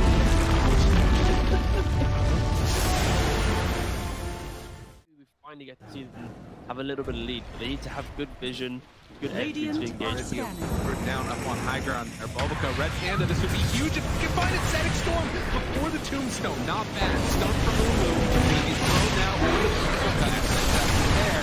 Starting to drop down. I love TK control at the moment. He does manage to get that one away. And the Supernova down. TK barely surviving. And it's just going to be one down as White Album to dodge, to hide away. The heal's coming in. They hoping for a save, but the PKB is out, and they're going to jump onto him. They have to back away. They have lost White Album again, and now Mango in trouble. Who is going to drop faster? These fight so well, and they couldn't take down that Undying. And remember, it's ages, so they didn't really care about giving away. That's the ball. Make the finish profits.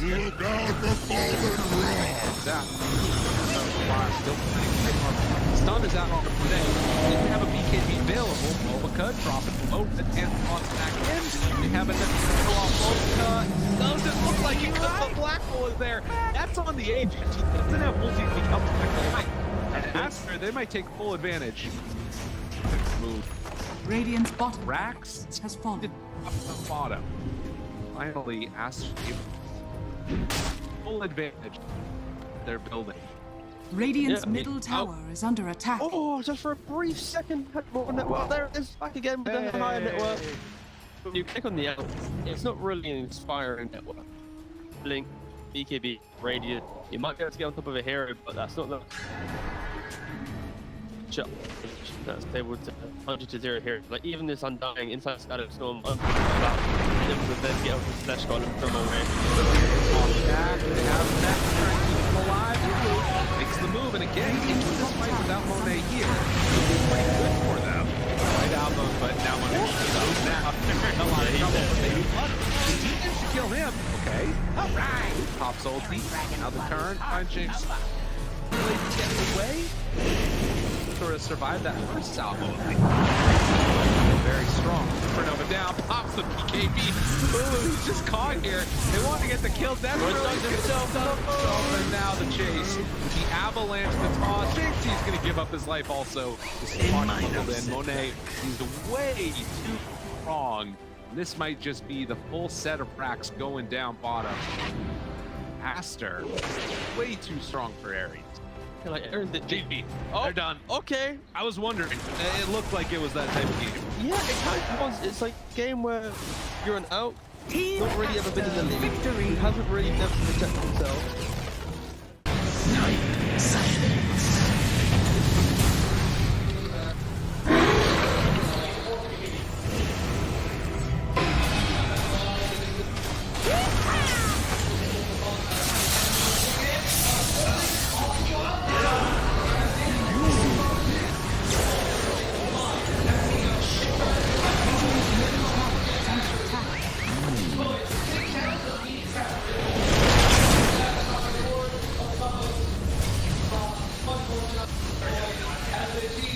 Radiant structures are fortified. Radiant's middle tower is under attack. Radiant's middle tower has fallen.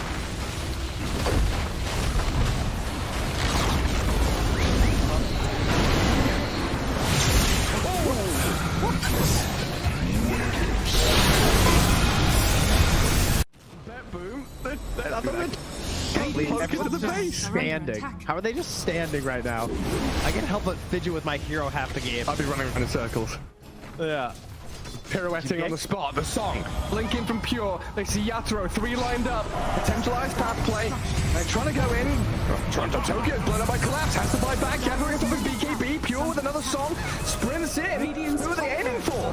Where is the target acquisition? They can't catch anybody, Collapse, BKB runs down south, Lol being chased out as well, oh my god, Nightfall, Hazy on disc refresher, blinks to high ground, gets away from danger for now, Pure, what's he up to? He's back to the high ground too. Mirror image out, Aegis claimed, Lull in the fire, still surviving and blowing up GPK. Team Spirit nothing to do. Sprinting out their base, they don't catch Nightfall on the way out, he's blinked out of the range of Mirror. They're still hunting though, and he's gonna find Toronto Tokyo. Who cares, Gem? I see Jakiro. Eon disc popped. And with this rapier damage will make short work of a twin-headed dragon. Unstoppable. Larl, the collapse waiting in the back line actually worked. He stormed out of the tree line and he just then started eviscerating the 2 supports with the help of Larl. He completely jumped over. They dodged everything that Naga was trying to set and prep there. And Yatoro was also just firing the cannon from the top there. Did the combined damage of Collapse and Larl together. He is a monster. Oh, Pure. Lol. Oh, God. Nightfall's gonna get a bit of vision here with the Hawk. Imagine. Can they? Imagine. Will they? They have to do something kind of crazy. They're gonna be losing their base pretty soon. Lash has buyback. Naga Beastmaster have to get back to base to defend. Drow Rangers up here. Tier 3 gone. Barracks to follow. There's no buyback of Collapse though. That's a big one. And Mira. Radiant structure. Look at all the wolves. Look at all the summons. Pretty vulnerable. Gets away from there. Help of the Glimmer Cave to jump in from Lol. Disruption self-save. Barracks taken out. Lol. Oh, tries to fight. Nightfall. He'll just pop, but he can't get any control of Lol. It's Lol. Puck is all over the place. Now they go into GPK though. Aiming for the puck. They're going to find him at long last. They get him and the rapier's on the floor. He messed up the phase shift. He canceled it. Oh no. Oh, you see that? I'm not crazy, right? I don't know. Yeah, he phase shift and accidentally ended it. There's an Axe Blessing recipe. There's a rapier. There's all sorts of stuff everywhere. An Axe Blessing recipe. What's that there? Okay. Not sure what the story on that one is. Meanwhile, Save, I think he had a refresher shard, right? Because Laryl dove him, he disrupts himself, and he tries to kill him again after it. Save just refreshes and then uses it again. How did they not got the rapier? That was another DD. I don't think they care. You know what Toronto Tokyo's going to take it, is he? Oh yes, the Jakiro with the rapier. Coming to feed it back to them, guys.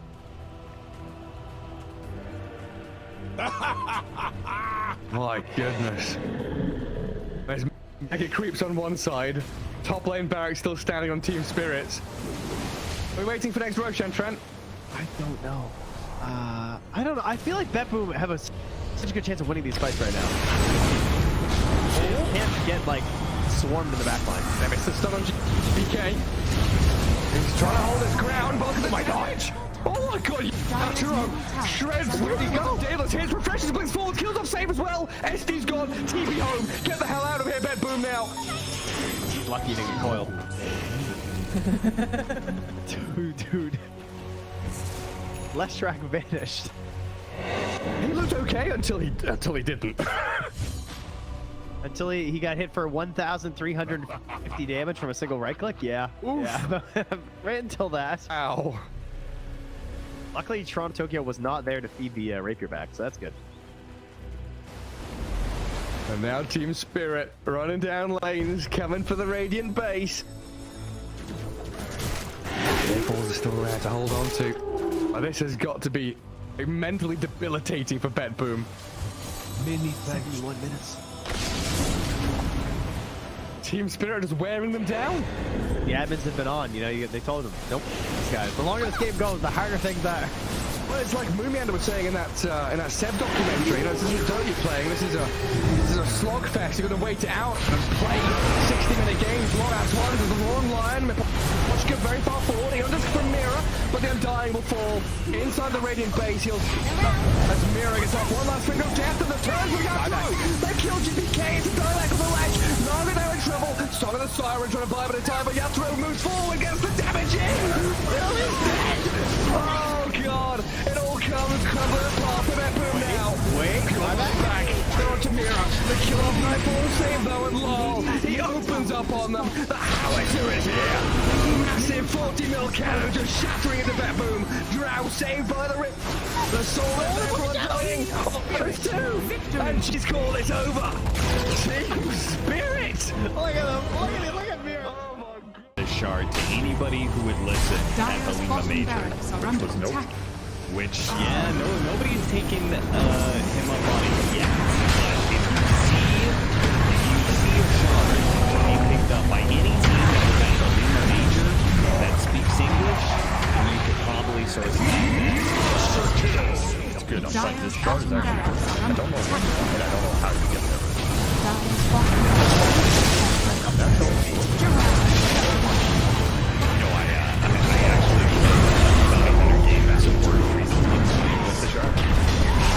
Pretty good.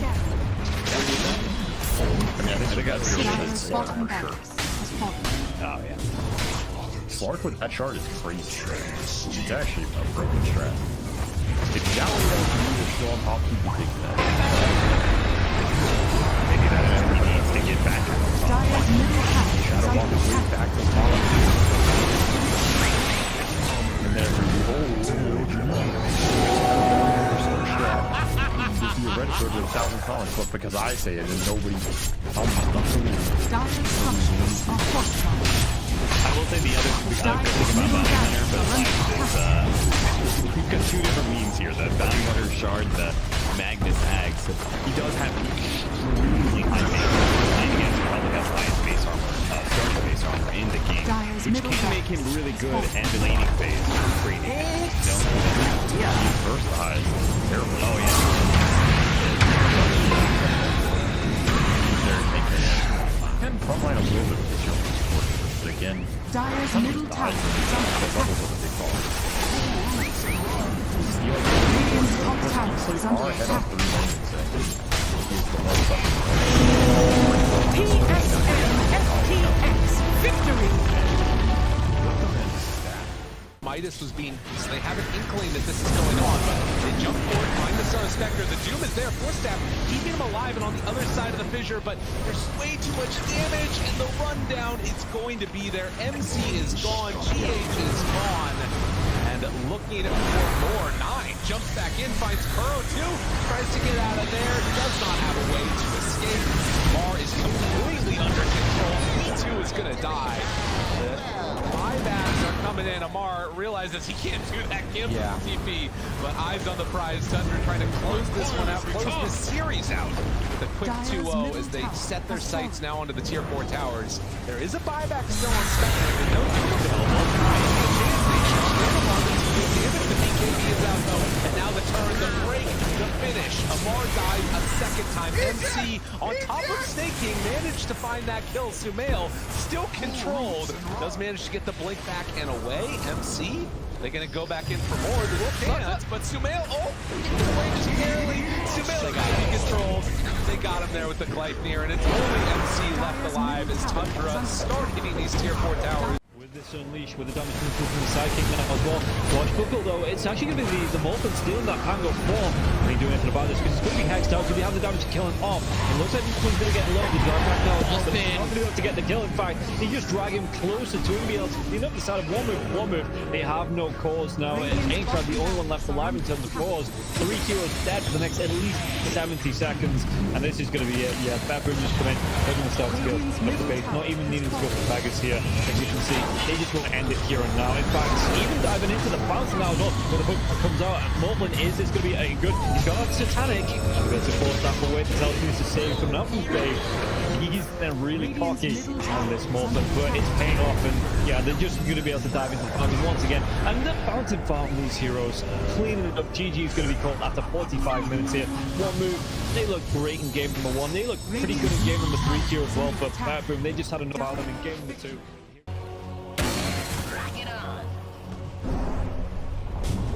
Dire's middle tower has fallen. Be right. I keep my enemies close.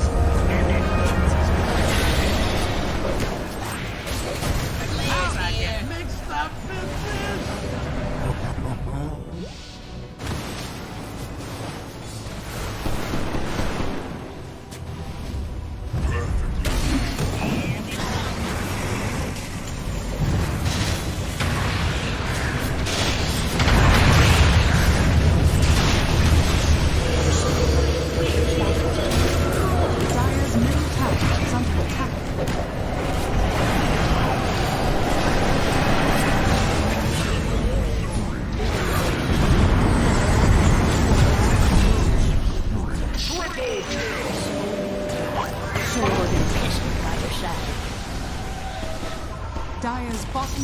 Dire's bottom tower has fallen. Radiant victory. Away from enemy, it's like your not guys really just dying getting them because anything against. generally core the vital DP is also good with the strategy, which is why the rebuild was that first blood.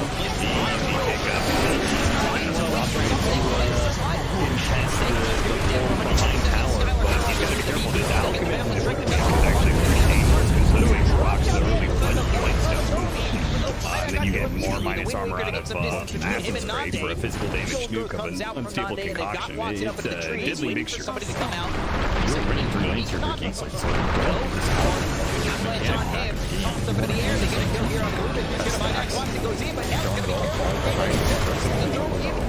No, they can't! Look at that. That's not enough. You're gonna have to play to defend the power. Yeah, we'll finish him off. Lots of Radiant's bottom tower.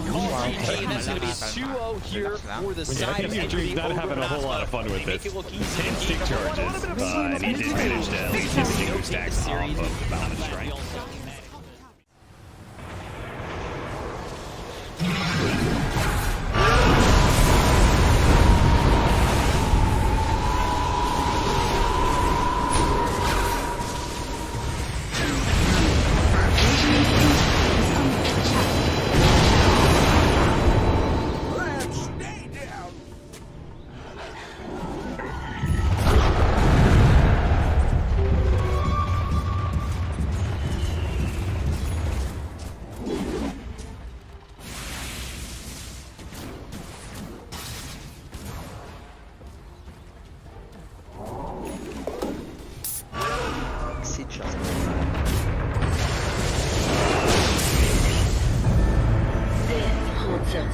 fantasized therapy, then refuses to commit.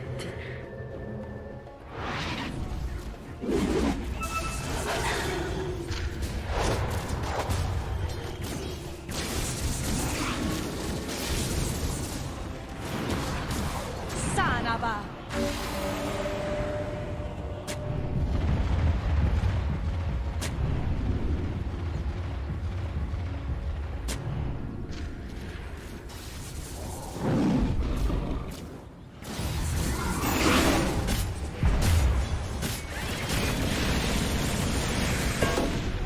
Bounty.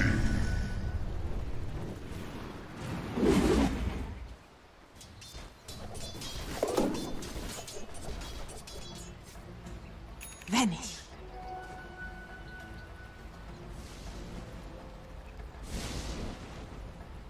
Radiant are scanning.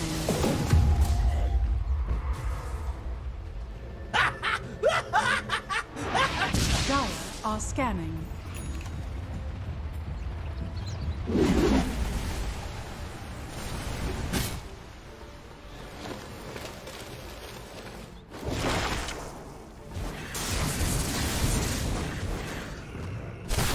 Warriors of the wood.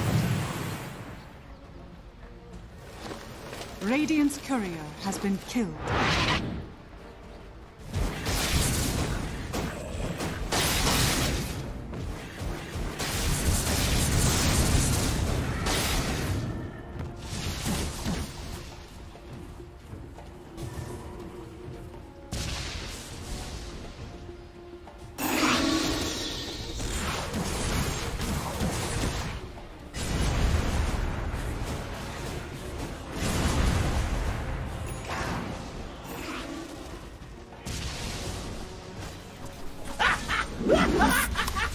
Сейчас поиграем. Сейчас поиграем.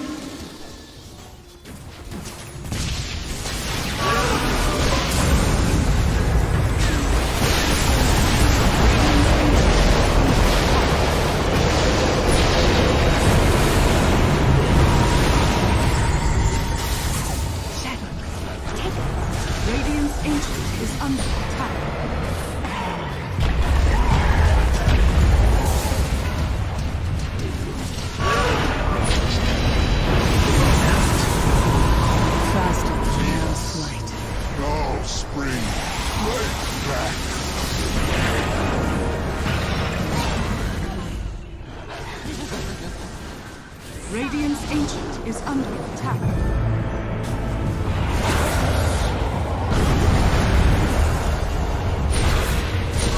Radiant's Ancient is under attack. My way!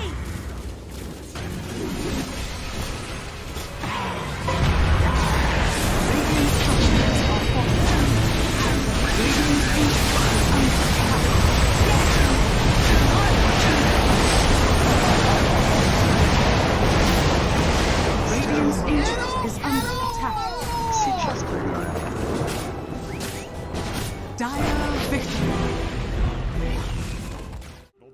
game kind of comes down to just who jumps who. There he goes. Save them. They have a save? Nothing. They've got the coil locking him down. They kick away the bear, but it's not good enough. Meanwhile, that 5 talent with the back lines getting demolished. John Well is going to be able to get away. The Snapfire couldn't quite finish him off. Let's see if they can force the buyback. Surely they will, but is Geek Slate going to be able to get a successful fight? The use of that buyback. One of these wolves is bigger than the other. Yeah, but it's not that big wolf you got to worry about. It's the little one. X. They're trying to force this punch by, but he is holding it. Discipline. Doesn't care about the racks. And I agree. What the hell do racks mean? It's out. Get the heck out. I mean, they need a kickback. I think he'll buy back once they get a kickback from the Re-Wolf. Get a pressure shard. Round 2. He's well put into use. Kill the taco. And he died fast in that little interaction. Now the buyback goes out from Scam. They really want to use it, though.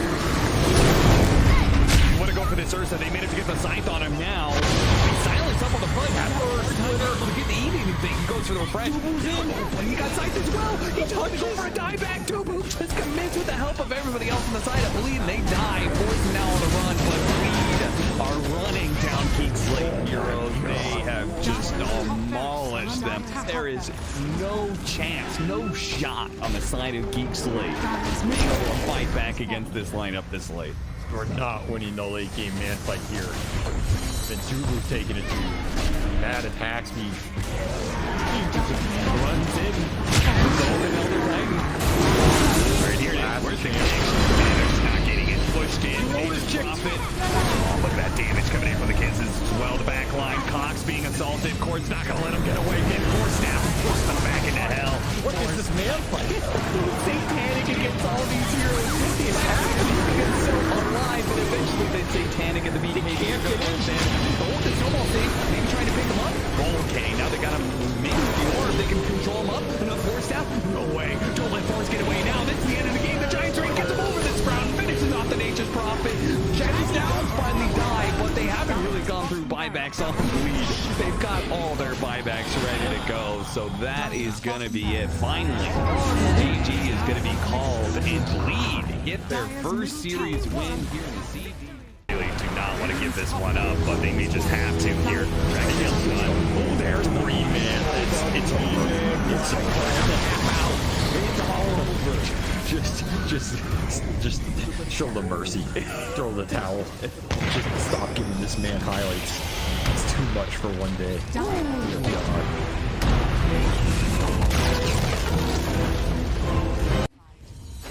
Just stun the AM. Stop hitting my tower. They see Kitaka. They do. Yeah, they've got the Roar and the Coil. Who comes is out? The Hand of God and the Greed. Trying to buy some time. Kiyotaka surviving. He pulls away. AM now in trouble, and Aegis is claimed up. Ironcrad trapped in the Sprout. And HR still fighting the Wukongs. Cow. They can't catch the AM. Too quick to blink away. Has the counter spell up, but Ramsey's held his Dragon Tail. They've got him now. AM dead twice. Gilgary's a dragon, but even with that Ghost Scepter burning alive, the root will catch him. Prophet finds the control. Poor Afterlife dead to Kiyotaka, and Ramses with a mega kill streak clear through one move.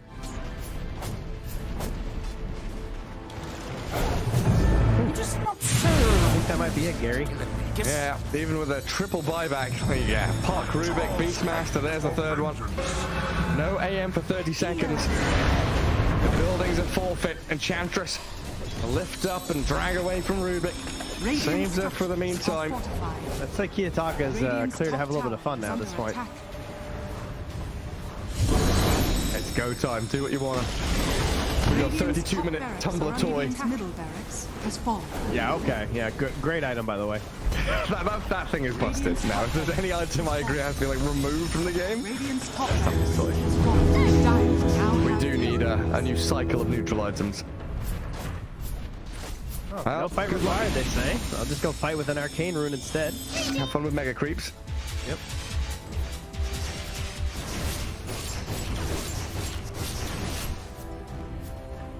Arcane Storm bottled up.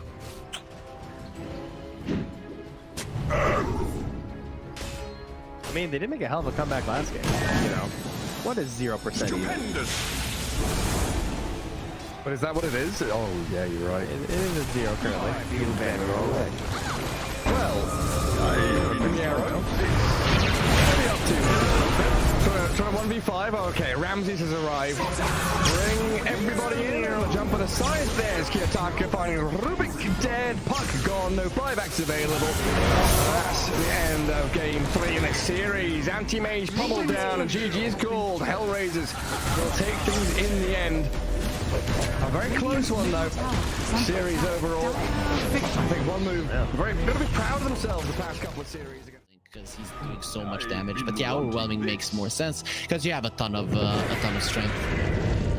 Yeah, and coming through here now as well. I mean, Kami, he's going to be coming forwards. You see Happy in the river as well. Shigetsu throws himself in the self-clip easy. Really away from this fight and just he needs to wait for the win to come back and pull that. He gets 2 kills. He's trying down both supports. Trying to go for even more Melduel. He's got that BKB going, but they're looking for the fight, and Malik trying to get himself away from this one. The Chain Frost bounces around, but Malik, can he get himself out? He's going to be forwards. Manaboy comes through. Lefty, he's surviving through all this. Shigetsu, he's losing all his teammates. He gets dragged back in. He's going to get killed off.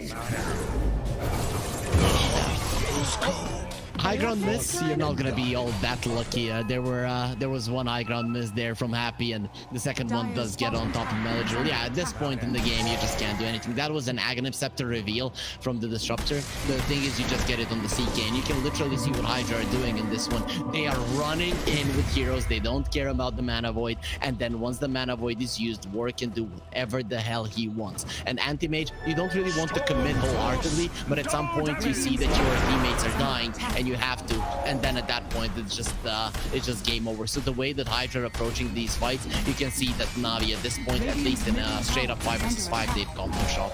No, and it was kind of rough that the Anti-Mage, you know, he was clicking himself to try and get a D-ward, or you know, see where the dive vision was, and for about 2 or 3 seconds he just had to watch his teammates die. By the time he gets into this fight, both of the supports were already dead. Well, let's see, Daniel, he does get his ulti onto the storm. He's dead.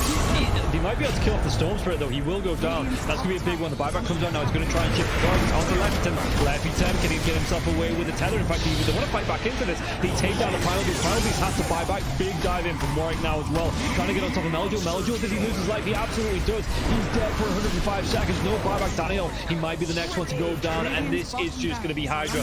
After having such a slow start, and Na'Vi looking so good coming into this game, Hydra are just absolutely cleaning up in these fights. They take down the Anti-Mage low. Can he get the kill into the Primal Beast once again? Malik, he's caught out. He's not going to be able to get himself up to the fountain. It's 3 heroes dead on the side of Na'Vi, and it's just looking like Hydra looking to take over the base. GG's a call, and this is going to be a 2-0 series here for Hydra. 2 games in a row, Hydra played the same way. I think from start to finish, they never felt. Camera, he's having too good of a time.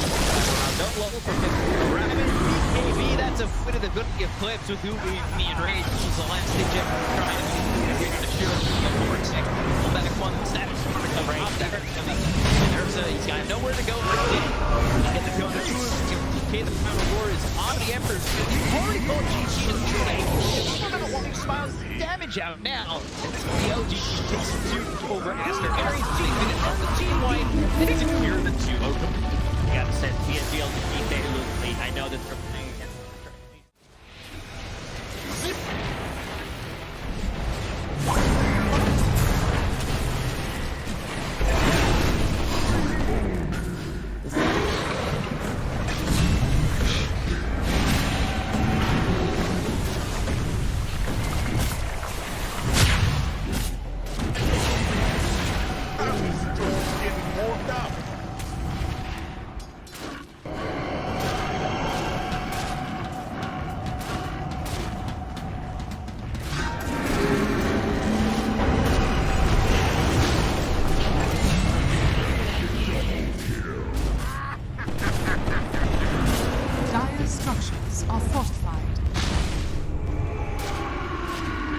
Dire's middle tower is under attack.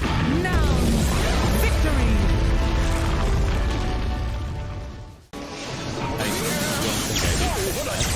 All about the money. Bling, bling. Dire's bottom tower is under attack. Okay. They have a bounty, they have a mana. Is it literally just as simple as just like skewer, isolate somebody so you can get Radiant's back top kills? tower is under I mean, attack. they want to have an aura buyer. Dire's bottom barracks are under attack. They kind of want to use as well. So fair bit to put your own. Dire's bottom barracks is under attack. The Radiant now have It's like okay when you force Roshan stuff. Dire's structures are Wait, never mind. You're done.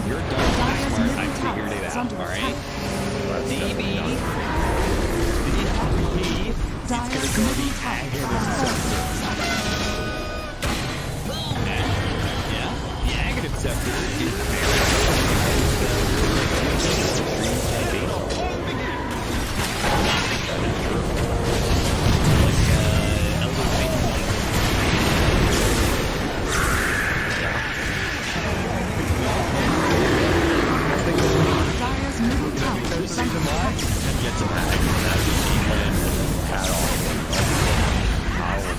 all of my hats, all 30 of them. Dire's middle tower Wait, you has have fallen. 30 hats. My Dota hats. Well as Cloud, if he's got these hawks coming through, you know, if there's no...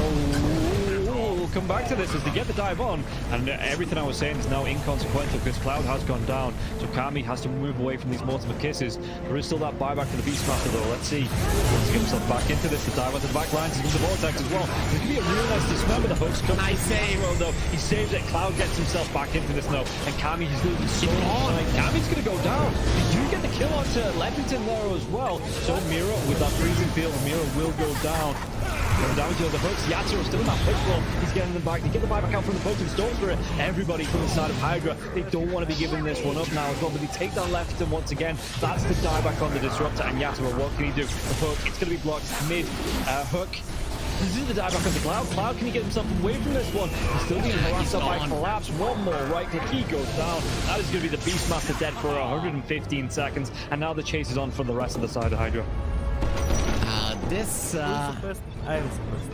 Aghanims on the Morphling is just making him impossible to deal with. First of all, they use the little shredder on the Pudge to get rid of his armor. He has solid amounts of it, but it is just not enough. And then Yatoro just destroys it, and he knows that he can stand his ground because he cannot be stunned. He literally cannot be stunned. How do you stun water? Well, a lot of their damage, if not most of it, is on the Morphling. Oh, the glimpse comes back though. Inside the Static Storm Mirror, he has that Lotus going, and now if Surfer actually dives a little bit further with the Thunder comes out. The King, he's dove in, yeah. They're going to be able to get a kill onto the Storm Spirit. Can they take down the push? They're going to be able to catch him, cancel off the TP.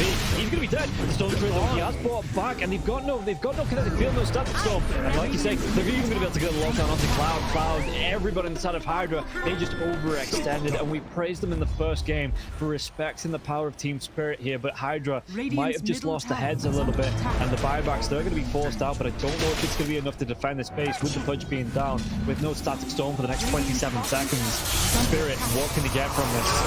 Diving Warwick though, they're going to be able to get them. They get two, they do! They take them down, the cookie comes out, the Yatoro, freezing field, they might lose Happy. Is this the dieback? They do the break the Lincoln Sphere though. Morphlin.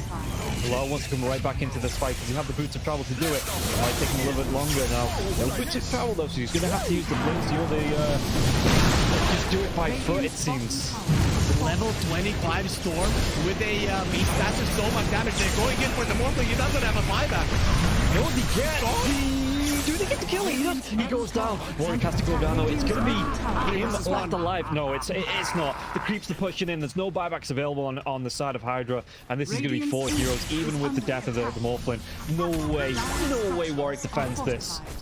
It's pretty much over. They don't have the glyph. The game is over. They gave it their best. Hydra, they made Team Spirit work for it. The team that is most likely going to be at the top of Eastern Europe DPC Division 1.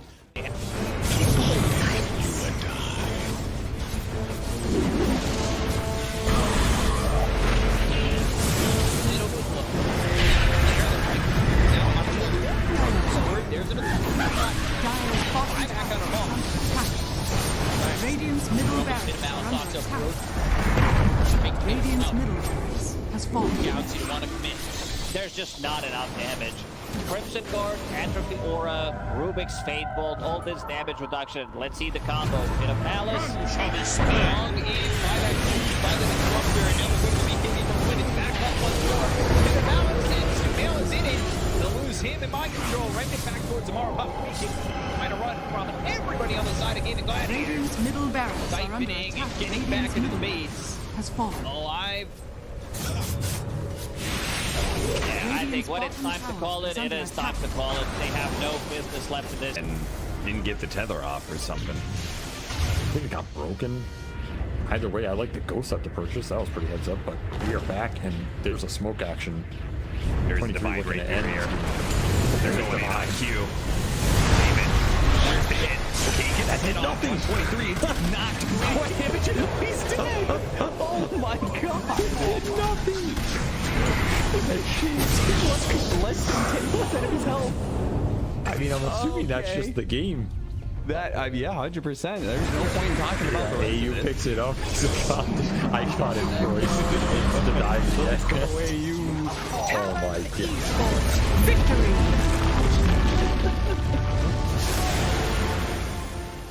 We finally get to see them have a little bit of lead. They need to have good vision, good Radiant execution engagement. We're down up on high ground there. Bulbica, Red Panda, this would be huge if we can find it. Static Storm before the Tombstone. Not bad. Stun from Lulu. He's thrown now over the there.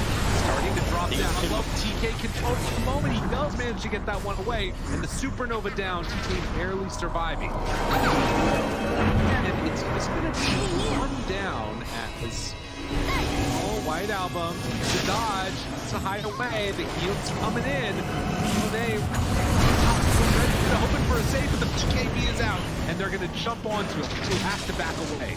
We have lost White Album again, and now Tango in trouble. Who is going to drop faster? These fight so well, and they couldn't take down that Undying before the Tombstone. And remember, it's ages, so they didn't really care about giving away. That's what. Big finish profits. Still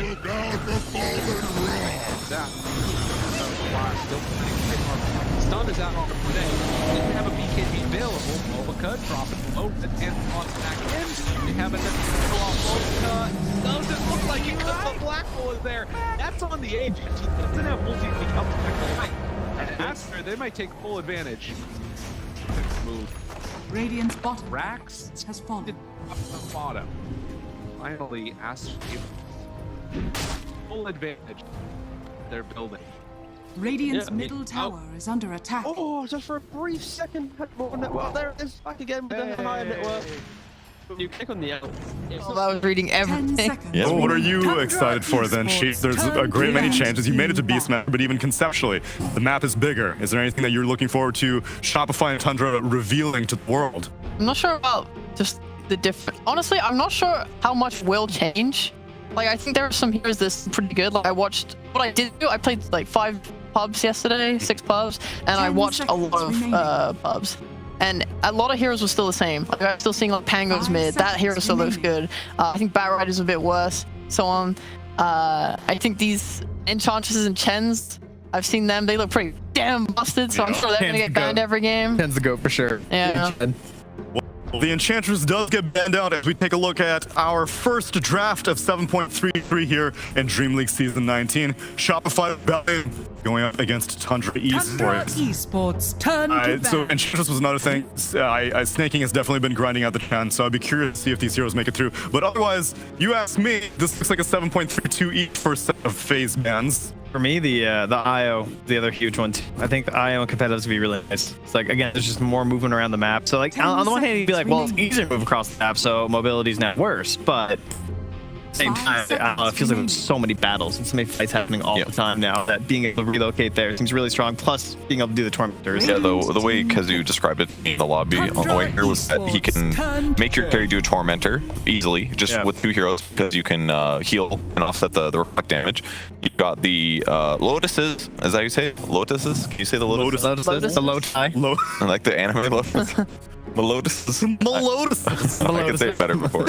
But you can channel that healing from the lotuses into your carry as well in an extra way. So plus the ability to move anywhere on the map, you can relocate to take the experience from the experience runes, in my opinion, very powerful. Yeah. Especially because you can take them from the NBA. Bro, the lotuses have been upsetting me. So I played, because I was playing Meepo all day yesterday. I played it from the safe lane, and as a safe laner, you want your creeps to be right in front of your tower, right? But when you do that, it means that the off lane can go and get the lotus for free because you guys can't test it because of the wave position. So that's like big L. Yeah, it's very annoying. I also feel like the first time I saw someone post a picture of that little bridge across the river, I was like, what's that from? And then I went back and I was like, oh my god, I could have been walking back there that whole time. Like, that little pathway is so sneaky. That bridge is cute as hell. Yeah. I went there first time, I was like, oh, yeah, that's nice. It is adorable. But like, you have to ward that? Like, I feel like with the ability of like getting to the lotuses and everything, and like certain support heroes like Coddle that really take advantage of getting those tree lines, it's gonna be really frustrating dealing with that little bridge. Yeah. They're gonna pick a Chen first pick. People have been saying the Chen. Yep. Very strong. Definitely the most dedicated lines of the patch was dedicated to Chen, like heroes. Technically, has scaling abilities. And the big bounty change is that he breaks invis when removing his invisibility. So he can, or sorry, stuns when breaking his invisibility. He breaks invis when he comes out of invisibility. So he can stun and do damage. So he's in some ways a a better version of the previous bounty hunter. Stroy can now slows instead. Yeah. Doom is not that different. Does his Devour scale with the creep bonuses? That's the one thing I didn't check. So I'm assuming that depending on what minute you eat the creep, that's what level of the spell you get. And if that's the case, then Doom, his creep bonuses will scale better later and get way more options that have good late game longevity. You could actually get a minus regen creep later because it's even better.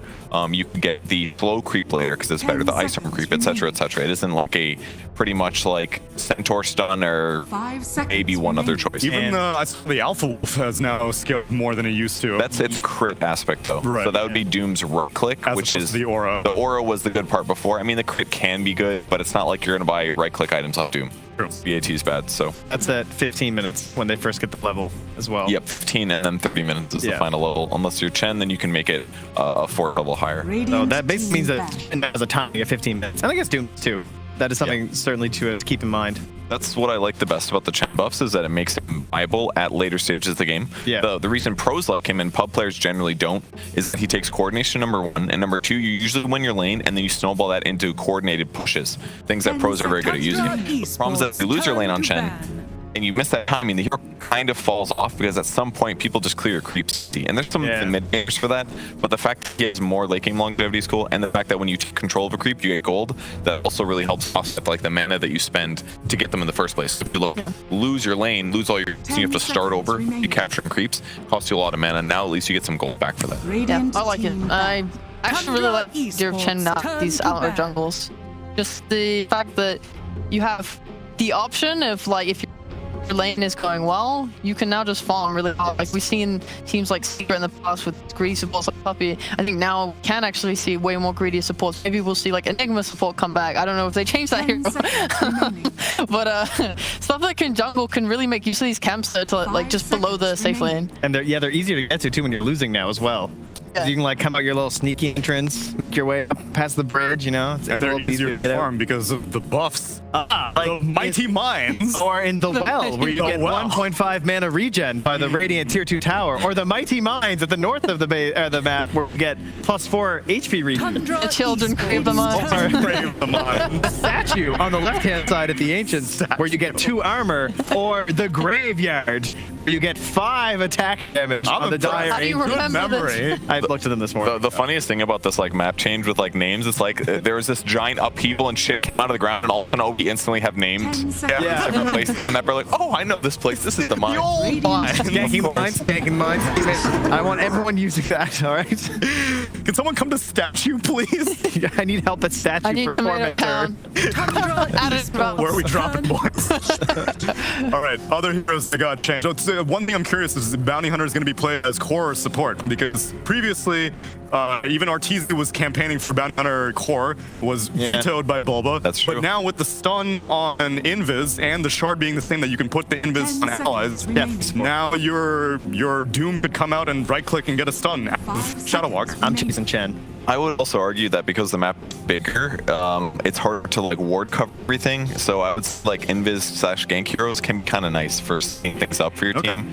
Maybe that's just because everyone's currently like chaos mode. You don't know what the fuck's going on. You don't know where to go. Yeah. So like there's gonna be gaps in vision, and I feel like invis heroes are good at punishing that. We all seem to be fighting a lot, so track gold is the place to go. Great example. Everyone makes way more mistakes when a patch comes out. There's so much shit to get used to. Your brain isn't like good at focusing. It's very overwhelming. So mistakes happen, team fights happen.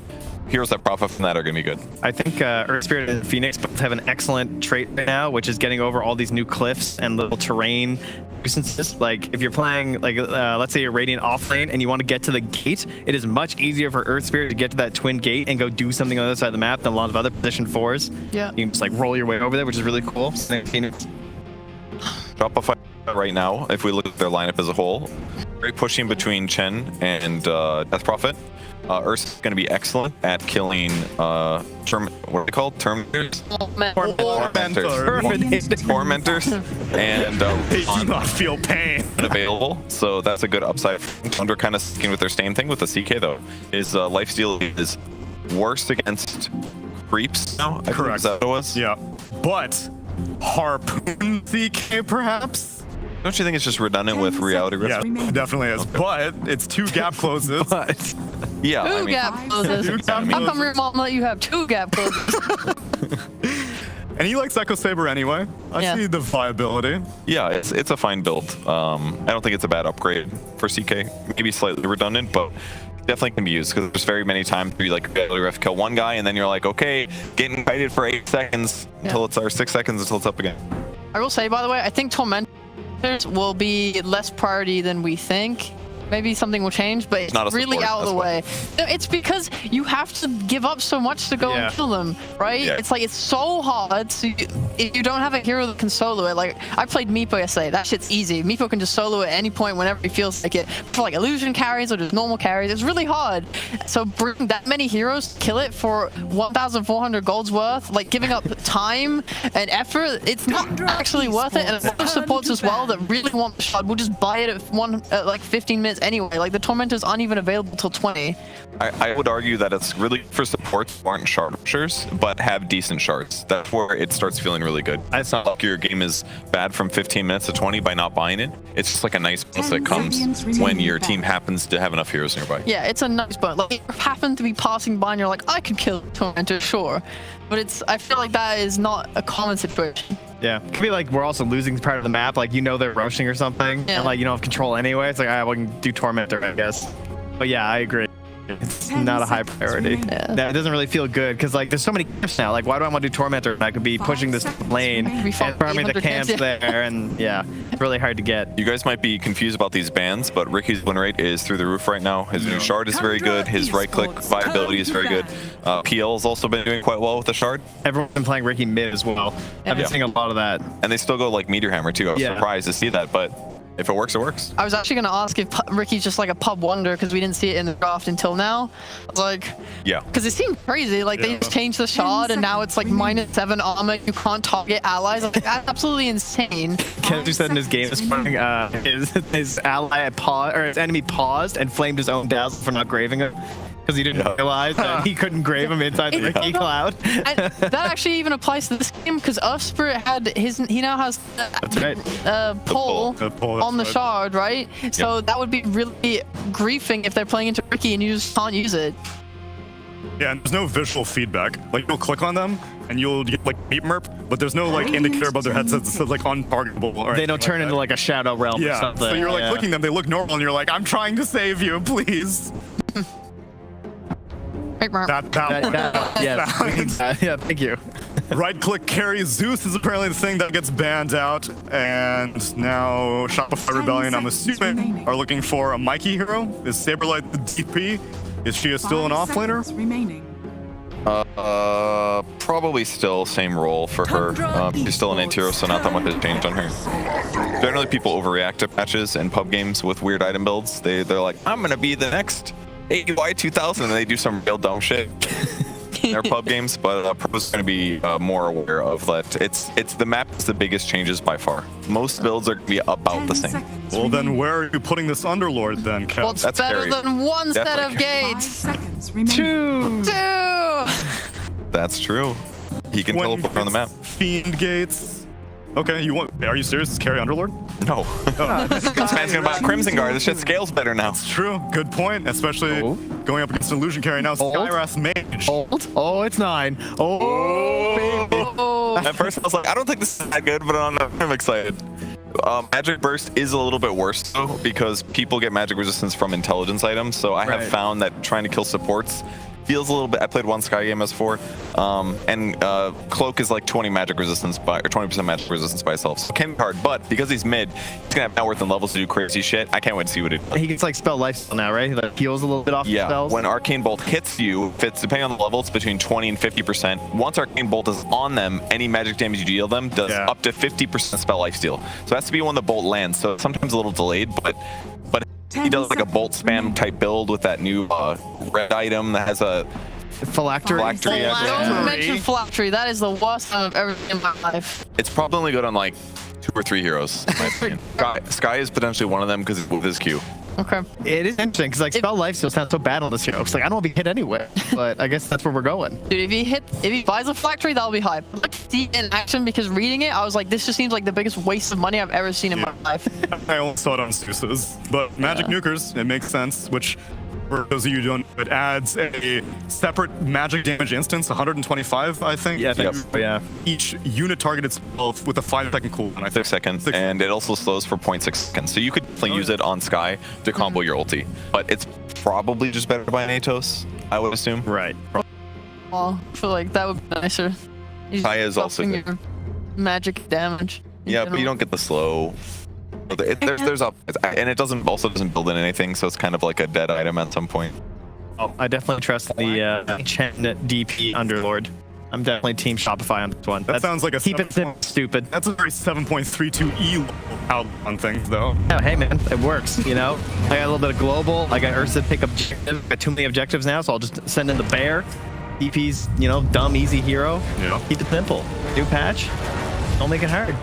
Tundra are going exotic, Kev. How do you like? You think this core Sky? I think so. It has potential. I don't really. There's a lot of silences on the enemy team though. That part I don't like. He's gonna worry about foot silence or spirit silence, so he's gonna be vulnerable. They're gonna be able to get on top of him. Unless he like pops off, I think he's gonna get punished. New frontiers, my friends. The very first 7.33 game being played here at DreamLeague Season 19, but we still got the same old casters. It's SVG and Cap.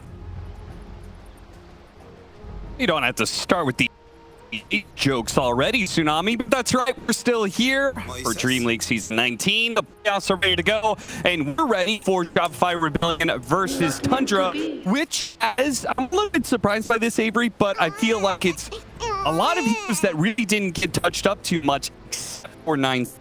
That is the one exception. Of course, 9's going to be doing something a little bit different. That seems to be demo. I mean, what's the thing? 30 seconds Cactus to and battle. Phobos gonna draft the same. Thank God. You know what I was laughing at? There's one hero in the game that received 0 changes. Yes. It is Earth Warrior. He is the exact same. Control F Ursa, 0 out of 0. No buffs. Wait, really? No nerfs. Not even a single point of armor. Arthur says, I know it was good last patch. I'm just gonna keep playing it. I don't like new change. But nonetheless, we are definitely in for a show. I don't know what's going to happen in this game. They don't know what's going to happen. It's already out. I just hope he doesn't bug out. Yeah. There have been a number of bugs, as be expected. So many changes. Valve has been pretty good attacking bugs. We've already got rid of the harpoon bug. We also took away the trees on the outer side of the map, which Monkey King was using. I'm sure there'll be plenty more. Yeah, there will definitely be more, and hopefully we aren't the ones to discover them. Saberlight's already abused this gate. Also, Tundra warded the bottom gate. So they're already trying to plan for the shenanigans here as much as you can. I think that this is 100%. I think Dota, this is my take on it. I think Dota we no longer care about the mid lane, and I think it's entirely the side lanes and the movement side gate. Because if you win your lane, you're then able to cut the other lane and win that lane as well. Win both lanes, and you control the gates, and you control pretty long care of the map. The players have. I honestly wouldn't be surprised if carries start going mid. In return, be a lot of these blood grenades. Oh yeah, for sure. And, it's gonna be on the receiving end of that one. Slow down underneath Firestorm. Don't need Pinellas, just more blood. Especially if you get first blood off them, which I guess is the design of the item. For sure. It's just an instant payoff, right? For the cost, the early game slow. Nasty stuff. Yeah. I'm surprised to see Chen again. There's so many camps, so many controls, feeling better. There's gonna be more room on the map too. That means more of these camps are available on the class pack where you can hook all of your camps. Yeah. You can get so that there's always creeps. Creep. Creep and curl one. Of course not. The ultimate hipster already hipstering it out. You think he even played this game? I played it once. It felt good. He's like, that's honestly, it was good, guys. So even better now. I just bust the last patches a little bit. Now you can't refuse. And of course, the panel did talk about it, but the thing with Skywrath Mage is now you have spell off steal.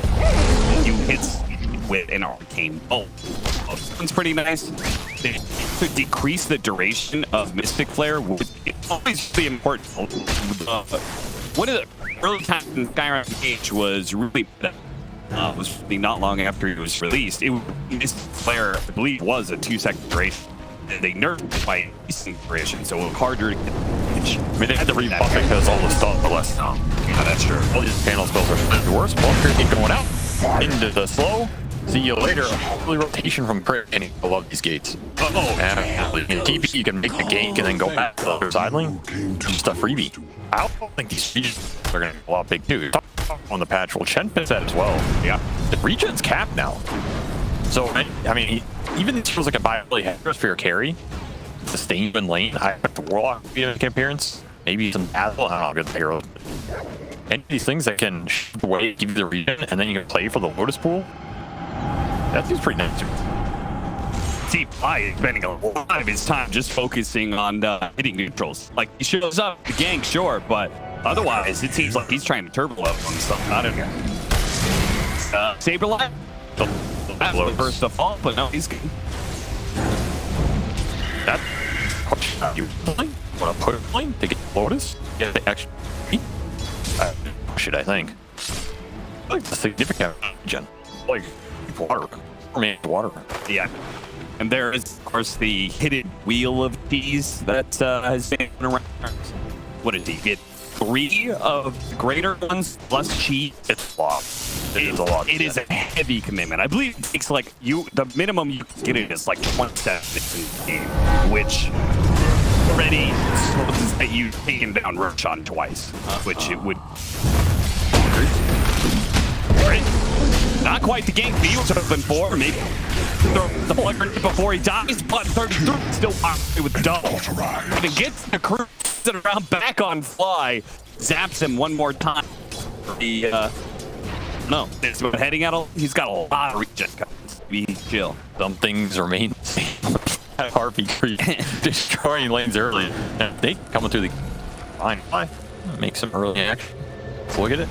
What if this creep thing, right? Chen levels the creep. If it gets devoured, is it flammable? That way. I wonder if that applies to utility. Does have like, well, yeah, it shows it on his. So he top level creep is gonna get a higher level. I mean, crit just rotating everywhere. You know, loving this path. Easy to join here. Gates are so chaotic. I already tell you. I don't know what it's gonna settle into, but the fact there's no cooldown on this, they're there for intro. It's just for you don't get.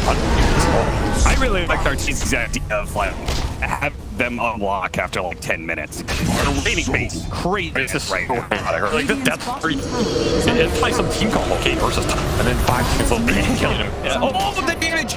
Mikey stays alive. Cicuit, he shows some of the damage. Aramis is gonna get run. Goose! Oh, he's not.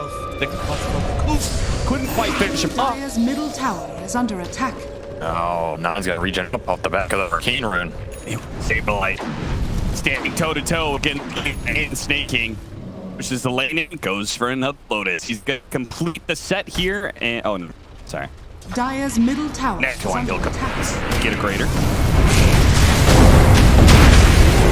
You can roll the rules. You can like TP the same hero and just clump them up early. You got pop ball. Probably. Some more. Saberlight will finally die here, but of course, just one heroes around to these lands constantly. Put both cores in his line. Could separate. Snaking. Gets back and double kill for Artis. God. He goes. I mean, look at his stat build. He had 4 branches. He's now got an over. He's fighting every 30 seconds. Exactly. This man just wants to fight. Well, does he? It's Arcturus. I don't know if he wants to fight. That's true. Maybe he's doing it again. He's been forced to fight. That was weird and around. Thank you, my beauties. Approach that 7-minute mark. Who got the, so Crit got the wisdom on one side. I guess it will show you, huh? The XP so and crit those. When the hell did they get Dire? Dire's top tower is under attack. 7 minutes exactly. Radiant are scanning. Hiccup nonetheless. Yeah, I thought of actually going well. It's like that's some of these invis here are gonna be used for sure. Yeah. You can't set the map well detection as controllable in terms of much space to cover. Like that behind Ricky getting on your backside, stealing runes, stealing your fruit, stealing your creeps. I agree, but I feel like that same set up is even more to highly mobile support. First Spirit and A.K.A. I think those are even better at abusing it because they can get there fast and then still be there in the lane, you know? Oh, so for sure. And some poke Saberlight.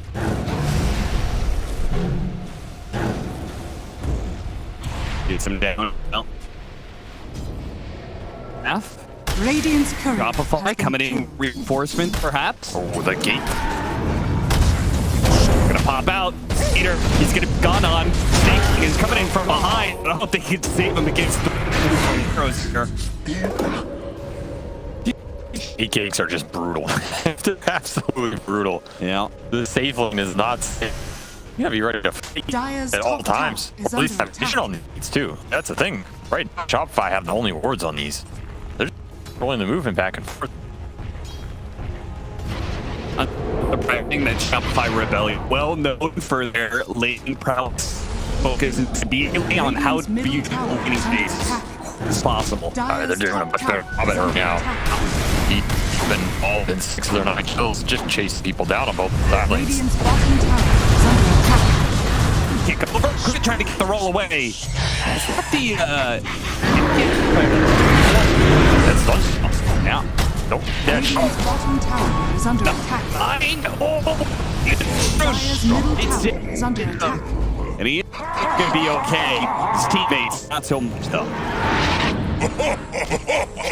How fuck separate this game? Like Mikey's just been left on 18 hours, really. A lot of silent rotation. You have team farming up Tundra, but it does not feel like they're too happy with the side lane happening. How it's going. People are saying that the map is bigger, so the game is slower. I mean, being true. King gonna get a run down. Another group swarm coming soon. Dire's top tower is under attack. It, and they kill Skeeter in the top at the same time. Level 7. He's so big. Actually ginormous on this channel. Going to drum build. He's giving the objective taking. That's a chop. They have a lot of objective taking. There's more objective on them. You want to be the first one to take them. One way to do it. Yeah. You can boss them up. You can join any of these crews. Just fights. Like he has that shield rune. He is very hard to bring down, but I guess he gets to slow down. And again, he's already out, so either way, he a Doom wasted for Tundra. That's another thing. Their lineup is pretty high cooldown. The biggest cooldown Rebellion has Exorcism, but otherwise their whole lineup is pretty low. Just kind of fight.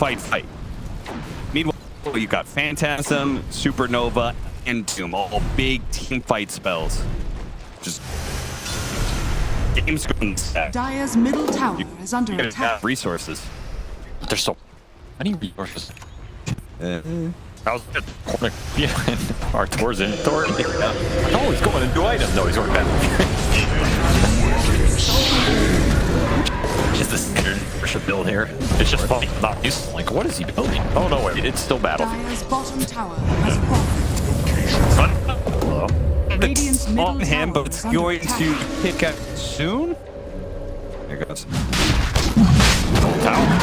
Rose the my ball. Look how far I'm flying. Yeah, crazy. Now that Roche. I'm Roche. Radiant corner. Pretty hard for Tundra to ever get here, let alone get it. What happened on these early side lanes with the towers. My God. That an early Roche. You buy the old patch. Yeah. Well, that means when you control the side lanes, there is no possible way for them to really contest, right? But have to TP up to, like, would have to TP up to the top part of the map and then go through the portal. Which, It's just impossible. Probably a death sentence. Especially since the blocks are all playing power. These walls are so valuable. You don't know which one you'll need at the right time. Yeah, and particularly offlane in general, which I think is harder to take more valuable because experience rooms plus the Tormentor later on. Yeah, you lose another Ancient, you lose that XP, you lose your fucking objective. Everything's is under attack. up down. His own Sableye going through the upside down. Get bottom lane real quick. Wait, you can gate to the gate. Yeah, gate to the other gate. Oh, you do that though. But you could just keep the other gate you wanted to go to. Perfect. If you were fresh, you can gate to the first, gate to the other gate. Well, then you go through the gate, you can go back to your own original gate again. It's a gate topless. You can TP back to base and go through the very first gate that you casted. Yeah, and then you can. That this patch is awful and you don't understand anything. Yeah, then you email Bill Gates and complain about the. Yeah, slow down a little. Or these some dire ancients. Taking aggressive map position. What we're doing. Experience coming up. You could see Crit just. Oh, he's sitting on this one. Pretty quick at that. Mikey is on the other one as well. So they are really putting a lot of emphasis to make sure they get this. Look at all the to make sure the bounty wasn't sitting on it. 160. That's a lot of experience. Yeah, free. Dire's bottom tower has fallen. Honestly, Shop, I feel pretty comfortable playing this. Looks like they've been screwing or something. Yeah, using all the new stuff, a lineup that can be ready for objectives, ganking the side lanes. Definitely not adapting nearly as fast here, I can tell you that. I mean, it's game. Somebody's all a little Dire's bottom tower is under attack. Go back for the recovery minus. Route to travel for the Doom, which bigger map may imply that Boots of Travel has value. My thrift rewarded. Just kind of sticking with the big farm build.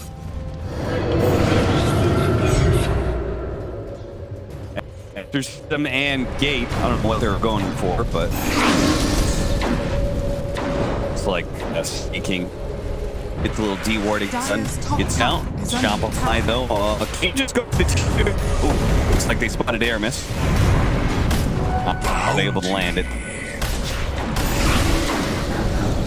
I mean, this bounty hunter seems to win a fight, so they can buy the fight.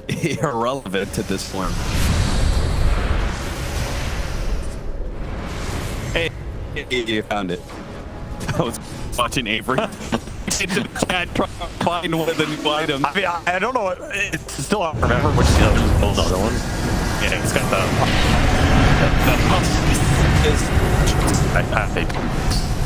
little physical damage barrier ball. I saw. Wait, roll. back in, hit the silence on him. Another kill for her. Shopify here. They continue their ball reign. Building the orbs as if nothing has changed. And running it down.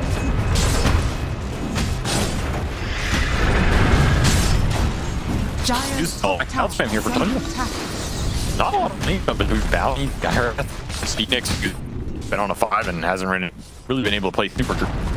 Dire's top tower has Pushes are just deadly. We're all alone. No gate for seconds, so they can definitely play for this second.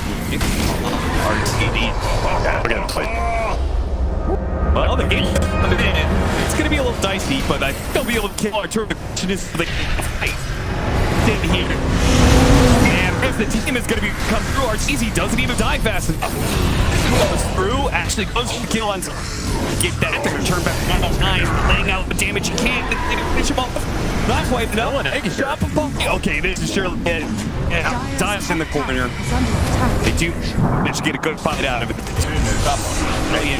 Good egg though. It just takes too much damage. Not going to be bailed out. The egg, in fact, the Phoenix in place, but Shopify gonna clock. Probably quits. Exchange. Honestly, not the worst for Tundra considering that where they're behind right now. That's a weird place to fight. Yeah. It's weird now.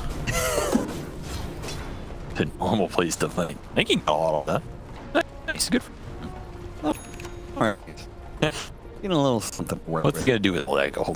Because he didn't get experience. That's true. Him somewhere else. Shot a lot of the watch during that time. They really shut out the map for Tundra for even period. That fight pretty important. At least back. Oh, this is very cool. This production work. I would say that they had so much control as they got the Roshan, right? Yeah, early Roshan. All the Watchers. But are easy really aggressive. You're just stealing those ancient on the dire side. That's something you have to think about for sure. These like double ancient spawns. If you control those, it's so much extra network speed. He's an angry soul. Come back into the pit. He's got the puppies helping him out here, but not from the Hadouken. Not from the Hadouken. Only blocks the physical damage. Auras are online. A ball is in motion. Max penitence. Wait for that next Roshan.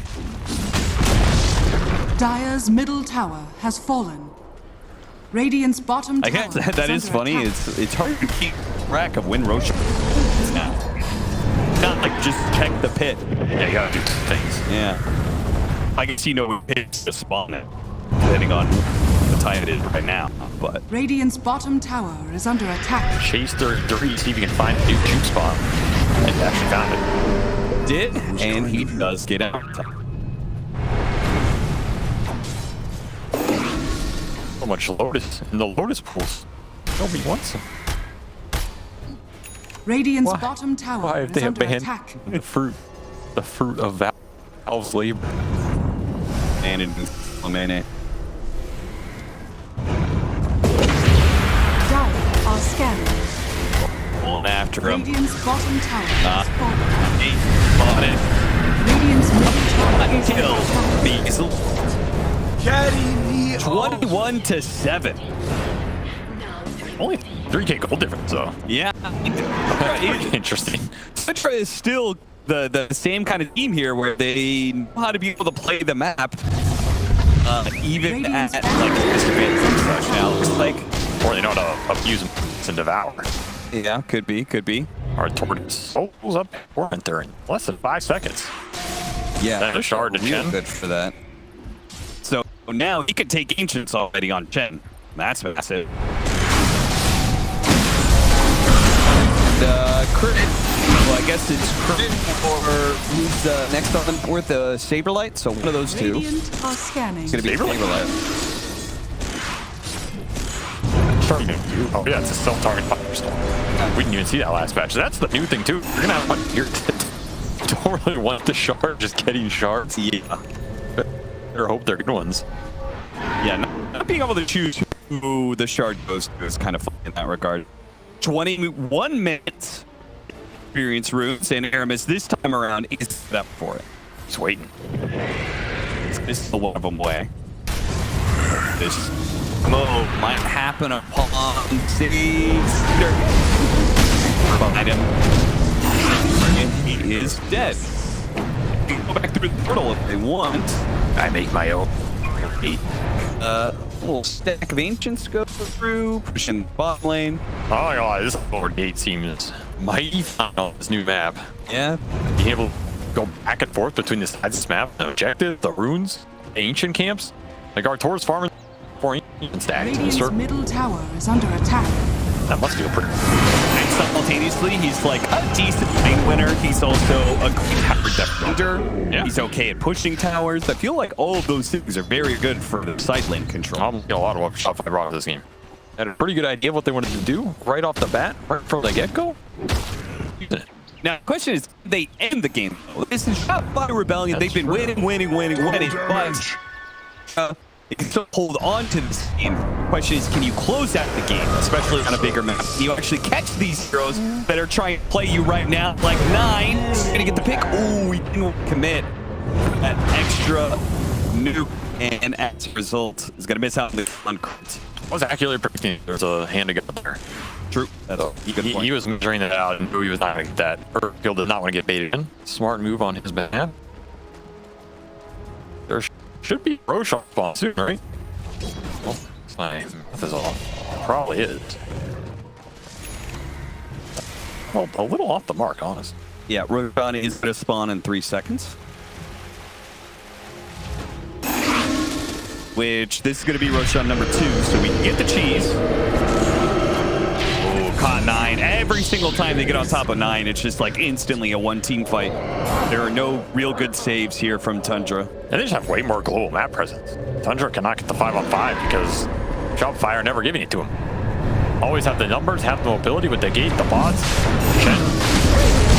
Instantly into the second Radiant Roshan here.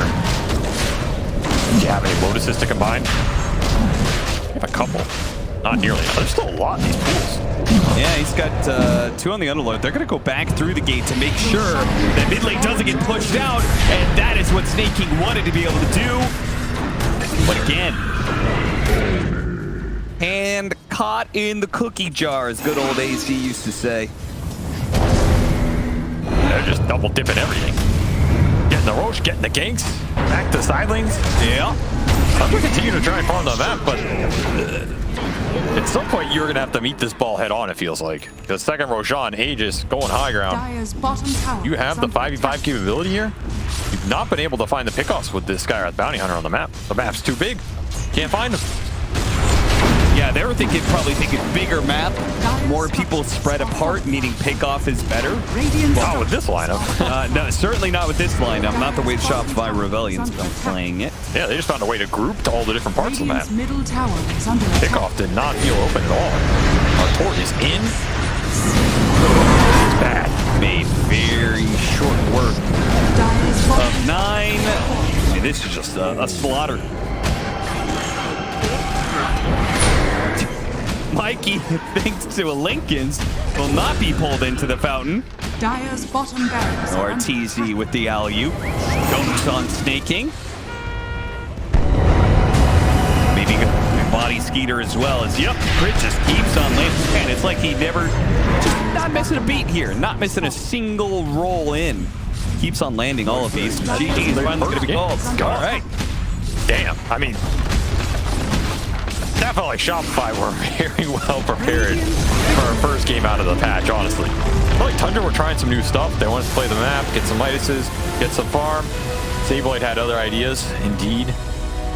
As he gets the first dub on the new patch.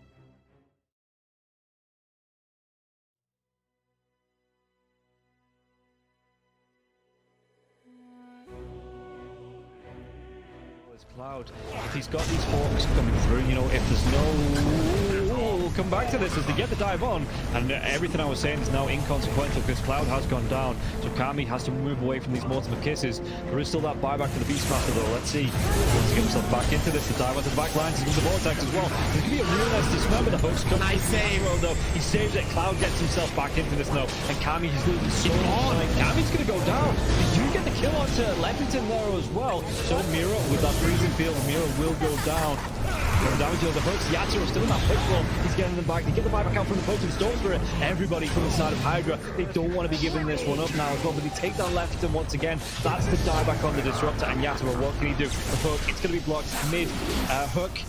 He's in the dieback on the Cloud. Cloud, can he get himself away from this one? He's still being harassed by Collapse. One more right click, he goes down. That is going to be the Beastmaster dead for 115 seconds, and now the chase is on for the rest of the side of Hydra. This Aghanims on the Morphling is just making him impossible to deal with. First of all, they use the little shredder on the Pudge to get rid of his armor. He has solid amounts of it, but it is just not enough. And then Yatoro just destroys it. And he knows that he can stand his ground because he cannot be stunned. He literally cannot be stunned. How do you stun water? Well, a lot of their damage, if not most of it, is on the Morphling. Oh, the glimpse comes back though. Inside the Status Storm Mirror, he has that Lotus going, and now if Zofra actually dives a little bit further, the Thunder comes out. The King, he's dove in, yeah. They're going to be able to get a kill onto the Storm Spirit. Can they take down the push? They're going to be able to catch him, cancel off the TP.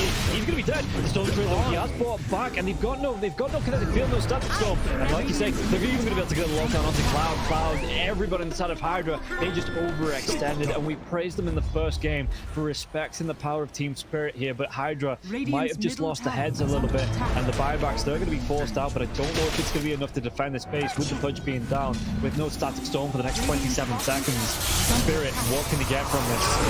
I've been worried though, they're going to be able to get it. They get two, they do! They take them down, the cookie comes out, the Yatoro, freezing field, they might lose Happy. Is this the dieback? They do the break the Lincoln Sphere though. Morphlin. Law wants to come right back into this fight because you have the boots of travel to do it. It might take him a little bit longer now. No boots of travel though, so he's going to have to use the blinks. You know, just do it by foot, it seems. Level 25 Storm with a beast. That's just so much damage. They're going in for the Morphling. He doesn't have a buyback. No, he gets. Do they get the kill? He goes down. Warwick has to go down though. It's going to be him left alive. No, it's not. The creeps are pushing in. There's no buybacks available on the side of Hydra, and this is going to be 4 heroes, even with the death of the Morphlin. No way Warwick defends this.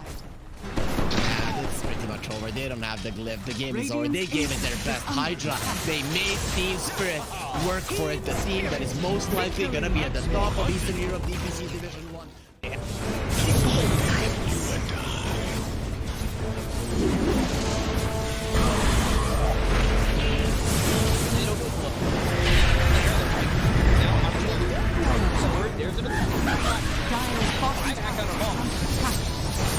Radiant's middle barracks are under attack.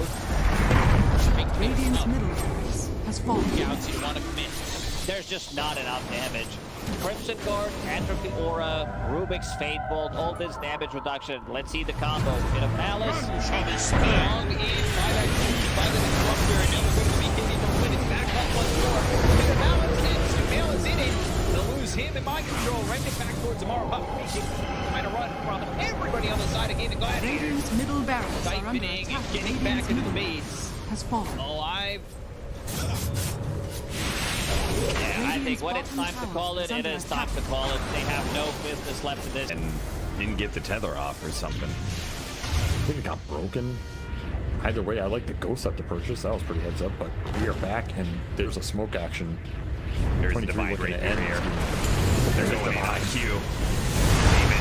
Where's the hit? Okay, get that hit off. 123. Knocked great damage. He's dead. Oh my god. Nothing. Less than 10% of his health. I mean, I'm assuming that's just the game. That, yeah, 100%. There's no point in talking about the rest AU of it. picks it up. I got it, bro. It's the dive. Let's go away, you. Oh my god. Victory!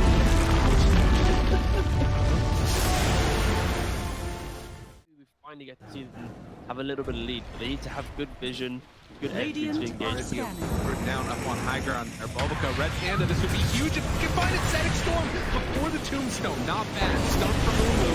He's thrown now. There. Starting to drop down. I love TK control for the moment. He does manage to get that one away. And the Supernova down. TK barely surviving. And it's going to be one down as White Album to dodge, to hide away. The heal's coming in. They hoping for a save, but the PKB is out, and they're going to jump onto him. He has to back away. We have lost White Album again, and now Tango in trouble. Q is going to drop. Aster, these fight so well, and they quickly take down that Undying. And remember, it's ages, so they didn't really care about giving away. Big teenage profits.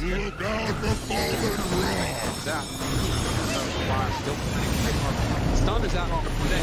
Didn't have a BKB available. Bulbica dropping low, the 10 toss back in. We have another kill off Bulbica. Doesn't look like it because the black hole is there. That's on the agent. He doesn't have multi to come back to life. And after, they might take full advantage. Move. Radiant's bottom Rax has fallen. Bottom. Finally, Aster full advantage. They're building. Radiant's middle tower is under attack. Oh, just for a brief second, had more network. There it is, back again with the higher network.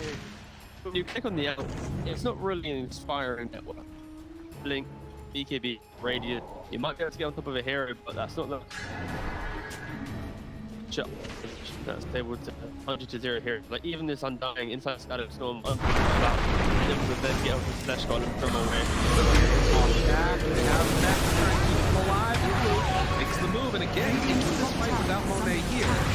Pretty good for them. Right album, but now Monet is out now. They're in a lot of trouble. They managed to kill him. Okay. All right. Pops ulti. Now the turn. Punching. Really getting away. Sort of survived that first salvo.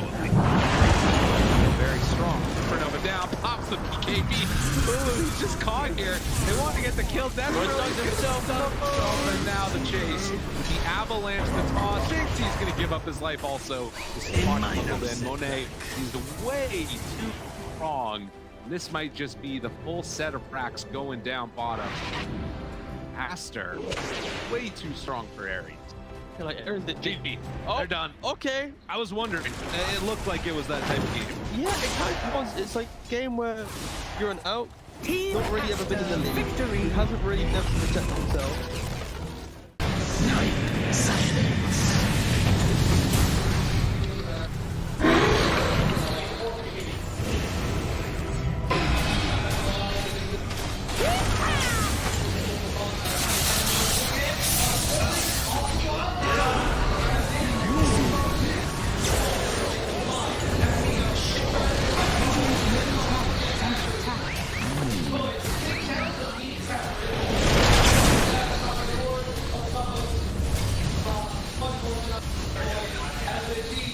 Radiant structures are fortified. Radiant's middle tower is under attack. Radiant's middle tower has fallen.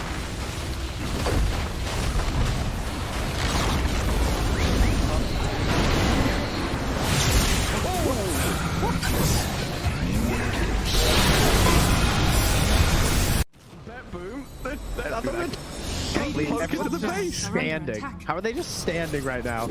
I can't help but fidget with my hero half the game. I'll be running around in circles. Yeah. Pirouetting on the spot, the song. Blinking from Pure. They see Yatoro, 3 lined up. Potentialized path play. They're trying to go in. Trying to Tokyo, blown up by Collapse. Has to fight back. Yatoro gets up with BKB. Pure with another song. Sprints in. Who are they aiming for? Where is the target acquisition? They can't catch anybody. Collapse BKB runs down south. Lol being chased out as well. Oh my god, Nightfall. Hazy on disc refresher. Blinks to high ground. Gets away from danger for now. Pure, what's he up to? He's back to the high ground too.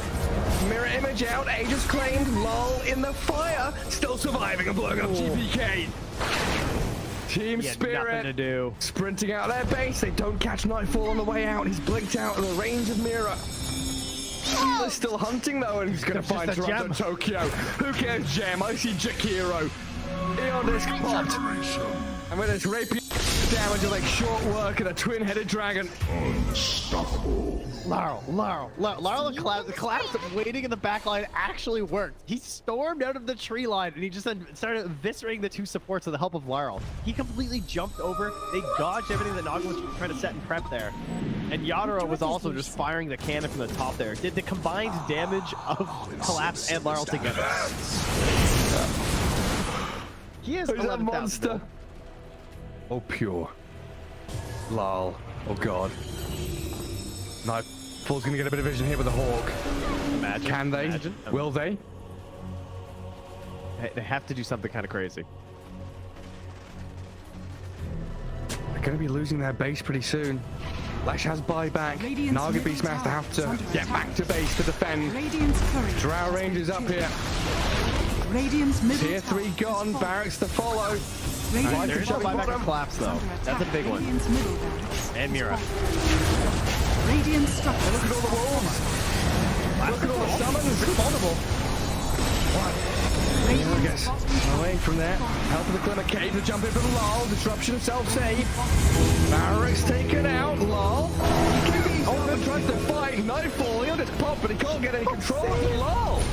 It's Lol. Puck is all over the place. Now they go into the GPK though. Aiming for the puck. They're going to find him at long last. They get him and the rapier's on the floor.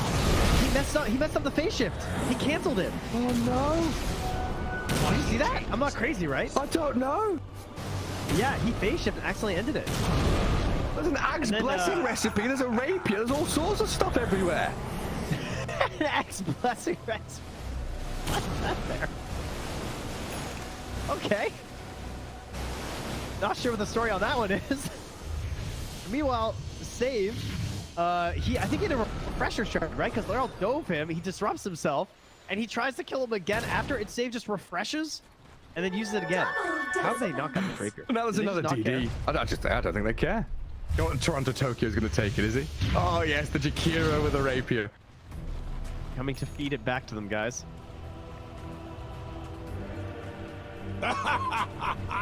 My goodness.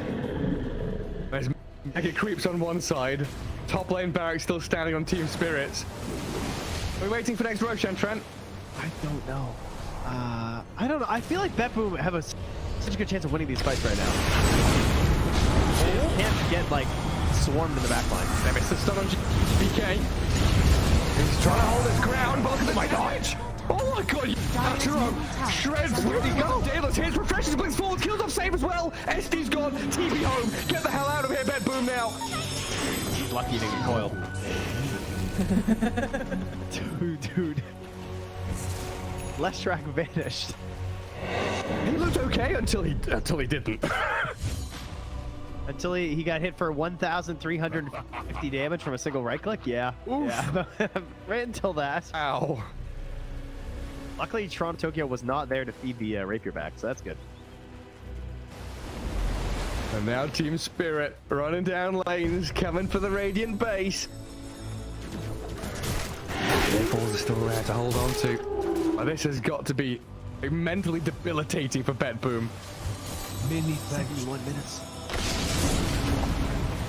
Team Spirit is wearing them down. The admins have been on, they told them, nope, these guys. The longer this game goes, the harder things are. Well, it's like Moomiander was saying in that Seb documentary. This isn't Dota playing. This is a slogfest. You're going to wait it out and play 60-minute games. Long ass one. There's a long line. Watch get very far forward. He'll just from Mira, but the Undying will fall inside the Radiant base. As Mira gets off one last finger of death, and the turns we got through. They kill GPK. It's a dialect on the ledge. Naga now in trouble. Song of the Siren trying to buy a bit of time, but Yatoro moves forward, gets the damage in. Will is dead. Oh god. It all comes crumbling apart for BetBoom now. Wait, back. They're on to Mira. They kill off Nightfall, save though, and Lol. He opens up on them. The howitzer is here. Massive 40 mil cannon just shattering into BetBoom. Saved by the rip. The soul is everyone dying. There's two. And she's called it over.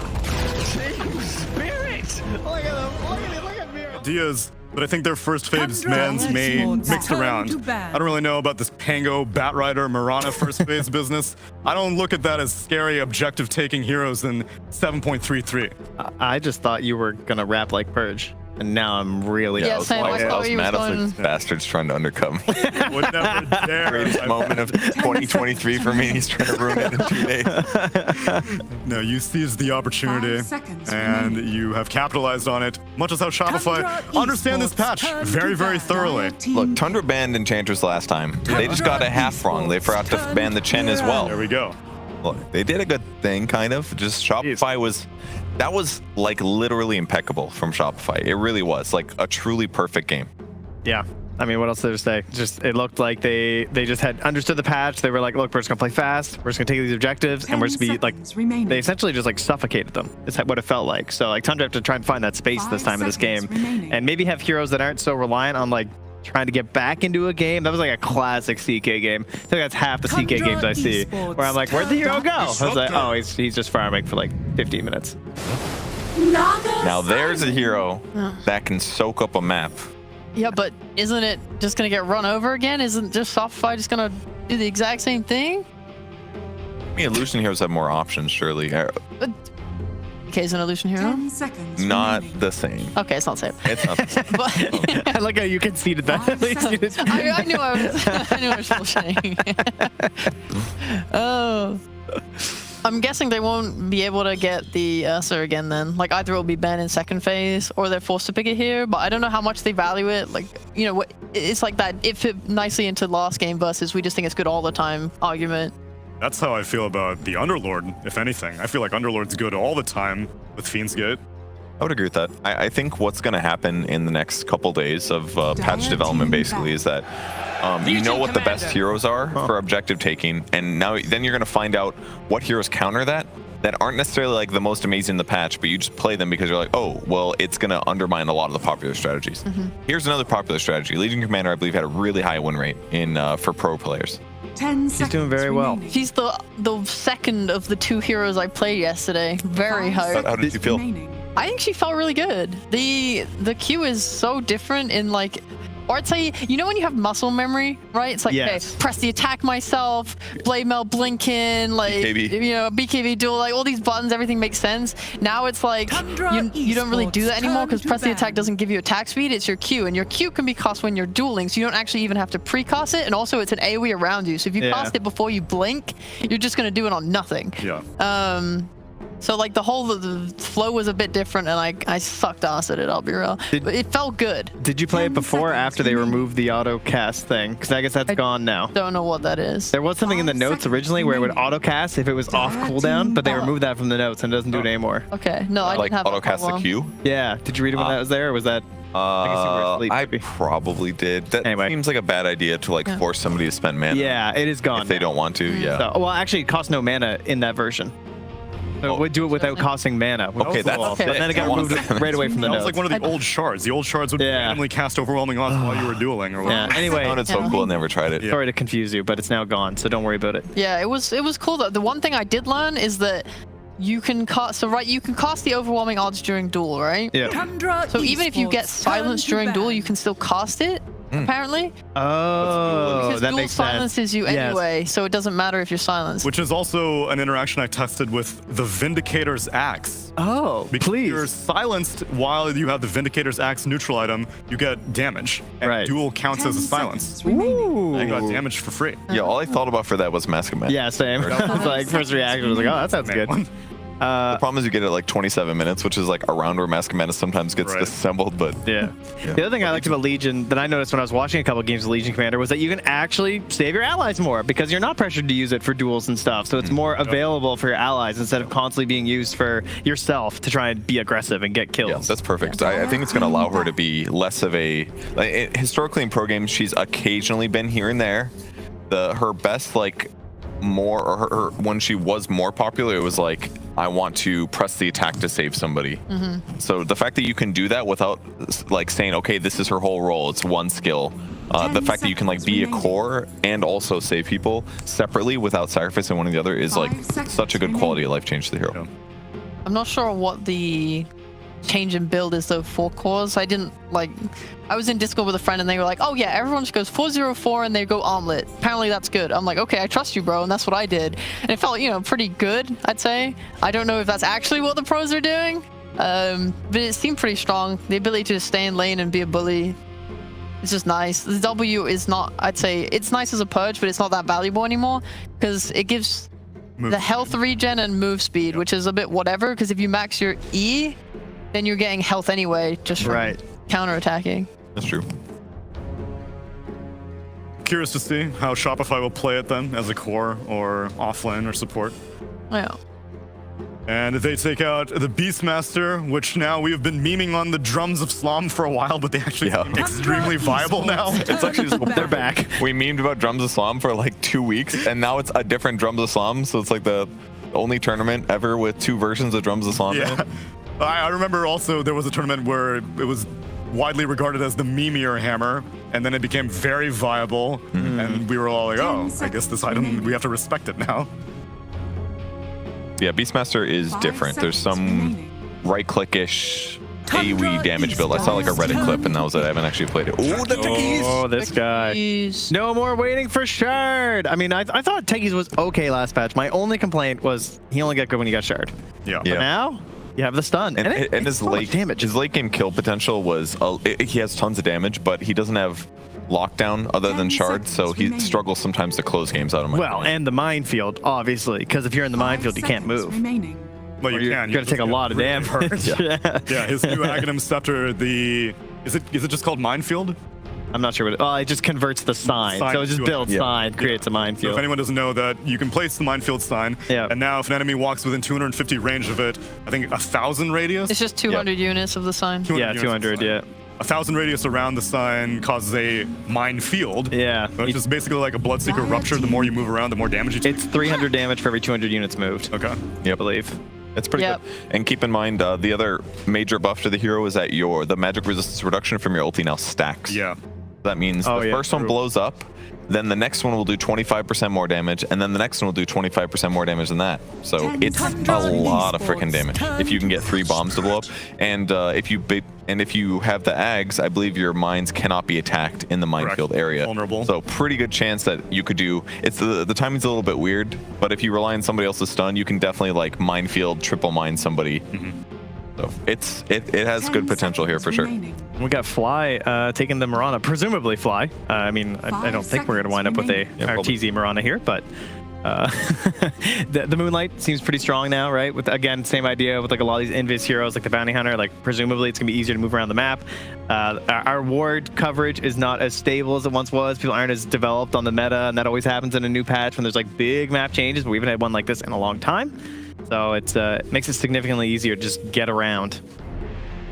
Mikey, supposedly, I'm assuming, gets his hands on the puck, a signature of his, and now a right clicker, perhaps? A lot of people seem excited about doing damage, not just with spells, but with right clicks in this Dream Coil. It's kind of sick. I mean, it lasts, the Ags, you have to buy Ag Scepter, but it lasts for 10 seconds, and if you're in the coil, you attack like 10 times. It's bonkers. I miss old puck. It's like really fast. Like the 25 when you'd have like the Mjolnir and the rapiers and stuff. Well, now you can do it with an Ags. I do miss it. Like, bring it back. I'm happy. Yeah. You can just do it early now. Yeah. Did you miss this guy? Because he hasn't really been gone very long. Doom, everybody! Yeah! Doom, give it up! Give it up for Doom! He's back! Oh. 10 seconds remaining. I mean, I tell you what I do. I'm happy to actually see, which is the Earth Spirit again. I think we didn't touch on this too much, but the Blood Grenade was really, really powerful last game.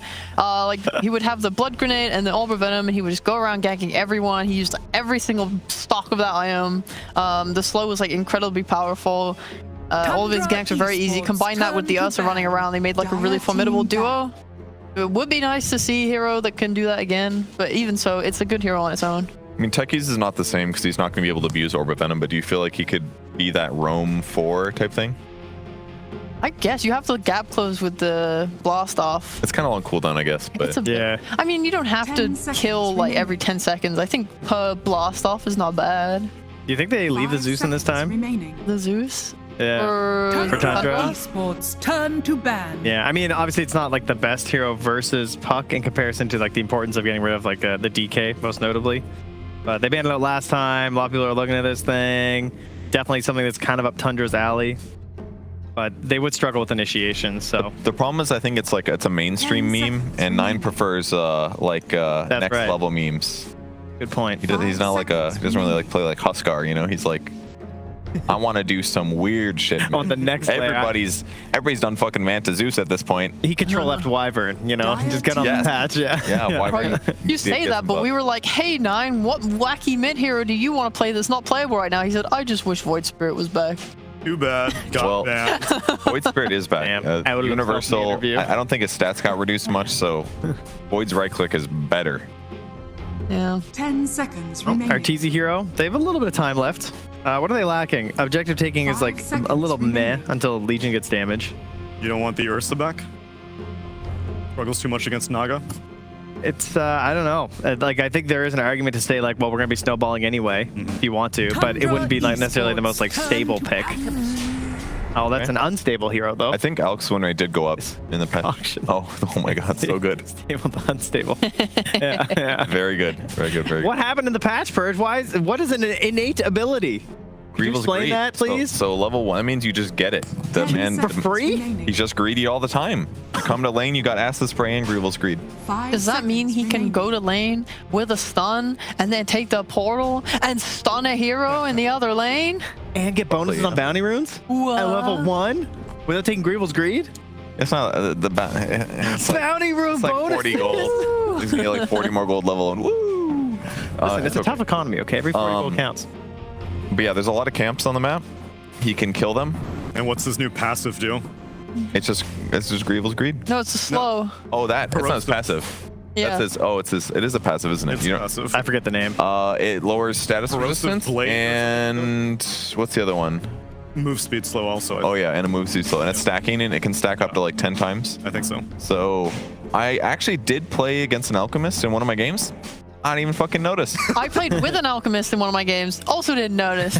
I don't know where that guy was. He came out 6 slot. I was like, oh, he has items, and then he died. I was brewmaster of that game, so I had evasion, so he wasn't able probably to stack it effectively. I've actually played against a couple alchemists. I feel like most of them did not bad, but the win rate did go up. So I'm sure it'll be very different here. I think Arteezy is going to get really farmed. I'd love to see him give an Ags to Mikey. True. Good point. Do those little lays. Alright, 9 is going to try to do Shopify Rebellion what Arteezy did last game. And be all over the map.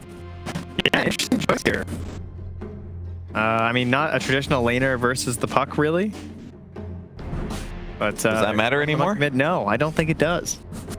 Isn't the problem that Nine's playing from mid, so he's not near the gates? Like, he has to go gank a side lane, then take the gate.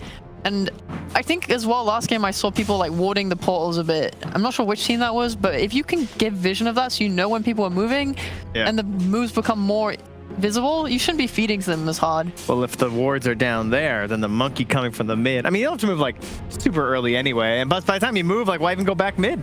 You know, there's so much else to do on the map. Someone else can go sit mid. I mean, that's true. Him and Techies are going to be able to follow up, get kills, and they've got Disruptor Glimpse as well to set up some kill potential. So I think the fundamentals of what Tundra drafted looks a lot better than last game. I feel like their lane's going to go better. Shopify, I mean, I don't know what to expect, but they played so good last game. I assume it'll be similar. I like how they can actually keep people in the Wukongs as well. They can actually like set up a good perimeter. They have a lot of different tools where, like, I feel like Wukongs will actually be effective, which is something that happens in a lot of Monkey King games where it feels like people just like leave. They have like some way to do it. We have like layering stuns. You have song set up. You have glimpse. You know, it should be a pretty solid Monkey game. I just think Saberlight's gonna have a really free lane, and then Crit's gonna be able to roam everywhere. Very possible. I'm hoping this goes to 3 games because I need to learn more about this patch. And now, for real this time, ladies and gentlemen, the weekend pandas.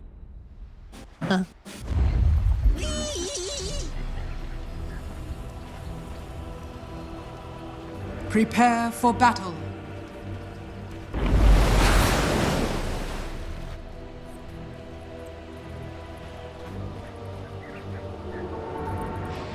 Thank you, Weekend Pandas. Game 2, Tundra versus Shopify Rebellion, after Shopify put on a masterclass performance of how to play 7-3-3, at least so far anyway. We'll see whether or not Tundra is able to keep pace with what Shopify did in Game 1. That was quite a debut, I must say. I have not seen a team abuse so much stuff in a patch so fast. That was impressive. Tip my hat. Yeah. Now you're down to research. You're on elimination. You gotta remember, this is lower bracket. Yep.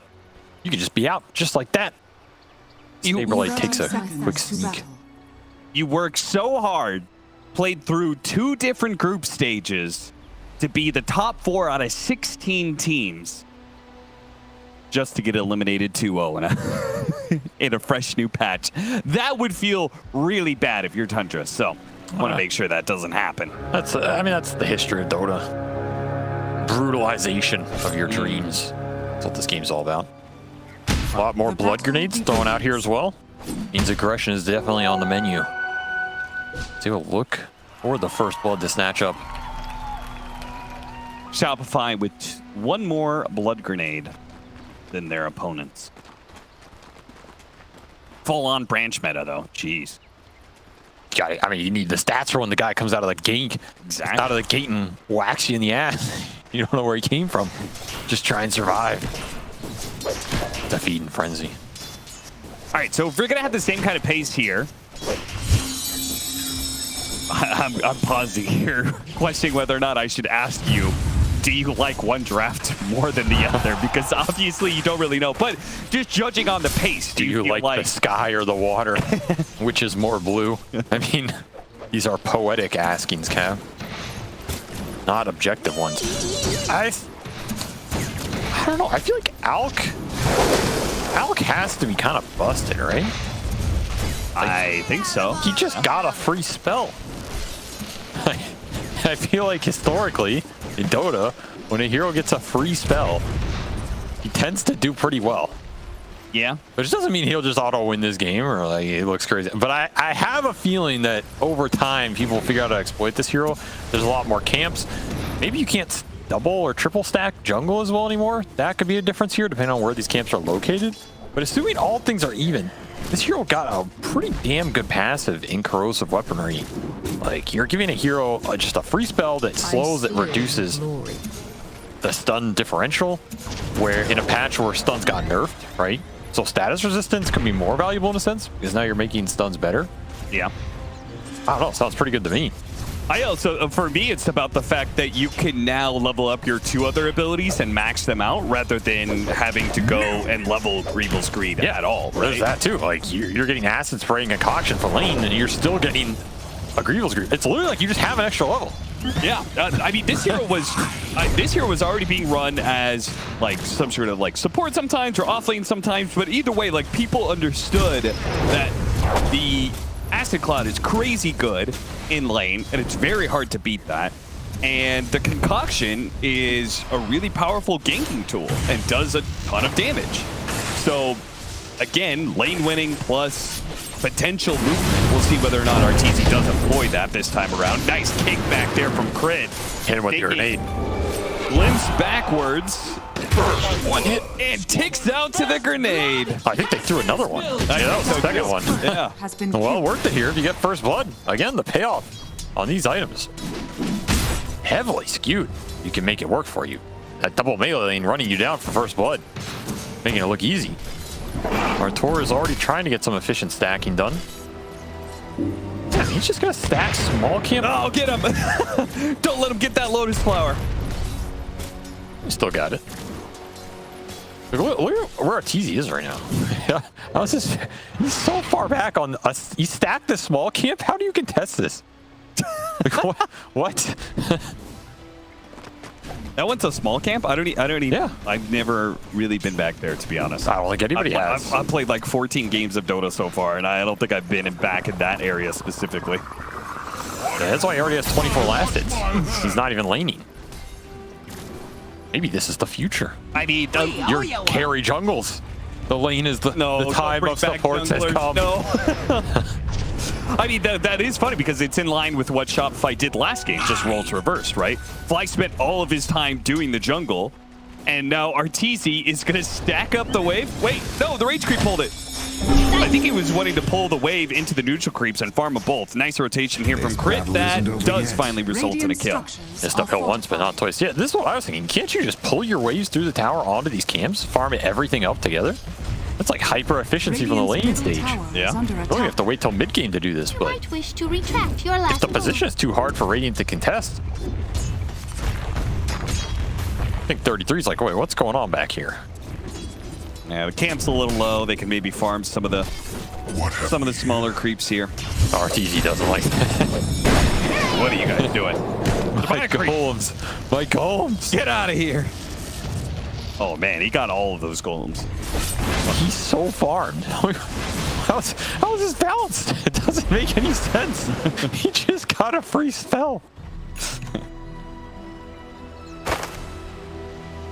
Balance in all things except for maybe Alchemist. This does not look fair. This does not look fair. Meanwhile, Skeeter's having trouble because Skeeter's trying to actually lane instead of whatever this abomination is in top. You idiot! We don't lane in 2023. Yeah, like Snake King's trying to farm this bottom camp, but it's just not as efficient and not as fast. Listen up, old man. I don't know what this laning thing is, but we're junglers now. It's gonna de-ward their gate ward. Get on through to the other side. De-ward that one too. We going through to the other side. He's gonna go back. Doesn't know where he wants to be right now. Missed that one. Hit him with the kick. Oh, grenade. You can throw it. It's the blood grenade. Ooh, Techie's Aramis now with the counter. It's like, all right, I got the pace a little bit here. Lotus to heal him up. Oh, running. Fly cutting over here as well. Well, it looks like 9 did manage to win the lane against Mikey in that 1v1, even though he got ganked earlier. Push forward, Fly trying to finish off Snaky. They're really going at it. Big nuke is almost enough. Just managed to kill both the supports. They just run out of damage on the side of Tundra, and all 3 of them will fall. Damn. And meanwhile, Catapult's just going to town on that tier 1 the entire time. Yep. They almost took this tower as a result of all the fighting through the gates with the D-ward. Maybe it's good that 9 has made some magic happen mid. Like, getting that solo kill on Mikey, they're going to need it. I think they're going to need him to rotate and try and bail out some of these stylings right now. Ortiz is already level 6. As ult, he is very farmed. Like, this is a very farmed early Alchemist. Waves goodbye to Snaking. Just looking for creeps today. Where is he going actually, huh? Running in circles. Radiant's middle tower is under 7 attack. minutes. Wisdoms get split.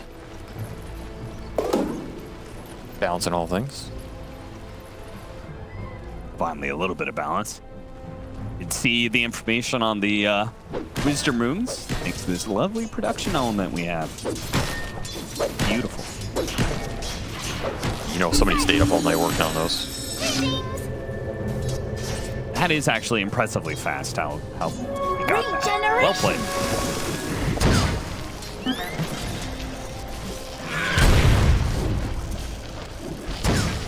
Fighting over these camps continues. Gets stunned, but he has Chemical Rage, so really don't think he's too worried about this. Or maybe he should be. Oh, he should be. They brought 9 to the party. Is under attack. I hit the kill switch. That's that fast monkey rotation that I think they're going to rely on this game. Because 9 has had the best laning phase. He can compound it into some wins for his other cores, especially with their tier 1 save lane going down already. Radiant's It's middle a tower fast is under tower, attack. 8 minutes. You are losing gate control. Losing it very early. The coil and a double damage. Trying to dance away, make sure he doesn't get the Jingu stacks. Don't give him the life steal. Uh-oh. Life's going to be brought back by the glimpse, and he's stuck. So 9 not only doesn't die, gets a decent heal up, gets a kill out of it. If you manage to get the duel on the Snake King, that'll be a win for Saberlight. Not too shabby, not too shabby. Taking a fight to the Monkey King. Oh, he almost got him down from that tree. That was massive. 9 does manage to get the kill. Good stun from Aramis. Well timed, but 9 still falls. And that DD's still up. Yeah. Gratitude. Rough for 9, just battling through. All the ganks coming out here early. It's Alchemist and Doom continue to trade farm while Skier farms out his own camps. A lot of early side lane farming going on in this game compared to the last one. Seems like these carries are just happy trying to abuse the extra camps from a safe position, while both offlaners trying to contest that farm rate. but Greevil's agree to win. It's going to win out in the early stages here. And the positioning of these camps seems pretty damn nice too. He already has max asset online, pulling camps into each other, especially the efficient ones for out. These small and mediums are where you want to be. Yep. He's living in heaven. RT's like, this is the best patch I've ever played in. Looks like you can teach an old dog new tricks. Top tower is under Arteezy attack. ahead of everyone else on the meta perhaps, but he's going to be caught by Tundra. And they're going to finally put that Doom to use. Good punish. Needed to slow down this momentum a little bit. If he just got to Radiance there at 10 minutes, yeah, which is what he was going to have, that just sounds absurd. So those are big kills to get. Gonna free up a lot of space here. Get some good vision out as well. Observe some of those camps.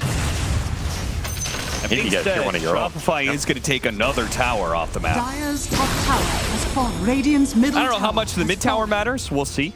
That is a big question. Like, what does this mid tower do for you? If all the action is around these objectives on the outskirts of the map, yeah, shifts a lot of the onus away from that mid area. Pretty much just runes, which they're okay. Right on cue. Yeah. The shield rune is really powerful, I think. Good for the jump. 50% HP. Slowing down long enough for the unstable concoction to land. If that lands, the arrow lands, and if that lands, the duel lands, and then he's dead. Double coil snap. Aramis tries to make a jump away, but Fly will keep pace with them, leap for leap. Tor bashes himself in the head. Trying to get out the Wukong's command, can't quite do it. Remember this. Radiant's top tower Just run is down. under attack. Early blade mail on Saberblade as well. Just can't really turn that engagement. I think this Tundra lineup has a decent amount of counter initiation between Song, Wukong, Techie's jump. Not able to abuse the clump here from Shopify, who bring numbers yet again in this series. Just happy to get these games going for their Earth Spirit, get the extra levels on these supports. It's a lot of XP going to these Shopify supports in these engagements. Like, once again, they are high level. Again, it seems like they're taking advantage of taking early towers, and then that frees up, you know, somebody to push in that lane, and then they just rotate out. Definitely using these gates very effectively. Both these games. Dire's it's paying off for the roamers. Paying off for their course too. 4K net worth lead already. A lot of efficiency Tundra gonna have to make up here. Even from the brightest. Towards Mikey, he will go in this.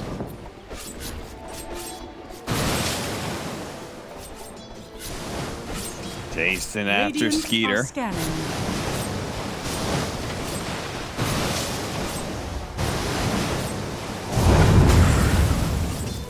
Not able to find him, they go up to the hard camp, the dead end hard camp lane, or camp. Also, every single time I see this well, I just want to click on it. It looks like something that would do something. It probably was, they just removed it. They're like, that's too many things, too many new things. Dilapidated well.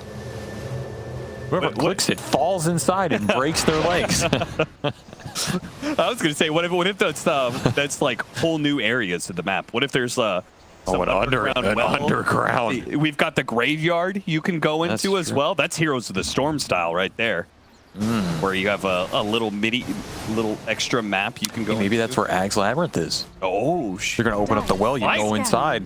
Been waiting for it. It's coming. Got out of the coil. He hops out of it. What? Did he? He got stunned, right? I think so, but it's just so short. So early. Yeah, it just doesn't last very long, and it snapped while he was flying through the air. Yeah. So by the time he landed, he was pretty much unstunned. This break stun is 1.4 seconds now. Wow. That's like... Did he just break this every time? Probably, yeah. Yeah, well, I mean, why it's like, stay there for the full duration when you... It's a 6-second duration. You break it for 1.4 and take 150. Nine's like... I'm pretty sure the Ogre Bruiser is worse. You gotta watch out for those. That's true. They didn't nerf the... I don't think they nerfed the creep stuns at all. That is a good point. One of the few stuns remaining. In fact, they buffed them. That's true, with the level up on Chen. Yeah, I mean, Ogre Bruiser stuns for 2.4 seconds. Foil stuns for 1.4. Do with that information what you will. Highest amount of last hits on any hero. Ogre Bruiser. That does not surprise me, based on the fact he had a small and medium cap he was stacking behind his tier 1 from minute 1 on a hero with a free Greevil's Creed. RTZ going to be breaking world records here. Like, how is this reasonable? I guess it's a new game, a new world. Deal with it. This is why I'm glad I don't have to play anymore. Yeah, adapt or die, right? In this case, I think you're literally going to die. He's coming. You're going to die to a 6-slotted alchemist. By you better start finding and ganking this guy. Stay silent and move. Getting out of control.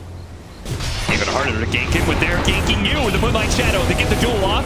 Static Storm intercepts. Does really nice work there. Crimson Guard. Himself So alive. nice. Oh, that Crimson Guard plus the lifesteal has done so much work for 9 to be able to stay alive. They do manage to finally deny crit. Well played by Fly. The coil comes in and 9 does go down. It took a long time, but they actually collect not only him, but 33 as well. And hey, right next to Roshan, they don't have a Roche-taking hero this time around. Yeah, no Ursa in this game. Snake King protects the bridge. Hold! Hold! Couldn't hold it. Can't hold his life. Oh, the stun! Got him with the stun. Saberlight, he's coming for you. Ah, that was a lot of damage, though. Kind of making techies look good. I'm telling you, techies is good now. It's definitely possible. I mean, they gave him a straight-up stun. Yeah, I can give you the full essay on why techies is good. Well, I can give you the full reason why you don't know shit. Another duel comes out. Another duel? And plus the mine, he's going into the dead end area. There is no out. Oh wait, there's nowhere to go. Yeah, exactly. Back the other way. I believe you would refer to it as the abyss. That might be, yeah. Definitely gonna get lost a few times on this map. Can't blame him. Yeah. Arcane Cow. I'm seeing a lot of players just holding these tokens. Do you want to hold them? Dire's middle tower No. is under I attack. think you just claim it, right? Yes, you definitely claim it. Like, what's Crit holding this token? Because he forgot to activate it because it's a new pack. Also, look how many faded brooches there are. 5 faded brooches. Probably 6 if Crit would activate his.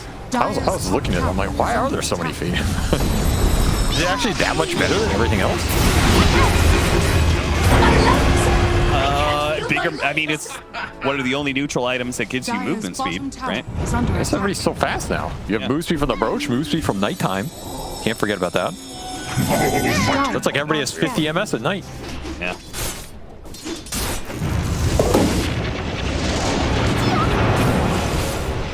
Glimpse Storm off the mark. Snake King is now running for his life. Saber like no duel, but still looking for blood. Got him with the roll, got him with the arrow. Man, they just cannot do damage through this Crimson Guard. It's incredible. No one does this to me. This Crimson's looked really good. Yeah, seriously. Based off his strength now, so what is 60% of? I guess it's only slightly more. Yeah, slightly more right now, but then it's gonna get it's gonna scale. That's the good thing. This item scales in damage block, which is kind of what it was missing before.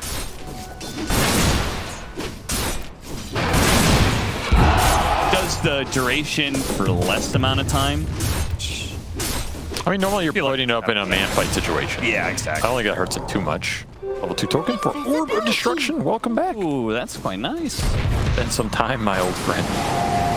Marcy later. And Crit, who has now bought a tier 2 token. And by bought, I mean taken out of the shop, I guess. He just didn't want a tier 1 item. He just didn't want a tier 1. Because I like my token. Maybe he looked at his and he was like, these are garbage. I don't want it. Oh, well, he saw his token was owned by Arteezy, actually, so that makes sense. You don't want to redeem those. They're not nearly as valuable.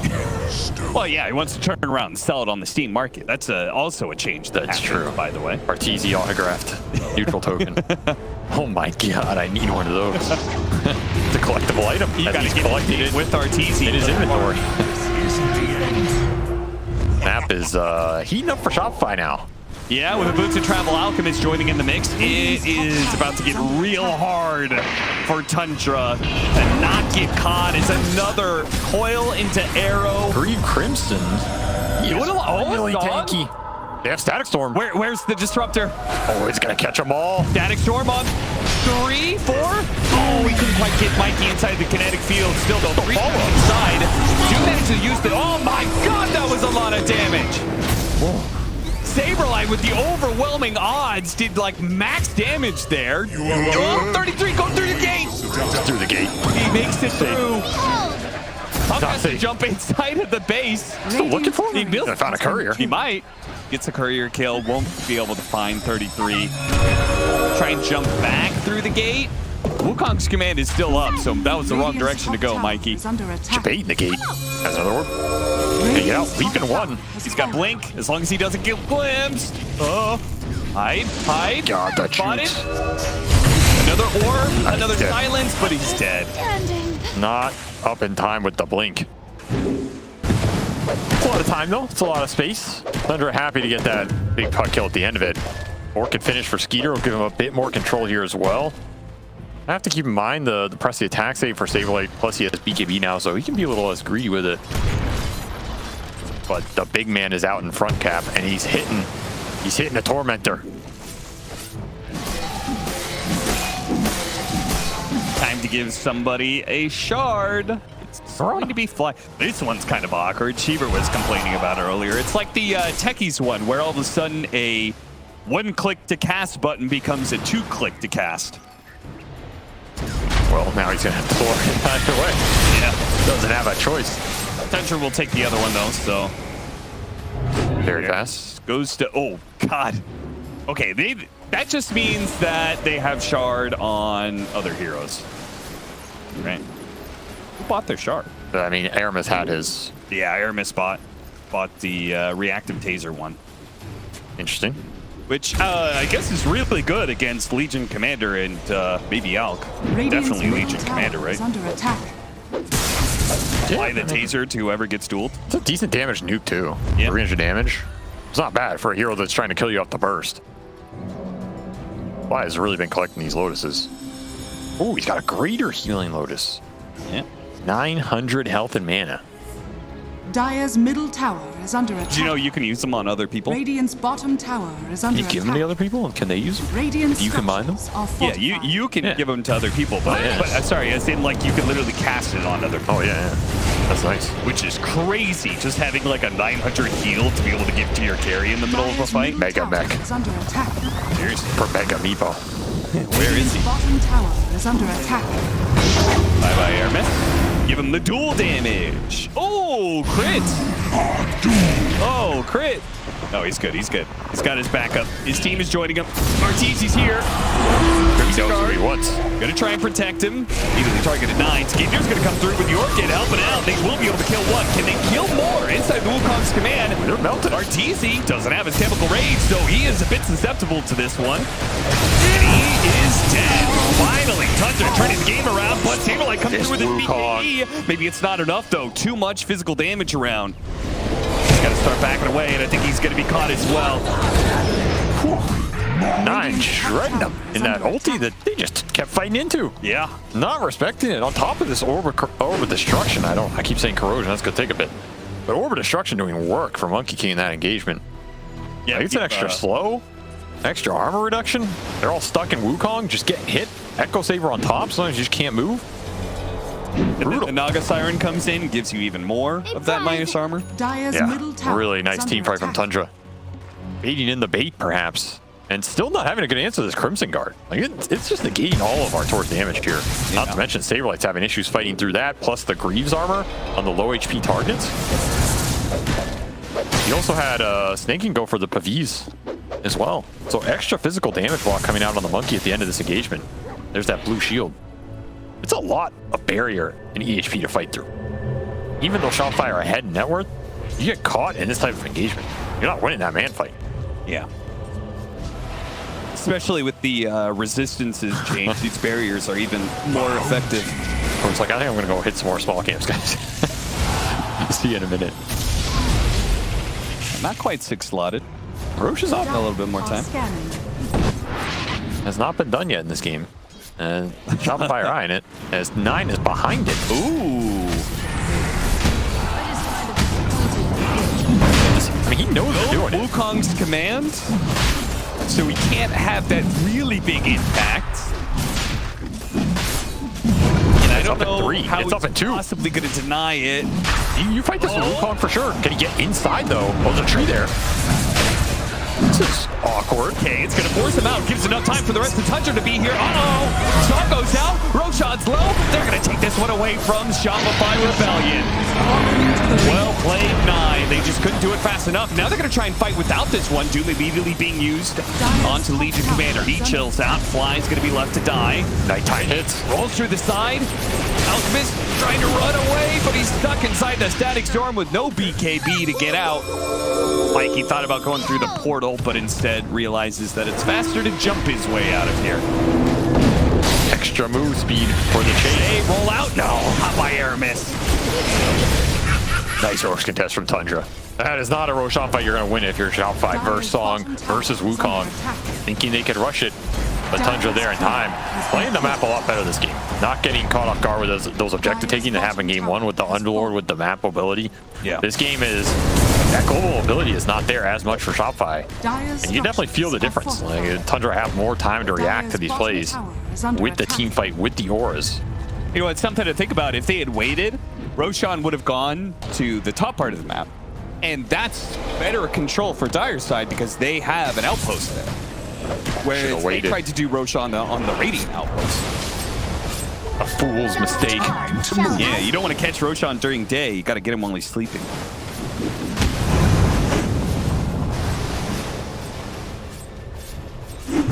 Craig goes back for it. He just can't stop. He's like, I need that ward.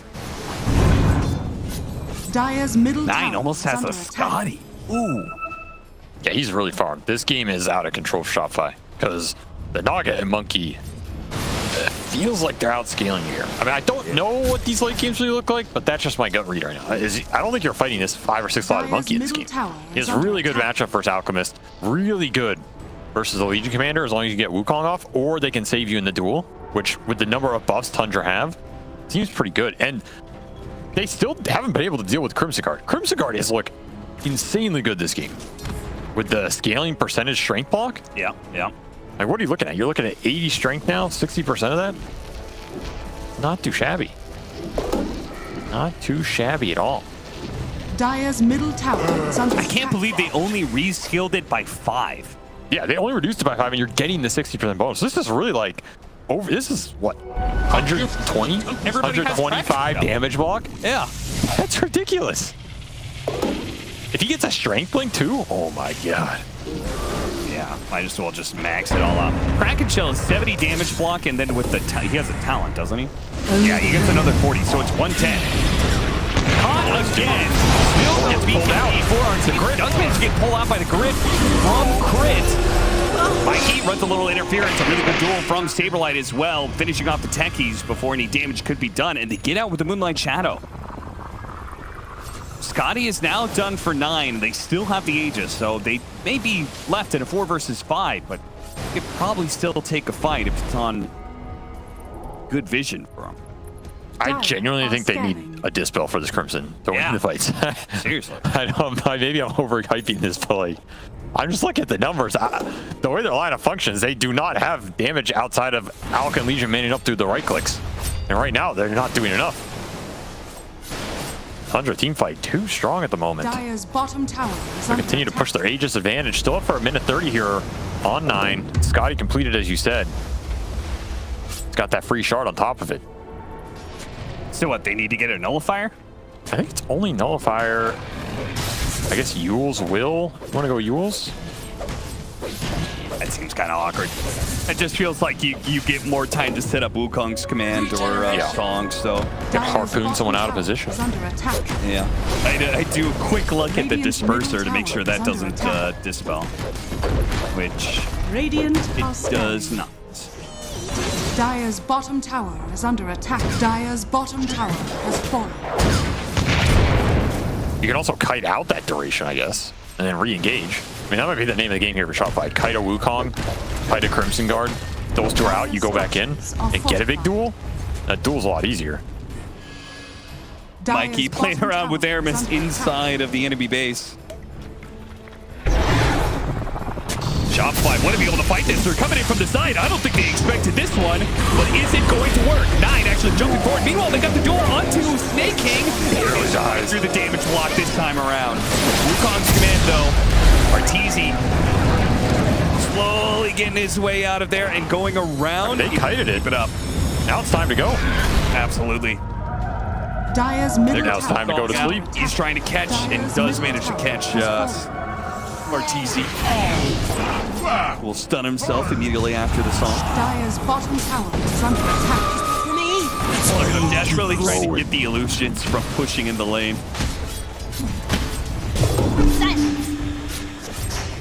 All right, we're approaching 30 minutes. I don't know when... What are they called? Yeah, I don't know when these tormentors died exactly, but it's usually around the 30 that they can start to respawn, right? Yeah, I mean, last game they did it really quickly. I feel like this game they did it pretty close to 20 minutes as well. I think they get better as the game goes on because you're getting usually the higher priority shards on the more farmed heroes as time goes. There's a weird thing though, because if your shard is really good, then in theory you picked it up by now too. That is also true. So it's kind of this like weird back and forth, but I almost wonder if it's like sometimes the supports, if their shard is like decent to good, they should buy theirs so that the carry can get a shard, you know. The cores can start jam up the slots. Yeah. I mean, I keep calling them Terminators. That's my brain. It's a Terminator. You know what they're... Dire Tormentor is up. Arteezy was pinging it. He's going to go over there and try and collect it. We'll see how much stronger this is in the round 1.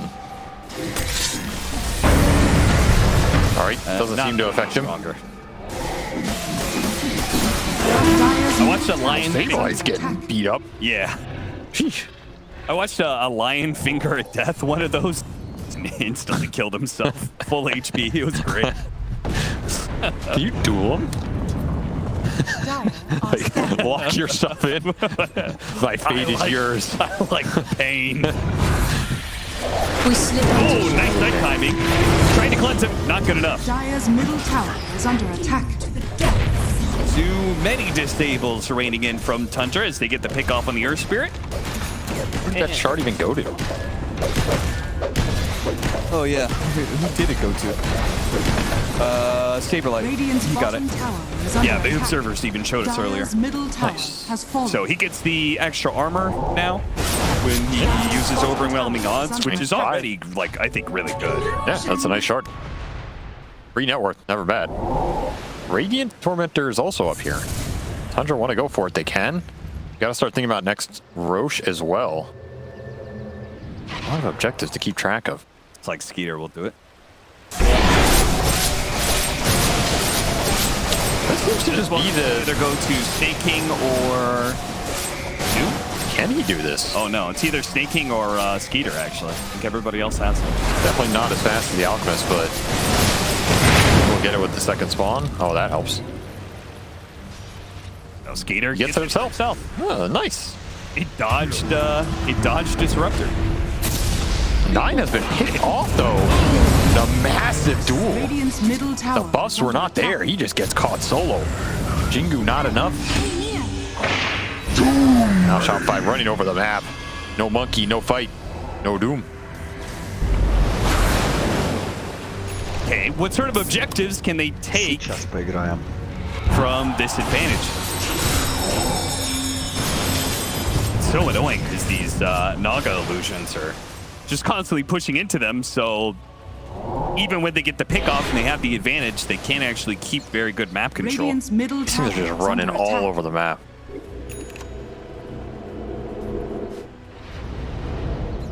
I guess the illusion split pushing is even better, like during nighttime, for example. They get the extra movement. Like, it's a bigger map, but they also get more movement speed. So they get further out on the map. I mean, doesn't that just cancel out? No, I'm saying, like, as...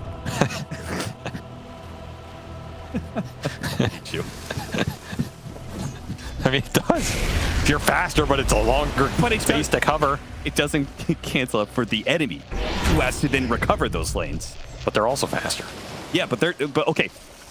There are 5 units on Shopify Rebellion, but there is 12 using the extra speed on Tundra. It's better. It is better for him. I know you're just giving me shit, but the audience needs to understand. In a duel, he's tanky. Long, but they have the BKB going. It is hard to cut you're this stuck hero. in here with me. Not the Wukong. Heals going out. The Wukongs, they're going to line up. Legion dies almost instantly. Arteezy, he's going to be up next. He's trying to go for the kill on the Doom. Maybe they can get that 1 kill in exchange for the 2 heroes that die. They do.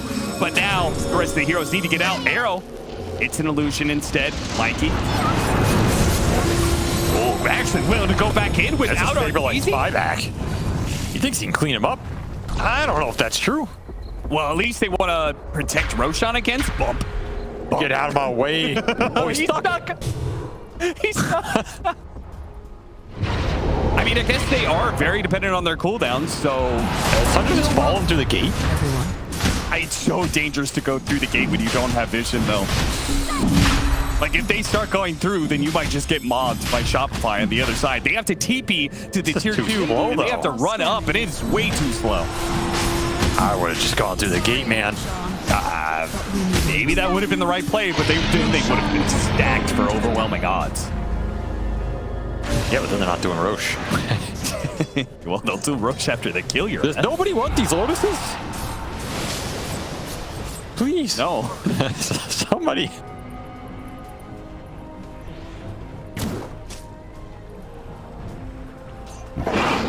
Fly cares. A gift from the tempest of battle. I feel like Fly has actually been the only one collecting them. Sound seems about right. Dire's top tower is I mean, it also helps he's one of the most mobile heroes, so he can get to that side of the map. They have a cheese now, right? So true. You start gobbling them up. Eventually, you will get there. Is under attack. Permanent damage block is pretty nice. At least in my book. Yeah. Insanely valued. MKB for 9. Dire's top tower has fallen. Arteezy really just doesn't want BKB at all, huh? He's just going to be rocking the status resistance from Sanj, and that's it. Which means every Static Storm kinetic field does keep him locked in, but... These spells are too important to the fight. I think he just needs to ramp up the damage somehow. No hand in anger. Yeah. Maybe this Mjolnir is the answer of using the new corrosive blades with extra attack speed. They're just having trouble bursting someone in that duel duration. They can't win that duel versus a big core. The team fight looks pretty hopeless because Song Wukong is going to come out. You're healing the guy in Song. Got him with the duel. Can the team bail him out? They try to give him the poppies, but there's... Who's getting who here? Oh, the Song! Maybe it's fine. You can Wukong this. You could. Absolutely. Line him up. Static Storm. Pop the BKB on Saberlight. He'll get out, Fly. Doesn't have the same luxury. He started to get pulled by Crit.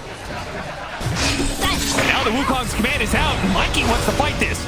Arteezy follows it up. Cole being used. The Lincoln's blocking the Doom. There goes the Aegis. What a nice Lincoln's throw. Legion Commander going to come back into play. Being targeted here. While Arteezy goes to the back, but the Legion Commander taking way too much damage. Crit tries to roll in to help him out. He's just getting blown up, surrounded by all these illusions and too many heroes.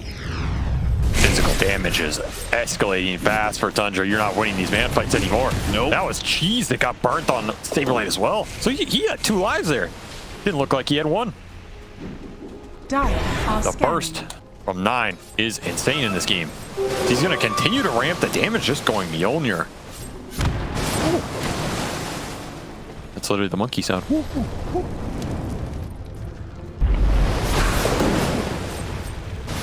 Dire's Alright, Tundra, they have full control of the map right now. It's an even net worth game against an Alchemist, which means you probably have a huge advantage if you're Tundra. Dire's middle tower is under attack. Oh, they are feeling very confident and comfortable in this game. Fly trying to hit him with the leap wave that comes out. I respect the effort. Strength blink for Mikey.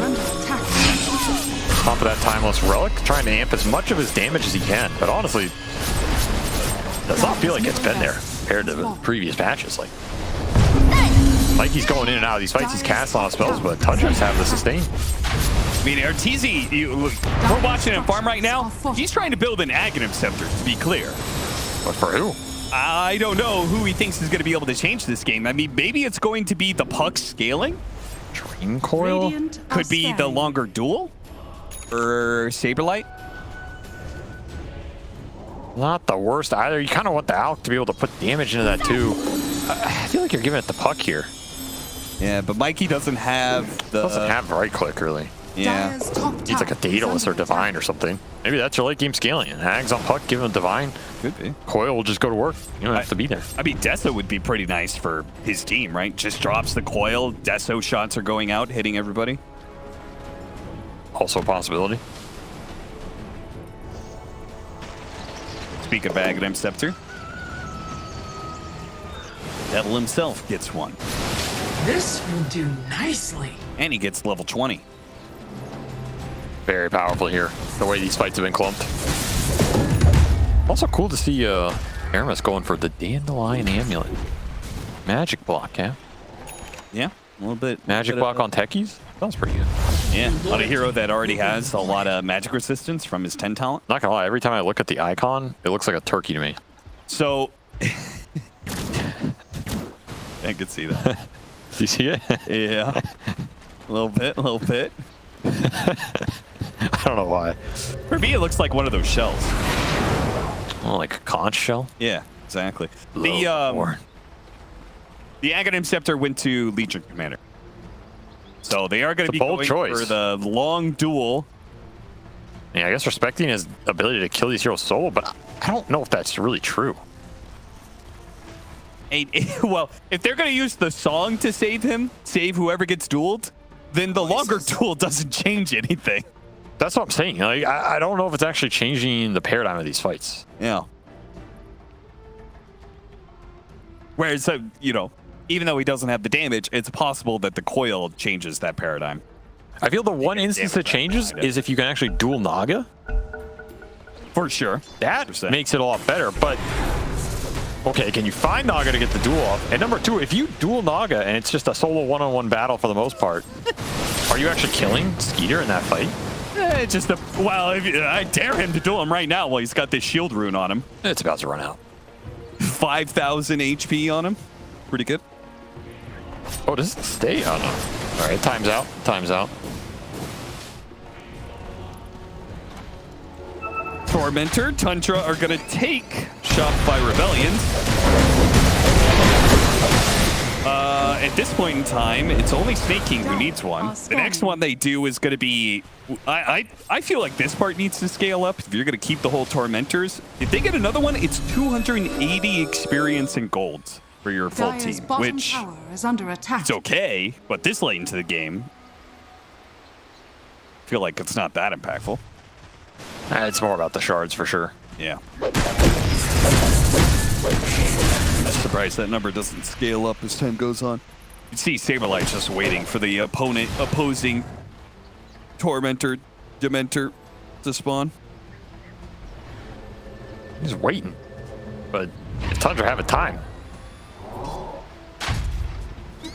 Oh, that's a nice kill to get. A little bit of extra dual damage. Winner, Techie's dinner. 234. Damn. A gift from the Tempest of Battle. He's getting strong. Infinite scale. I guess you keep finding these duels, you just keep scaling. What's the downside? You keep pulling Ags as well? Yeah. Waiting for next Roshan, perhaps, in this game to decide those late game fights. It's going to be a relatively long spawn. Okay, so if you control one interesting part, if you control the map enough, you can choose which one you want out of Roshan. Yes. Our Torbatsi mid to snap the coil. I don't know if they want to go on Doom. No damage taken. I mean, he has a static cap as well. Yeah. Pretty nice neutral item for this Radiant's game. middle tower is under attack.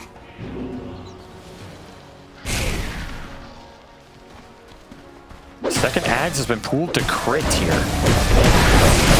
That's the Stone Enchant Remnant. That's good high ground defense. So yeah, he can play aggressive with it. Maybe find the Naga. He can also save somebody from a Wukong, right? Just kick him out. Yeah, absolutely. Or you can kick the monkey out.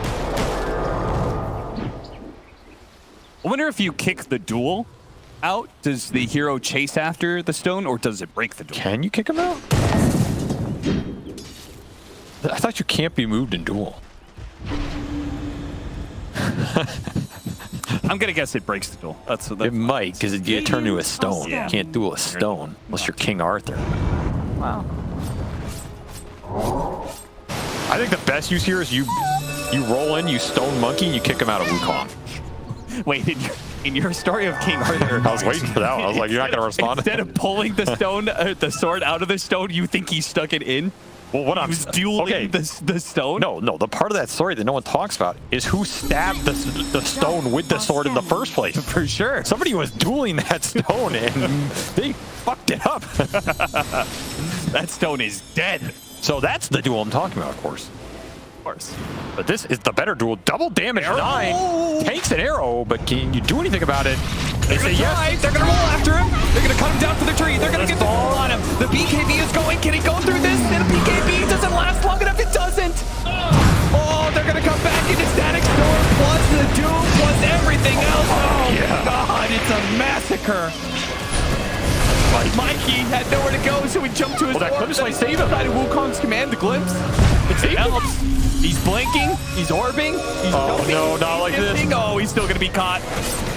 He doesn't jump to the orb, and he dies. You'd be feeling bad about that glimpse if he got out there. Oh, look at Arteezy. What are you still doing here? I mean, he doesn't have BKB, so he just can't TP out or anything like that. That is the double side of those duels, man. If you can't finish off that big gore kill, not enough crits. If he gets like 1 or 2 more crits off Daedalus, it was so close. There's just enough heal. Reeves, Song Shard, and then you're trapped in a world of pain. It's like a poor man's Ags Static Storm. Yeah, true. Go back into Doom. AoE Doom plus Static Storm, yeah. I don't think you can BKB out of that, can you? Out of Song? While you're inside of AoE Doom? I don't know. It's too many questions in this game. I have no clue. I don't think you can, but I've never thought about that interaction, actually. Okay, so they're going to do Dire Roshan, which is Refresher Shard. But yeah, all right. So double Doom here, most likely. Double Wukong Strike, if you want it. All right, double Doom.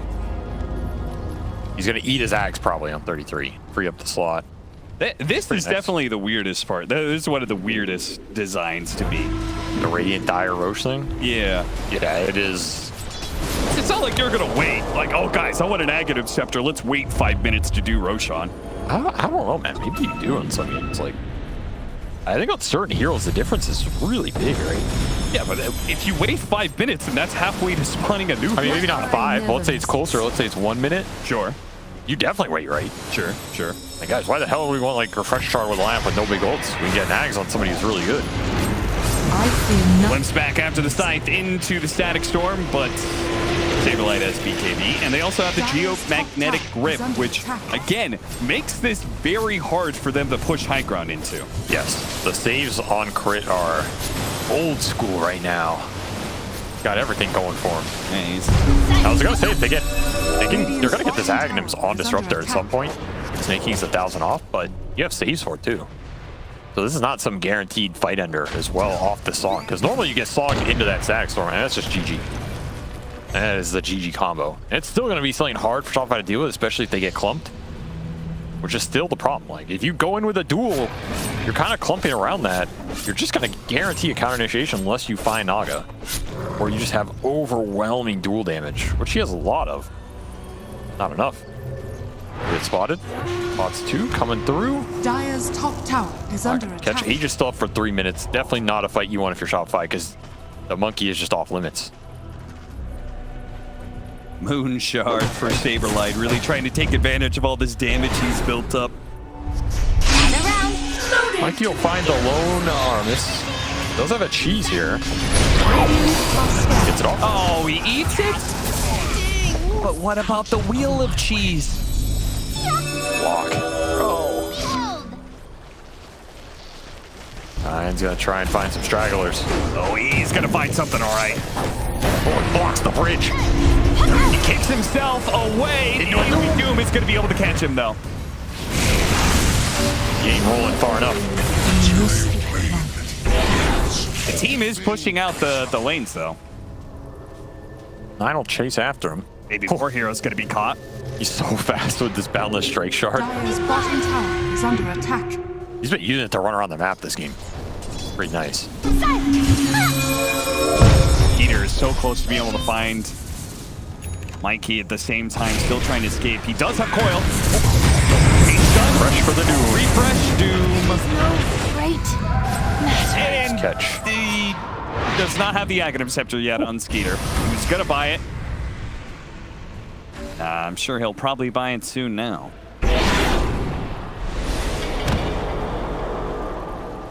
You might need this Ags pool to puck with Divine sooner than you think here. I don't know what other scales left in the tank for Shopify. It really doesn't feel like they're getting much in the terms of physical scaling here. Dire's structures are No, it doesn't. Dire's Another bottom Ags tower is finished. under attack. Who do you give it to? Wait, who the hell did he give it to? The third one? Oh, he's gonna give it. As in, he gave it to Mikey. All right, so we have that Dream Coil. Big 200 damage right clicks. Yeah, not particularly impressive right now. Look at all the illusions. What the hell is going on? Being swarmed. Blue people everywhere. Aegis for one more minute, so Shopify seem they've agreed to give up the bottom lane in exchange for waiting on Aegis to expire. Now, if we wait another Roshan, we are getting close to the 60-minute territory, which at this point feels like old Dota. I guarantee you none of these players know what the later stage neutral items do. Those are those things you read, you're like, oh, I'm not going to get the 60 minutes for a neutral item. Wait, there's no new ones though, right? Yeah, they swapped out A gift from the they all steered stage 4? Oh, that shows I don't know what they That's what I was like. I thought one of them was a new stage 5. Once you get to 60 minutes, it's same old, same old. No, I thought there was the Martyr. Okay, I thought when I first read Martyr's Plate, I thought that was swapping in for like the Arcanist armor. Ah, yeah. They remind me similar? That makes sense. They are That's very where my brain similar, went. yeah. All right, well, so they will know what's going on. That's good. Honestly, now that I look at it, neutral items did not change that much. Yeah. I mean, if you include the ones that used to be in Dota anyway, very little change. Yeah, it's because they just added a bunch of new ones in because now you can select, right? So, kind of interesting. Hey, Tormentor spawned. Anybody want to sneak that one for Shopify? Does anybody want this anymore? Is it worth doing? I feel like it's not worth doing at this point. Puck doesn't have a shard, which is actually good. Yeah, I guess so. It gives you bonus damage. Yeah. Well, I mean, bonus damage on top of your Aghanim Scepter that you have. You just need more damage, which is why he's going to buy Rapier. We're going on. Who? 9 Monkey. Ooh. About to drag some poor souls in. Now, wait, when Crit tries to pull him to safety, he pulls him right back in.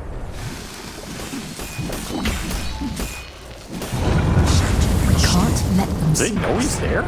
I don't know. This whole corridor feels very awkward. Yeah, what is happening up here? Trying to chase after the Disruptor. You manage to hit him with the boulder. Here we do on nobody in the...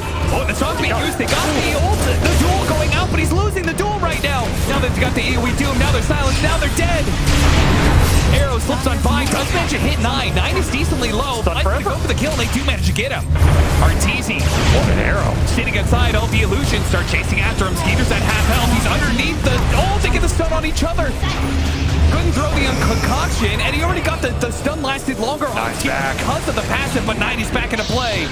And nobody was there to save Arteezy. Buyback being used by him, but they're being picked apart. Saberlight does not have a buyback, so they're going to have to play this one 4 versus 5 at best. Divine Rapier done for Mikey and all of that. It's probably where a lot of the damage came from off that coil. FPS. That's a tough buyback for RTZ right there. That was a fight that Shopify looked like they're doing okay in. From sick arrow from Fly. Yeah. Finish off that Monkey King. Otherwise, I don't think that fight looks anywhere close to that. But 9 just gets back there instantly. How do you back there so fast? Did they have, I guess outpost. They had the outpost right next to the outpost. Pops to the trees real quick. Good area to fight in. I mean, very concerning that you can fight through the dual blade mail like that. And again, you're not going to receive any extra help because you got the Aghanim Scepter, so it's not like Mikey can help you out with his Divine Rapier. That's what I was saying. That thing's a double-edged sword this game. Because I feel like if you're Shopify, you kind of want to just all in that dual target more than Tundra are going to turn it around on you.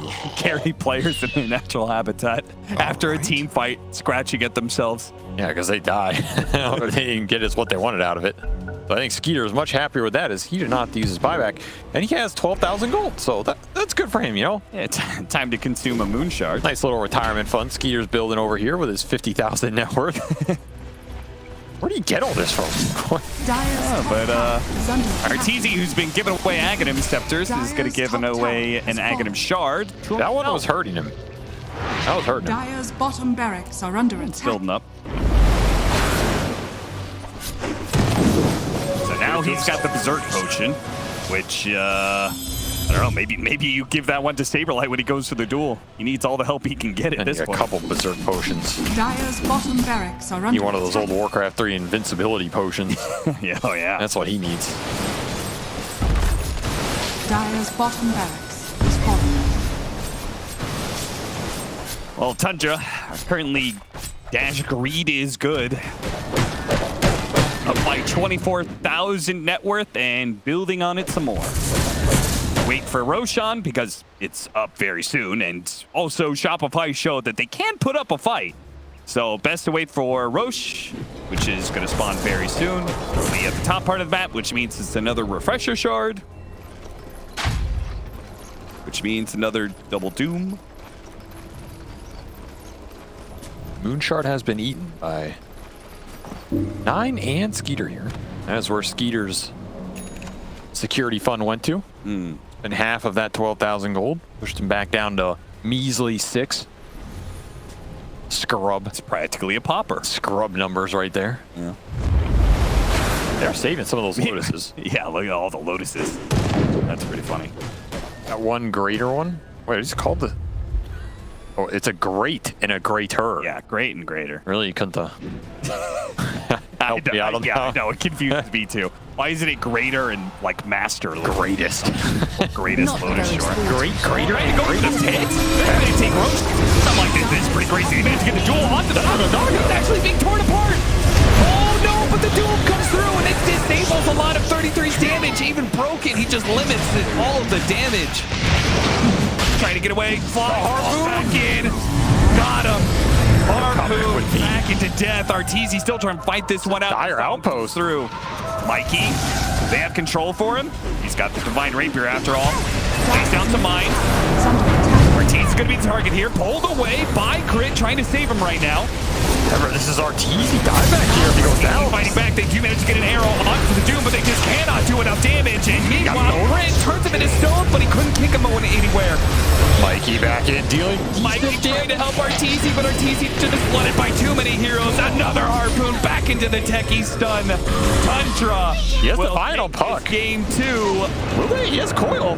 He's got a coil up in a second. Time for the magic. It hasn't been enough time so far to get silenced before the coil can go off. Oh no. There was hope. EG. But it was a false promise. The Divine Puck cannot get the job done. And Tundra strike back in Game 2 after getting destroyed in Game 1. Going back to their roots with Naga, some Doom, and some Techies. 9 Monkey definitely carried a lot of that mid game though. Yeah. Like props to him. He had a really good laning stage, shut down Mikey Puck, got the big solo kill on him, transitioned it into some early side lane ganks, which was a problem in Game 1. And then that Wukong just controlled a lot of those objective fights around Roshan. And when you're going late there,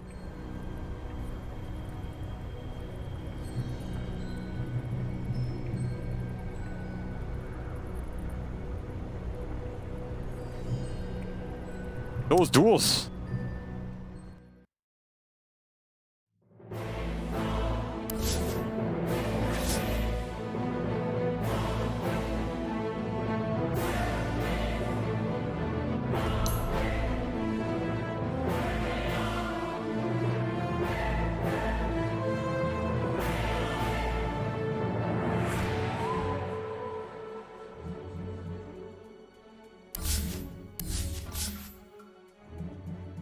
Cloud, if he's got these hawks coming through, you know, if there's no... we'll come back to this as they get the dive on, and everything I was saying is now inconsequential because Cloud has gone down, so Kami has to move away from these multiple kisses. There is still that buyback to the Beastmaster though. Let's see. He wants to get himself back into this. The dive onto the back lines into the vortex as well. There's going to be a real nice dismember. The hooks come. Nice save though. He saves it. Cloud gets himself back into this now, and Kami, he's losing so much. Kami's going to go down. They do get the kill onto Leppington there as well. So Mira with that freezing field, Mira will go down.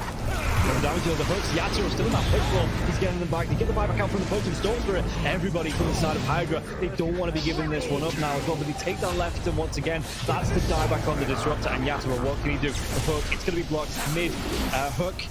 This is the dieback on the Cloud. Cloud, can he get himself away from this one? He's still being harassed by Collapse. One more right click, he goes down. That is going to be the Beastmaster dead for 115 seconds, and now the chase is on for the rest of the side of Hydra. This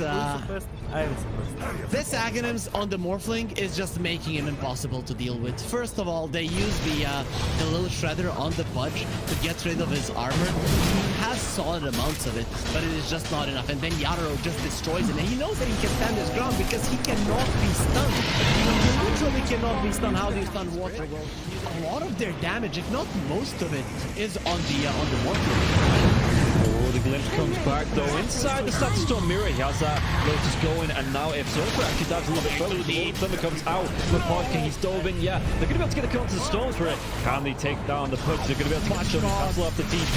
He's going to be dead. The Storm Spirit though, he has brought back, and they've got no kinetic field, no Static Storm. And like you say, they're even going to be able to get a lockdown onto Cloud, everybody inside of Hydra. They just overextended, and we praised them in the first game for respecting the power of Team Spirit here, but Hydra might have just lost the heads a little bit, and the buybacks, they're going to be forced out, but I don't know if it's going to be enough to defend this base with the Pudge being down, with no Static Storm for the next 27 seconds. Spirit, what can they get from this?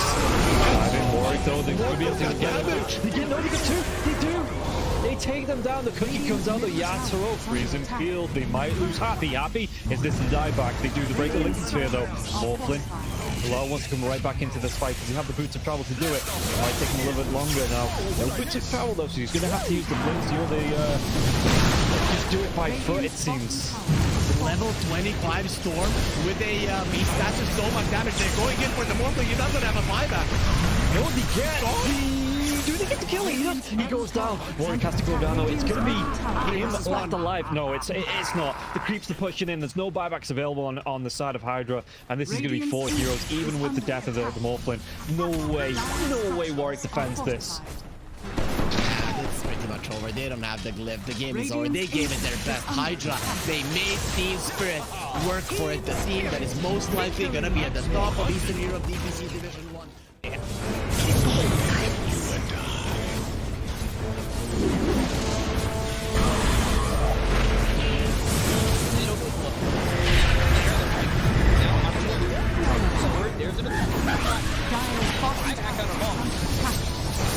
Radiant's middle barracks Radiant's middle barracks has fallen. Gauzy want to commit. There's just not enough damage. Crimson Guard, Atrophy Aura, Rubik's Fate Bolt, all this damage reduction. Let's see the combo. Bit of Malice. Shall be strong in by the Disruptor, and now they're going to be hitting the win. It's back up once more. Bit of Malice, and Sumail is in it. They'll lose him in mind control. Right it back towards Tomorrow. Trying to run from everybody on the side of Gaimin Gladiators. Radiant's middle barracks are under siphoning attack. and getting back into the base. Has fallen. Alive. Yeah, I think when it's time to call it, it is time to call it. They have no business left in this. And didn't get the tether off or something. I think it got broken. Either way, I like the ghost up to purchase. That was pretty heads up, but we are back and there's a smoke action. There's a 23 divide looking right to end. here. They're going in iG. Gaimin. There's the hit. Okay, get that hit off. 123. Knocked. What damage? He's dead. Oh my god!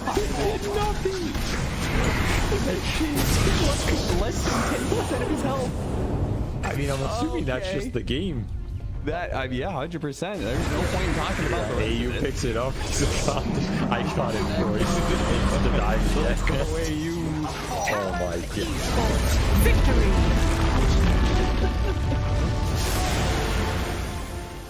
We finally get to see them have a little bit of lead, but they need to have good vision, good execution to engage. We're down up on high ground. Or Bulbica, red panda. This would be huge if we can find a Static Storm before the tombstone. Not bad. Stone from Lulu. He's thrown now over the Bulbica. There. Starting to drop down. I love TK control for the moment. He does manage to get that one away. And the supernova down. TK barely surviving. And it's just going to be one down as White Album, it's a dodge, it's a hideaway, the heal's coming in. They hoping for a save, but the PKB is out, and they're going to jump onto him. He has to back away. They have lost White Album again, and now Tango in trouble. Who is going to drop? Aster, these fight so well, and they quickly take down that Undying. And remember, it's ages, so they didn't really care about giving away. Big teenage profits here.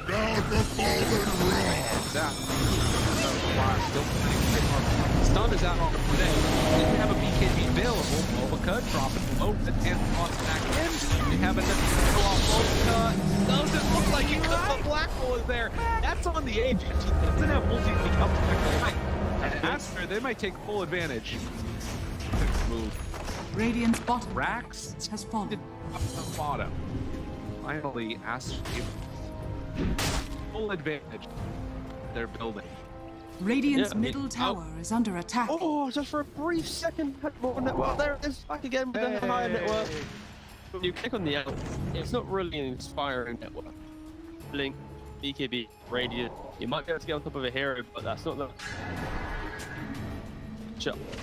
that's able to 100-0 here. Like even this Undying inside Static Storm, able to then get up to Slash God and from away. They have that trying to keep him alive. Makes the move, and again, into this fight without Monet here. It's pretty good for them. Right album, but now Monet is now. They're in a lot of trouble. Maybe the team should kill him. Okay. Alright. Pops ulti. Now the turn. Punching. Getting away. Sort of survived that first salvo. Very strong. Supernova down, pops the PKB. Ooh, he's just caught here. They want to get the kill. That's really himself. And now the chase. The avalanche, the toss. Thinks he's going to give up his life also. Monet is way too strong. This might just be the full set of racks going down bottom. Aster, way too strong for Ares. Like Ares did GP. Oh, they're done. Okay. I was wondering. It looked like it was that type of game. Yeah, it kind of was. It's like a game where you're an out, not really ever been in the league. Victory. He hasn't really never protected himself.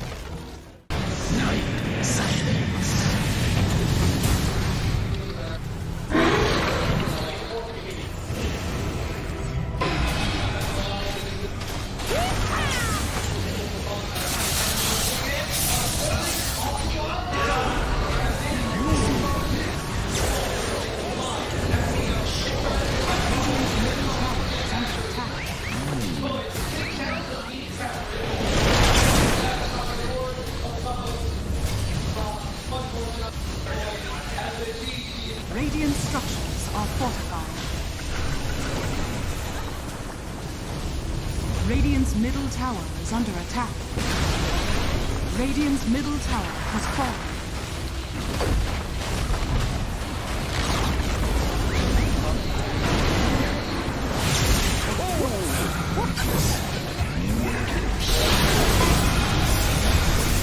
That boom. Standing. How are they just standing right now? I can't help but fidget with my hero half the game. I'll be running around in circles. Yeah. Pirouetting on the spot, the song. Blinking from Pure. They see Yatoro, 3 lined up. Potential ice path play. They're trying to go in. Toronto Tokyo blown up by Collapse. Has to fight back. Yatoro gets off his BKB. Pure with another song. Sprints in. Who are they aiming for? Where is the target acquisition? They can't catch anybody. Collapse BKBs runs down south. Lol being chased out as well. Oh my god, Nightfall. Hazy on this refresher. Blinks to high ground. Gets away from danger for now. Pure. What's he up to? He's back to the high ground too. Mirror image out. Aegis claimed. Lol in the fire. Still surviving and blowing up GPK. Team Spirit nothing to do. Sprinting out their base. They don't catch Nightfall on the way out. He's blinked out of the range of Mirror. They're still hunting though, and he's going to find Toronto Tokyo. Who cares, Gem? I see Jakiro. Eon disc popped. And with his rapier damage is like short work and a twin-headed dragon. Unstoppable. Laurel, the collapse waiting in the back line actually worked. He stormed out of the tree line and he just then started eviscerating the 2 supports with the help of Laurel. He completely jumped over. They dodged everything that Naga was trying to set and prep there. And Yatoro was also just firing the cannon from the top there. Did the combined damage of Collapse and Laurel together. He is 11,000. Monster. Oh, Pure. Lol. Oh, God. Nightfall's going to get a bit of vision here with the Hawk. Imagine. Can they? Imagine. Will they? They have to do something kind of crazy. They're going to be losing their base pretty soon. Lash has buyback. Naga Beastmaster have to get back to base to defend. Drow Rangers up here. Tier 3 gone. Barracks to follow. There is no buyback and collapse though. That's a big one. And Mira. Radiant structure. Look at all the wolves. Look at all the summons. It's vulnerable. Mira gets away from there. Help of the Glimmer Cave to jump in from Lol. Disruption of self-save. Barracks taken out. Lol. Ultimate tries to fight. Nightfall. He'll just pop, but he can't get any control of Lol. It's Lol. Puck is all over the place. Now they go into the GPK though. Aiming for the puck. They're going to find him at long last. They get him and the rapier's on the floor. He messed up the phase shift. He canceled it. Oh no. Did you see that? I'm not crazy, right? I don't know. Yeah, he phase shift and accidentally ended it. There's an Axe Blessing recipe. There's a rapier. There's all sorts of stuff everywhere. An Axe Blessing recipe. What's that there? Okay. Not sure what the story on that one is. Meanwhile, Save, I think he had a refresher shard, right? Because Laurel dove him, he disrupts himself, and he tries to kill him again after it Save just refreshes, and then uses it again. How did they not got the rapier? Now there's another DD. I don't think they care. You know what, Toronto Tokyo's going to take it, is he? Oh yes, the Jakiro with a rapier. Coming to feed it back to them, guys.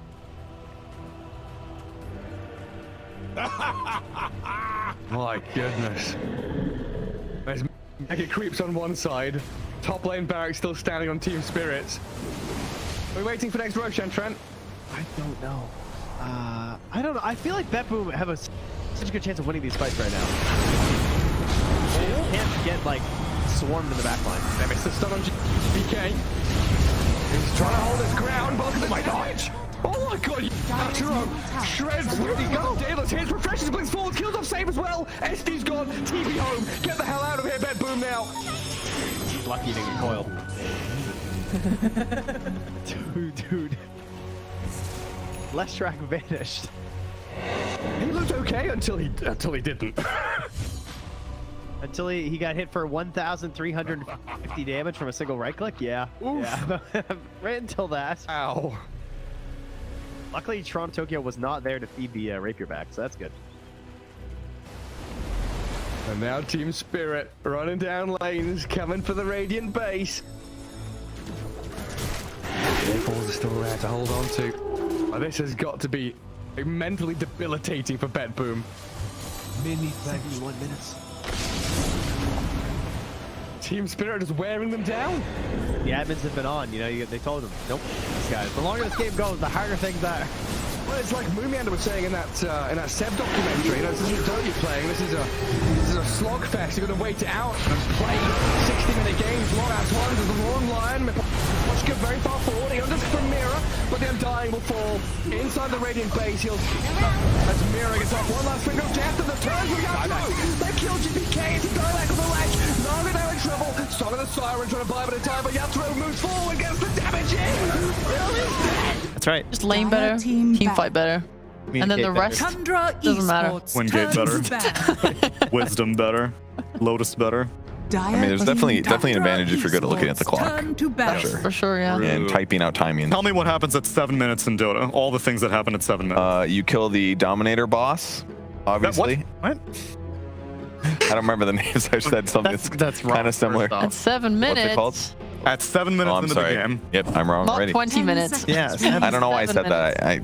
I thought as you said 7, I was like, oh, he's got to be talking about the 20-minute one. That was actually going to be my second question, so I can't ask that now. The neutral IM start to spawn. Okay, neutral tokens. Sorry, the tokens. The wisdom runes spawn. Yeah. Orb. Is there an orb? Is there it's a rune because it said bottled the wisdom rune. Called orb.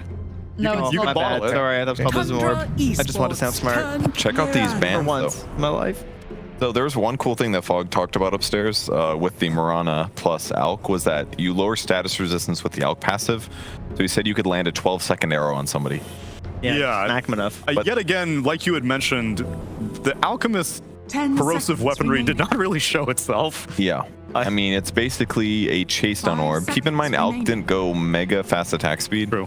So, like, if you want that passive to be really good, if you really want to abuse the status resistance, it has to be you seeing an enemy, you starting your stun charge with a blink dagger, you blink and stun the guy, then you attack really fast, and then somebody else hits him with another stun. Right. That would be how it has to work. But, like, or you have to be, like, running them down, channeling your stun, attacking them a couple times, then you throw your stun. So it's kind of hard to use, feels like.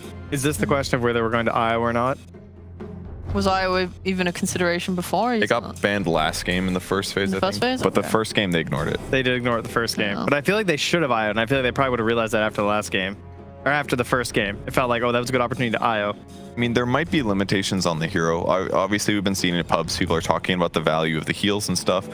But maybe it's not that good. Is there a possibility that it just is ineffective compared to other heroes? Because, like, IO heals you, gives you attack speed, but it's not good at killing heroes. It could also be that they are playing with a stand-in, and so it is harder to make that hero work, arguably, with a stand-in compared to, like, it is a very strategy-central hero. Whereas Techies also has a lot of benefits, and I thought Aramis did pretty well on the hero, so maybe he's really comfortable on it, and so you're gaining more vision across the map. He's got a stun. What if there's also something where you're like, oh, the map's so big, we need to move around, but it's like, but there's gates. Do we really need to dedicate our hero to be IO? I think you just move again. I could be wrong, but what I'm saying, these are like other things. Yeah. This is like the second level of the strategy thought where you're like, oh, it must be good, and then you play it enough times and maybe it just doesn't feel the most incredible compared to like Techies yeeting in to stun a guy and to do 2,000 damage. Like that one's way cooler, to be fair. Definitely. I liked the Techies last game. It felt good. That's the extent of my analysis. Okay. My first reaction for the movement was sort of similar, where I was like, oh, so is movement worse now because there's gates, or is it better? And like, I feel like because there's so many objectives and you can't get to all the objectives in time anyway, then the movement must still be good. Yeah. At least for some ways. At least definitely with Underlord, it felt that way. But what it felt like to me watching the two games is that teams anticipating, you know, paying attention to the clock and being there ahead of time made it kind of straightforward. It's like they just need some semi-mobile 4, whether it's Techies or Earth Spirit. You go steal the enemy's experience rune, and then you reset. And you just spend like one hero resource, meaning like one guy's time to do it. And it doesn't have to be like a big thing. Because if it's IO, you're not really ever doing it by yourself. You'd be bringing somebody with. That's kind of expensive if you think about it. Unless it's like killing the 20-minute tormentors, dominator, evil sounding word thingies. You'll get it eventually. Someday. Look, that is actually a good point though, because this wisdom runes are so important, it feels like, and Tundra do not seem to highly value them. Like they should, they probably will as they adapt to the patch, but like in the game 1, they didn't get them. They were just taken from them by Shopify. In game 2, they made sure to get the first one at 7 minutes, but 40 minutes both went to Shopify again. Like if Shopify hadn't started throwing on some overextensions, plus I would say a little bit of suspect I am buying. We talked about BKB a bit, but I really think Alk needed one because he sort of had a rough one in the mid game. If they hadn't done that, there is again another potential for these snowballs. So I think with this bounty hunter, they're going to be in a much better position to start picking up the wisdom runes. You guys think that the Ghost Lady might come out this time? Oh, I think we're just God. ignoring Dire Muerta. team ban. She's completely ignored so far, right? Yeah, there's no bans uncontested. I love patch days, especially like up in the green rooms. There's so many people like bringing up things, and it's like nostalgia for something you read in a fever dream 12 hours ago, and you're like, oh my god. So like we've been talking about all this shit, and a new hero just got to put in captain's mode, and this is the first time you mentioned it, game 3. Yeah, completely forgot. Yep. There's so many things to be excited about. Okay, she got talked about in our pre-series, pre-whatever. That's true. We talked about our eggs. Yeah. Talked about our eggs. Talked about least boring aspect. Oh, we learned some fun things about our eggs actually upstairs. There were some interactions that who was bringing them up? Probably Fogged, because he loves that weird. Fogged was Weppes. Sorry, Weppes. Almost forgot. Yeah, he was telling us all about these ones. Like if you're a centaur, you can you can grab your own body with the agonyms and run away, and it pulls the body with you, which is really funny. Yeah. You can snowball yourself a tusk. That was actually pretty insane. Yeah. So you can like hide your body, and then you just get to pop back out and like disappear. So there's some pretty funny interactions. Love hiding my body. Oh, I tested Brewmaster. That was bad. Really? Yeah, don't do that. Do not split in your happens? spirit form. The spirit will split, and then when you go back to your body, they just vanish. Oh, that sucks. Okay. Yeah, it stinks. Don't do that. You do get to cast the spells, but For like 4 seconds. It's like you might get off, and then you lose your. Oh, 4 seconds. Yeah, that's not enough time. No, yeah, it's bad. So Mikey Batrider. Tundra Esports. Purge, what were the Bad Rider changes? So he runs faster, base. He gets less movement speed from Firefly. Napalm is a little bit worse number-wise. He throws footballs. Is that what you're? No, what are you gesturing here? He has a tar bomb the blood grenade. The blood grenade. The blood grenade works with. Oh, wait, who has a tar bomb? Clinks. Clinks. Yeah. Oh, my bad. More importantly, he's a universal hero now. True. Accurate. Which is, it would be enough, right? Because I think changing to a universal type only benefits hard right clickers. Because you get damage from stats. Or people that don't like buying mixed things, I guess is how I was thinking about it. For Mikey, it's arguably slightly worse because he does buy Witchblade is like a couple less damage, for example. Yeah. And he does like right click builds, but ultimately he's going attack speed. It's probably fine. For most heroes, it probably doesn't matter very much. Yeah, if you're not worried about your right click, you being universal or not a big deal. Yeah. 10 seconds. Well, now you can build strength heroes and still get, strength items and still get damage on universal heroes. That's true. But again, if you don't care about how much your right click damage does, if you're only right clicking like 3 times in a team fight, it really doesn't matter. That sounds like a good hero, both for how the games have been being played out in this patch and also just for being everywhere. Isn't going to take him like 20 minutes to get from lane to lane, though? Yeah. No, he just gates first. Not a nighttime, dude. He's got 15 extra movement speed. True. Yeah. Oh, Phase boots is going to amplify all that shit. Actually, he's like the only one who can gank mid because he can be anywhere. Oh, that's weird. Yeah, he can just like get who would mid want to now. gank mid? Who would want to go mid lane still? Is there stuff mid that I need to be concerned about? Barren Wasteland. Tier 1 tower, I guess? God, is the tier 1 mid tower the shittiest tower to kill in the game now? Yes. Which it used to be the most important one. The only good thing is that it puts pressure on them to have to come mid. So they have to come to the bad place to defend their tier 2. You can have it. I have the mines to rely on. Wow, an illusion split push hero. Very I'm glad we're in this new patch. Who knew? Pushing side lanes with illusions would be good. Oh yeah, another thing to bring up. Last game, we had the Naga Siren and the Alchemist who could both take the Tormentors. So like, illusions, heal, these sorts of things seem to be good for taking them. Other heroes seem to really struggle. I'm sure Carolyn would have a pretty okay time. I'm wondering if he would have to commit meta to take it, or if he can do it by just having enough illusions. Probably just kills it, because the damage that gets reflected back, you can reduce it. I don't know how the mechanics works. Yeah, but it seems very clear that carries have no trouble in late game smashing those. Yeah. Currently, Shopify are very bad at doing it, I would say. They don't really have anyone that does. Yeah, they need a Giga carry to take that. They need a Tormentor killer, as we say in the draft. Very important. Very important to have a Tormentor killer. Otherwise, it's going to take more hero resources. I mean, you can use spells against it. It's not terrible to do it, but none of these are really like spell carries. No. Is Midnight Pulse really good against it? I have no idea. As long as you can survive it. No, because it has 1 HP. You have to go through the barrier. Barrier doesn't have to HP. Oh, you're right. So it's really bad versus it. Yeah. does nothing. Percentage-based damage is useless. I mean, the Eidolons are cool in theory, but they probably get shredded by the reverse damage. Yep. Yeah, they just die. Turn to ban. You just need probably don't multiply anyway. You just need auras, or you need some like Giga carry with some items. And it'll be fine. Maybe this is the time for Arteezy to whip out the Muerta. The Muerta. The Muerta can definitely kill that thing. Actually, it's pretty good this game. Good against TB. Yeah. Yeah. Probably not good against Legion. 10 seconds remaining. Well, you could Aghanim's, what's it called? Parting shot. You could parting shot your ally who gets dueled. Could backhand his soul out of his body. Is that what you're? Yeah, you can shoot the ally, and they'll be able to cast spells. Because What if you parting shot the Legion? But she probably would have pressed the attack ready. Oh, that's weird. You can't dispel. So you let's say Abaddon got parting shotted. You can't aphotic shield your body to go back in. Oh, really? What happened? You can't dispel it. You put an aphotic shield, you're still stunned. But you take the damage. But you get the shield buff. I guess. Weird. But the main thing is you want the dispel. 5 seconds remaining. All right, well, Prage from Muerta. Praise for Muerta. Otherwise, it is kind of funny as well how they're going for LC and Enigma offlaners. Oh, it's two coming. heroes that don't buy this Crimson Guard that we just watched being broken. It's coming. They banned the Slark. Go Nice time. prey. Unfortunately, I was told that the AR is not ready for Muerta. So I don't great. know. Do you want me to go? You ruined this moment, Neil. Where? Get in there. Alright, let me Give me the see. stance. Show me the heroes Neil, here. you scared the shit out of me. You made me think that. Other side. It's Other like- side. There we go. Yeah. Like a. 5 Neil, you seconds. Oh, that's good. What you actually made me think that it was an overlay error and that she wasn't. Oh, picked. no. I got very scared. She's there. More Canadian than Mexican than I remember.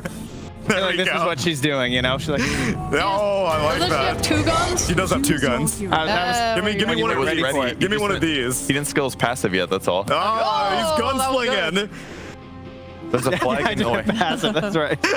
Oh, and with this last hero, the ABBA for 3-3. As whoa, what? There you go. Yeah, that's right. Barriers. Barriers. That's a mid Legion commander and an off lane Abaddon. Sure. Thank you, Muerta. Yeah, You did no a great job. So I guess they wanted Abaddon, good against Batrider and stuff. Yeah. Thank you for your expert analysis. But why offlane Abba? Nobody's really picking the hero. Now we have a Crimson Except for Guard his flyer. carry. The That's Legion right. was a bait the whole time. Is he going back into auras? Maybe. It's an aura Abba. We don't really see it. It's basically all radiance right clicker. It's good, but Double dispel versus bat's pretty cool. I already said And that eggs. part. I'm sorry, I was busy dancing. It's a very I apologize. 7.32 analysis. What are the new sexy 7.3? Is he a harpooner? I love the harpoon. You know, Kevin. No, that's not it. That's not an offlane He's item. a harpooner. It must be. That must be what it is. Harpoon's half meme, bro. What about the Pavis? The phylactery. It's okay. Pavis D's nuts, right? Oh my. You mean block? You want me to damage block? You know, Race Pact removed from the game, but Yeah. last night, if you go in the IM tab, it's still there. I saw the learn. Yeah. It says removed from game. 7-3-3 removed from the game. So go pour one out for the Race Pact. So support Spirit Breaker. Okay. I'm down. And 5 Bounty Hunter. I mean, they can probably kill Saberlight, actually. If you get Invis Bounty Hunter to stun the Enigma while you move forward with the TB with meta on, shoot the thingies at him. Yeah. Can we please get another Muerta demonstration from you, Trent? What? What? You're doing a great job. You're. Parting shot for one last time this series, ladies and gentlemen, the Weekend Pandas. Prepare for battle.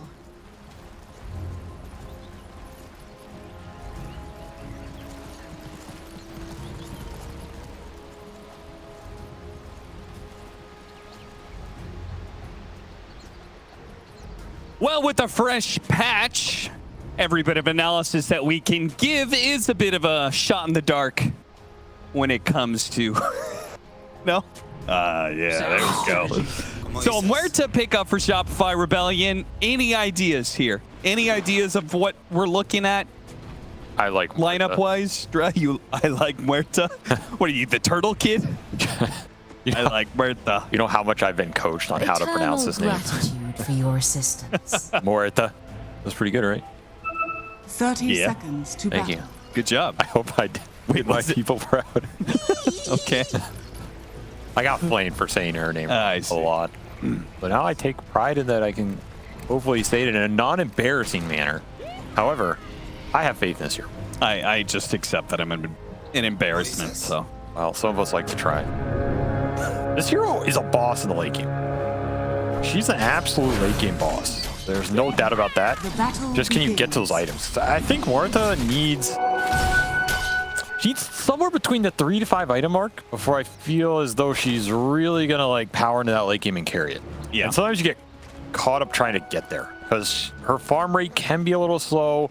Sometimes those early to mid game fights are not that good for you. Her spells can sometimes be hard to land or get a lot of value out of. But if you do manage to land them all and you get to like that 3 to 5 item zone, I think Martha can definitely carry this game. I think she can do really well versus Terrorblade in ignoring all that armor. So I'm looking forward to see what our Torque can do on this hero. And I'm kind of curious with all the damage block coming out from Tundra.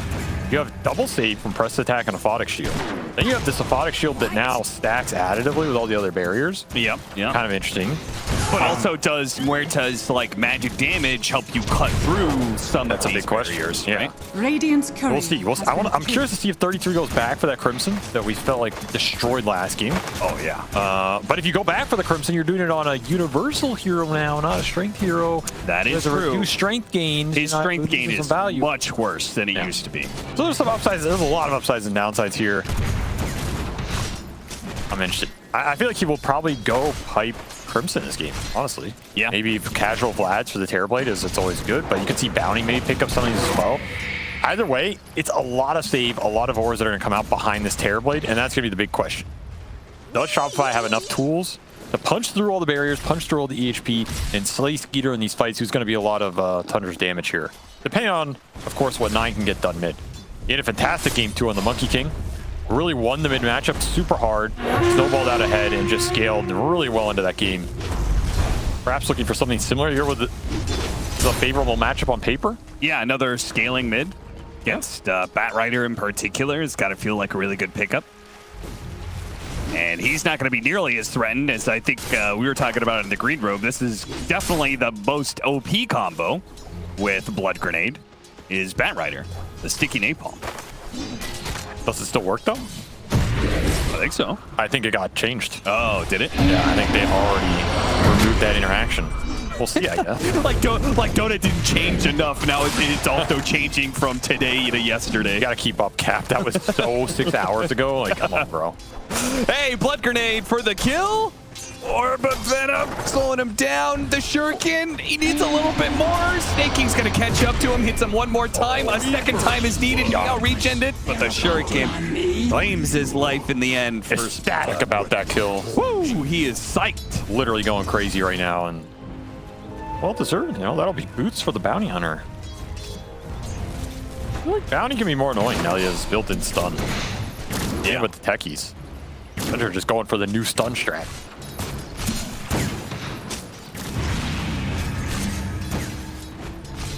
I mean, is it a built-in stun if you just took it from one ability and put it onto another? Yes, because now you don't have to build it. It's already built in. It's the deluxe package. But you're gonna go that other ability anyway. So, yeah, get it for free. Isn't this still worse? How's it worse? Because now your stun is melee form instead of ranged. But it's a better stun. Is it that much better? Than the Shuriken one? Yeah. I don't know. Wasn't Shuriken like... I feel like Shuriken was not nearly as long. I mean, the stun off the shard was comparable, but then you have to build shard. Now you just get it for free. Oh, okay. This makes the Shuriken build worse, but the thing is, I don't think anybody was really going the Shuriken build. Sure. So I feel like the hero just got buffed. Because the better way to play him in terms of being tanky, going in with Shadow Walk, scaling off some auras just became nicer. Crit already looking for... Bro, why you gotta use the gate? You're a Spear Breaker. You are the gate, brother. I'm just waiting for one time where he's charging a hero and that hero goes through the gate and then he has to charge across the map. That's true. You could just keep going through the gates. He just keeps on going back and forth. Him and Roshan. You just keep going back and forth. Well, lanes seem to be going pretty well for Tundra. I mean, after they got that demolishing in game 1, he seemed to put a lot more emphasis on strong lanes, at least lanes that can't really be ruined. Is under attack. Another charge. If they get enough bashes here, Malefice, keep him inside the sentry range. Oh, I had to use the dust for it, but does get the kill. Very happy about that. Getting some extra XP towards your roamer. Always gonna be nice for a crit. I bet he's enjoying this patch. You get a lot more early XP out of these kills. He's already level 4. I don't think he would have been here last patch. 2-0. 1 CS, but level 4. It's gotta feel good. It's funny, I've been feeling underleveled since the tome being taken away. Maybe that's my problem. Just not killing enough. You issue. That is exactly what I... Thank you for listening. You're welcome. What's going on mid? We're almost at level 6s. 9 is definitely ahead in the XP department here, and definitely ahead in the CS department. 32 and 11. The 21 and 1 of Mikey. So he's getting out denied there. Might be able to open up a dual potential off a EP, I guess. Tundra want to commit for that type of go. Depends how much they want to play these side lanes. Try and get some gank action happening as they bring Aramis bottom. I love the discussion. Is it going to be Pipe? Is it going to be Crimson Guard? Maybe it's even Guardian Grease. No, it's Meteor Hammer. Meteor Hammer is the gateway to all of those wars. True. Gonna fear him back into the ghost, and nice little pickup. Good catch. Need to get that punishment. Don't forget the Lotus. 6:10 here on the timer, which means 50 seconds for XP runes. You gotta know Snake King's thing about that one. Oh, for sure. Snuck around the bridge. Find Saberlight in the back here.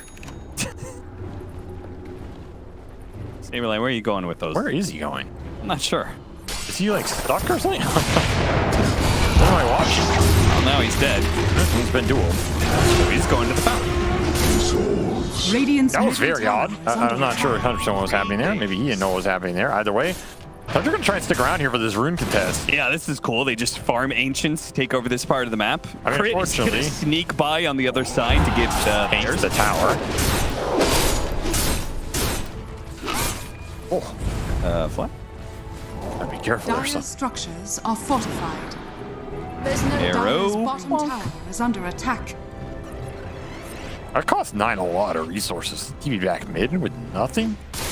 Gotta be careful you don't just feed some bad kill here. Nonetheless, both those roamers will pick up those XP runes. There's your tome. They can continue to put it to use here. Pretty quiet side lanes compared to the first 2 games, I would say. Not a lot of gate usage this game.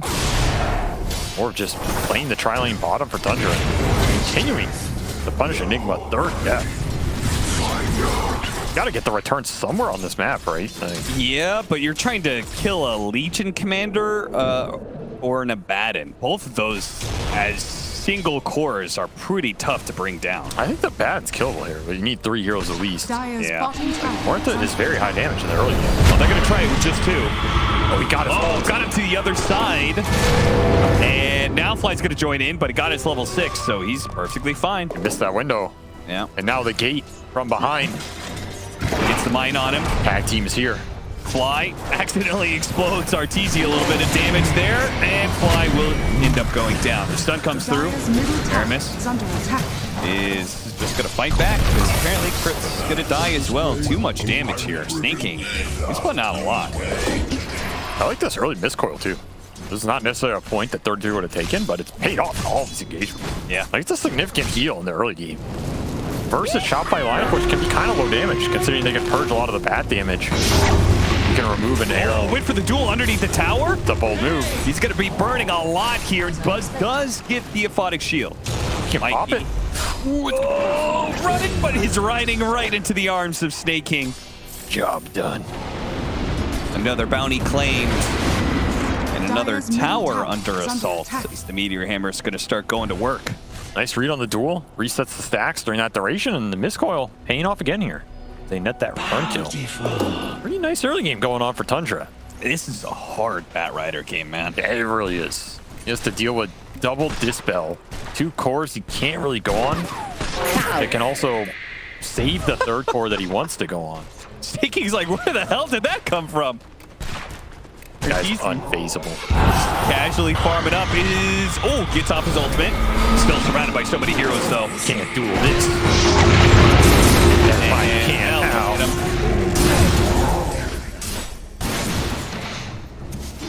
Now it seems like Shopify are the ones who are having a hard time keeping up with the pace of the game. Radiant structures. Feels like their support duo can't output enough pressure anywhere on the map right now. Yeah. Like, the bounty techies have just been dual roaming, ganking these lanes. They have to damage the disable between the two little mini stuns to pick up these kills, whereas Crit and Fly, what are you thinking off of, right? Their cores aren't that good for setting up the engagements themselves. Meanwhile, your supports are pretty low damage.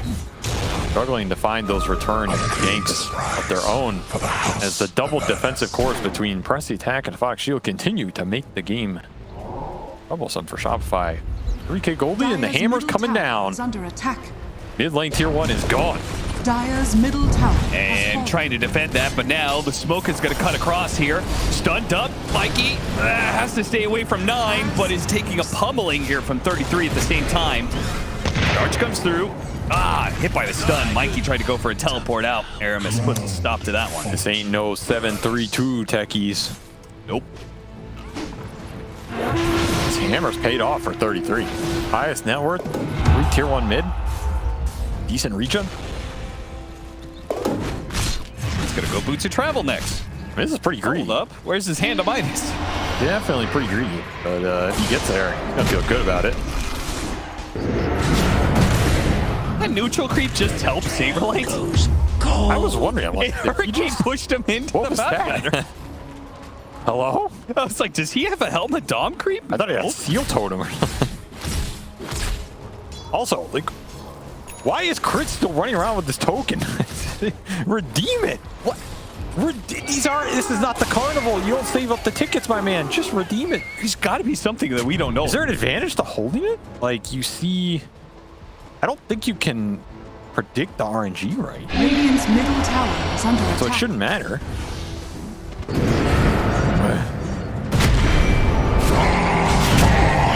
I mean, the weird part is he opened up his tier 2, so... Radiant's bottom tower is under attack.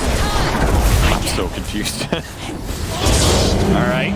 Oh, the black hole catches the techies as well. He was going to slam down. But do they have the damage? They're still limited on the damage. Saberlight is going to die, but maybe they can still run him down. The charge comes through. Skeeter does not have a thunder, but he does have the Euphonic Shield. Pulled back in after the Euphonic Shield. Gets the kill. 33. He's going to heal up after the Fire and Flames are put. Crit. Hiding away. Oh, charge mana. Mana. Oh, we had it for a second there, but couldn't get it off in time. Maybe the cast animation. He gets to keep his token. Still, that's a great fight for Shopify. Finally, they get some of that damage that they were lacking to the black hole through the lasso, using all of these ults. Get that big Skeeter core kill, and not losing too much pressure on the other side of the map in the meantime. Arteezy got to stay up here the entire duration of that. Farming on Morta, taking some watchers over, keeping his tower alive because 33 felt forced to join this fight bottom. Will get bots flown out here, help him in the map mobility department. If anybody knows why Crit is holding on to his token, feel free to at us, at SVG Dota, at Cactus, at ESL. There has to be a reason. He's done this. Any of the talent in the green room, though, feel free to drop a line at WhatsApp because I need to know. As far as I'm aware, there is no downside to just instantly redeeming.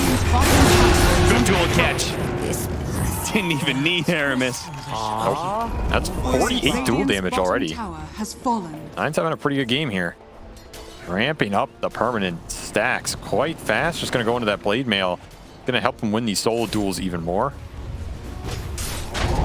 I'm feeling pretty good about his game trajectory here. This is a scary hero to go late game against if you have so much early damage. Because the map threat just closes you out really fast. Cool is not a long cooldown ult. Nope. Really is not. So if you can get some map control going off the gates, pressure, like keep both lanes or both side lanes controlled here for Tundra off the dual threat, then where do you go if you're Shopify? Radiant's bottom tower is under attack. Creeps together for the meteor. Oh, it's okay though.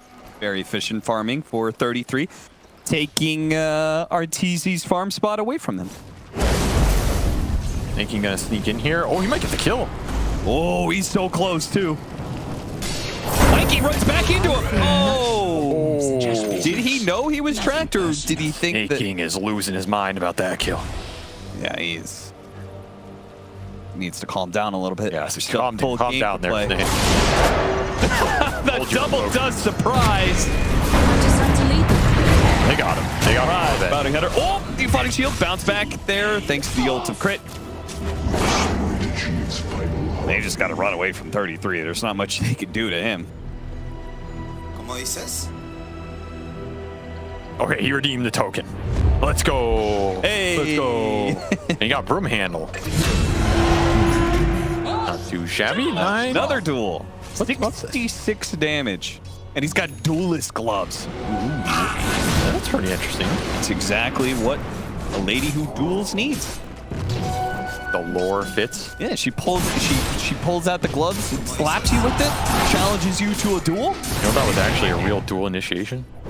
You lay down the glove, that's where that came from. That's why I... The more you know. You should be lucky I'm here to educate you, Cap. I hate you so much. What would you do if I weren't here? You're welcome. This sneaking is being such a nuisance. Dust? Piggy away. Straight into an arrow. I used to be a bounty hunter, but I took an arrow to the knee. Nice stealing some ancients over here. While some weird fights going on. TC trying to hold his tower up. And a little bit surprised. Nine actually leaves that ancient. He's just like getting a little low, feeling like he might get caught. TC's pinging it right now. What the hell is doing these, man? Yeah. Thanks for the help, boys.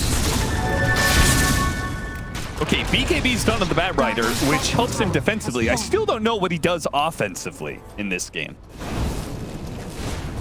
Good question. I mean, the same things you always do, right? Napalm him up, lasso him in. And then have a fighting shield to interrupt all that? You gotta lasso him really far in.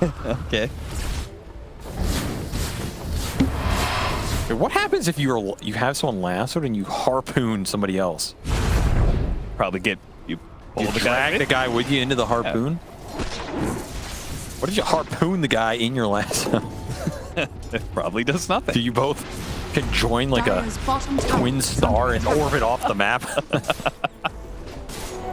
It just starts spinning, just faster and faster and faster. Flies into the air. Like this charge.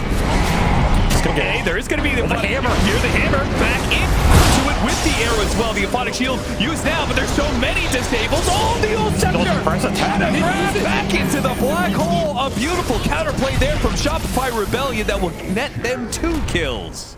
Snaking gonna try and find crit on the backside. Did not have the shuriken. He's out. Nice fight from Shopify again, finding big heroes with a black hole that is not necessarily the easiest black hole to use this game. And you don't have BKB or anything. Whose shields was that? Fly. Nice reaction, Fly. Fly impression. Yeah, that's... Thanks, Cap. There we go. That's a little closer. Look at 33's just sitting there like, I don't know when to Aphotic Shield here. I mean, he wanted to bait him in a bit more and get some stacks up before he did it. Yeah. And 9 does live here. The thing is, 9 had a press attack, or he had a press here, just didn't get it off. Black hole too fast. Aramis gets caught on that leap.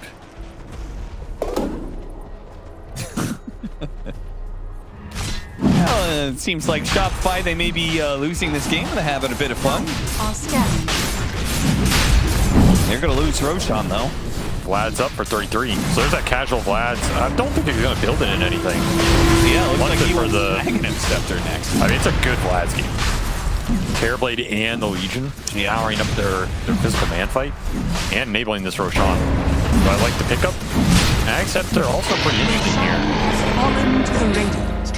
here. Nobody on their team is going to get pipe, huh? I thought that would have been super effective. That's what I was thinking. Where's going to get it, but there's still some options. Snake you could go back for it if he gets farmed enough. Sure, yeah. And we are getting Greaves on Aramis. So some of those auras are being split around Tundra as usual.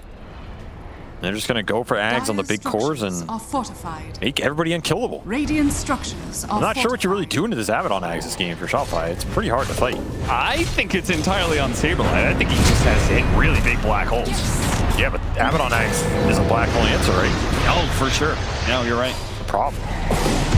Trying to get the punish. He was really far up. Yeah. And that's where that Yule Scepter is really nice. Just stall out. Borrow time.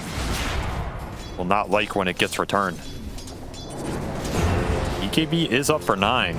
Maybe you can start looking a bit more for some duels. This game did quiet down a bit in the last 5 or so minutes here. Do you think that's good for Shopify?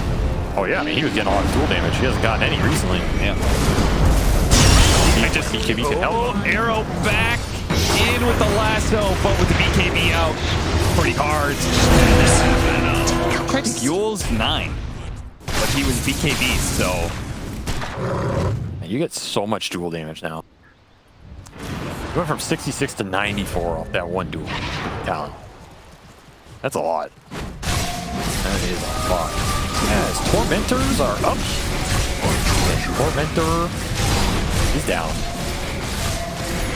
So I believe it reflects back the damage that you do, so these, like, high armor, physical damage heroes are able to do it pretty easily. But I feel like that's why like magic damage is sometimes a problem for these heroes. Why also it's going to be a little bit harder for Shopify to do theirs. They'll have to bring all their heroes. Let's see how this works out.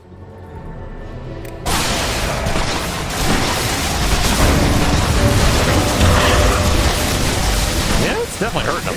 Yeah. Do nicely. Not nearly as clean here for the Morta as the Terrorblade. Oh, there we go. Hey, this got a buff too. Planar Pocket went from 25 magic resistance to 75. And I don't know why they decided to buff it up so much, but it needed it. It's because no one could ever catch anything with it. Oh, that's true. The dual catch, the perfect hero, Muerta. Dies already. Shopify Rebellion losing their carry. Now Fly actually putting himself in the trees. He's dead. No more leap charges. Scotty Terrorblade with all the buffs behind him. May as well poke high ground here. Yeah, go.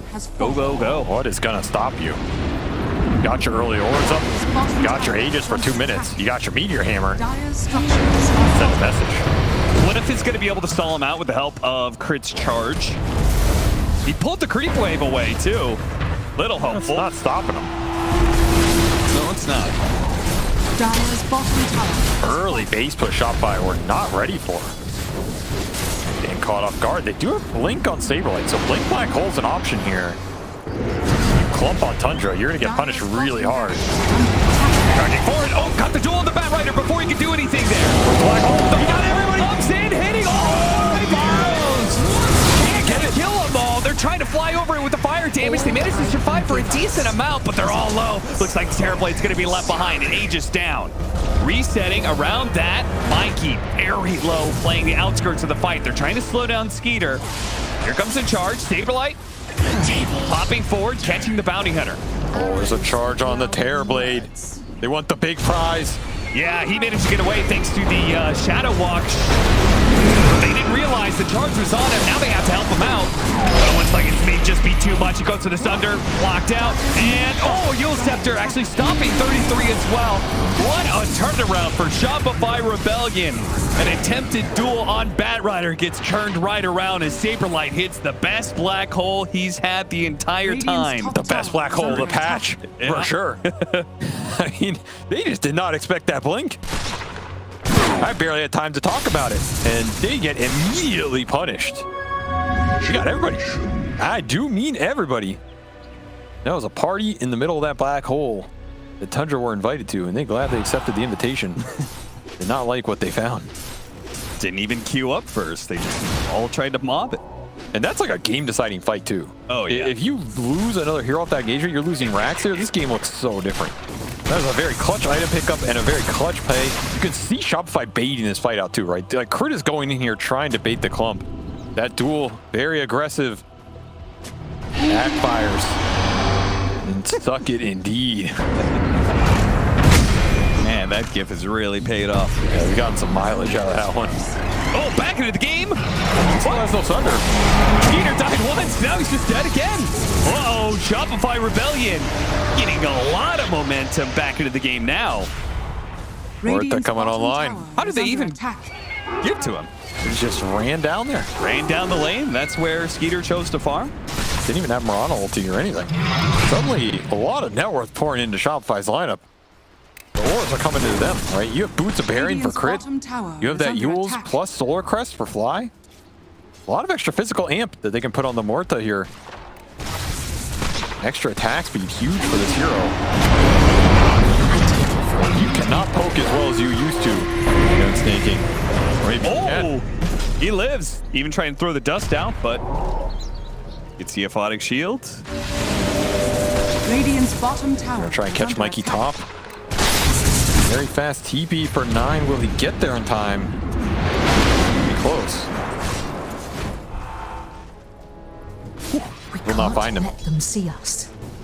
Now he's getting charged. Shopify want to turn this around. Oh, Invis on Invis. On Invis. Put it back. Gonna be grouped up here. Gotta be careful of RTZ's double shots. A.K.A, that's gonna protect against a lot of the damage, but not enough. Radiant's courier has been Beautiful killed. chain stun. And really nice turnaround. Just abusing Spear Breaker to help them play these side lanes right now.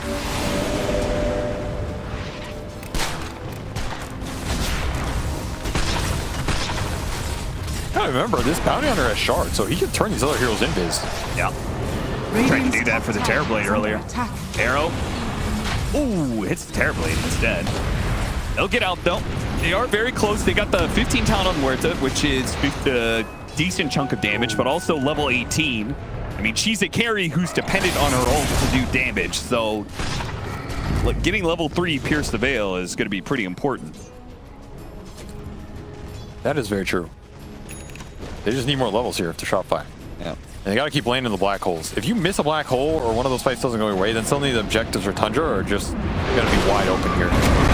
Acting like they don't have vision on Snake King, but they did. They were charging him the whole time, watching him get closer and closer. Don't worry, Sagan. Tundra are just getting caught on the map right now. Not of an answer for this group up right now with Gem on top of crit. Radiant's top tower. That's a big deal. Radiant's Why gonna purchase it for him?